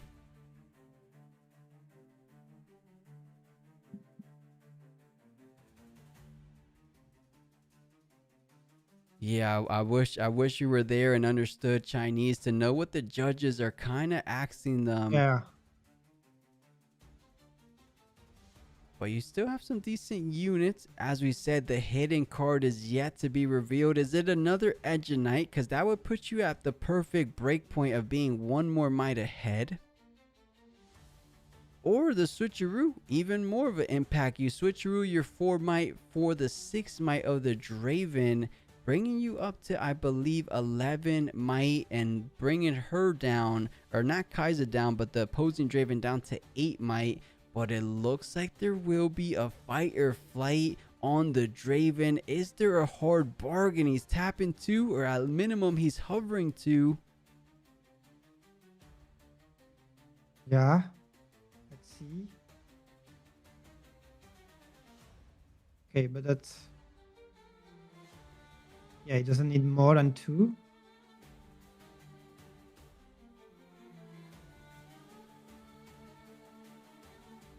Yeah, completely going to be negating and countering that fight or flight. So now, as it stands, he's going to be winning the combat. But we keep bringing it back to the hidden card. What can it be? Saying, do you want to buff up your units any bit more? Are you terrified of my hidden card? The answer is yes. The cleave going to be bringing up the Kaiser up to 7 might. This is exactly what he was hoping for. If that's a switcheroo, Yeah, you're not feeling all that bad about it. He's really happy with that. Mm-hmm. He would have preferred that being on Draven, but it's really happy. And that's the switcheroo. And now he's like, all right, your 7 might that you just got, they're mine now. Yeah, switching the 7 for the 4 and vice versa. Switcheroo, one of the most powerful cards to hit the newest set. Oh, he forgot about the switcheroo, clearly. Mm-hmm. He was really anticipating another card. And, you know, perhaps the fight or flight was a bait. He's saying, you know what? I don't want to get my switcheroo hard bargain. So saving that hidden card for the very final moments, because he didn't necessarily need the cleave, did he? Draven was at 6. Kaiser was at 10, or adds up to 10. Darius, I think he was doing the math with 7 into account. So 7 plus 4 does bring him to 11. That's why he did the cleave, I believe. Yeah, probably. Now the Darius is still at 5, right? Because he only played switcheroo in the end. Yeah, you're totally right. Fight or flight did get defied or hard bargain. So still having to do a little bit more. Oh, and he's bringing the Titaner. Win at least the combat. That's what? That's 4, 10, 12, and he's at 5. 11, 9, right? 12. Or 9, no, 9. 12. No, 7. Because 7 plus 5. Wait, it is 11? No, plus the edge of night doesn't count. 12 to 12. What? Yes. No, that's what. Yeah, it was 12 to 12. That's right. Right, 12 to 12 even trade. That was a really impactful turn. But taking a look at the current board state, one of these players still has a Draven in the back as well as the Edge of Night. You feel pretty good about that because look at the hand of Draven. A single card. You rarely hear that in a sentence. Draven with a single card in hand, and he had to use so much resources. A cleave, a hard bargain. Should have played Jinx. That's Wait, you the assault Jinx, or are you memeing? No, I'm just saying if he plays Jinx, then he draws 2 next turn. Oh, the legend, of course. Yeah. You know that could have been the play. But Kaiser does get played with additional value, going up and accelerated, gets an additional draw, going up to top 5 points. And I think he was already in control the previous turn, but even more so now, especially when we take into account that there's just a single card in the opponent's hand. And the same can't be said about the current Draven on the play. Stack deck allowing him to see even more available options. He is feeling good. I think he's definitely going to be succeeding in getting a game number 1 victory. Do you see it any other way? No, right now. Purple Draven ride the win. Shenanigans. I don't know. Honestly, no. I think it's over. Yeah, I think so. You don't even have to. Actually, no. You do want to get to 6. I wouldn't blame him for pushing the Draven forward onto Targon's Peak. You have a little bit more protection from the 2 ready runes. And it looks like the 3 cards is going to be Brynir Thundersong, another stack deck. And I can't quite make out that 3rd card. Oh, he's hiding it. I'm hiding it. Show us. Yeah, show us. But it's going to be a stack deck, Leroy. So we're probably going to see 3 more cards.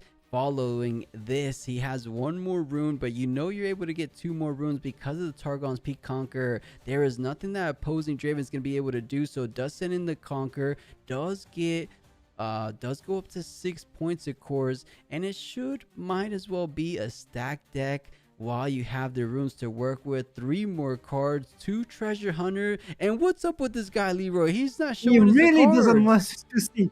Hey, Hey, mister, I put 2.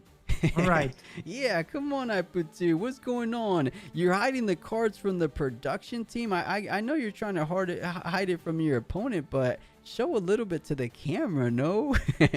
And of course, I kid. It might just be unintentional. He's so used to keeping things secretive, but goes ahead and hides another card. You know, these hidden cards have been the name of the game for him. He hid the Edge of Night, he hid the switcheroo, and I quite said that a little prematurely too. There's another hidden card on both battlefields. He's going to equip the... And it's so down in runes, but it's like, yeah, I can be down in runes, I don't care. You've got only one. You get only one card. Yeah, one card to conquer both battlefields. Because if you don't, I mean, it could be double fight or flight or something like that. FF. Okay, good job. GG. Did he concede? Okay, I must have missed it. So we were totally spot on. It feels like he's hyperventilating with the mask.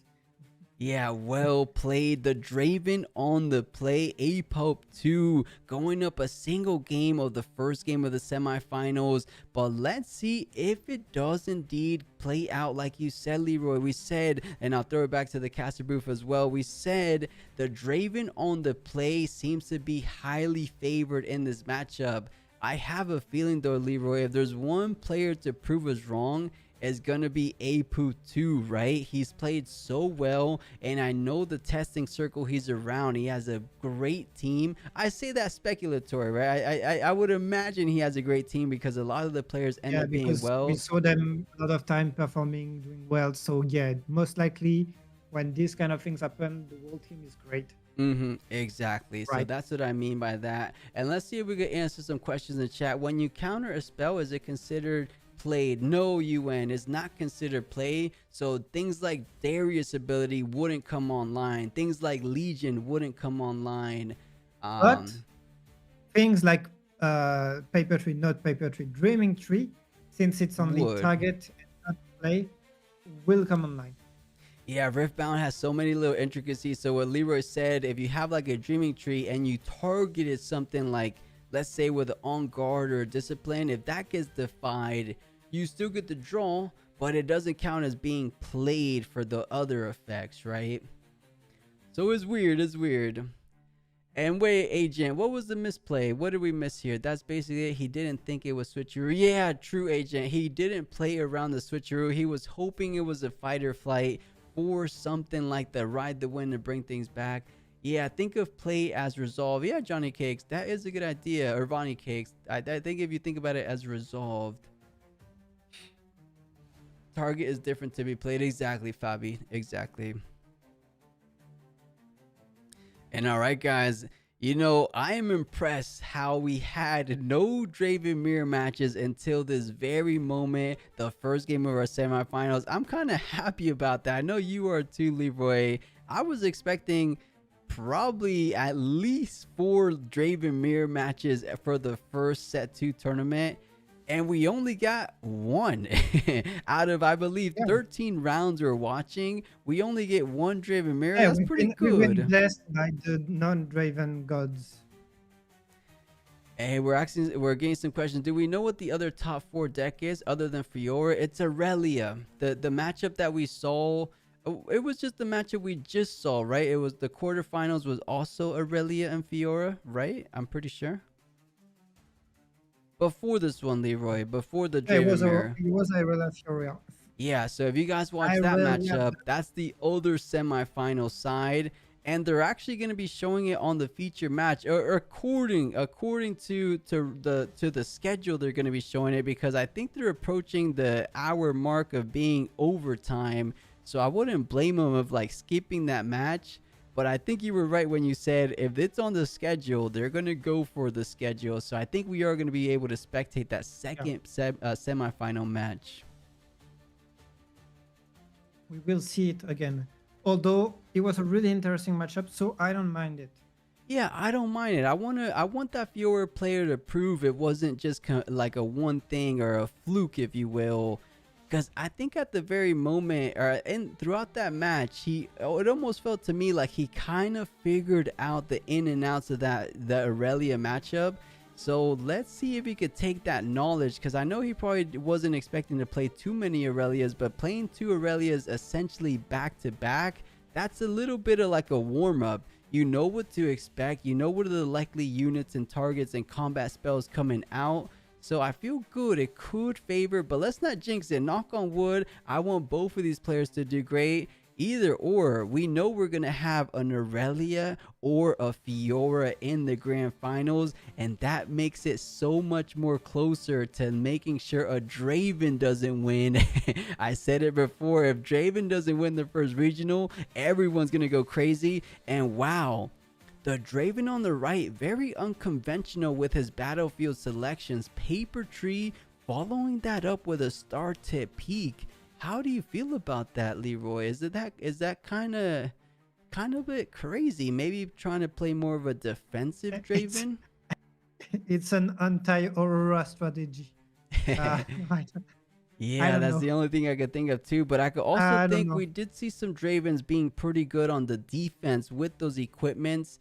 So perhaps trying to take that into consideration. The other one, what was the battlefield? I'll take a look in a moment here. Oh, of course, he's playing the tried and true build. Targon's Peak, Reaver's Row, Obelisk of Power. Most likely all battlefields for the left Draven. But starting things off, we will see by the end of this if it does indeed favor the Draven on the play, because it almost seems so. Isn't that an Obelisk of Power? If I got to channel. Oh, he did, smiling with the head down, saying, oh my goodness, we're at a regional level. You can't miss triggers like that, because look at the advantage. I don't know, the on the play doesn't feel too good. It's over, guys. No, I wouldn't say over, but establishing your Draven champion first does seem to be advantageous. It's almost like he was on the play. As we saw before, he was able in game 1 to establish that Draven champ before his opponent, and he does get it out now.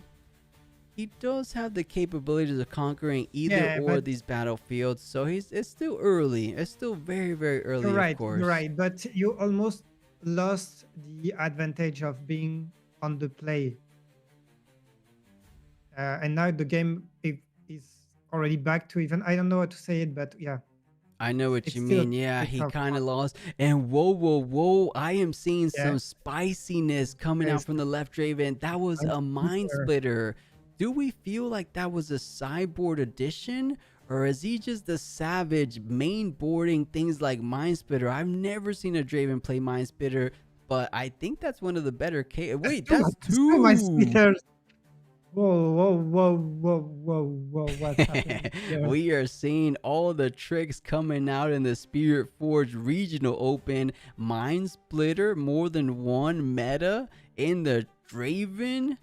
Okay, and a falling star. This is a lot of hungry power costing cards. He better draw a treasure hunter. He better get some gold generation from this Draven champion, because if he doesn't, it's going to be costing him quite a bit. Mind Splitter costs 2 purple. Rebuke costs 2 purple. That was in the last position, right? I think he picked up the switcheroo. Yeah, and switcheroo, of course, but luckily you can hide a switcheroo, so not too of a high costing card. Oh, but it's still a power cost. Yeah, absolutely. Yeah, it does. With power cost. And did you get to see what his decision was on stack deck? I don't think they showed it. Yeah, that's what I was saying. I think he picked the last card, which was switcheroo, but I'm not sure. Okay, I got you.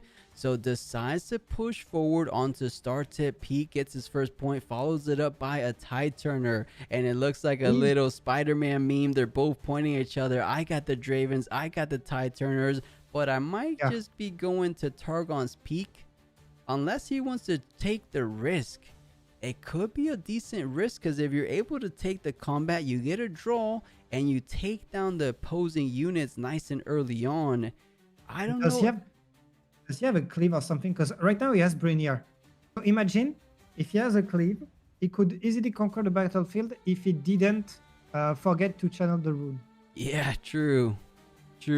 But I don't think he has one, so it's fine right And you now. know, speaking of channeling runes, if he allows the start tip peak to be held, that's going to be even further on the game plan of getting to that late game sooner. Yeah. And I think he's going to be able to play a Mind Splitter as soon as the next turn. I mean, even if it stands right now, he's at 6 runes, so he should be able to play it out, but play it out more comfortably because you are going to be brought back.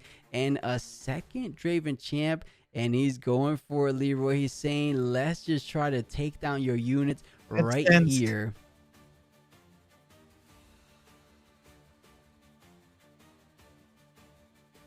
He will pay, and he doesn't care because he can pay right now. If he, as long as he holds on, it's fine. Okay, no, everybody is just going to trade. Wow, no additional combats. You had to ride the wind to push that last Draven in, but it's virtually the same because you could almost push it in the next turn, but you would have got a point for that this turn. Yeah, but you would have had to buff your Draven too, or else your opponent would have been able to. No, because he buffed his. Yeah, would have been basically the same, right? Now let's see what he wants to play out. He has some good cards in hand, good, unconventional, but perhaps could be the reason why he's finding himself in a semifinals position. The Mind Splitter getting played out, seen and taking a little peek at the hand. Double ride the win. Is it the Brinier that you take off? I believe so. It feels like Brinier could decide the game sometimes.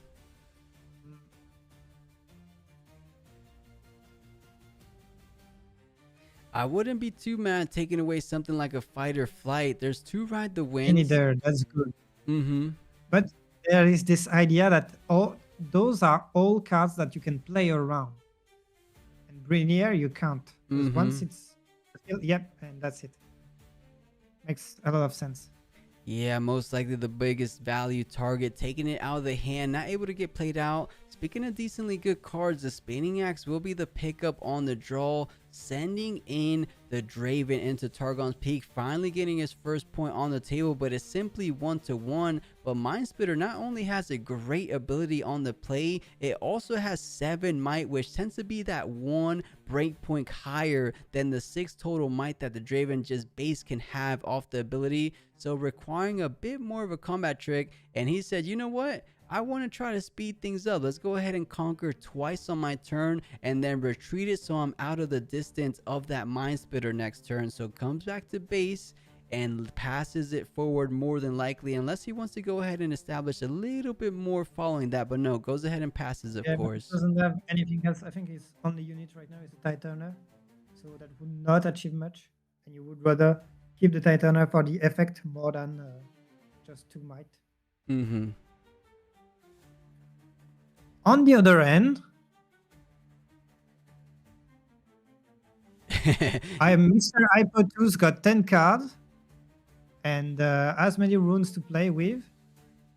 And yeah, you said it well. He has so many cards, one of them being another Mind Splitter. Do you think it's a good opportunity to play out another one, taking out perhaps the final fight or flight? Or even something else he picked up like the Spinning Axe could be pretty good. I just don't know if he wants to send himself back 2 more runes. He already did it the previous turn. You would go down to 5 runes. The following turn you would have 7. I guess you don't feel too terrible about that. Let's see if he decides to do it. He's tapping all his runes. It looks like it very well might be the Mind Splitter as he recycles 2 Chaos down to the bottom of the rune deck. And let's see if it's Mind Splitter number 2. But is he going to conquer 1 battlefield? Because I feel like if he did, then he would have rather played the... and he's going to react to the Mind Splitter effect by playing instantly that axe so that it cannot get discarded. Wait, how did he attach it though? Quick draw. No, quick draw. Yeah. I thought he was just playing it on the base, but it's quick draw. You can attach it, but it is your opponent's turn. But no, it does come in and you attach it while it comes in. That makes complete sense. Mind Splitter takes away one of the ride the wins and forgoes the conquer, choosing that he likes having more potential might power on a push while the Draven's trying to defend. So I can respect that, and that's usually how you have to play around Dravens. You don't want to get the silly, you don't want to give away silly conquer or combat tricks or combat conquers to your opponent, allowing him to draw, right? The spinning axe is already putting him over the 7 might of the Mind Splitter, so this is pretty smart. Apop2 is playing it the best he can so far. Yeah, and you know, there is this Omega Zero vibe where he would only go for the safest play and never take fight that he could lose and always be completely in control of the game. Oh, and we see a Skyfall of A3N. Is that what we just saw? Yeah, if it is, I'll go ahead and try to bring it on the screen. I can't believe this guy is playing the most spiciest Draven build we have ever seen. Is it? I didn't get to see the Skyfall, but if it is, we'll keep it here just to consider it. But there's no way. What is he benefiting from Skyfall? I think you missaw Leroy, unless I'm just crazy. Let's take a look. Take a look. We'll see indeed in a couple of turns, but I just don't see what kind of conquer or hold abilities. Is it the additional gold? I believe that's just combat. That's the case. Let's see. All right, ride the win on your opponent's turn. No, I think it was just on your opponent's turn on that tie turn or push. Or you're gonna get the conquer. You're gonna get the combat win. Draw one. It was still on his turn. He went with the first one, got rebuked, and then went on with the other. Oh, that's what it was. Okay, I must have missed it. But it's not a Sky Dance. It's the other card that gives +2 might for every enemy unit. I believe it's called. Oh, chat, you might have to help us out. I know exactly what it means, but we're 9 hours into the stream and memory is not serving me right. I know what it does. I just can't remember the name. I actually should be able to find it, actually. Let me see. Against all hopes, or against all odds. It's something like that.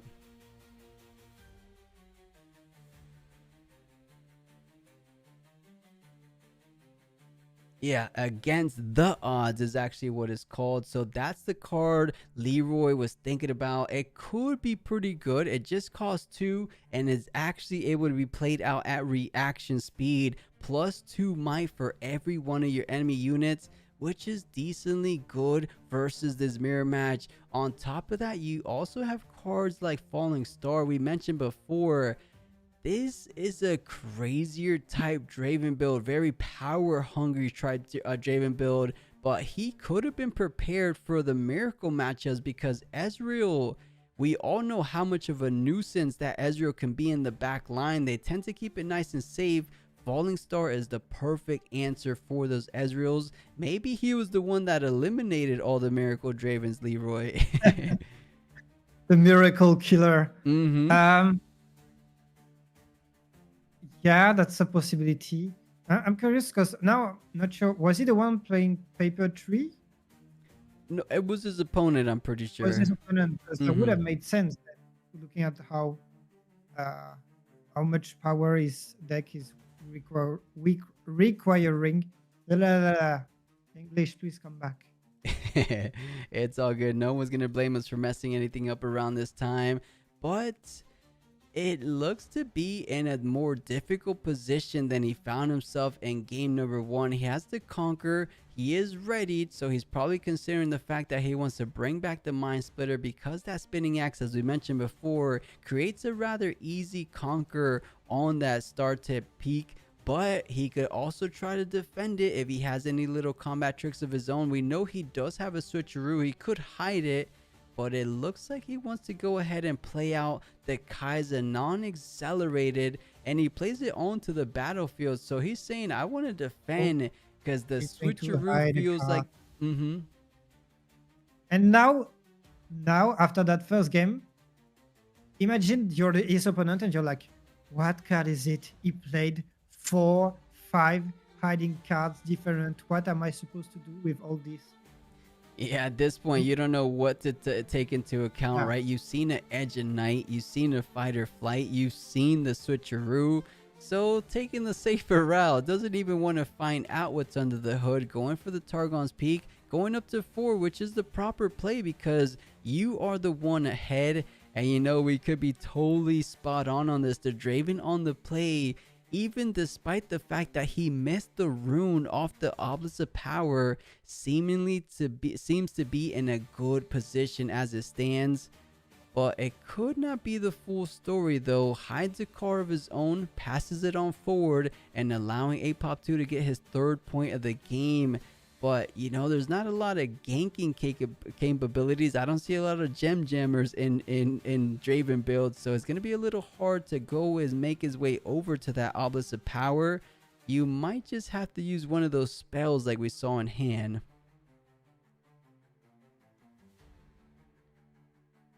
Yeah, but your opponent is not climbing too fast. And you have that card advantage that you built early. And you've got this Kaisa Mind Splitter that have a lot of potential, a lot of might. He is in a better spot than his opponent was the game before. Oh yeah, for sure.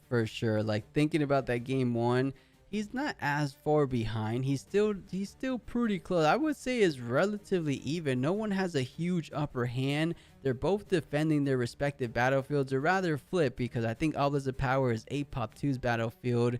But now is his decision to try to push the pace. Eventually, you're going to have to conquer both of these battlefields because you are losing on the hold point race. He's going to be going up to 5 next turn. If you keep holding back to back, one of these players gets to 8 first, and that's going to be the Draven on the right, of course. So you have to get it done eventually. I just don't know how efficiently he's going to be able to do it. It's going to cost them a little bit to do so, or not a little bit in resource, but a lot of time to do so, because you have to play out a unit. More than likely is not going to have accelerate on that turn. And yeah, I don't blame him. He doesn't like his position, Leroy. He's shaking his hands, kind of doing a little bit of cracking his knuckles, if you will. And now decides you have to do what you have to do. The Edge Knight gets played out. And is that all he's going to be doing for the turn? That I don't think he would like that, but maybe he doesn't have any other choice. Oh, he's not feeling this game properly. He's confused in his place, and clearly he's not. Last game he was playing with so much confidence and so on, and now he feels like he's hesitating constantly. Yeah, taking advantage that Draven builds have a tougher time maneuvering their way over to their opposing battlefield, unlike the likes of Aurelia that we're seeing so much time have an easier time. But what a great pickup off the top. That Darius will be one of those units allowing him to push forward on the same turn it comes down, and not even shuffling the hand, kind of telegraphing that it was picked up. I don't think the opponent was catching on to that either, or Darius is the board. If he activates it, no, he's just gonna be playing it. And what a difference, right? Apop2's Draven took about 5 to 7 minutes for his turn. Darius on the right took 5 or 7 seconds. Knows exactly what he had available to him, and kind of made a really speedy decision at that. Yeah. Now we can push into that battlefield with the Mind Splitter. Yeah, what are we thinking? We didn't get to see too many hidden cards from the Draven on the right. What are we thinking he has? Do you think he has a selection like the other one, or is it more simple like a fight or flight?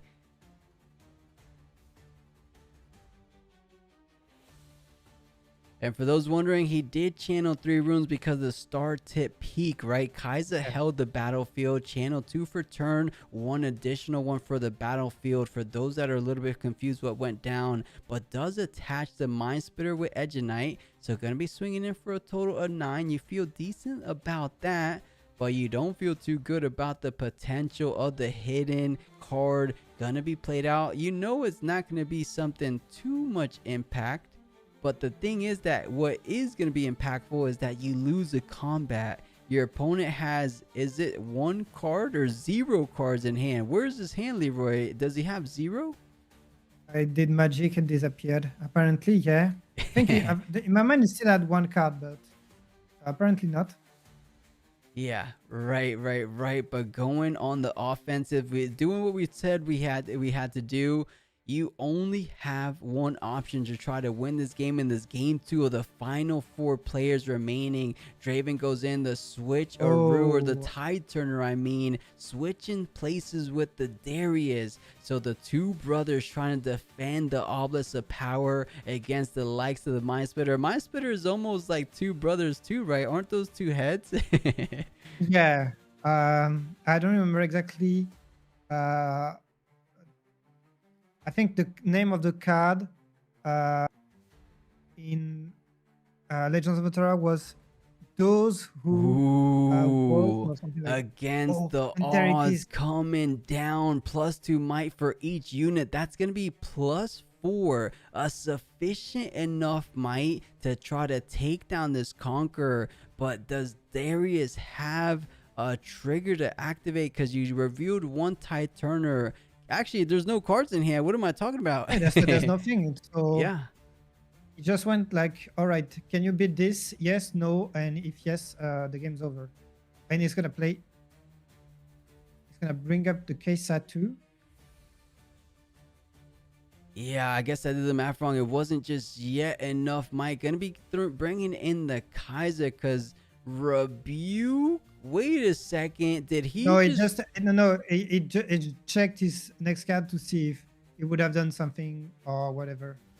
Wow, GG. We said if there was one Draven to win on the draw, it will be one of the more prominent team members being represented here today. AI Poo 2 winning in the Draven mirror match in these final semifinals in a 2-0 sweep. You know, I think this opposing Draven, he's good into everything. Maybe not so much the mirror match, because Paper Tree, Star Tip Peak, I'm willing to bet that other battlefield was something like, I mean, at this point, I wouldn't be surprised if it's like a aspirant climb. It was so much spice going on, but in this situation, it was tricky because the spice was really around on the other side. Do you think the Mind Splitters came in specifically for being on the draw on the Obelisk of Power battlefield? It's hard to know. I don't have that much experience with Draven, and knowing what it teched against with those battlefields, it's out of my understanding. Yeah, I gotcha. It just feels that way because he consistently drew two, or not consistently, but in that game 2, he drew not one Mind Splitter but 2, which almost signals to me that he put 3 in the deck. Right? There's no way you're gonna be drawing 2 unless you're pretty lucky. You do that. It is a card game. Yeah, Things like I mean, that was happen. it lucky though? Because that they helped here, but it's not easy to. Are there any non-Draven left? Yes, we are going to see the other semifinals, Fiora versus Irelia, and there will be only one Draven in final. So is it the League of Draven? Kind of, but not totally. Not totally, right? Only one Draven moving forward into grand finals, and he might very well take it all the way, but not if one of these players we're about to tune in on. Aurelia, we haven't seen him just yet, but the Fiora player, probably the best Fiora player we've seen in this entire tournament. Didn't miss a single Leona, no, I say Leona, but didn't miss a single Fiora legend trigger. Didn't miss a single Fiora champion trigger. He was on top of it the entire game we were spectating him. I'm willing to bet he's going to bring that kind of energy going into the final semifinals match. And heck, maybe we see him go all the way. The inner child of me is rooting for Fiora because my brother's such a big Fiora fan, but I wouldn't hate seeing Aurelia go into the grand finals as well. So I'm happy with either or. But yeah, the spicy Draven does end up winning, huh? Anyway, Ezreal is gone, so now my world is too. Yeah, you know, Leroy, I think we'll see Ezreal in the future. I really think Ezreal is being slept on, at least in China. With the sound of things, perhaps. You know what could be what's being slept on? Maybe Draven in a best of 3 setting. in equal power levels. What I mean by that, with two players of the same skill caliber, maybe Draven isn't all that crazy as a lot of people are making him out to say, or at least I could hope it. Yeah, maybe there's this. Here. Maybe it's actually Draven is, at least in his non-miracle version, seems to be a pretty easy and straightforward deck to play, and I think it's just like Kaisa and Master Yi last set. They are really forgiving, so it's easy for them to put some really good numbers into the top cut. Yeah, I think you said it perfectly. It's just a good deck, straightforward deck to play. What better than to just draw for getting conquers, for winning combats? I could see it, but at the highest level, adding some cards that you're not used to seeing in the Draven matchups, that being against the odds. Funny enough, I do think I remember back one of these tournaments against the odds coming in pretty clutch for Draven, so I think it's just a good card. On paper, it's ridiculous, right? You just have so many good cards in Fury and Chaos, you don't know what to squeeze in. But on paper, against the odds, it's a reaction speed, 0 power, 2 energy cost unit, or 2 energy cost card. You get up to, I don't know, if your opponent's swinging in for 3, you could be getting +6 total might in a single swoop. So it's pretty good. It's definitely made a big difference in this matchup, on top of the spicy Mind Splitters. Sure. And even that, I think Edge of Night is kind of spicy too. Not a lot of Dravens running that as well. Yeah, that's right. I don't see it often into the deck list, and here it made a huge difference. So maybe that's what got him here. Cards like this that made a huge difference. And hi Ryo, welcome back in. The top 8, we're actually already in top 4. These are the actually, since they're going on a little bit of a break, I'll pull up the top. Wait, Ryo, do you want to see the top 8 remaining, or not the top 8 remaining, but the top 8 meta share, or do you want to see the final top 4? You know, I'll kind of answer myself. I'll give you both.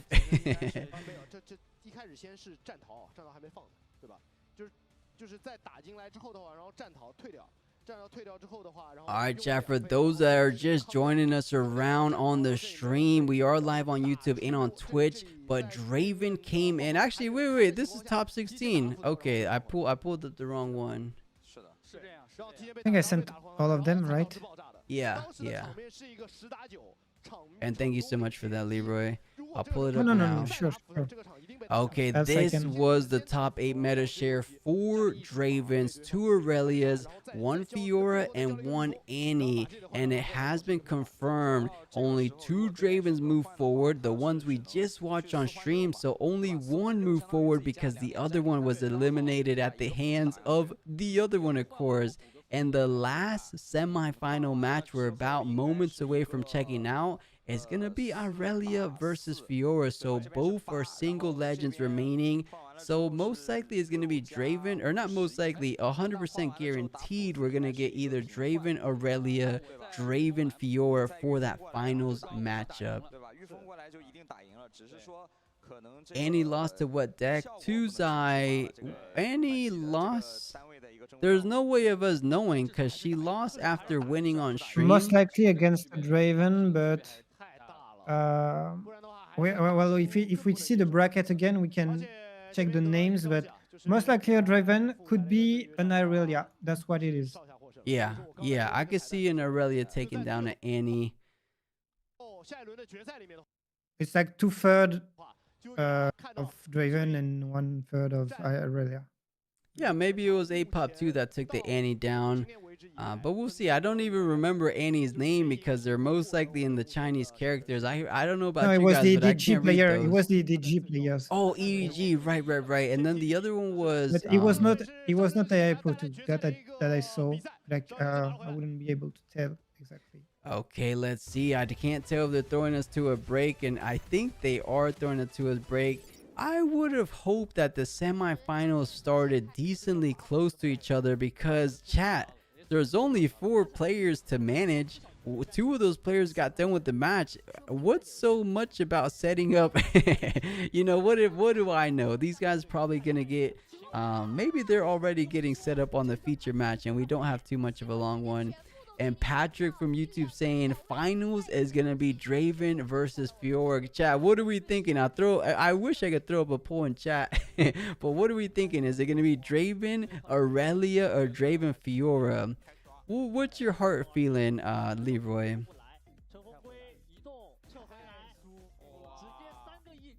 I don't know. Honestly, looking how good he played against the first Aurelia, I could see him win another one. Yeah, I can see it too. I hope it wasn't just like a little bit of a lucky series of events. But to saying what version of Annie, you know, the Annie was a little bit spicy. It was just Annie good stuff, Annie mid-range good stuff. It had things like Tide Turners, it had things like Treasure Hunter, it had things like, what else do you remember from that deck, Leroy? The Forerunner. Yeah, I had Draven, Ferris, Forerunner. So literally, if you guys are familiar with that deck archetype, basically all those powerhouse red purple cards were there, and it was just stacking really good cards. Yeah, it was any big stuff, any good stuff, whatever you guys want to call it. It was just a lot of value. And that was the highest rated Annie. I can't wait for the deck list to drop. They should probably drop either Monday, Tuesday, at the latest Wednesday. So I'll try to get all that for you guys ASAP. Looking forward to seeing the deck list. Yeah, too. I'll post them either on X or on Discord, of course. Hopefully, I mean, I'm gonna be refreshing the WeChat every day, hoping for the deck list to drop, because I think they end up dropping all 500 deck lists. So we could be able to scroll down, and last time what I did to find the best of legend is I just picked the highest legend from every single person. So we're able to find out the best deck, the persons that won the 28 best of cards. It's going to be a lot of manual work, but no, you know, nothing too crazy. I'll be able to find the best of legends for each legend, including the one Ari that made it to top 32, chat. If you guys didn't catch it, there was one Ari in top 32. So crazy to see that in this tournament.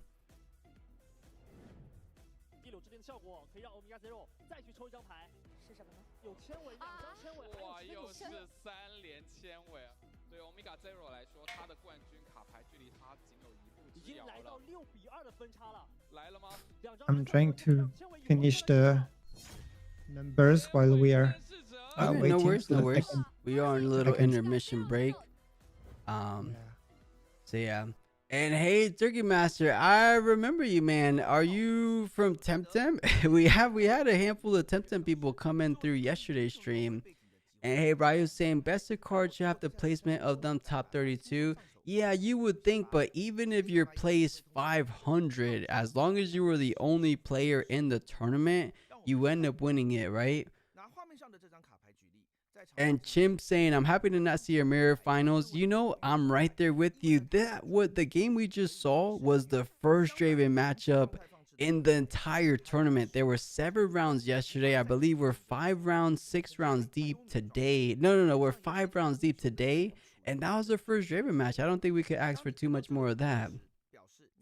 Imagine having a top 16 Garen card.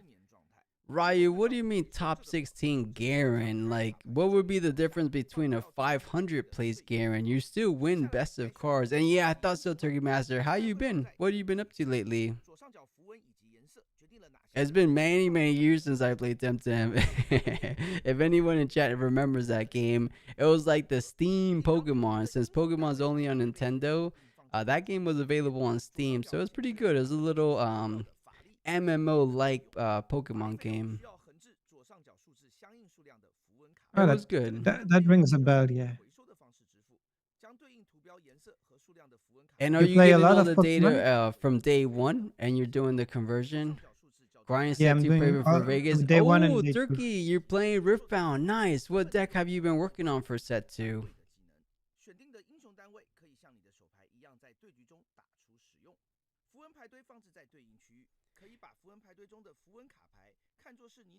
And you know, speaking of grinding for Vegas, I need to hop on that too, because I'm heading over to Vegas as well. Maybe I'll see you there, Turkey. But I don't know what I want to play. If Fiora wins, or maybe the game plan, because I told Leroy at the start of the tournament I'm leaning towards Fiora, but if she wins today, there's gonna be too many Fioras, right? I don't want to play what everyone else is playing. So let's see, when does the next match start, please?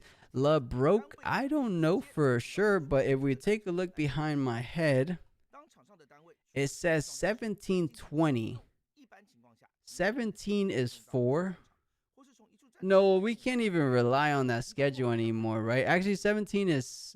Wait. It's 12 plus 5. Actually, I don't even know how to tell military. I'll let you do this time. math. I'm on my math.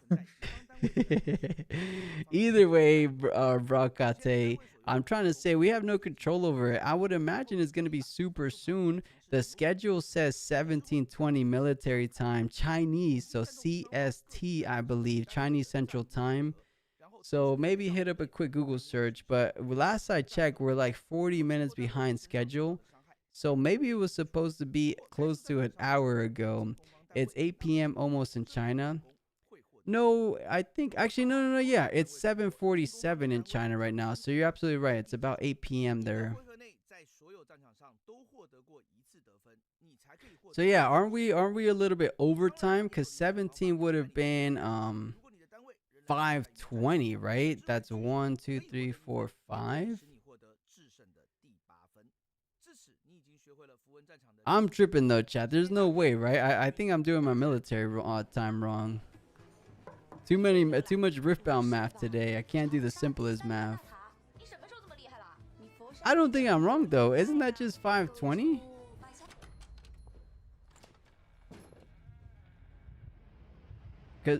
But they're an hour ahead, so it would be okay.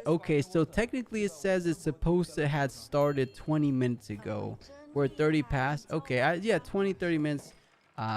Hopefully they announce more details for the Australian regionals too. Yeah, CubeCan, are you all the way from the other from Australia? I would love to go to Australia for a regional, but I couldn't even make my way to Bologna. I don't think I'm gonna be able to make my way to Australia. Yeah, CubeCan, that's awesome. I think speaking of time zone, is it just early morning for you, or is it also nighttime? Because you're closer to China than we are over here, aren't you? Maybe it's the evening for you. I have no idea the times around the world. But yeah, they did say the general vicinity of the queues. By the queues, I mean the quarters, right? Isn't the Australia Regional Q3?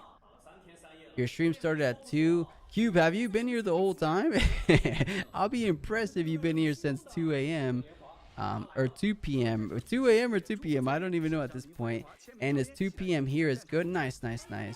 Is Leroy streaming from US too? I think I heard a French accent. Yeah, Nav, or now Finan, right? Leroy is from French. He lives there. Trying to know if your regional qualifier is Vegas or Bologna. So mine's is Vegas because I am in the US. But yeah, Leroy's is actually Bologna. We were talking about earlier. Yep, I will be in Bologna, and yeah, if we can try to do something with some on the field report, that would be actually so fun. Yeah, I mean, now that we have a little bit of a break, what do you have in mind? What would be fun for you? I don't want to like do anything that you don't feel comfortable doing, or I don't know what we could talk I'm comfortable about with anything. I have no shame whatsoever. Yeah, maybe we get little interviews with the players, what they expect to see in the meta, or we'll see. Chad, what would be some cool content to see at a regional? Because sometimes I was trying to do content at Houston, but the inner competitive player in me, I was trying to lock in so hard.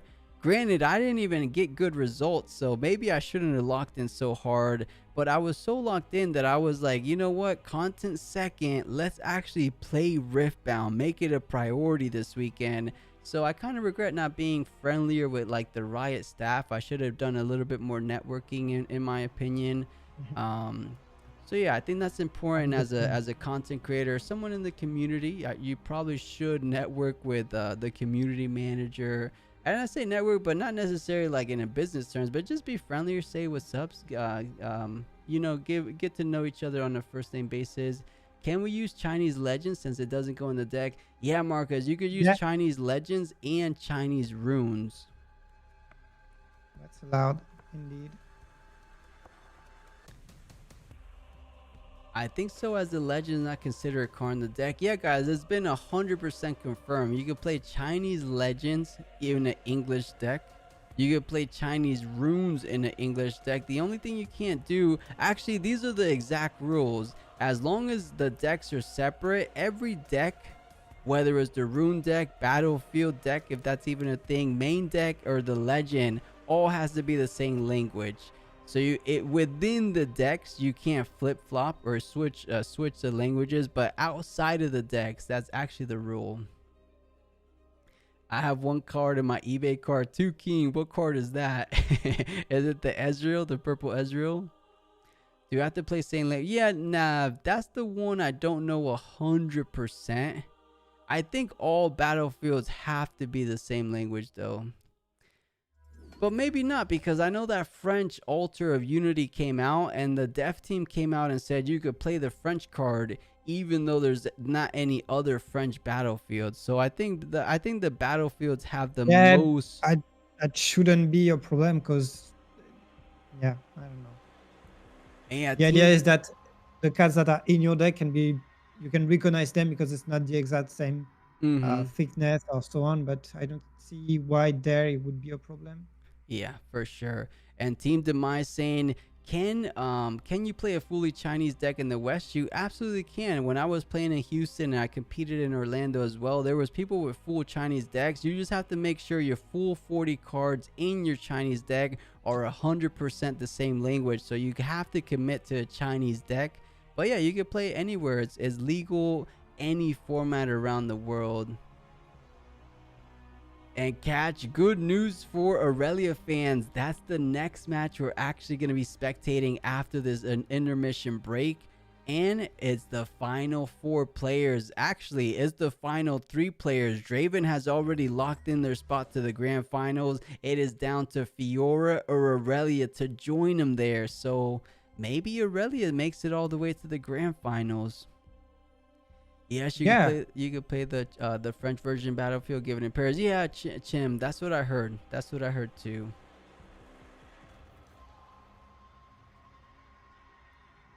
For those that don't know, you can also personalize your card by drawing on them. For example, you know, now that's a little bit riskier because you're running a risk of like marked cards, but it is technically allowed. As long as it's recognizable. If it's your legend, it's not a problem, I guess. I wouldn't try with the rest. Yeah, I think putting altars in your main deck is a little risky because it ends up being thicker than the rest, right? So a good player, I don't even think it's called a good player, but a sleight of hand type player, if you know what type of player I'm talking about, they could benefit from having thicker cards, right? Way we can use full art paint over cards. No, too keen. You have to be able to recognize it from immediately, right? You can't just paint over and make this overnumbered Darius completely different, right? Actually, to be fair, I don't know the exact rules on altars, but I think more often than not, it's just the borders that get off and making them full arts. And Kat, you want to play Aurelia? She's good. She was the second most represented deck. I'll put it up. I didn't expect this break to be this long, Leroy. I kind of expected it. Like, they were long anyway, so I've just learned ultimate patience at this point. I'm like Qui-Gon Jinn in Star Wars. Yeah, I could tell. Very patient man. I love it. But chat, this was top 4. Top 8. This was top 8. So Aurelia second most represented, Draven at 4, Aurelia at 2, and of course we saw Fiora and Annie finishing off that top 8. So I think it's a good deck to pick for Spiritforged catch. The only caveat being, a lot of people know that already. So if you're going to be competing in Vegas or Bologna, you're going to have to play against, if you're going for the best of card, right? If you're going against the best of card, I feel like a lot of people really want that best of card Aurelia. I think that might be the best card from set 2 if you're looking to be a collector / a seller. I think that one might fetch the highest price as a metal card. And Dark, not yet. Not yet. We're in the semifinals game 2. So we just watched the game 1 or match 1 of the semifinals. It was a Draven mirror match. The first Draven mirror match of the entire tournament, crazy enough. But now game 2, or I keep calling it game 2, but match 2 of the semifinals. It's Aurelia versus Fiora. So you're coming in at a perfect time if you're going to stick around. We watched that semifinals, and then we hop down to the final 2 players remaining.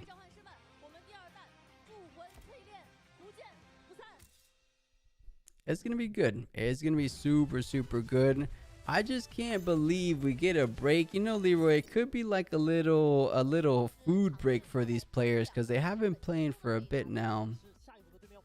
Yeah, I mean, I understand that they give them break. When you see that even at the highest level, he forgot simple things like channeling on the obelisk of power. They need some rest. They need to be at the best, in the best conditions to play, because as it's not fair to lose your world tournament when you've worked so hard for it, and it's only on little silly mistakes like that. They're probably on a little food break for sure. And already the best sign card from Spiritforged? Yeah, probably, but I was talking about the metal cards, the best of metal cards. Really looking forward to both Chinese and English being released at the same time. Yeah, Reg, we're like 2 sets away. I say that, but I'm thinking ahead on February 13th. So February 13th, we get set 2 in the English regions. And then set 3 is about 3 months after that. Set 4, so 6 months following February 13th, give or take. That's when it's going to be global unified release. So it's going to happen this year. So it's sooner than we think, actually. And I was just talking to Leroy about that. It makes it kind of tricky because now the Chinese regionals might be going on at the same time as the English regionals. Everyone's going to be on the same page. Everyone's going to be innovating together. That's going to be a fun time. I'm looking forward for set 4. Definitely. We are going to see some more crazy stuff appearing and not being prepared for it. So that will be fun. Yeah, and on top of it, like I said yesterday, set 4 might have a red-green Akali. I'm calling it now, chat. I think it's going to be a red-green Akali. Almost like 90% sure it will be. If you guys don't know why that's a big deal, we don't have a red-green legend yet. I think Akali's going to be the first red-green legend. And does Bologna overlap Olympics?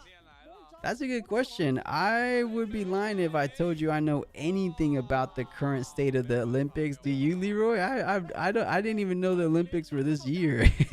Wait, no the Olympics idea. are this year? I thought it was every 4 years, no? What are Olympics even? What are Olympics? I don't know. Guys, we're here watching some good old Riftbound. I mean, I like a good Olympic sport like the next guy, but I don't really keep up with it, if I'm being honest. Do you think that as Korea is one of the most popular servers in League of Legends, they'll print in Korea too? You, Leffy, maybe. I just don't know, with China being so close in proximity, if they want to invest the resources on going like, because if they print Korean cards, they have to print Japanese cards. They have to print, you know, things like that. So I don't know. Maybe just English is enough to kind of unify all the regions like that. But maybe, I mean, you have a good point. Korea is probably the equal player base of the everyone else in the world combined, right? And chat, let me run to the bathroom real quick. Leroy, I know you're working on the thing, so I'll be super quick. But let me go to the bathroom before we start the next round. I'm almost done. I'll be right back, chat. 2 seconds. I got you, chat. I'm pulling up the numbers really soon. Don't worry. They are pretty weird though. Really one-sided overall. Korea is just better at League. Yeah, but Korea has the Riot fan base in Korea is crazy. It's hard to realize, but for those who don't know, like the selling in terms of skins, for example, in League of Legends in Korea, they make as much money in Korea as in China. Maybe exaggerating, you know, but as much money in Korea as in Europe, and Korea is so much smaller. The fan base, whenever a Riot game comes out, Korea picks it up and becomes the best at this game, it's crazy. So I think they will want to release Rebound in Korea. 一张同名的英雄单位牌会被选定并放置在传奇一边，左上角显示了打出其所需。Leroy, did I catch that you think Korean players would be the best Riftbound players? I think they will be among the best. Oh yeah, I could agree with that. I mean, how do they do in other TCGs? Do they have a good history? I don't know. I just know that they like one of the best example is they didn't have that great history in terms of FPS, and when Valorant came out, they started winning. True. I mean, they're just You just give dedicated, them a right? game, They're just grinders. yeah. And if they like it, they will be better than you. Oh yeah, they're That's just what it committed. is. Japan not playing Riftbound right now because it's not Japanese. I don't know. Actually, I couldn't really comment on that. I don't know if they are or not, but I feel like there's still some Japanese players. Can't wait Faker retiring into Riftbound. That's more than likely what's gonna happen, because you know your fingers or your APM metrics, they don't last forever. So you gotta play little TCGs, right? That applies to normal people, not to him apparently. Yeah, Faker is a god, right? It doesn't apply to him. Yeah, and it is gaming culture, right? Share that. I will post it on Twitter once it's finished, but you can pre-share that with the chat. Perfect, guys. Leroy crunching the numbers. Hopefully you guys can see it, because I'm seeing a whole lot of numbers, Leroy. If you want to explain to chat exactly what these do. Can you guys see these numbers? Let me go ahead and make it full screen. Oh, it's really blurry, isn't it? Yeah, I will give me a second. I will send a better picture. Give me a second. So the top line is how many signed up. So Draven at 183, 62. So this was the percentage of their presence, and then this was top 2. So conversion rate 22% Draven, 13% Aurelia, 13% Kaiser, virtually 0 Victor. I thought 1 Victor made it. No, not on day 2. This should be better if you want. The quality should be better on this one. Wait, are you sure? Wait, Leroy. I think a Victor did make it. On day 2? Did I mess up? Chat, for those that remember, I know I posted it myself. I could find it on Twitter. Yeah. One Victor made it, Leroy. Oh, then good that you catch me right now. All right, guys, it looks like we're moments away down to the final 3 players remaining in today's Spiritforged Regional Open, the first one ever, season 2 inaugural, or not inaugural, but second season of Riftbound. We are moments away from getting that second semifinal match started, knowing to find out who is going to be joining that Draven player in the grand finals to crown the first season 2 Spiritforged champion. I am excited. I want to see something other than Draven, but to be perfectly honest with you guys, that Draven, I don't consider him a traditional Draven. Things like Mind Splitter Draven, things like Against All Odds Draven, things like, what else did he have, chat, that was way spicier than the norm? So we're getting some spice nonetheless in the finals. And also, are you looking for some opponents on TCGA?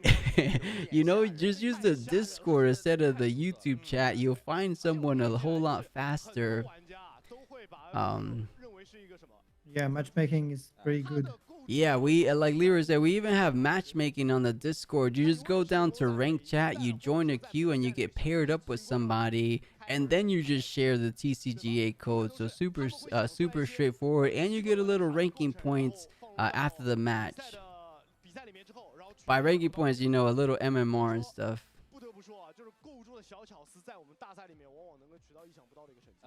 All right, we've got still 2 more best of 3 to go. Yeah, the final 2 rounds. I caught a little bit of a second win. What about you? Are you feeling good? I'm feeling good right now. I mean, I'm not gonna fall asleep in my chair. I'm not as high on energy as 5 The hours Ezreal ago. match, yeah. Yeah, feel free Yeah. if you want to get like some water or something after this one to get a teeny bit more energy, maybe a little bit more of a snack or something. I might do the same. That way we could finish strong for the finals. But I'm right there with you. I'm like hanging in there, but something in me is a little loopy. I'm not as fresh on the commentary, but we're doing our best, chat. Yesterday was an 11-hour stream. Today we're approaching close to a 10-hour stream. So you guys got to cut us a little bit of slack, of course, but so far doing good. We are moments away, like I said, for that secondary semifinals match. And thank you, Keys. You guys are great for being here as well, so appreciate that as well. Hopefully the stream has been okay in terms of lag. I hope in terms of no lag is what I try to say, because this is the first time I ever tried dual streaming. I'm taking a look at the little it's called the KPS, the I don't know, kilobytes per second or something like that. It looks to be fine on my end, so I hope you guys are experiencing the stream pretty much the same whether you're on YouTube or Twitch. You never take pauses, like with a countdown just to breathe for 5 minutes? Yeah, I took a little 5-minute break when I go to the bathroom and stuff. We took a break. We took a snack break during one of the. After three rounds, we took a good like 20-minute break. So yeah, we took a little bit of a break. And yeah, I hope you're all enjoying. Oh, they're showing the best of winners, chat. Take a look. If you guys recognize any of these names, these are the best of winners for the Fuzhou Regional Open. DD winning the set. AI ADG winning the MF. Azir getting taken down. Another EDG player winning the Annie. That's LA IRDB. That's the guy. That's the Yi from the semifinals with the top Azir. And he was in the top 64. Incredible. Keeping on that calm domain. Yeah, we saw some recognizable names. And that is awesome that they decided to show. It would have been cool, but it may be a little bit unrealistic to see a face to the name. But that's a whole lot of pictures. 28 little graphics to show. So fair enough for them to show us the names. Like if that was the US and we got to see like, let's say like George G on one of them, or who's another prominent member like Jeff Jones on one of them, or Gale Win, we would have been able to recognize. So I think it's pretty cool for the Chinese players that recognize some of these players equally as well. So I think that's cool. I think that's pretty cool. I want to see these metal cards, the Aurelias or the Azirs in person. I think like you said, Leroy, yesterday, the Azir might look the most badass. It looks so cool off the graphics. So I think in person it might look even better. Yeah, definitely. Alright, and I guess I'll throw it back to the little commentary booth for the time being. I thought we were moments away from starting, but maybe we're a little bit further away than I thought. But every time we see the casters get pulled up, we know we're getting super close. And it had to be a food break, because chat, there was 3 players to manage. You know, I cut these guys some slack when there was 500 players to manage. That's a good amount of things that could go wrong, a good amount of judge calls, good amount of delays. But there's only 2 players left to play. like you could just tell them to start. They would have started, 30 minutes ago. But I do think they are on a food break before the last semifinals and before the grand finals. But it's kind of funny to me. Wouldn't you want the food break before both semifinals? Maybe there was some kind of a mistake or something. Maybe the second semifinals pre-recorded. I doubt it though. No, I just think it's the time to set up everything on the table to make sure that everyone is comfortable and so on. I don't know. Yeah. We don't know for sure, but we're over here anticipating it to start relatively soon. I'm actually happy we're not on the commercial screen, because we know we're super far away from the commercial screen. The simple fact that it is the casters in front of us, I am feeling good about that. I think within the next 5 minutes, we should be able to get that Aurelia versus Fiora matchup we've been dying to see. And if I remember right, when Fiora's on the play, she seems to be, I don't want to say completely dominant, but she feels definitely in a decent position. So it does end up being a bit on that dice roll. And for you guys that play TCGs that coming from other games and aren't familiar how they do it at the highest level, they still do dice rolls to determine turn order.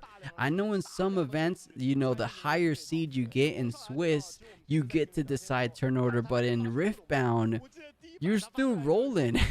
You're still rolling to decide turn order. So even if you were the higher seed, it doesn't really matter. What matters is the luck of the roll in the very moment. So it kind of keeps things exciting. You don't know if someone's going to have a slight advantage on the play or a slight disadvantage to start the game off.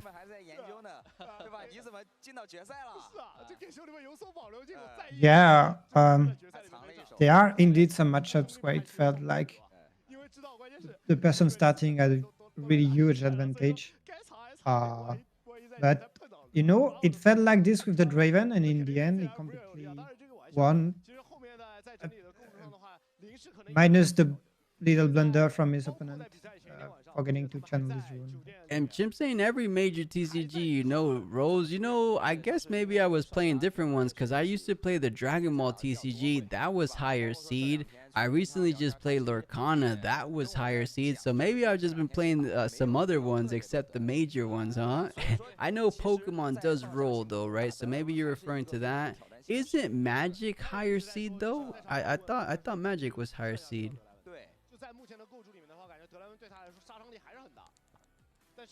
I sent the corrected version of the numbers. It should be all good now for the next break. And yeah, Nico, that's the one I know for a fact does die rolls, because being on the play for Yu-Gi-Oh makes a huge difference. And okay, you got the corrected version? Okay. I think there was the only mistake was actually Victor. Yeah. Victor boy. All right, chat, we'll pull the data, but keep an ear out, Leroy. Maybe keep an eye out on your stream since I have to put this in full screen when the game actually gets started. But let's take a little look. Can you guys see the numbers from here? I think it's more readable than before.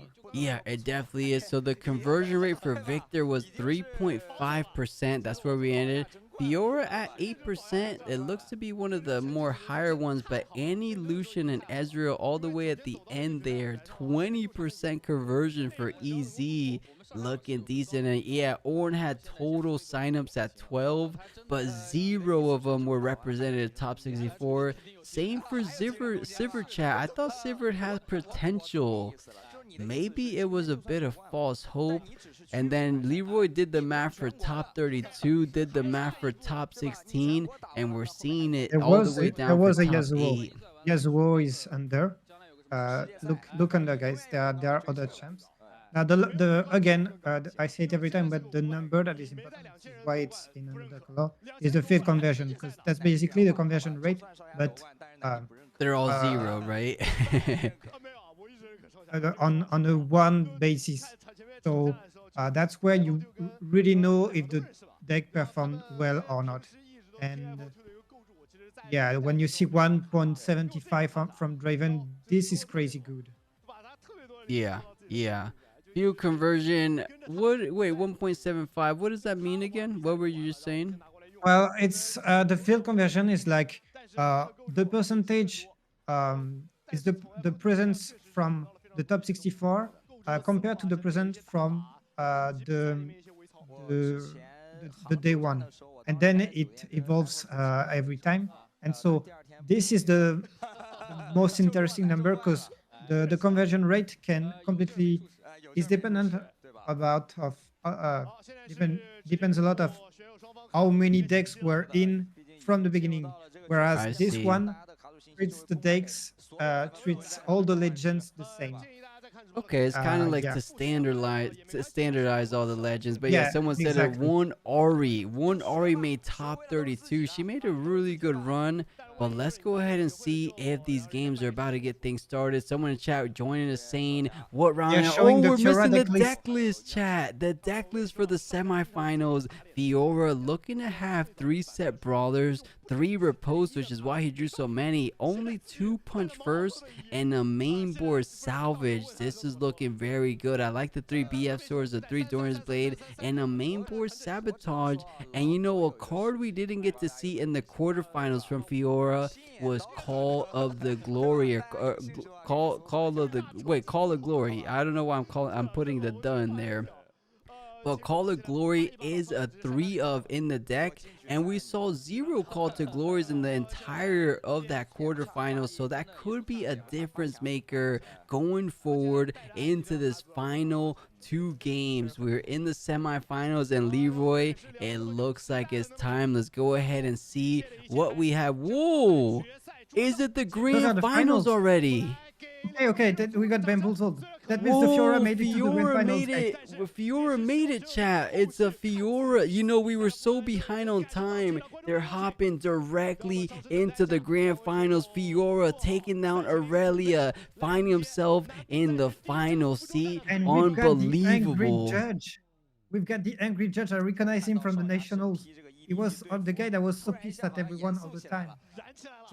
Oh man, I didn't get to screenshot the decks. If anyone caught the screenshots, or if you guys on YouTube could rewind back a teeny bit, send me a screenshot, please. Either the Fiora one or the Draven one. Or actually, if you guys could send me both of them, I would love you guys forever.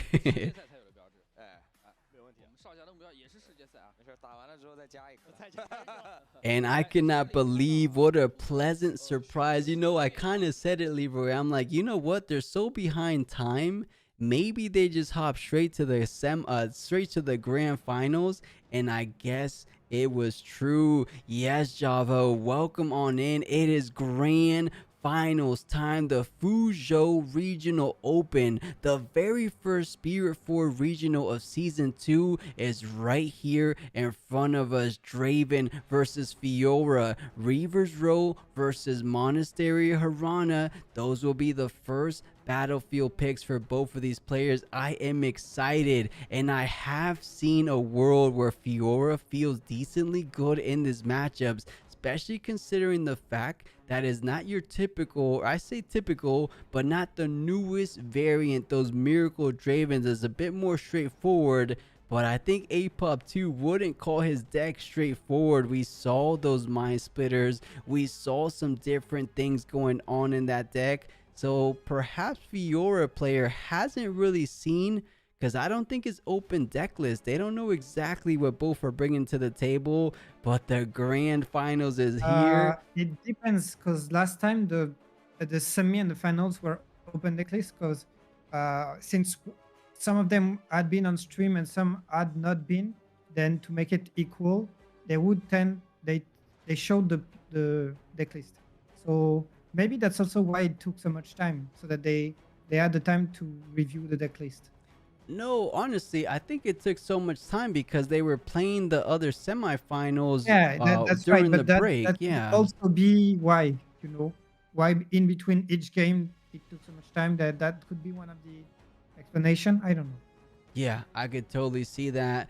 But looking to keep the unsung hero to have some early game tempo, the pit rookie to add on top of that, the set brawler looking to be one of the cards to be sent back to the bottom, which is kind of interesting to me because I think Set Brawler is such a great card. You want to go ahead and guarantee you have it, but what do I know? He is the Fiora in the grand finals, and it looks like a Noxus hopeful, Bring Your Thunder Song, Edge of Night, and I couldn't catch that last card, but decently okay.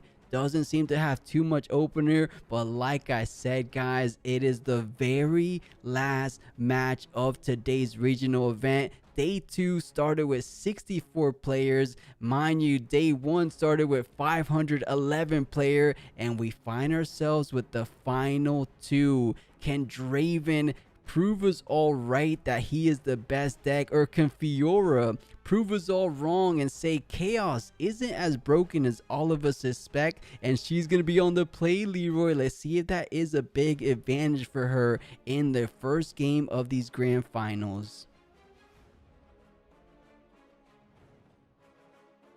Yeah, let's see. I'm so curious to, because we know that she had to beat so many Draven to get there. So and now we see how she deals with that matchup. I'm so curious. She decided to throw back to mulligan away the set brawler, and now let's see what she has cooked. Taking advantage of the Reaver's Row, knowing that the unsung hero will most likely be kept safe because of the Reaver's Row ability, the chosen champion being the set 1 Fiora, the one with deflect, ganking, and shield. Once you hit that mighty status condition, of course, playing it off of 4, very reminiscent of what Dravens like to do on their second turn, paying for energy, 0 power. So I like what this Fiora bringing on these game 1, because we did see a bit of a flip-flop switching over for a Fiora worthy champion in a potential game 2 or game 3. So Draven taking his time. We saw in the quarters, we saw in the semifinals, both all these players, they don't want to make a single mistake. So taking their time, as we said, making sure they understand the consequences and rewards of every single action they take, because there's no second chances. This is it, the grand finals. As we said, passes it back over to Fiora, it looks like,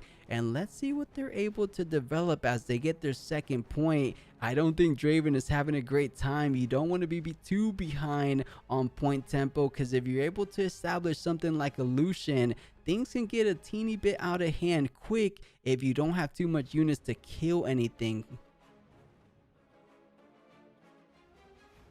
Okay, going to buff the Fiora to trigger the legend, of course, and to give her a whole bunch of little buffs, being ganking, deflect, and shield.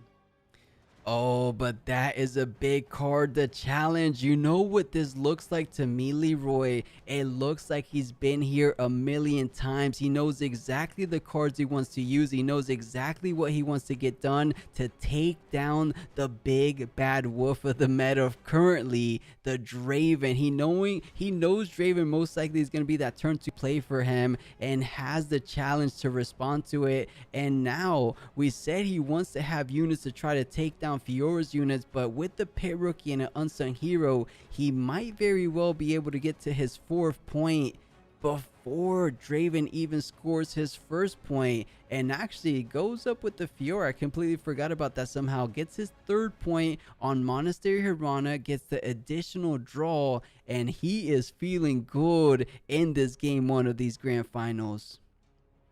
Yeah, and I'm just curious about why he decided to attach the Doran's blade right now, because the last against Aurelia, we saw him tend to keep this cat to proc instantly every turn his Fiora legend, and that would have made his Fiora mighty. But he must be scared of something that can appear from the Draven side, probably Darius or something like so.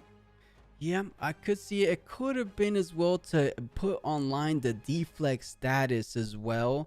Not allowing him to so easily push things back with a fight or flight or things like a rebuke. I don't think he had enough energy, but maybe even on the offensive, but tapping, it looks to be 5 runes, might be accelerated. I saw a really good command that I didn't think about. Yeah, if he removed the buff before putting on the blade, he would have died from the 4 damages. Thank you so much. Very true. Good call. But Darius... think about those. Yeah, it is a lot of little things to think about. But Darius does come in readied. It looks like Fiora with the shield 1+2 is going to be trading. Oh, no. What am I missing there? Fiora had 5. 6 with Dorian's blade, 7. And 7. Yeah, but it's ready. It's at 7 plus the edge of. Oh, the edge of, that's exactly what I'm missing. It had +9, or exactly 9 total might, enough to take down the Fiora. So not too bad, but I'm seeing quite a good card in hand. The hidden blade, able to kill out a creature at that. It does come at a little bit of a cost, because you're giving Draven more cards. Draven, no stranger to card advantage, of course, so maybe it won't make too much of a difference when everything's all said and done. As long as you're scoring points, that's the most important aspect of this game, of course, and Fiora has that tempo favoring him, so I wouldn't blame him to do it. But first things first, getting a little Dorian's blade on unsung hero. do you want to buff it? Maybe sending into Darius' direction? I mean, at least you get it mighty, goes at 5, and you can channel the legend. So that's the first step. And you could send it into the Darius to draw. Now that your opponent is tapped out. But instead he will choose to Hidden Blade that Darius boy. So does decide to do the play we're thinking about, and the Draven is going to be picking up a Falling Star and a stack deck. A Falling Star in this situation looks to be decently good. You're able to take out 2 pit rookies, maybe perhaps even an Unsung Hero, but Unsung Hero going to be pushed up into the Monastery Hirana. In this instance, I don't know about using the buff to draw, because you want to keep the Unsung Hero under that mighty threshold so that you're able to draw 2, because you could draw 1 now or you could draw 2 later. 2 sounds a little bit better if you ask me, but going up to 5 point, the point disparity of the game 1 is looking to get out of hand. 4-point difference between both of these players. Is there a world where Apop 2 could kind of stabilize and bring things back? Because pedal to the metal, Fiora hasn't let go and putting on this pressure. It's only been 7 minutes, Leroy. Yeah, and already 5 points. We were talking about playing slow and steady, but Fiora is not on that pace apparently. Yeah, at the very least you want to play some high tempo? I'm gonna play some high tempo. Let's see what you can do, Draven boy. Oh yeah, Draven boy indeed, trying to take him to school. Noxus Hopeful is a little good card. You're able to attach it with Edge of Night. You do go up to 6 total might. That it should be enough to take down both of these battlefields. Unsung Hero being at 5 might, so decently good breakpoints. And I don't think Fiora with a single rune, mind you, we all know what's behind a single rune, at least the fear of the single rune. It is indeed those punch first, but does he want to go ahead and invest it because he only has 2 body runes? It's going to be all his body runes. Goes for an accelerated Kaiser play, the pit rookie on Reaver's Row. Do you want to save it? And he does choose to activate Reaver's Row, so it is going to be winning the combat, generating 2 card draws for Draven. If there was one way of getting back in this game, it's gonna be this card advantage that Draven is so known for. That's a double Falling Star. Oh, this could be a way back in if he could remove the entire board state for Fiora. I don't think they have too much of ways of climbing back up. Right now he has an advantage because he has good because he has a good amount of units.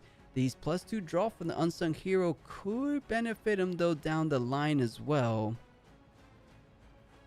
Yeah, and if he chooses to use that Falling Star, it will be so low on runes, so he better. He's already lagging behind in points, so that would mean he needs to, get a real grip on that game after that. Yeah, we'll see if he does get that grip, because he's slowly but surely inching his way back into this game. He does have exactly 2 energy, so he's really taken into consideration. He has the energy, he has the power to play out the Falling Star. Is it worth it? Is the juice worth the squeeze in this situation? You're able to take out at least 2 units, leaving 1 behind, but leaving 1 behind might just be what's worth it, because you stop him from doing the double conquer that he's been doing all this time. So the Falling Star does come out, destroying both units, and it was looking good for Fiora. But now I feel like if you could see the meter, like who's favored, I think that was a big swing in Draven's direction. He's looking really good. Let's see what these cards are going to be played out for Fiora going forward, because I don't like the position Fiora is finding herself in all of a sudden.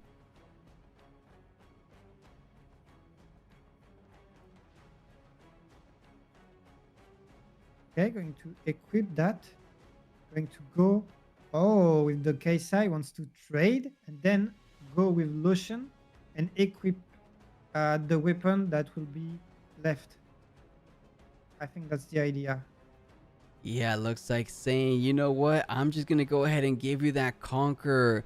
Lucian more than likely going to be able to come out, get the Weapon Master online, but there is no Fiora worthy in the hand, or was it actually? It almost looked that it was the alternate art, but oh, he's flipping through his hands a little too fast. I can't catch a glimpse of exactly what he has, but I'm sure he's going to be showing us. I know for a fact there was a set brawler in hand, so could elect to just develop one out on the board, and it will be a sabotage to try to reveal that massive hand that Draven has built up so far and see what is the most biggest threat so far to my closing out the game plan.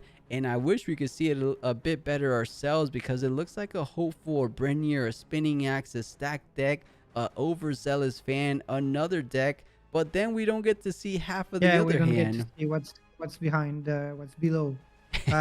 This being said, the axe seems like quite a decent option right now. Yeah, I could agree with you. That is one of the better combat tricks when you're trying to push in for that necessary 8th point or even 7th point. A spinning axe can change the whole map around. So we'll see. We're seeing chat saying Fiora not looking too hot.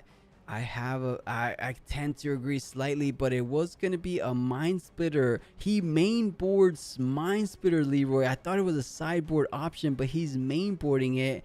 So the judges told him to put it all in the middle of the table, and there's so much cards from those previous combat wins and a falling star. But hey, he's right there with you. The spinning axe seemed to be like the most problem and he almost card. discarded it, and he forgot the errata. Yeah. Oh no, he decided on falling star. No. No, he decided on the spinning axe that has been. Yeah, he's writing down all the cards just to make sure he takes everything into account. But even if you write it or not, you still have to try to stop it. You have a Mind Splitter. Actually, you're pretty far away from a Mind Splitter. Yeah, The you're falling 2 star turns away. derailed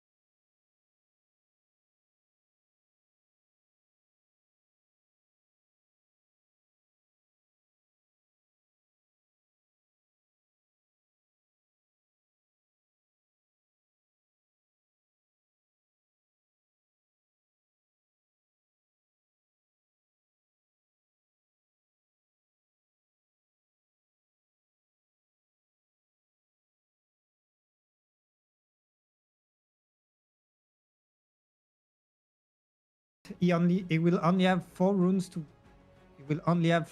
work with next turn. And Fiora, I don't remember. No, the end is so low, so if he doesn't have any unit, he will not be able to retake in time. I don't know. I feel But like he has there's a only unit. one out. Rebuke.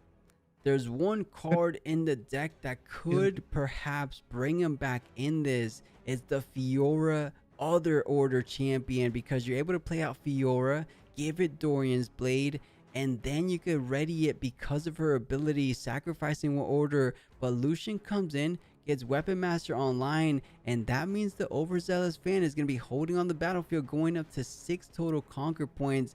Unsung hero, but like you said, there's only going to be 4 runes available. You can't even play out a Darius. At the best, if he had another Draven, and not even a Bring Your Thunder Song, but actually fortunate enough, play Treasure Hunter into a Noxus of Full, which is already quite some might. Yeah, exactly right. The 2-2 combo, the 2-2 energy play, it feels good. But if he passes over, it could be the final turn. But Overzealous fan might make it a bit trickier than I'm making it out to be, right? The fact that he's only at 6 makes it so much harder, because if he was at 7, he could try to lock in that battlefield. But no, we can't.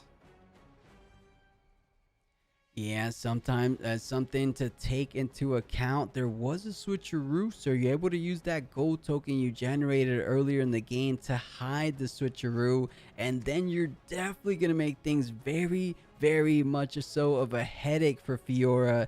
So I think, despite the huge advantage Fiora started the game off when, I think Draven has finally found himself in an okay spot. I say that on the board it doesn't feel that way, but looking at the current hand, I think Fiora only had a single card, if not any card at this point, right? Where's his hand? I'm looking at it.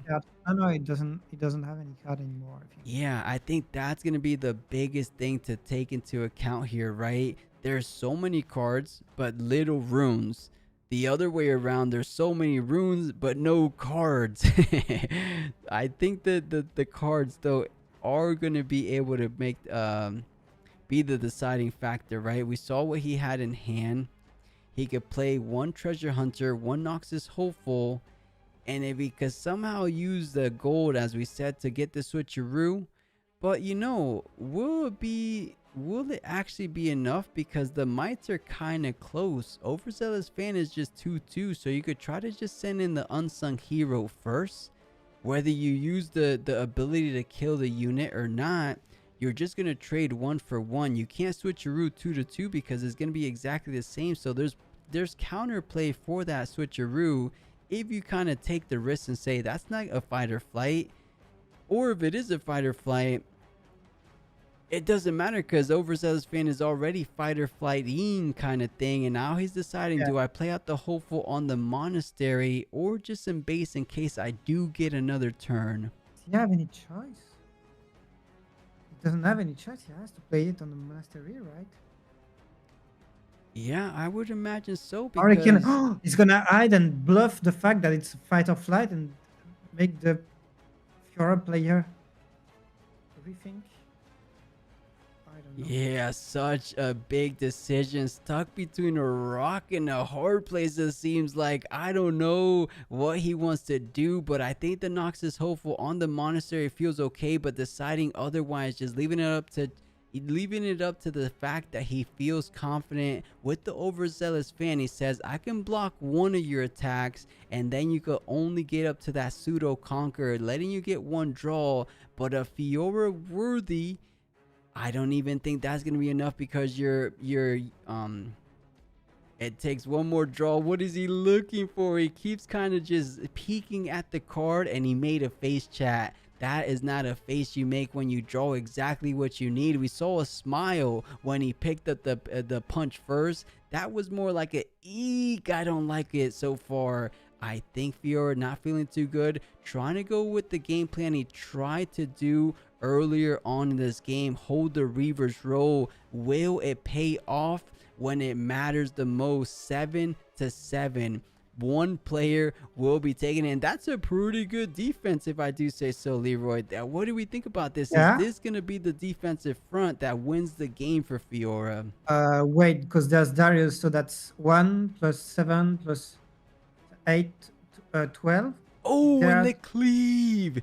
Darius cleave. Talk about top decks. The exact perfect energy amount that he needs to deploy that. Gonna be swinging in for 10 plus 4 plus 5. That's 15 total might. Lucian only gonna be at 5. Fiora going up to 9. And going... Oh, that's a BF sword. So 5, 10, 14. Exactly the break point by 1. Going to remove Lucian, I guess.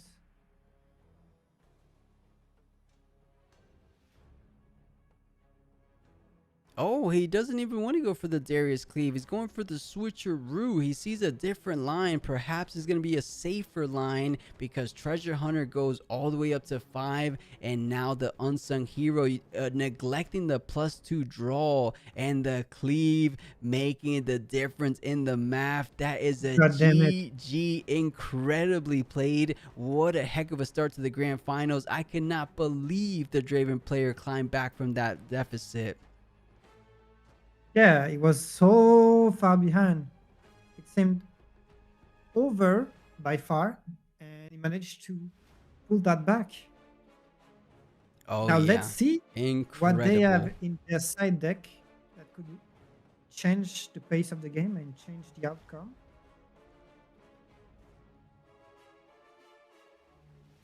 I'm trying to think back. What were the available side? And I'll throw it back to the commentary booth for now too. Yeah, I sent you the Fiora deck list. And thank you so much. I'll look for the Draven. Well, I don't even know if they showed the Draven one. Oh, he's got the Unyielding Spirit to counter the Falling Star.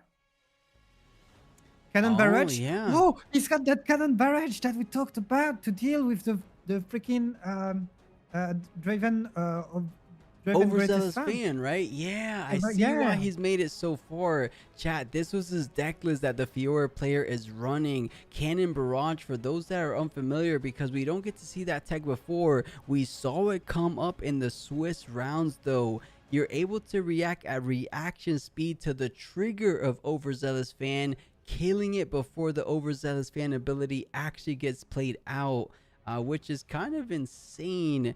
So it could be exactly what it needs to try to equalize things in this matchup. Why can't I find Cannon Barrage? I'm trying to pull it up. Oh, I see it here. I'll be able to pull it up on stream. I'll head back to there so I can show you guys the card. Yeah, this guy. Deal 2 damage to all units on the battlefield. Also counter switcheroo. That's a nice tech. True Rift Lodge. When you trigger switcheroo on the stack, you can reaction speed react to deal 2 damage. So you take out things like Treasure Hunter. You take out things like Overzealous Fan. I think this is a great sideboard for Fiora. On top of that, you saw the Falling Stars. With that in mind, though, Leroy, is Apop 2 just that 5-head of a player that he's gonna go ahead and sideboard out the Falling Stars? Well, that's I know one guy that did that, huh? Yeah, exactly why I bring that up. Omega Zero anticipating the Unyielding Spirit, but here it's a more cheeky one because the meta is not as KSIFZ as it used to be. So I don't know. You don't expect that much the Unyielding Spirit. This choice is not as easy as before. It really isn't, because you knew the Master Yi for sure ran it, right? The unyieldings, yeah. It depends. If it's open deck list, that changes a lot of things. Yeah, that does. I wish we had that information. And hey Zifron, welcome on through. Good to see you as well. I think without a term of comparison, it just fails give a might difference to the selected unit remaining. Oh, Rift Lodge, if someone asks how switcheroo works, if there's no targets, I think that without a term. Either or, man. What a great game number one. I really hope we find ourselves in a game three. But Leroy, that was Fiora on the play. She wasn't able to get it done despite starting things off so fast. 5 points versus the 1 point, but slow and steady. Draven not giving up, finding himself in 7-7 and the final combat with the cleave off the top of the deck, making it so that he could bring us, you know, going up a single game. I thought it was simple to Darius cleave, but he saw the switcheroo line. I guess that's cleaner. Either way, he had the win regardless, I want to say. Yeah, I mean, he had his line and he probably thought about stuff that we didn't think about. And yeah, Houston did it pretty well. Regardless, he had the win and he found the proper Yeah.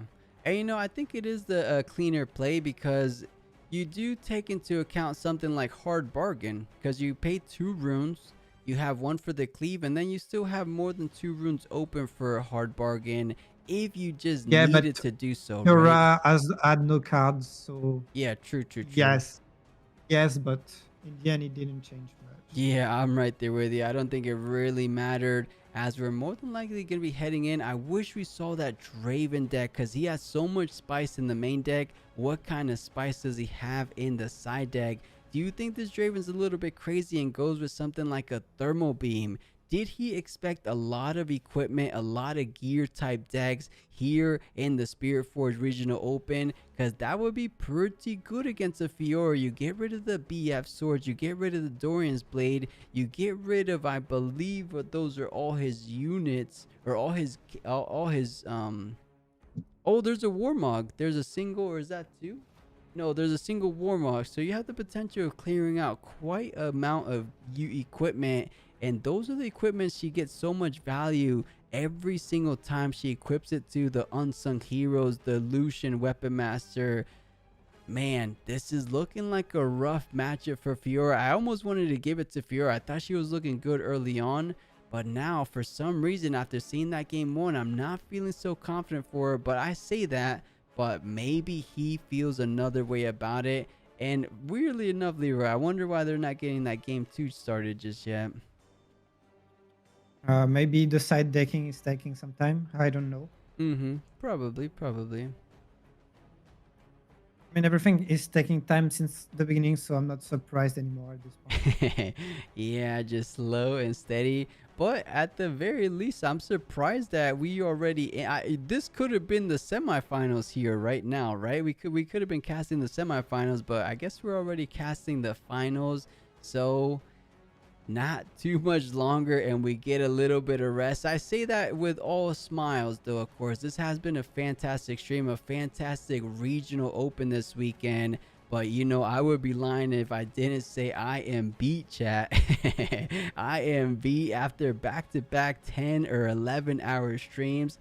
It gets the better of anyone. But for those of you just joining us, yes, chat, this is the finals, the final game of today, the final game of this weekend. Yeah, it is we are time. heading into the second game of the grand finals of the Fuzhou Regional in China. This is the first regional in set 2 Spiritforged in Riftbound, the Riot TCG. That's right, in Riot TCG history. You love to see it. And I think we get a little Italian in chat if you guys speak, but that's on the YouTube chat. Basta chia. Yeah. I speak Spanish, chat, if you guys want to speak to me in Spanish, but I can't read Italian. But man, oh man. As I was trying to get to though, if Draven had an interesting main board, just what kind of options does he have in the side? And is it even going to be pretty beneficial? Because we see like the main board might just be enough to take down even a sideboarded Fiora. But I could almost see a world with their unyieldings if he's not prepared for it, if it's a closed deckless environment. You know, the fact that they showed us the deck list, maybe it is open deck list, right? Because someone could just stream snipe. Yeah. And that makes sense because once those players have been shown on stream, the other player has time to check what is the deck list. And so there's an unfair competitive advantage to if the decklists are not shown to both of the players. Yeah, so I think this is a side out the falling stars in anticipation of the unyieldings, and then if there's any kind of removal or gear removal, what other decks are heavy on gear? I mean, Thermal Beam doesn't feel all that bad versus the likes of Aurelia either, right? You get rid of GAs, you get rid of things like the Yeah, Siren, I mean the that's boots. used.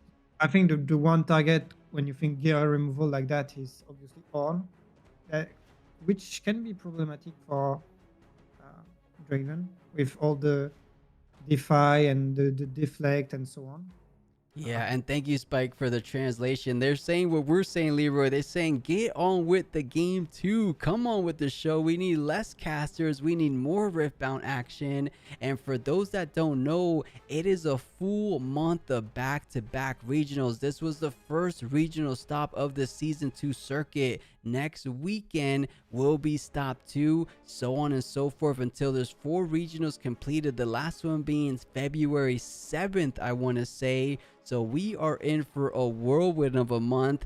Let's see if we do an English co-stream for all of them. I think we're going to break things up. We might have a little bit more casters or do things a little bit different because this was fun. But, you know, we could always change things up. But we'll see. Me and Leroy will talk about things throughout the week and see. But at the very minimum, we do want to go ahead and do these streams for pretty much all the regionals. It will be really fun, really exciting how the meta develops in this Spiritforged season. We already got a pleasant surprise. We thought Draven was just going to come here and completely dominate, and I don't think that was the case, was it? It's hard to say again. I mean, this 62% representation was insane, but during that day 2, it kind of fell off, showing that, I mean, I don't like to say that, but someone said it's a skill check for players, and I think that, yeah, the good players seems to manage to play around it, but yeah, it's still really hard, and it's still the number 1 minutes for this set 2 right now. Yeah, it's still the, you know, it's still the boogeyman, right? It's still the number 1 deck, and the right hands, like we're seeing Apop 2's pilot it, is looking really good. I think, like you said, it's a skill check. A lot of people right now in the early Spiritforged meta, they don't know exactly how to play around Draven. You want to make sure you're not giving them free combat. So as we're seeing a lot of the high level players play, they end up playing very patiently, keeping their units in the back line, not overextending onto the battlefields unnecessarily. But perhaps some of these players weren't playing those Draven mirrors the same way, which is why their numbers kind of fell apart going into Top Cut. Every time the Top Cut hit, top 32, they cut in half. Top 16, I guess they were just eliminating each other, right? They were just cut in half every time. Maybe because we didn't see one. Maybe it's true because we didn't see one on stream. So maybe they were just being sliced up by each other. It makes sense, and that's why. But no, I still think. When we see the deck that advanced, like the Aurelia decks that we saw, the Fiora right here, they have some really good tools to face Draven. So that's the way. Definitely. But man, a little bit of a longer break. I would imagine there's a judge ruling going on because a sideboard takes about 1 to 2 minutes. We're taking a bit longer break.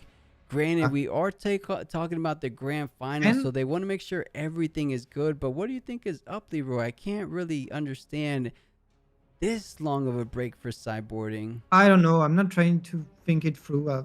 I'm just true. We just go with the flow, right? We get it when we get it, of course. We already have dead, half alive, so at this point I'm not yeah, what's the point of complaining? We can't really control those actions, but it should what I wanted to bring. Would you, as the Fiora player, when it's your turn to pick, like so this exact second game, do you think one play could be to actually let yourself be on the draw, let the Draven be on the play, so that he cannot have his Draven played on turn 1 with the Obelisk of Power? Yeah, it's tricky, right? Because on the one hand, you get to play out your Lucian first because you are on the plan or on the play, but on the other hand, like you said, the Draven will be the first unit to hit the board for Draven Legend. So I don't know. I think I like the play of not letting them get on first. And you still get 4 runes. What can you do with those 4 runes? I guess you could play out your Fiora, right? Fiora, yeah, if he didn't switch to the other Fiora, and that could actually be a big bamboozle where the Draven is expecting to play his Draven, and instead he has to deal with the Fiora turn 1 that can be boosted by Pit Rookie on turn 2, and already starting to channel up the legend or even by a weapon, and the Draven will have to wait until turn 2 to develop his Draven, and that will Yeah, I break his like camp. what So you're there are saying. a I lot think of that things to could be consider here. likely that could be a likely thing we see. I feel like Apop 2 is such a great player that he perhaps might be anticipating something like that. He's saying, you know what? I'm just going to save my Obelisk of Power for the last battlefield. We already saw something a little different from the Draven Mirror match. He didn't play out the Reaver's role. It was Targon Peak followed by Obelisk of Power. So I'm willing to bet he might just go for Targon's Peak game 2 and then save the Obelisk of Power while he's on the play or But has in the this case, decision. since you reveal the battlefields first, then you're totally being on the play as Fiora. Oh, right. I don't know why I completely forgot and that, of course. you don't, yeah, oh yeah, and there it is. And he won't want to let his opponent be on the play with a holding battlefield. That is right, and it looks like Oh. the sideboard additions and decreases on the main deck is going to be 3 Edges of the Night getting subtracted from the main deck on top of a Pouty Plural, and in comes another Mind Splitter, the third one, an Against All Odds, a Forerunner, and a third Thunder Song. I say third, but I'm not 100% sure, but we did see some of the main board, and Call of Glory getting cycled out, the One of Warmog getting out of the main board as well, and in comes another Face Breaker and 2 Salvages. Okay. And the Salvages coming in as the Edges of Night come out. That could be such a game-breaking thing. Yeah, we'll see, because the available battlefields for her too for this next game 2, potentially even game 3, she has the option between Dreaming Tree and Sunken Temple. Going for the Dreaming Tree, likes what she sees, but we know Draven has things like a Cleave, could benefit slightly on the Dreaming Tree, but Fiora feeling confident, has those call. Actually, didn't she cycle out the Call to Glories? What's left? Is it just Punch first and things like Challenge perhaps for Dreaming Tree? Yeah, and the Hidden Blade for free. Oh yeah, Hidden Blade for 3 on something like an Unsung Hero to draw up to 5 would be insane kind of value, but we find ourselves in game number 2 of the first Spiritforged regional final. Who is going to be taking it home? Everyone and their mother believe it was going to be Draven, but Look we what have... he did! He chose, that's exactly what I said, he chose to let his opponent start so that he could not play the Draven. Yeah, I called it. Yeah, you called it perfectly. So he understands the situation, saying, wait a second, I don't like this turn 1 championship Draven to come out. Instead, I want my chosen champion to be the turn 1 play, and beautifully done. Getting it out as soon as he can in that opening turn. Passes it back over. As, of course, it does come at the cost of letting Draven score first. Draven loves to be on the play. He has a very high win rate on the play. So let's see if Fiora can manage and overcome that, because now Treasure Hunter starting the resource generation in terms of gold, gonna be conquering the Dreaming Tree, and it looks like he's gonna be paying to hide something on that Dreaming Tree. Oh no, it's instead going to be riding the wind, getting another gold and another conquer. Make that 2 golds, Leroy. That's another gold. And if you retreat this from being ready, it's going to be the whopping amount of gold. So much riches for Draven as early as turn 2.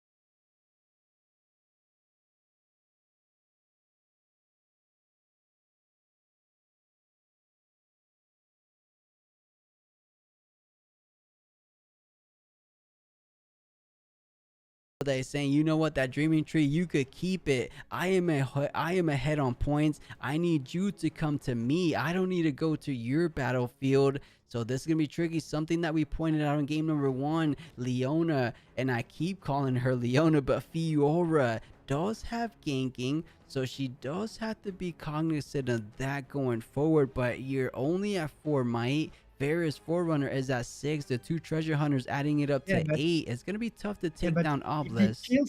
He kills the unsung hero, equips the BF sword. Fiora goes up to 7, and then he can with only 2 more mites, and he drew 5 cards, and with only 2 more mites, he can easily conquer the other battlefield.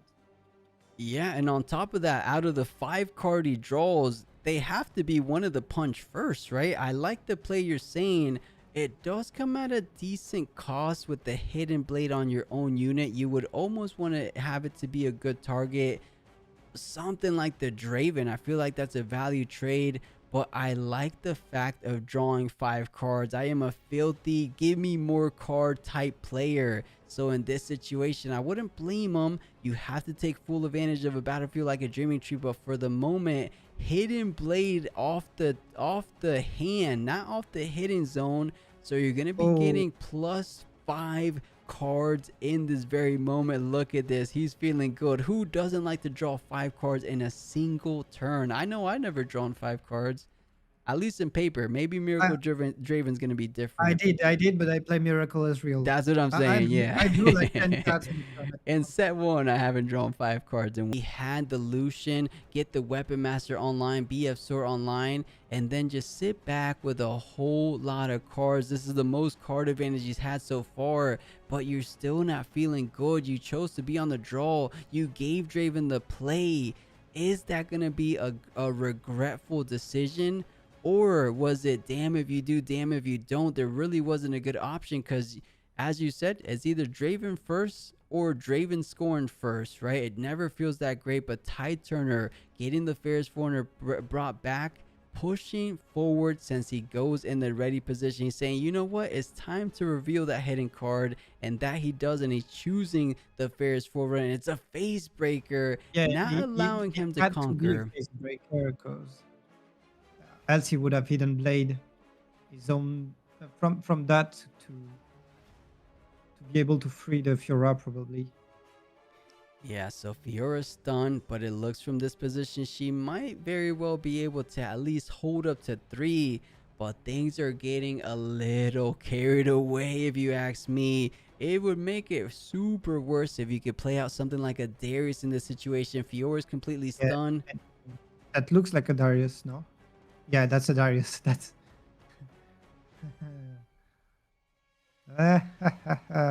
either that or a Kaiser Survivor. Both of those cards are going to be in here ready. And oh my god, we spoke it into existence. A Darius coming through, readied, and getting pushed up into the Dreaming Tree. The Fiora is stunned. Even if you buff it with something like a punch first, that you're not going to be able to defend too much. But the hidden blade coming down, giving that +2 draw. So Draven doesn't hate it. Draven does indeed like to draw some more cards, but you are going to be able to hold to 3. Now, if you look carefully, he has that many cards in hand that he doesn't know what to do with them. And maybe that's the Fiora strategy, to just send so many cards in his hand that he will just fumble all of his plays. Yeah, you just have too much. You have too much to do. And funny enough, it almost feels like that's what Fiora's situation stands. He has so much cards, so many runes. He just doesn't know what play feels good. But I don't know. He's not used to that. He might not be very well used to that. Right now he has a Lucian, so he could go up to 4. I just don't. Oh, I see a challenge. Does that make a difference? Because Draven only has a single rune. You know, there's no hard bargains. Oh, but there's no good targets, right? Ferris Forerunner is just one of those units you have to kill eventually, but you don't really want to kill it, right? It never feels good to just spawn 2 mech ideally tokens. You want to kill it on your last one when you win, so that you don't have to deal with the tokens. Yeah, keeping things safe. Yeah. if he has a set brawler right now, he would be in a decent spot, I guess. The issue is that Draven will be at 6 next turn, so he will have to hold something at one point. Yeah, and it's coming up very, very soon. This it's is another game later. 2. If Fiora goes down, that's going to be a 2-0 victory for Draven. I mean, I couldn't say I didn't absolutely expect it, but I was for sure rooting for this Fiora player, and doesn't even do too... I mean, getting another Fiora, another order Fiora from set 1 is about as good as you can get, because you want to leave open something for like a riposte or another hidden blade to try to slow things down. But I think with the current units available to APOP 2, he should be able to go up to 6 points, and that's probably the favorite position for a Draven. Once you're at 6, and look at the gold. He, ever since that opening treasure hunter ride the wind, right there. He's got all the money in the world. Oh yeah, all the money. And it looks to be like all the units as well. If both of these treasure hunters conquer simply, I think I saw something like a Kaiser. Nox is hopeful, plenty of runes to work with. He even could do a little bit more on top of that. That's exactly the type of might he needs to go in for the final 6 to 7 to 8th push, as we're used to seeing Dravens do. Man, this is looking tough. Very, very tough. Unless there's just a card we haven't seen, because Fiora drew a good amount of cards and he hasn't really shown the cameras just yet. No, he likes to play everything hidden. It's been two games in a row that we can't see anything he's playing. It's tricky with that. Oh yeah, and man, has enough. I think he's gonna be doing exactly what we were kind of thinking about. He has the Kaiser. You don't really have to play Brenier. You save it for the final push. So save up the Brenier Thunder Song for the push after this following turn, and you're almost all but guaranteed GG. I think APOP 2 will very well be the first Spiritforged Regional Open champion out there in Fuzhou. Well done. Of course, I don't want to speak it too soon. We'll congratulate him when the time comes, but you can see their mannerisms. He sees the writing on the walls. He understands the situation is grim for him right now. Yeah. Did he just play 4 for that? Or no, he played Draven. That's what it was. Draven champion and then the hopeful. Yeah. And 2 more, why not? Another, Don't tell me it's a 111. Uh-oh. No, he's paying 2 plus 2 power. Yes. That's a falling star to try to bring down the remaining units down from the Fiora side. He looks like he doesn't have the best targets. He's only going to be able to take out a single unit, right? Because Fiora's out of the range. Lucian is out of the range as well. So not the biggest falling star, but at least one unit is one Fiora would be the best. I think so. It doesn't have deflect. Might as well take out a 4-might unit. And man, Fiora player is upset, crossing his arms, breathing a little bit heavier.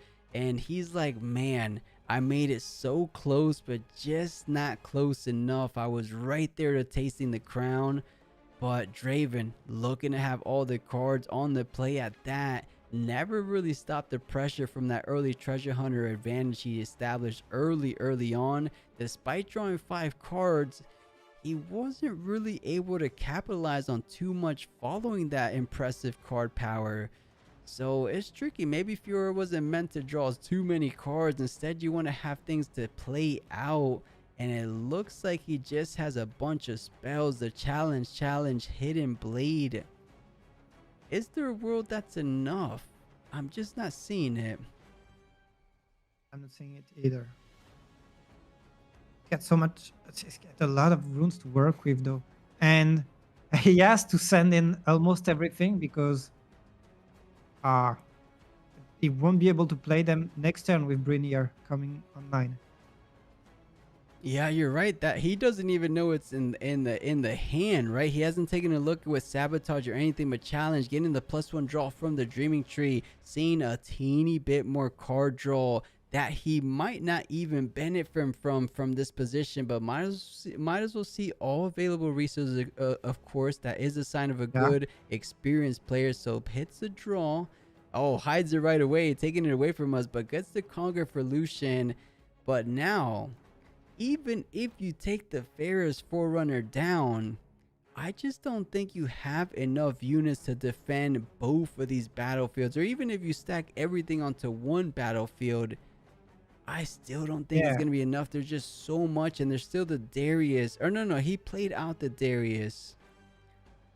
Yeah, I just don't know how he can hold anything next turn. I remember also that he cannot play hidden cards because once Brunier is activated, hidden card will be completely useless. Oh, they're showing it, Leroy, the championship exclusive. Oh, that's BM. Yeah, that's BM. They're not waiting until the end of the game. No, they're saying, I can feel their tension. I can say this is what they're fighting for. The Ezreal championship promo on the line. The first one sold for some.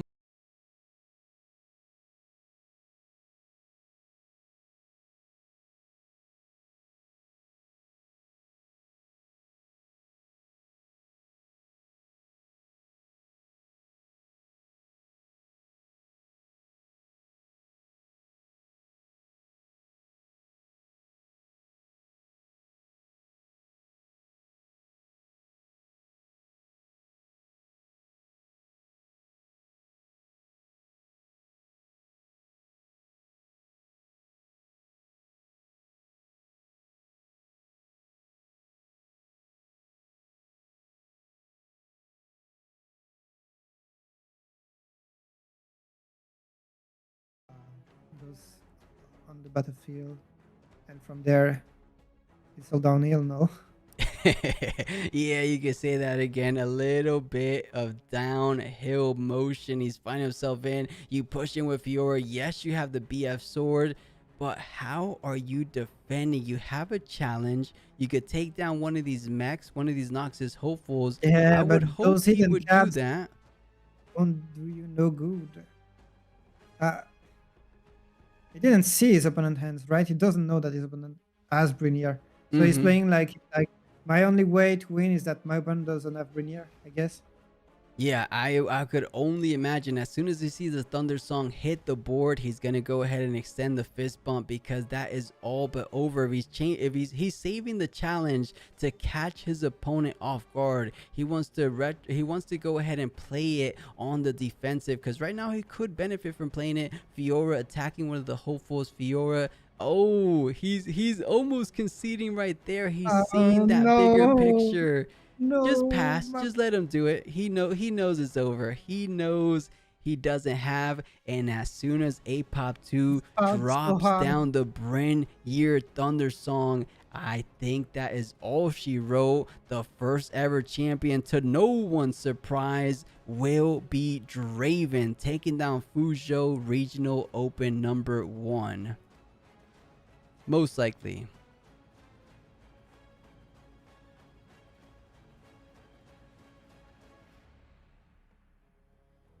And I'm just pulling it up in advance. I'm pretty sure the Thunder Song likely being played out now. And here he is, a meta breaking card. He went from somewhere the neighborhood of like $1 now up to maybe $5, because every single Draven tends to pick him up in that main board, some in the sideboard. But either way, you can't get your spitting axes out. You can't get your challenges out. In every single matchup, Thunder Song does work. I can't think of a single deck that doesn't get devastated from that ability. I mean, it literally it reads quite literally, your opponent can't play cards. You just can't play the game. You can't do anything about the oncoming onslaught. And at this position, it's just simple math. Do you have enough might to take down your opponent's might? And the answer is yes. The answer is indeed and sadly Yes. That's right. Just making sure he's not missing anything. You can't even play the hidden card. So 2 mechs is 1 more might than the current standing. And now he has 2 Noxus Hopeful that takes down the current. The BF score goes up to 3. Leona or Fiora is currently at 7. 1 for the shield, 3 for the might, or 8 actually. No. Yeah, 4, 7, and then 1 for the shield. So he's defending for 8. But the rebuke coming down. Who cares about deflect? That is GG. And like we said, we have the first ever Spiritforged regional champion, and is Draven taking it all the way. Well played And to it's- Apop too. Incredible stuff today. China is not impressed. He's like not excited at all. Okay, yeah, let's go. At least a little pop-up. Congratulations. Let's see if we get a little picture of him carrying the trophy. I wonder if they did anything different. I'll go ahead and throw us back to the commentary booth to congratulate the first champion ever. And let's go ahead and see if they add any kind of special music or anything. And man, the Fiora player looks stressed. It looks like he just had a week's worth of hard work that he did. He's upset. I mean, anyone would be when you're so close to winning the crown. Yeah. And okay, there we You're go, allowed. chat. You're allowed to be upset. And let me see if I can get a screenshot, chat, so I could post it on Twitter. Let me see if I get a little screenshot for us. Or not for us. I don't know why I said us, but for me. For you. And chat, what do you guys think about the grand finals? A teeny bit anticlimactic. But like I said before, to no one's surprise, Draven will be the first champion. And you know, that's not the full picture. I feel like you're going to hear it online. Draven won the first regional, but he didn't make as big of an impact as I was personally imagining. Not only this, So but I think there's hope. I think there's hope for these next regionals. And chat, don't mind me. I'll get back to you guys in a little bit. Let me just get the screenshot before. Yeah, And I got the screenshot too. why is my stream so behind? Oh, guys, if you got Libra, did you get a screenshot? I don't know why I don't get the stream. yeah, let me send it to you. You That tell would me be that's good enough awesome. for you. All right, I'm just apparently I don't know how to work Billy on mobile. What do you think about that? Let me see. It'll be okay. It'll be okay. I'll zoom in or something. As long as you can see the name and the Draven, it'll be okay. Thank you, Leroy. If anything, maybe I'll rewind the VOD. But 40 to 19, 19 to 9, 9 to 4, 4 to 2. Yes, and Zari, that's it, what happened for Draven. But here we have it, guys. Apop 2, funny enough, coming in with a little bit of a different Draven build. So I can respect the innovation, right? At least it wasn't your cookie cutter Draven build we've seen all the time. Yeah, that's the one thing to remember is like the Draven that won this event was not your standard Draven. He cooked some stuff that not a lot of. Yeah, he added some spice that we didn't see somewhere else, and he played out of his mind every single round. Yeah, he really did. You could tell he was a skillful player indeed. We'll see if he makes some kind of a move into the other regionals, because sometimes I don't think you're guaranteed into the other regionals. You still have to win a lottery from those lottery-based tickets that the regionals have been doing. But maybe, I think I've seen him in other regionals before, so we're likely to see him in the future. Can you show the Draven list? Guys, you're going to have to rewind the VOD. I didn't take a screenshot on the Draven list. I'll try to, once we end stream, I'll watch either the YouTube stream or the Twitch, screenshot it, and then I'll post it. So I will post the deck list. It was covered by the stat if it appeared, sadly. Oh, I should be able to find it. It was covered by the stats. Do you know if there's a list somewhere to find the deck list? Yeah, Marvel, they're going to be posted publicly on the WeChat for Riftbound or Riftbound WeChat, but they don't publish them immediately. They're going to get published in a couple of days from now. As soon as they do, I will put up the top 16 deck list of today's tournament, and I'll probably put up the best of decks for every single legend, all 28 of them. That might not be on Twitter. I'll probably save the 28 pictures for Discord. But yeah, guys, if anyone in chat has a Draven list, feel free to share us in chat. I will post it right after we get off, because I gotta go hunting for it, honestly. But yeah, guys, I think we might as well leave it there. They're just gonna keep congratulating these champions, congratulating the top 8.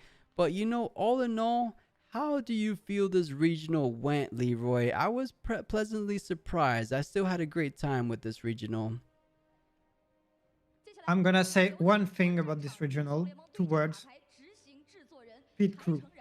Pit crew. If there's anything to take away from Leroy, is pit crew coming in doing work. Will we see more of the Ezreal pit crew craziness we saw going into the Chengdu Regional Open next week? That's going to be amazing to see. If you guys enjoyed today's stream, make sure you keep an eye out for the next Regional Open. Exactly 1 week from today, it should be a whole lot more jam-packed action. Will players make some kind of adjustments? They know that Draven isn't insanely capable of winning every single match, and there's some counterplay. Fiora feels decently okay, as he proved before. It's just Apop 2 might be a different animal when it comes to piloting decks. So I think there's still some hope, chat. I'm going to stay on that board. Aurelia did some great things. Kaiser did some okay things. But more than anything, I'm with Leroy. Pit crew, aka Ezreal, should be showing up more in the future regionals. So I am excited. But for now, guys, I know Leroy is probably a little bit tired. I'm personally a little bit tired. So we're going to be calling it a day now. We will catch you guys on future streams. Thank you guys so very much for hanging out with us in today's. Everyone from YouTube, welcome on in. Everyone for Twitch, appreciate you guys for hanging out today. Thank you, thank you, thank you. Big ol' love. I'll catch you guys in the future. Leroy, if you want to end us off with any final remarks. Before I say that, exclamation point Leroy in the chat. More specifically in the Twitch chat. There's no commands on YouTube. Apologies for that. But feel free to give some support to Leroy. That is his Twitter and his YouTube right there. He's going to be posting the conversion rate data on that Twitter account. So keep a lookout for that. Yeah, but that's not the correct. Leroy. Wait. That's not the. I'm just checking. This is not the right channel. This one is fully in French, and it's not about Riftbound. Oh Lord. My YouTube channel is Leroy's with Riftbound. If you want to check, I make some content in English and in French. I haven't posted recently because, but I'm going to start back with all these tournaments, making some contents, and I will try to make some little lore videos about the cards in a really soon upcoming future. There we go. So guys, support Leroy, but for now you definitely see him again in these future regional casts. But let's go ahead and end it there. Like I said, thank you very much. Hopefully everyone had a blast checking out today's top 64, and we'll catch you guys in future streams. Till then, we'll take care everybody, and we'll catch you then. GG's guys. GG and good night, good evening, or good morning wherever you are around the world. Wherever you are. See you in a later event. See you guys. Take care. Guys.